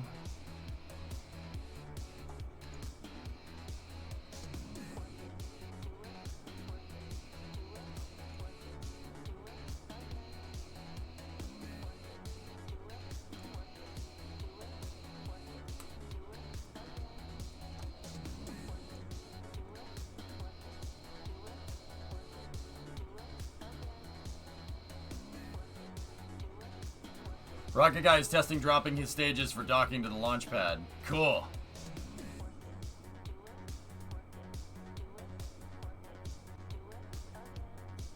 Is there any reason to believe the towing tug will behave better on the... No, Melty. We need something that aligns the vehicle. I need the tug to align to the SSTO, and then the SSTO, while it's aligned to the tug, we drive it in here, and that aligns to the pad. The alignment is huge. That's why this pad works so well, because if you take your time and make sure that everything is in the angles that you want, then this actually works a whole lot better.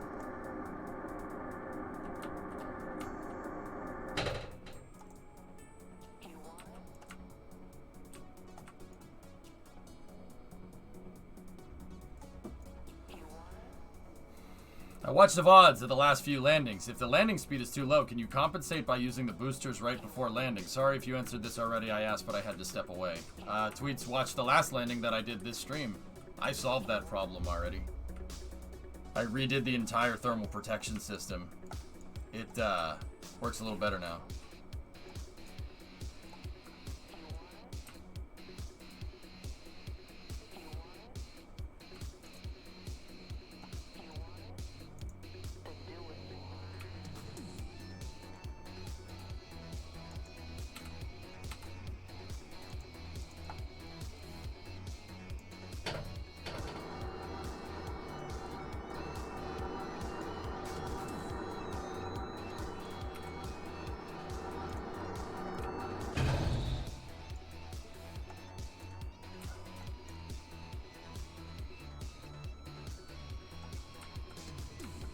I saw the landing, but it was still around 50 meters a second. Didn't you want it around 100?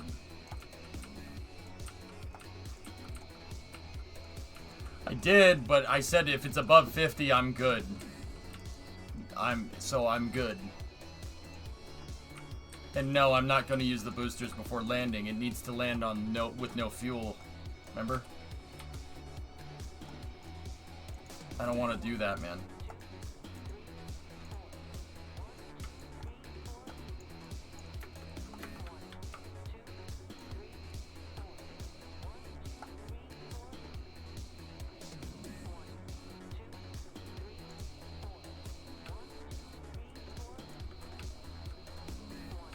Something like that, Joshy.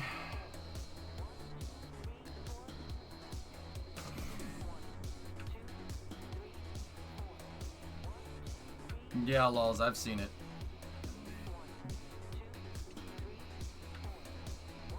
Yeah, Elon's tweet.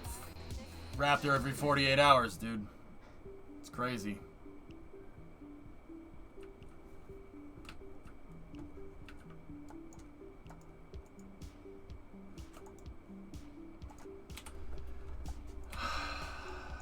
Not happy that the crane is that close, but you know what?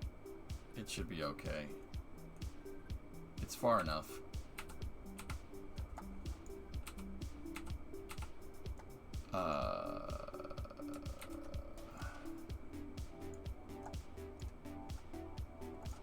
Alright, so here's what we're gonna do. I'm gonna go in here. Discovery, go and throttle up.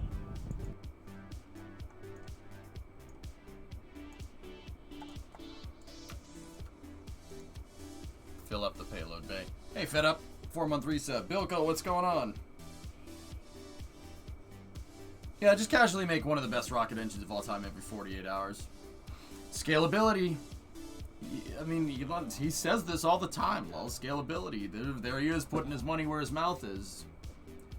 Lols, I said it when Starship first started getting produced. The Raptors will always be the bottleneck. If you solve the Raptor bottleneck, and you can bring the price of those Raptors down, you know, and you basically mass produce them, yeah, then Starship is a definite. And then with what I heard about you from US Transcom today, yeah, I'm pretty sure Starship is going to happen at this point.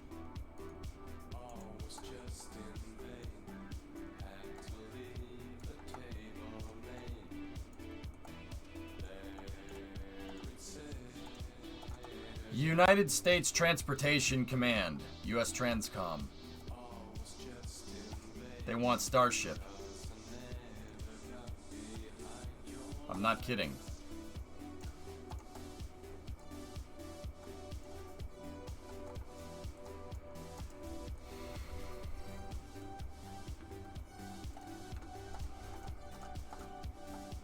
Yeah, they've expressed interest for strategic U.S. capability to be able to move a 100-ton payload anywhere in the world in less than a day. Earth-to-Earth drop pods, baby.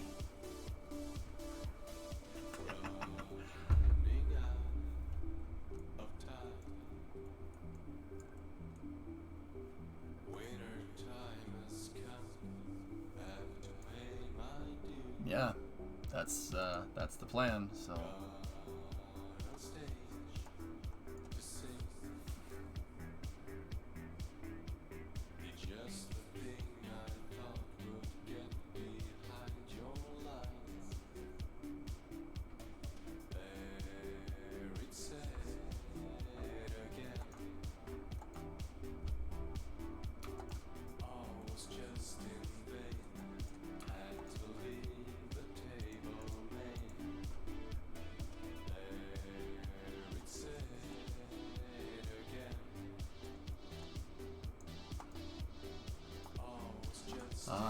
So 1, 2, 3, 4, 5, 6, and then how much fuel do I have left? 720.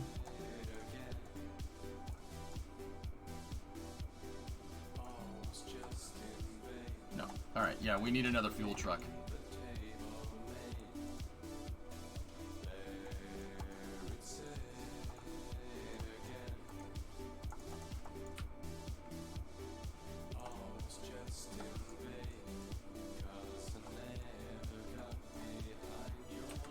Wonder how long it'll be before Starship has a competitor. Dude, I've heard some weird stuff over the last couple of days. Actually, that's coming from just people saying things in chat. It's a rumor, so take this for what it's worth. It's a rumor that Blue Origin switched the construction into the New Glenn first stage from aluminum to stainless steel. So, I don't know. I'll be honest, I don't know what to do with that information.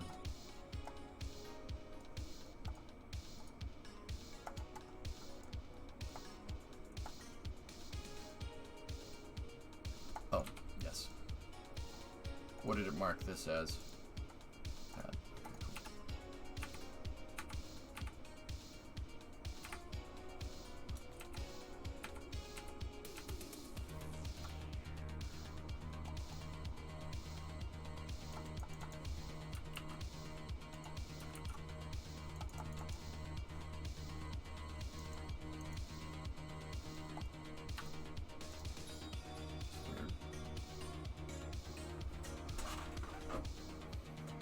Yeah, some interesting turn of events have been going on, guys.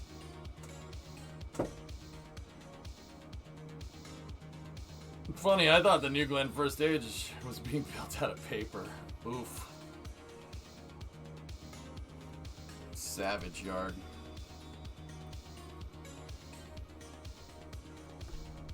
I gotta put one more fuel truck out, guys, and then we'll, yeah, we'll go.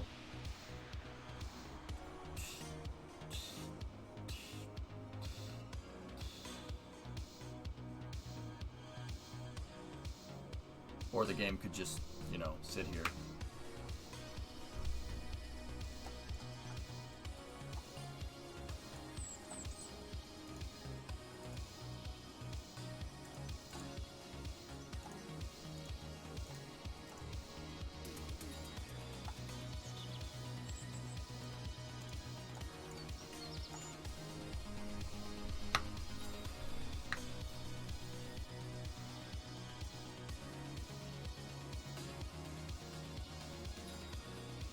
Imagine if the skunkworks that made the B2 wanted to make a starship with that tech no one knows about. The skunkworks didn't make the B2.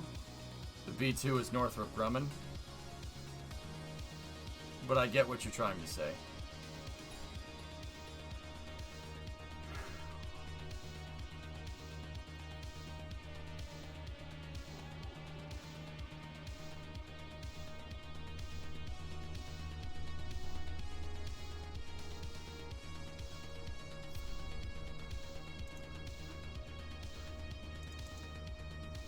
Another fuel truck out.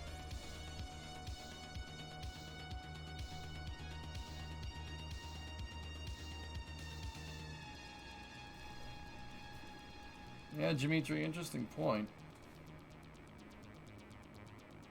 Sorry, my neck's kind of stiff, guys. That's why I keep stretching.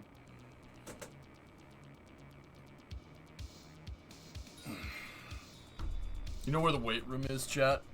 I'll check it out. This is how you lift weights, right?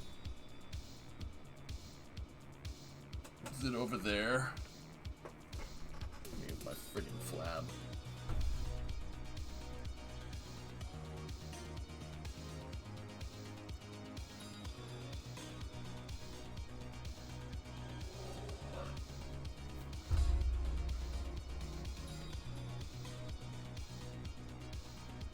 Those guns aren't allowed in your gym? Alright.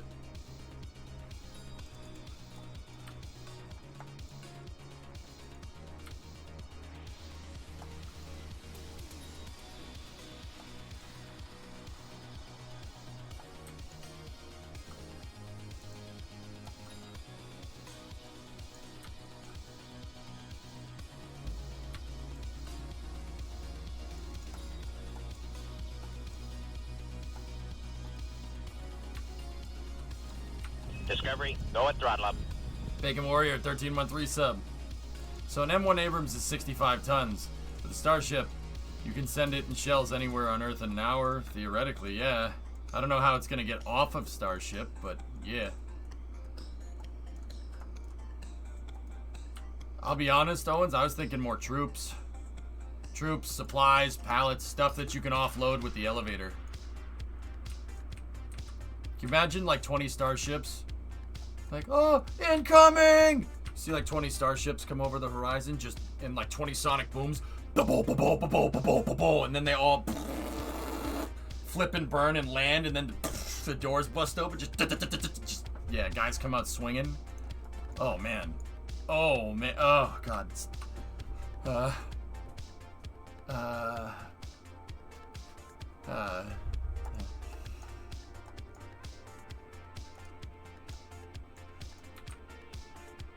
That's some freedom right there.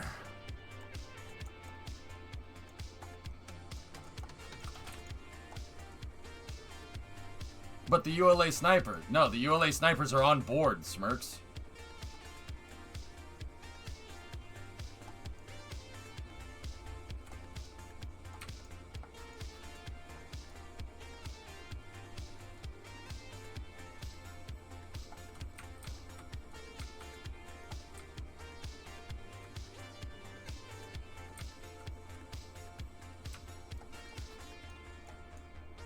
Now Elon just needs to make the Warthog.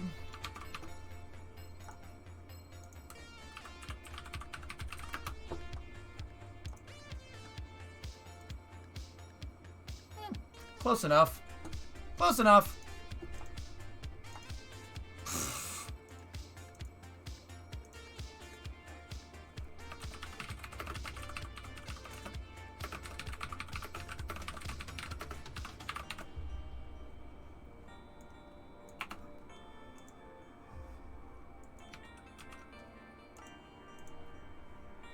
Not as good.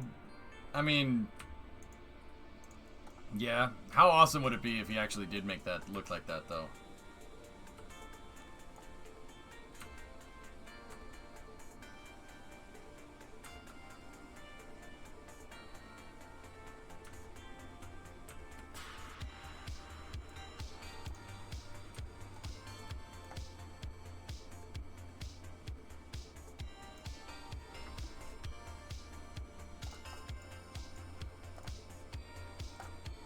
Alright, so here's what we're going to do. We're going to begin our fueling procedure here. And you know what? Yeah. Let's just make sure Bill, you know, just gets the heck away from this thing. Read last. Okay.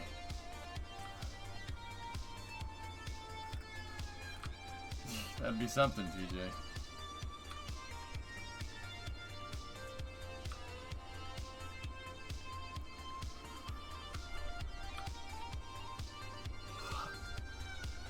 Yeah, Vanguard, right? Yeah. You could. Yeah, I know, esports, that'd be awesome. What do you do is somehow use the quiet boom tech on Starship? You'd never see it coming, man.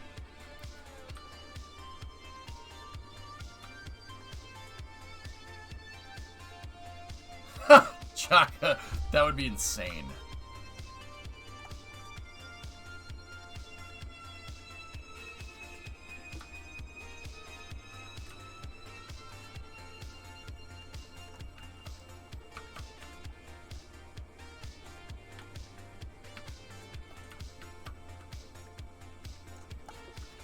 Bill's just gonna be over here. Alright, guys.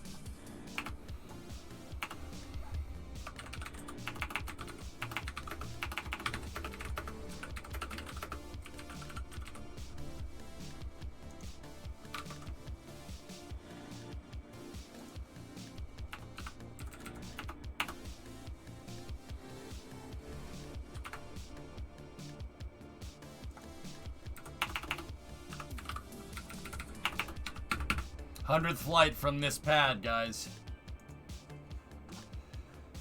Okay, we're targeting 505:50:00. Alright, so we got about 6 minutes.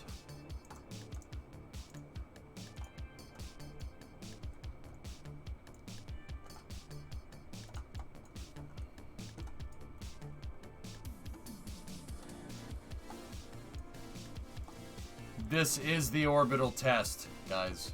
What do you think OFT means? Flaps check. They're fine. It's the flags, guys. Flags are moving around back there. It's no problem.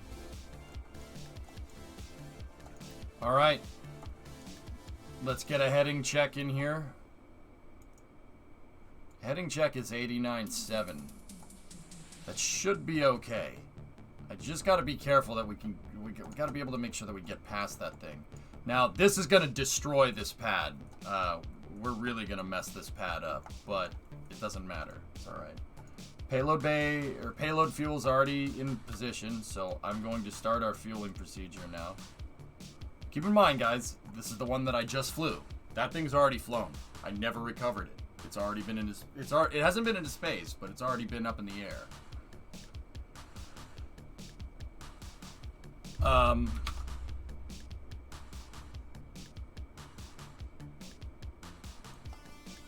We're going to shoot for 80 by 80.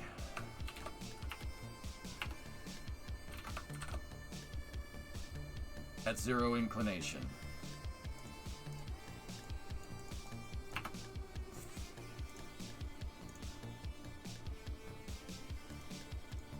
Juice Bot make a good point. You could fly a Viking Battletech on a starship. Why not push the crane the other direction to avoid hitting the arms?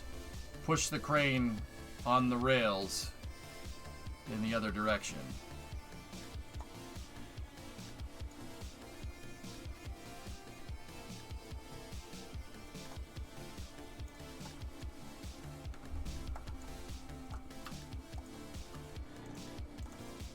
I can't. The thing is in the way. Anime, I can't do it. Have you seen MechWarrior 5? No.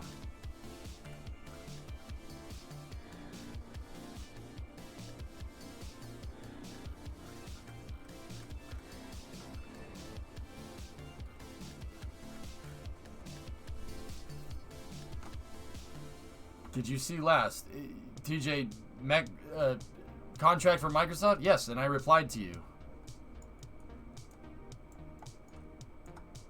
Alright, no more sea last right now. Dude, I gotta do this. No more sea last right now. Bad chat.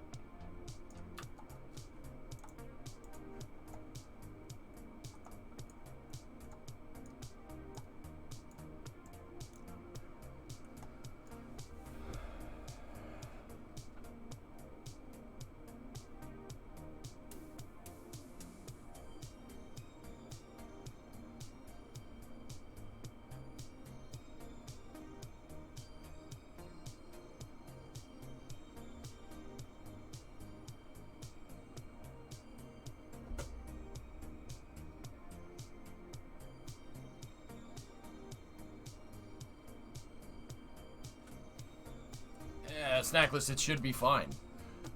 It should be okay. As long as I did my thrust vector controller homework and lined up the thrust vectors for a full payload, yeah, we should be fine. Keep in mind, we damaged the pad because it was I did a full duration burn down there for like good 5 seconds. That's why it's so messed up. That's why I got so messed up the first time. Because I clicked the undock button and it didn't go.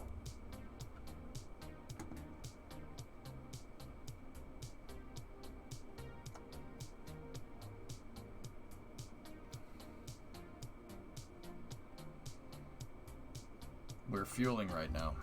Alright.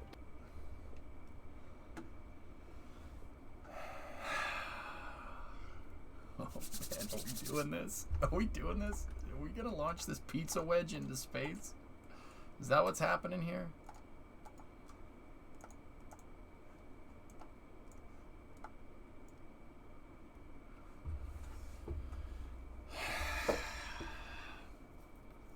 Discovery, go at throttle up.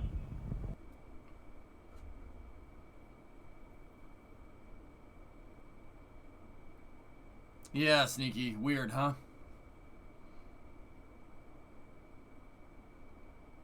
Soon, T-Man.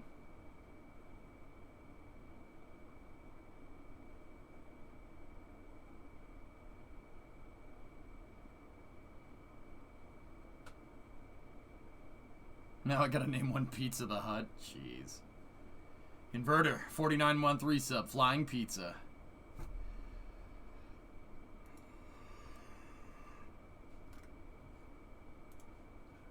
Goalie, you're a piece of crap. You're a piece of crap for posting that in here.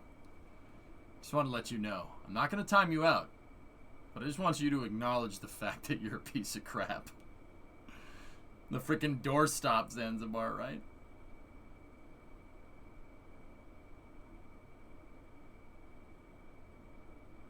I don't want to fight you, goalie. No, we're not gonna fight. I don't want to fight you.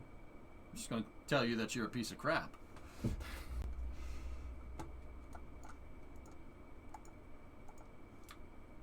All these facilities, and you build a piece of crap like this. You can't say that. It is a Ferrari. No, it's not. It's a piece of crap.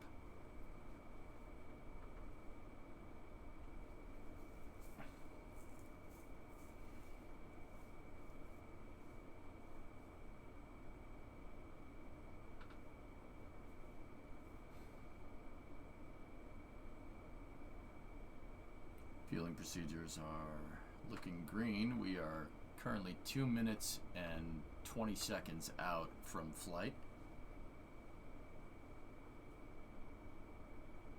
We might need to push the time a little bit.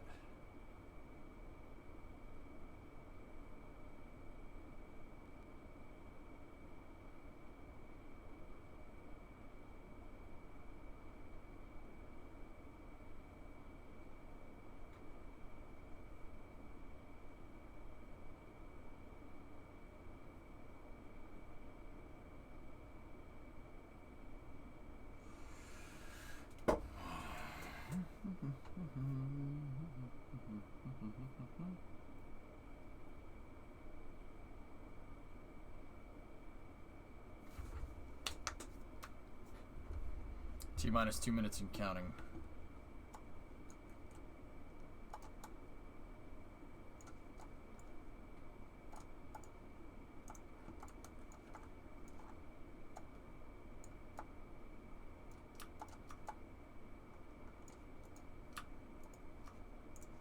Finishing up topping, tank topping.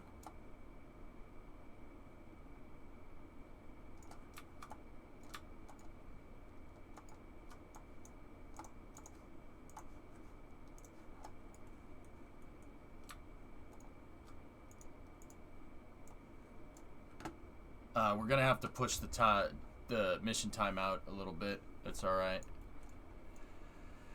Fueling procedures are taking a little longer than expected.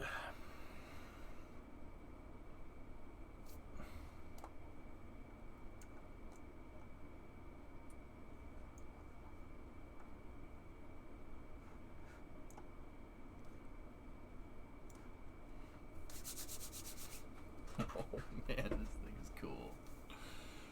Yeah, this has more fuel than the Freedom Rocket does.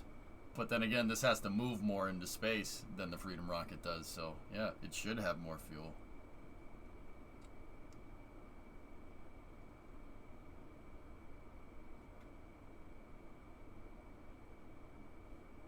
.16 off the pad, Hellfish, is estimated. It should be all right.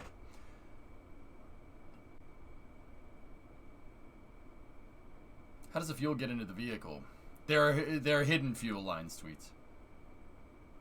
Just pretend that there's pipes that go underneath here and up here into the vehicle, okay? In reality, I just gizmoed the fuel farm away, and then I made it look like it has underground pipes. Are we launching now? Well, Crafter, I'm just filling it up just because, you know, I'm actually not filling it up with rocket fuel. We're filling it up with Mountain Dew to see how much Mountain Dew it can store. It's very important test. Yeah.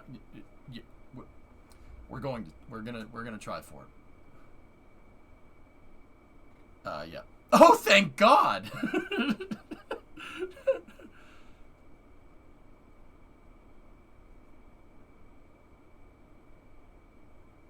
Yeah, just throw some Mentos in there. Nothing bad will happen. Zero. It'd be great. So it's an LR87. It runs on anything. Yep. Fill it with Brondo!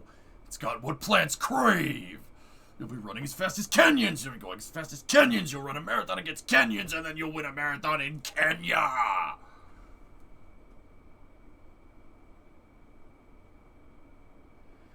Without much sugar, it could get into space. Aren't sugar rockets a thing? Menergy! Still funny. Still funny after all these years.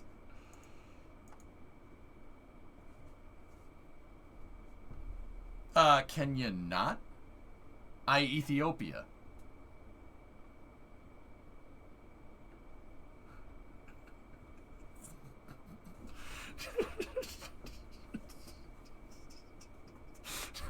What? Wait, what? Yes. Ethiopia. EJ, 2021. Alright. We're gonna go one more minute out here. Vehicle is fully fueled, so we're moving we'll up the time to 51 here.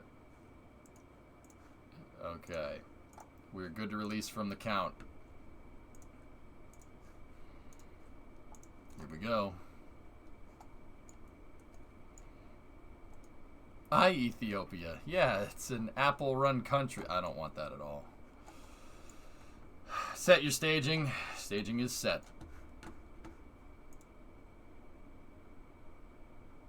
Oh, gosh.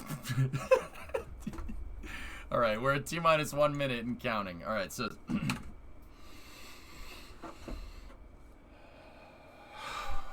What angle is the body flap at? We will check right now. Body flap is zeroed. Control surfaces are locked out. All three control surfaces are locked out. Okay. We're go for engine chill down here.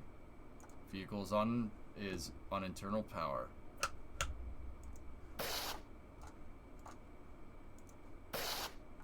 Okay. Getting pad side gas closeout.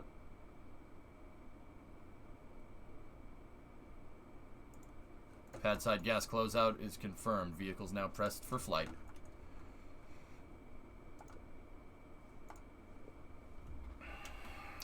Stand by for ground pyrotechnic system. Ground pyrotechnics are online. Don't forget to unlock the gimbal. Oh, that would have sucked, Sawyer. Thank you. We have to do a TVC checkout anyway.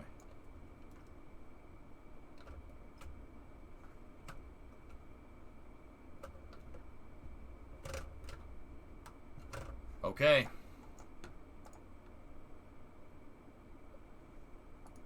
Rock, report range status. Status check.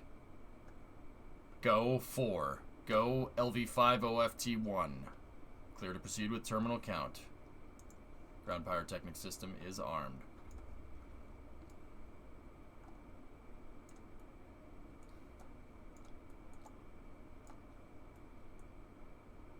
$15.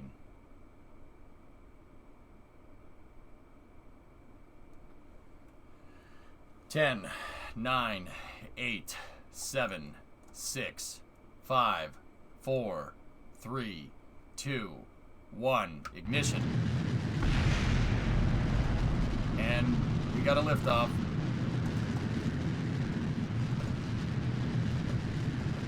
Oh, baby. All right.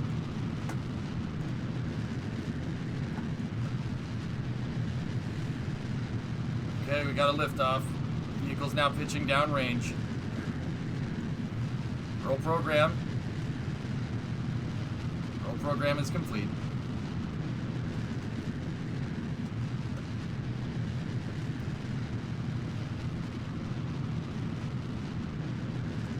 What did we blow up off the pad? We blew up a structural panel, but pad should be okay. Yeah, I'm just gonna power through. TWR is in line.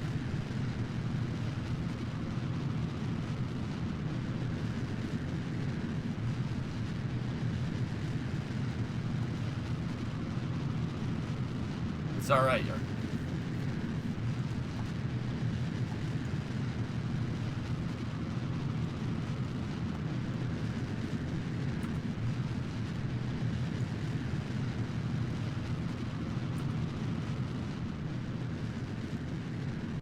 I overloaded the payload bay with 9 tons of fuel. 9 tons of fuel, dude. Don't worry about it. We're never gonna be that heavy at liftoff with this thing. I'm never gonna load 9 tons of whatever. I put this in there because I want to see what the payload capacity is, dude. Okay, vehicle is now traveling at 180 meters a second. Everything's looking good here. She's flying just fine. Handling is good.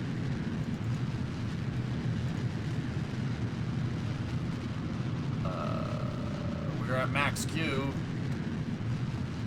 4 is going transonic for the first time.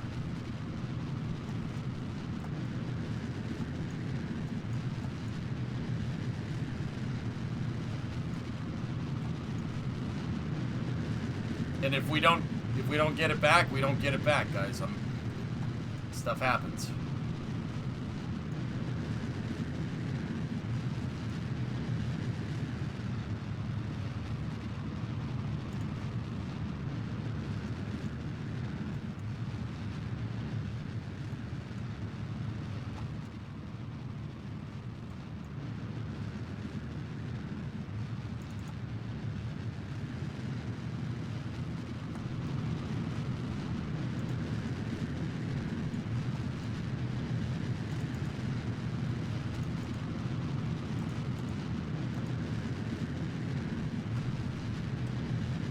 Really moving out now.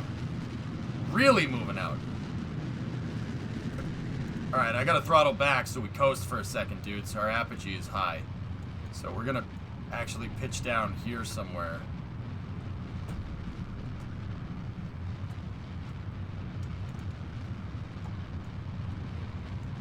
I don't know how to rock. I wasn't looking. We can review it later. How's the trajectory looking? Okay. It's not bingo fuel, guys. Don't worry about it.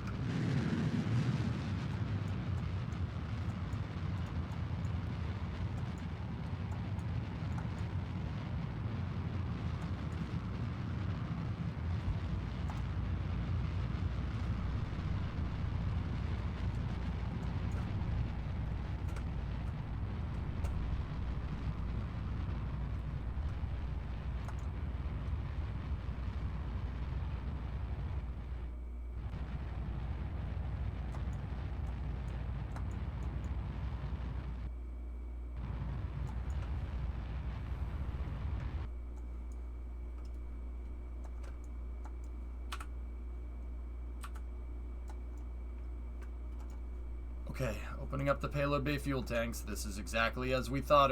This is exactly what we thought would happen. Ooh, 714. It's gonna be close.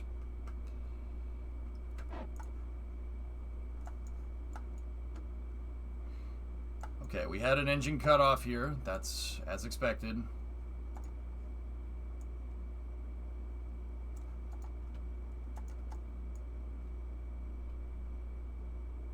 I'm hoping, Jaka, this wasn't the most efficient ascent profile around.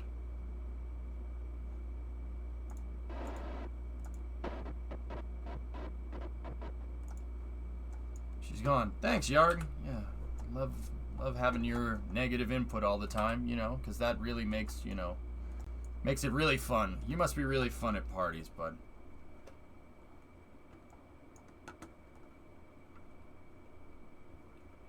It's gonna be close. It's gonna be real close.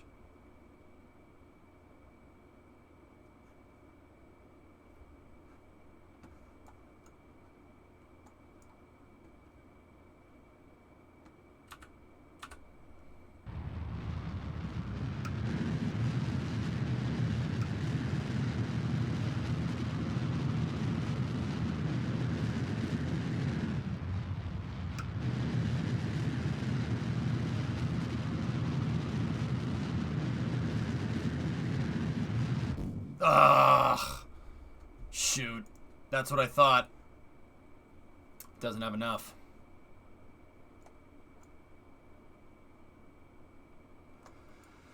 I don't know if I could have squeezed 120 meters a second out of it, dudes. It's hard to say. Wait, why do I have 5 meters a second left? Our ascent wasn't good. Yeah, hey, it's alright.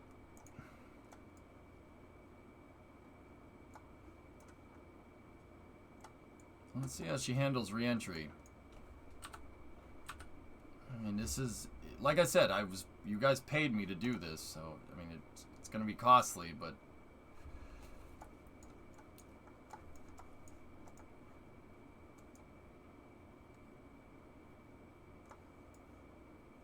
Testing its payload to Leo. No, I just shot it off into Space Kaiser because, you know, I like wasting money. Yeah, dude, that's what I'm doing.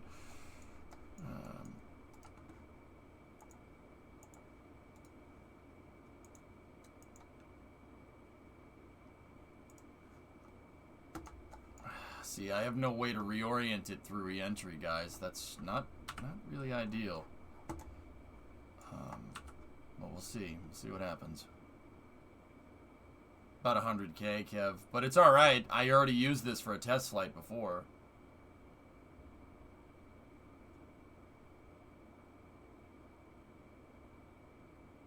So what are you short on? Fuel? Because you need that to get in space.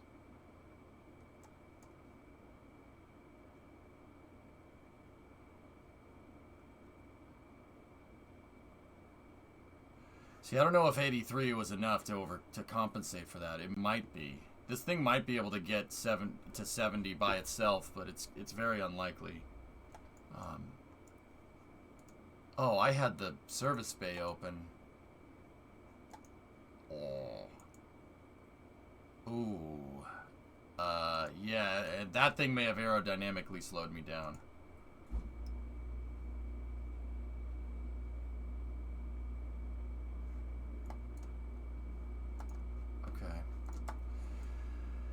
Well, this is going to be ballistic because I have no thrusters, and that's not really going to be a good re-entry test, guys. I might just ditch it right now. I might just go back to Space Center. Probably not, NASA, man. I mean, what do we do? What do we do? I'd have to go get this thing if wherever it comes down.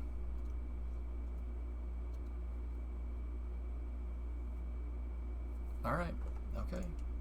I'm gonna try to dispose of it. I'm gonna try to crash this thing into the water like Starship, and we probably will come down in the water. So,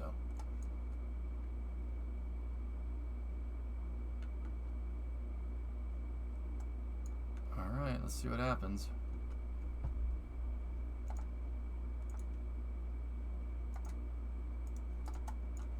Roll and pitch surfaces are online. Body flat, speed brake are active.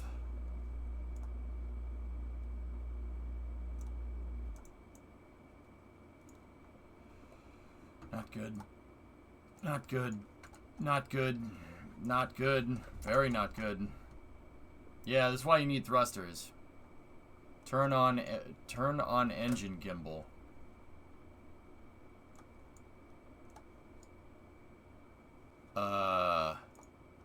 No? Like, what's that gonna do?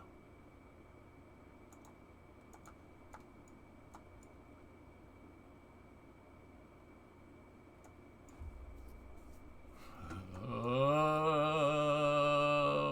man.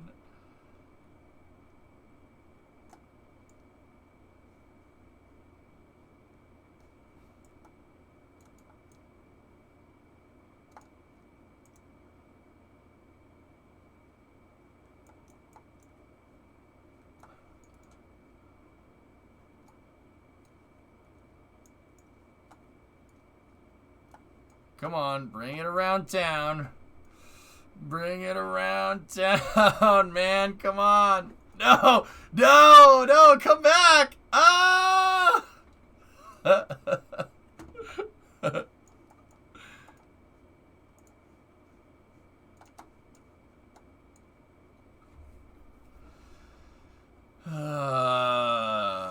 This is a wasted test.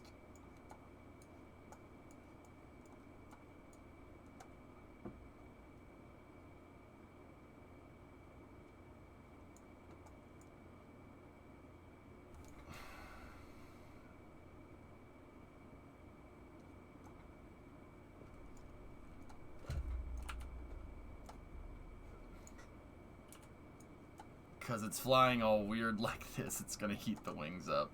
Oh my goodness.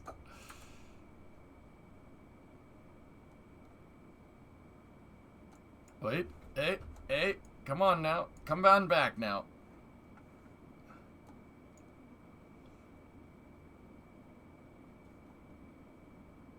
I mean, we're doing inadvertently a load test. You don't see anything flopping around. It's acting like one piece, which is what I want.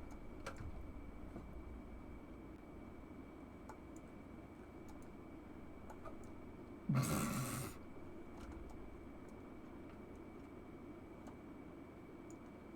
you put one body flap up and one body flap down? No.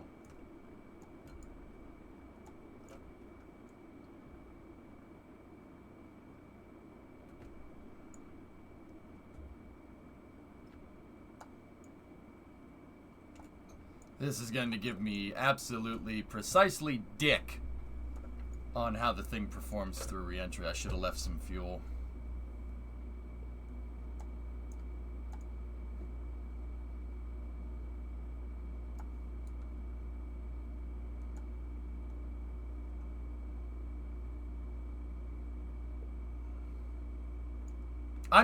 You'll try spinning? That's a good trick. The thing is, I'm not trying spinning. I wanted to do the opposite of that.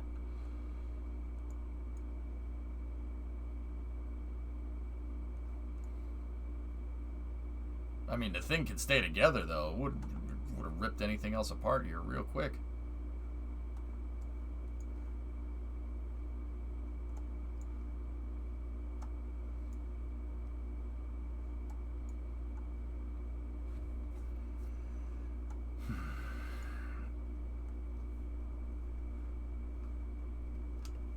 Oh, if I just had the verniers, I could get it back. I could get it right where it needs to be.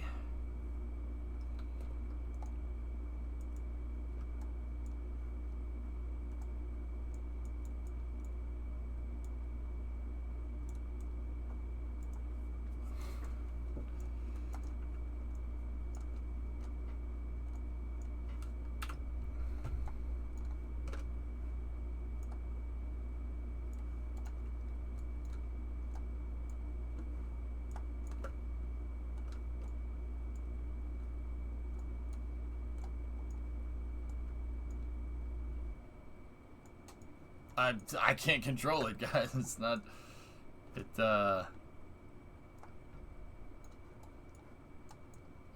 Wait. Y'all come back now. Hey. Hey, come on. Come on, now stall. No. Come on. Here we go. Now. Okay. All right. Here we go. All right. I'm back in line. Here we go. Nice.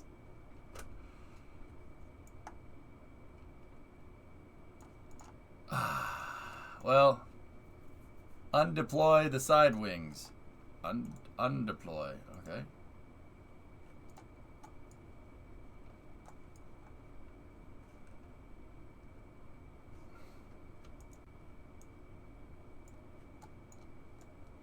I'm going to try to flare it, and then we're going to bring it down into the water.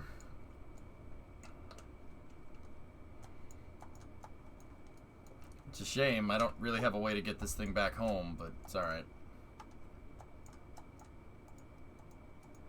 After 2 flights.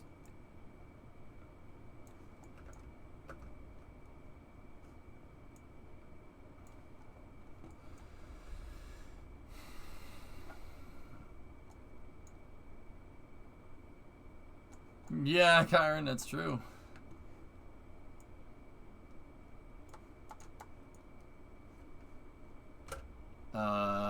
Guys, I basically got to nose this into the ground. I don't want pieces just sitting out here, so...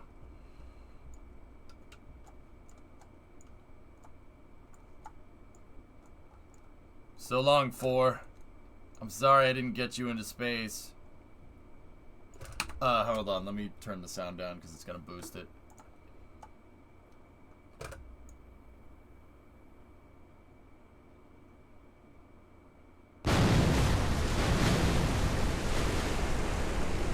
Oh!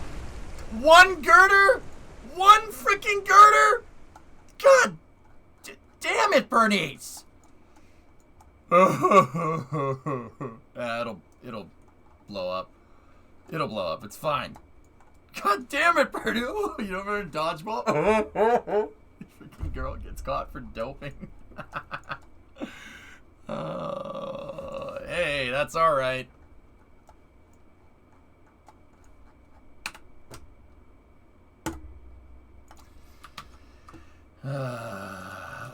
We were 83 by minus 36.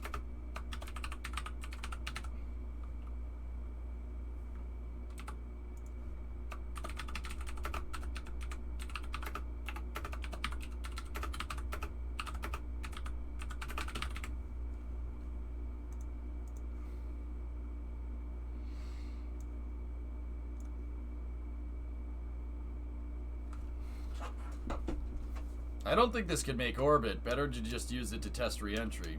Yeah. Maybe OFT1 wasn't the best name. No, mine's orbiter flight test, not orbital flight test. See? It's different now.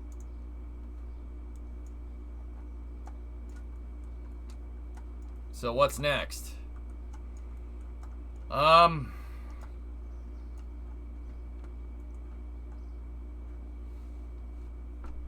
I didn't really get good data on re-entry there, guys. Like, that's the thing.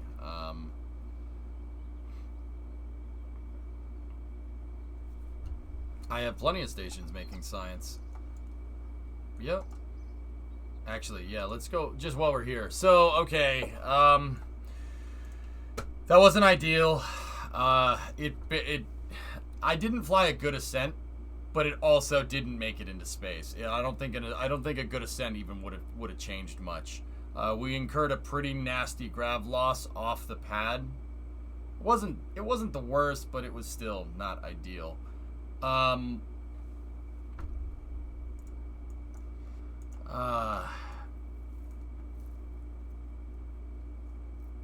like I said, you guys paid me the cash to do this, so the engine's at 100%.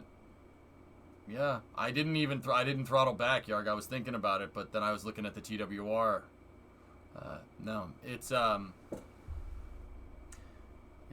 it is what it is. I'm wondering if, you know, like, we increase the TWR, right? So like if I put 4.5 tons in there, what it's gonna do, you know? Or just had no payload. The other thing I didn't take into account is that fuel tank was making a lot of drag. I saw it. It was making a lot of drag itself. Probably 20 to 30 kilonewtons during ascent. So maybe we should fly another one with no payload. The opens, yeah, there's also the open service bay, but the open service bay is just a probe core. It's not, you know. I didn't mean throttle. I meant I know in testing you have the actual engine powered down in the menu.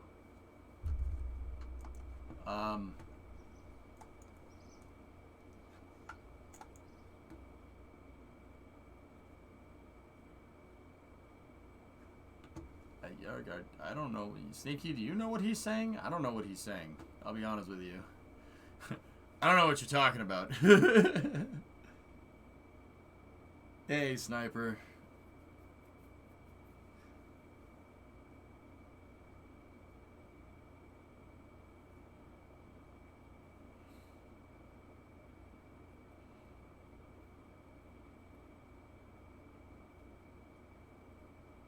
At one point, you didn't have the limiters at 100% during the design. I don't know. I'll check for you, man, if you want.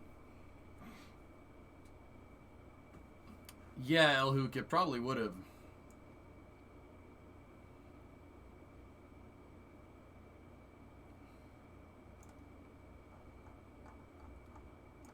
Dude, we got 2 flights out of 4, though. That's pretty good. Yeah, I don't know what you're talking about. I literally check the engines before we fly. The engines were not thrust limited. I've never in this entire testing regime on this plane limited the engines. If anything, we should overclock them. All right, so let's get that out of there. Good attempt. No, Yarg. I don't ever remember limiting them in any way, shape, or form, but all right. No, King. It's time for racing, dudes. It is time for racing. Discovery, go at throttle up. So...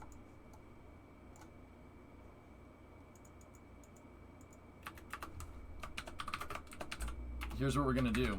Add the payload bay. And do a second OFT. I need to get at least one flight with this thing during re-entry with the verniers on. I should have saved some fuel because if I had the verniers on through re-entry there, I would have been really happy, but yeah, I gotta get this thing into space somehow. And if we have to redesign the tanks, we have to redesign the tanks. That's actually not that big of a deal, to be honest with you, because the tanks are on mounts. I have the entire tank subassembly is mounted on something. So if I have to redesign them, I have to redesign them. That's the way it is. It's no problem. It really isn't a big deal.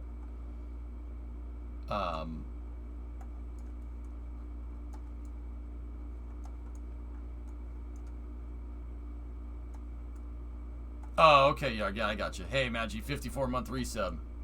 What do you mean by overclocking the engines? There's some stuff you could do with a Cal controller to get more thrust out of the engines, but they heat up. But it's not, I mean, it's not that big of a deal. Yeah, I can always add more tanks and, yeah, kind of go from there.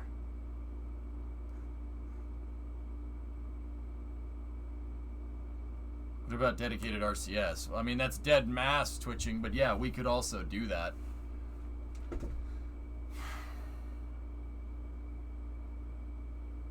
Can you please throw this up on Kerbal X?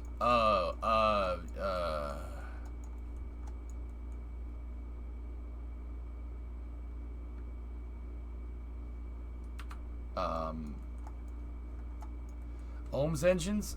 The orbiter, that's the thing, man. You're not going to get a specific impulse, that much of a specific impulse increase. Like, I don't think having an orbiter maneuvering engine on here is a good idea, but I mean, I don't know, man. Who knows? The other thing is I saw these hinges. The alligator hinge was making insane drag.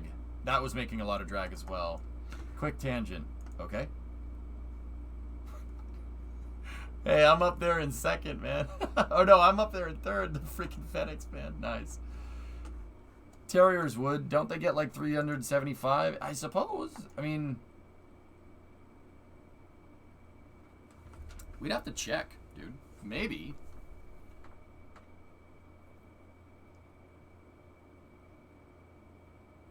I mean, Jaka, here's the next step, dude.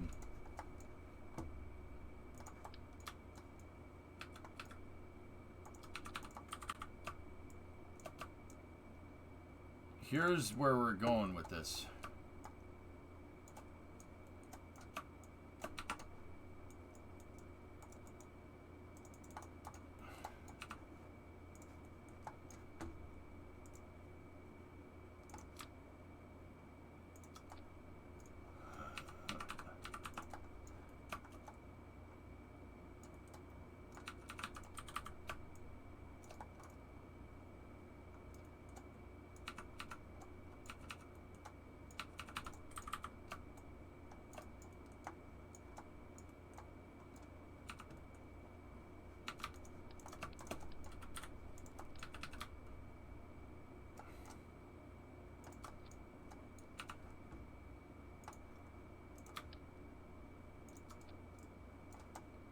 This is where this is headed. That's why I kept the top open. Discovery, go at throttle up. That's why I did this way, dudes. I mean, honestly, that might give us what we're looking for.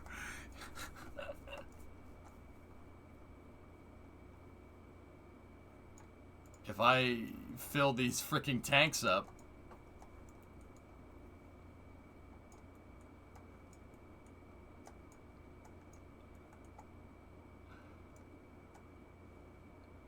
Isn't that cool, though? Doesn't that look sick? And the middle of the payload bay is pretty much on the dry COM.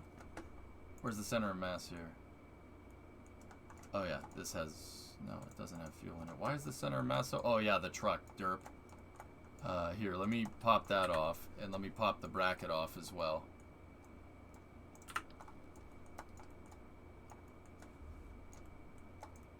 Yeah, dry center of mass is pretty much over the payload bay. That's pretty rad.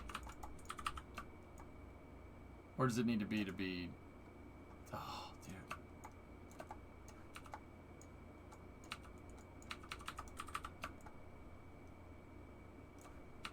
That means we could take stuff down with it. I'd have to redo some of this up here, but... Can that front nose cone be a crew pod? Yeah, I mean, it could, sure. Oh my god. Can you imagine? Here's your Mercury capsule. No, except for the fact that it's not. That's actually a pretty good idea, man.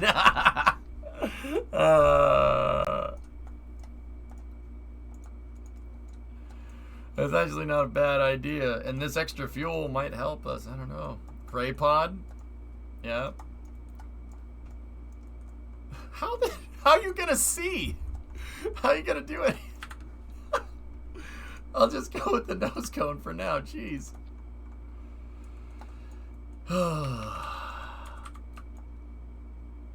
I really wanted this to be like right there, but that doesn't line up exactly. That's on the back of the payload bay. Oh, that's actually really nice. That's really good.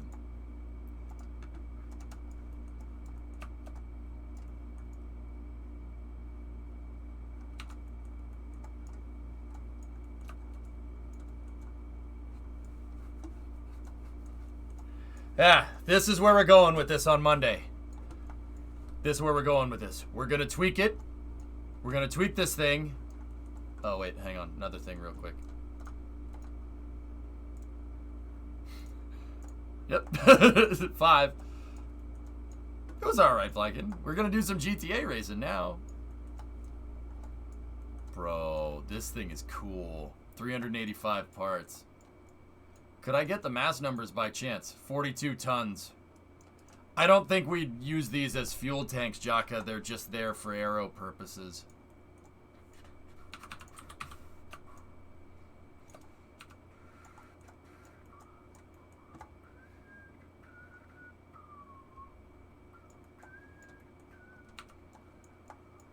How does that look with the thing closed?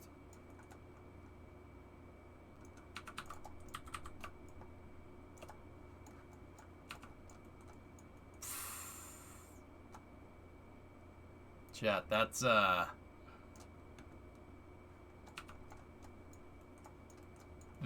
pretty friggin' cool, actually. Oh, I gotta get this thing into space. We have to, dude, we have to get this thing flying missions. Oh my goodness, that's cool. I'm sorry, this project is hyping me up, dude. That thing looks sick. Oh.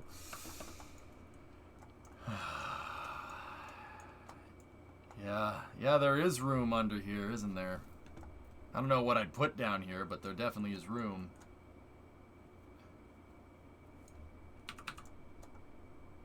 And the center of mass is totally aligned. Oh, that's good. Crew pod. Crew pod. Crew pod. Canadian, I flew 2 flights with vehicle. I flew 4, right? I flew it on a suborbital, tested the flare, worked great. I towed it right back to the pad, put it right back on the pad, another fuel truck, and then tried to send it suborbital. The problem is that I think we were about 120 delta V short from getting into an 80 by 80 perfect circular orbit. But I learned a lot. We learned it can come out of a nasty stall if needed. Here, hang on. Let's try the long nose cone. Oh, it's just a little bit too much. Damn. What about you?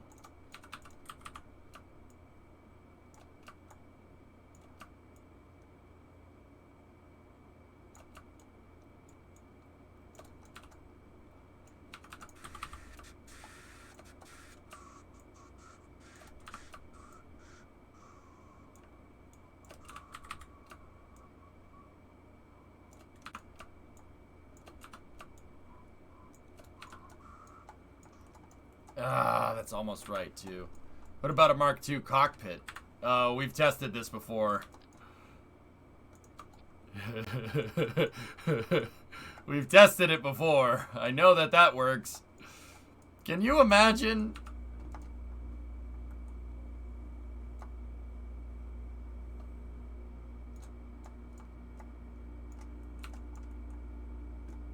I'm gonna install the payload bay. I've been trying to save some cash on doing that.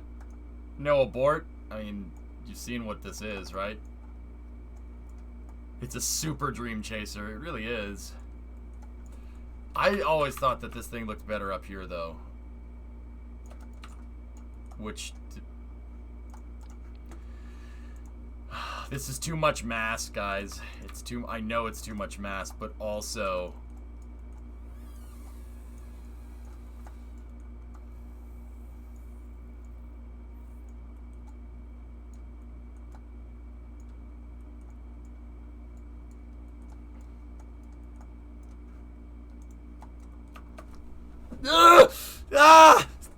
Damn it! Stop it! It really does. It really looks sharp, doesn't it? Alright. Alright. That's what we'll test on Monday, dudes. I hope you enjoyed this. Honestly, Monday is pretty much the last day that I'm going to work with the small one. We have to start construction on the big one. I've learned a good amount, but we do need to do an orbiter. I need to do another orbital test, okay? I need to do another orbital test. We need to clean up a couple of aerodynamics here and there, and yeah. If we lose another one, we lose another one. I need to check re-entry. Is it scalable? Ponzister, this entire project, everything that I've done in this project, I've implemented in a way with the intention of scalability. The triangles, the wings, everything.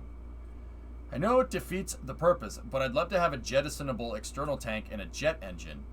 Bet you could save so much Delta V by starting up the proper launch up high. That doesn't save as much Delta V as you think it's going to, Tron. I'd need like 30 jet engines to get this thing fully fueled off the ground. The jet engines produce 100 kilonewtons on a good day in KSP. The shuttle engines produce 900 kilonewtons. So we'd need 18 of them to do something like that. Yeah. And you know what the crazy thing is? The jet engines are overpowered in KSP. Yeah. Comparatively. Yeah, Mach, I did the orbital test.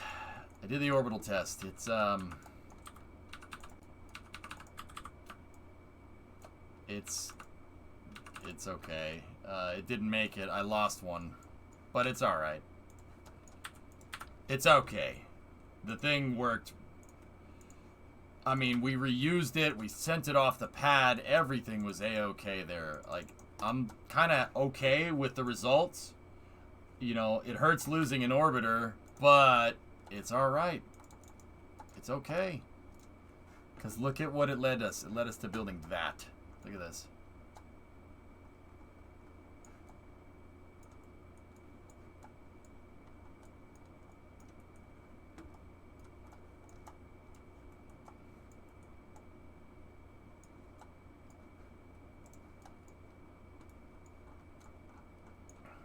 Yep. Every little thing gonna be alright. Yep. Don't worry about a thing. We'll get it. If I have to add more fuel tanks or rearrange something or try to tweak a little bit more aero in another way, we'll do it. But that thing performed freaking great. I'm really, really impressed with it. Can you quickly show the fuel tank layout? Sure. Well, my front tank is... no, these were really early designs. Mock-up. Here we go. Nope. Still not right. Tank testing. Here it is. That's what my front tank looks like right there. That's what the front tank looks like. It's 1, 2, and 3. Discovery, go like at throttle up. And then my rear tanks are this is actually the old design.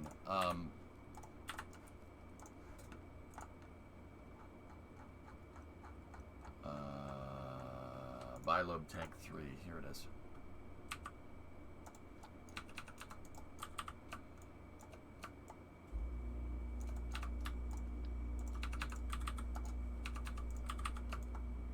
It's that.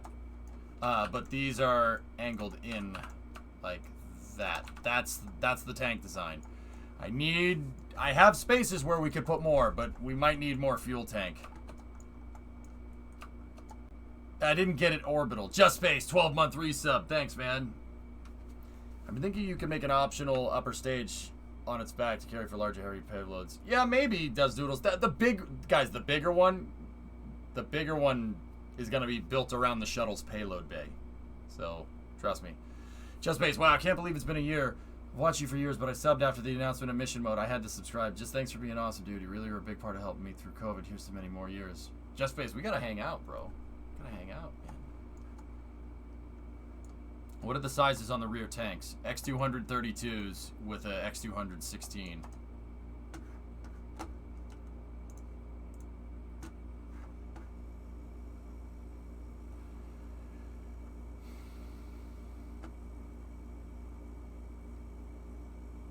What if you use Jebstone to refuel the SSTO in orbit? SSTO is just the orbit, right?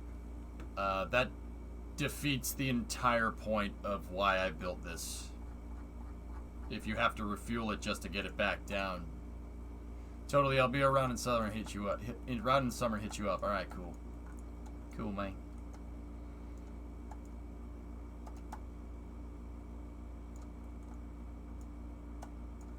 This is where I want to go with this thing.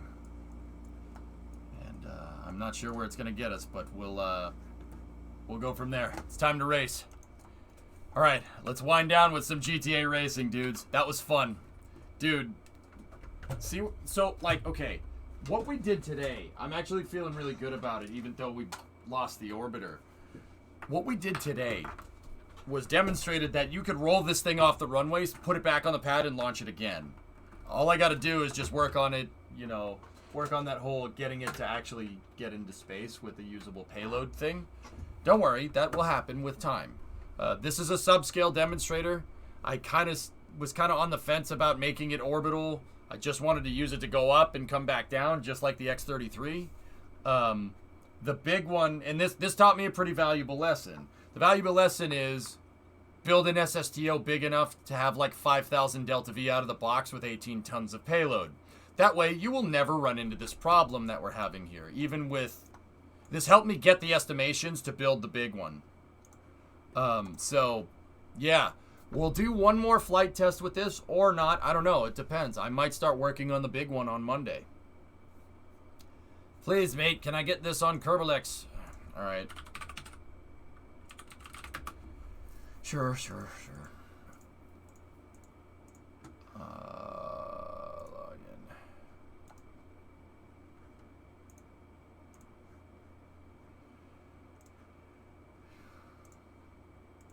in. So yeah, we'll be doing more testing and more building and more shenanigans on Monday. Hopefully we can get this done. I have about a week to finish the SSTO.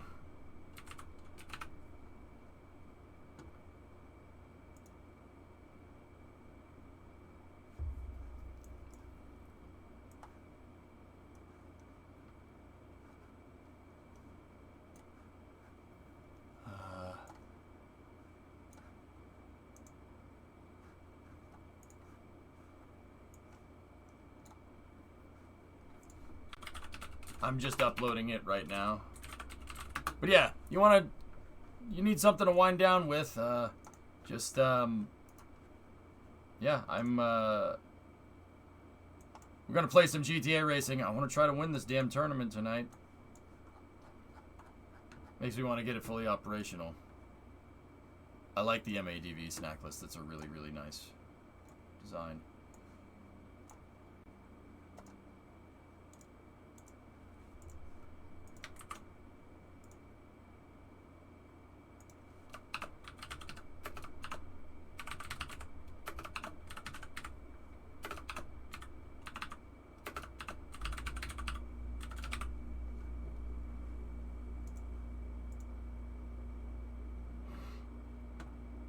I'm just working on the description right now.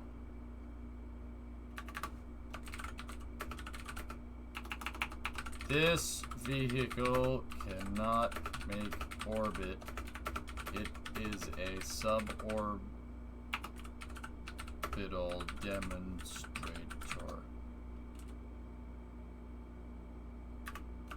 Non-functional.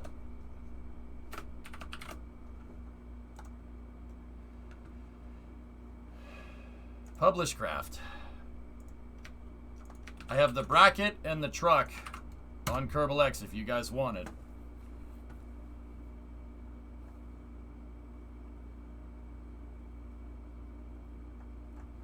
There you go. Okay, I'm gonna play some GTA, guys. Have a good rest of your night. If I don't see you, have a good rest of your weekend. I'm gonna try to win the racing tournament tonight.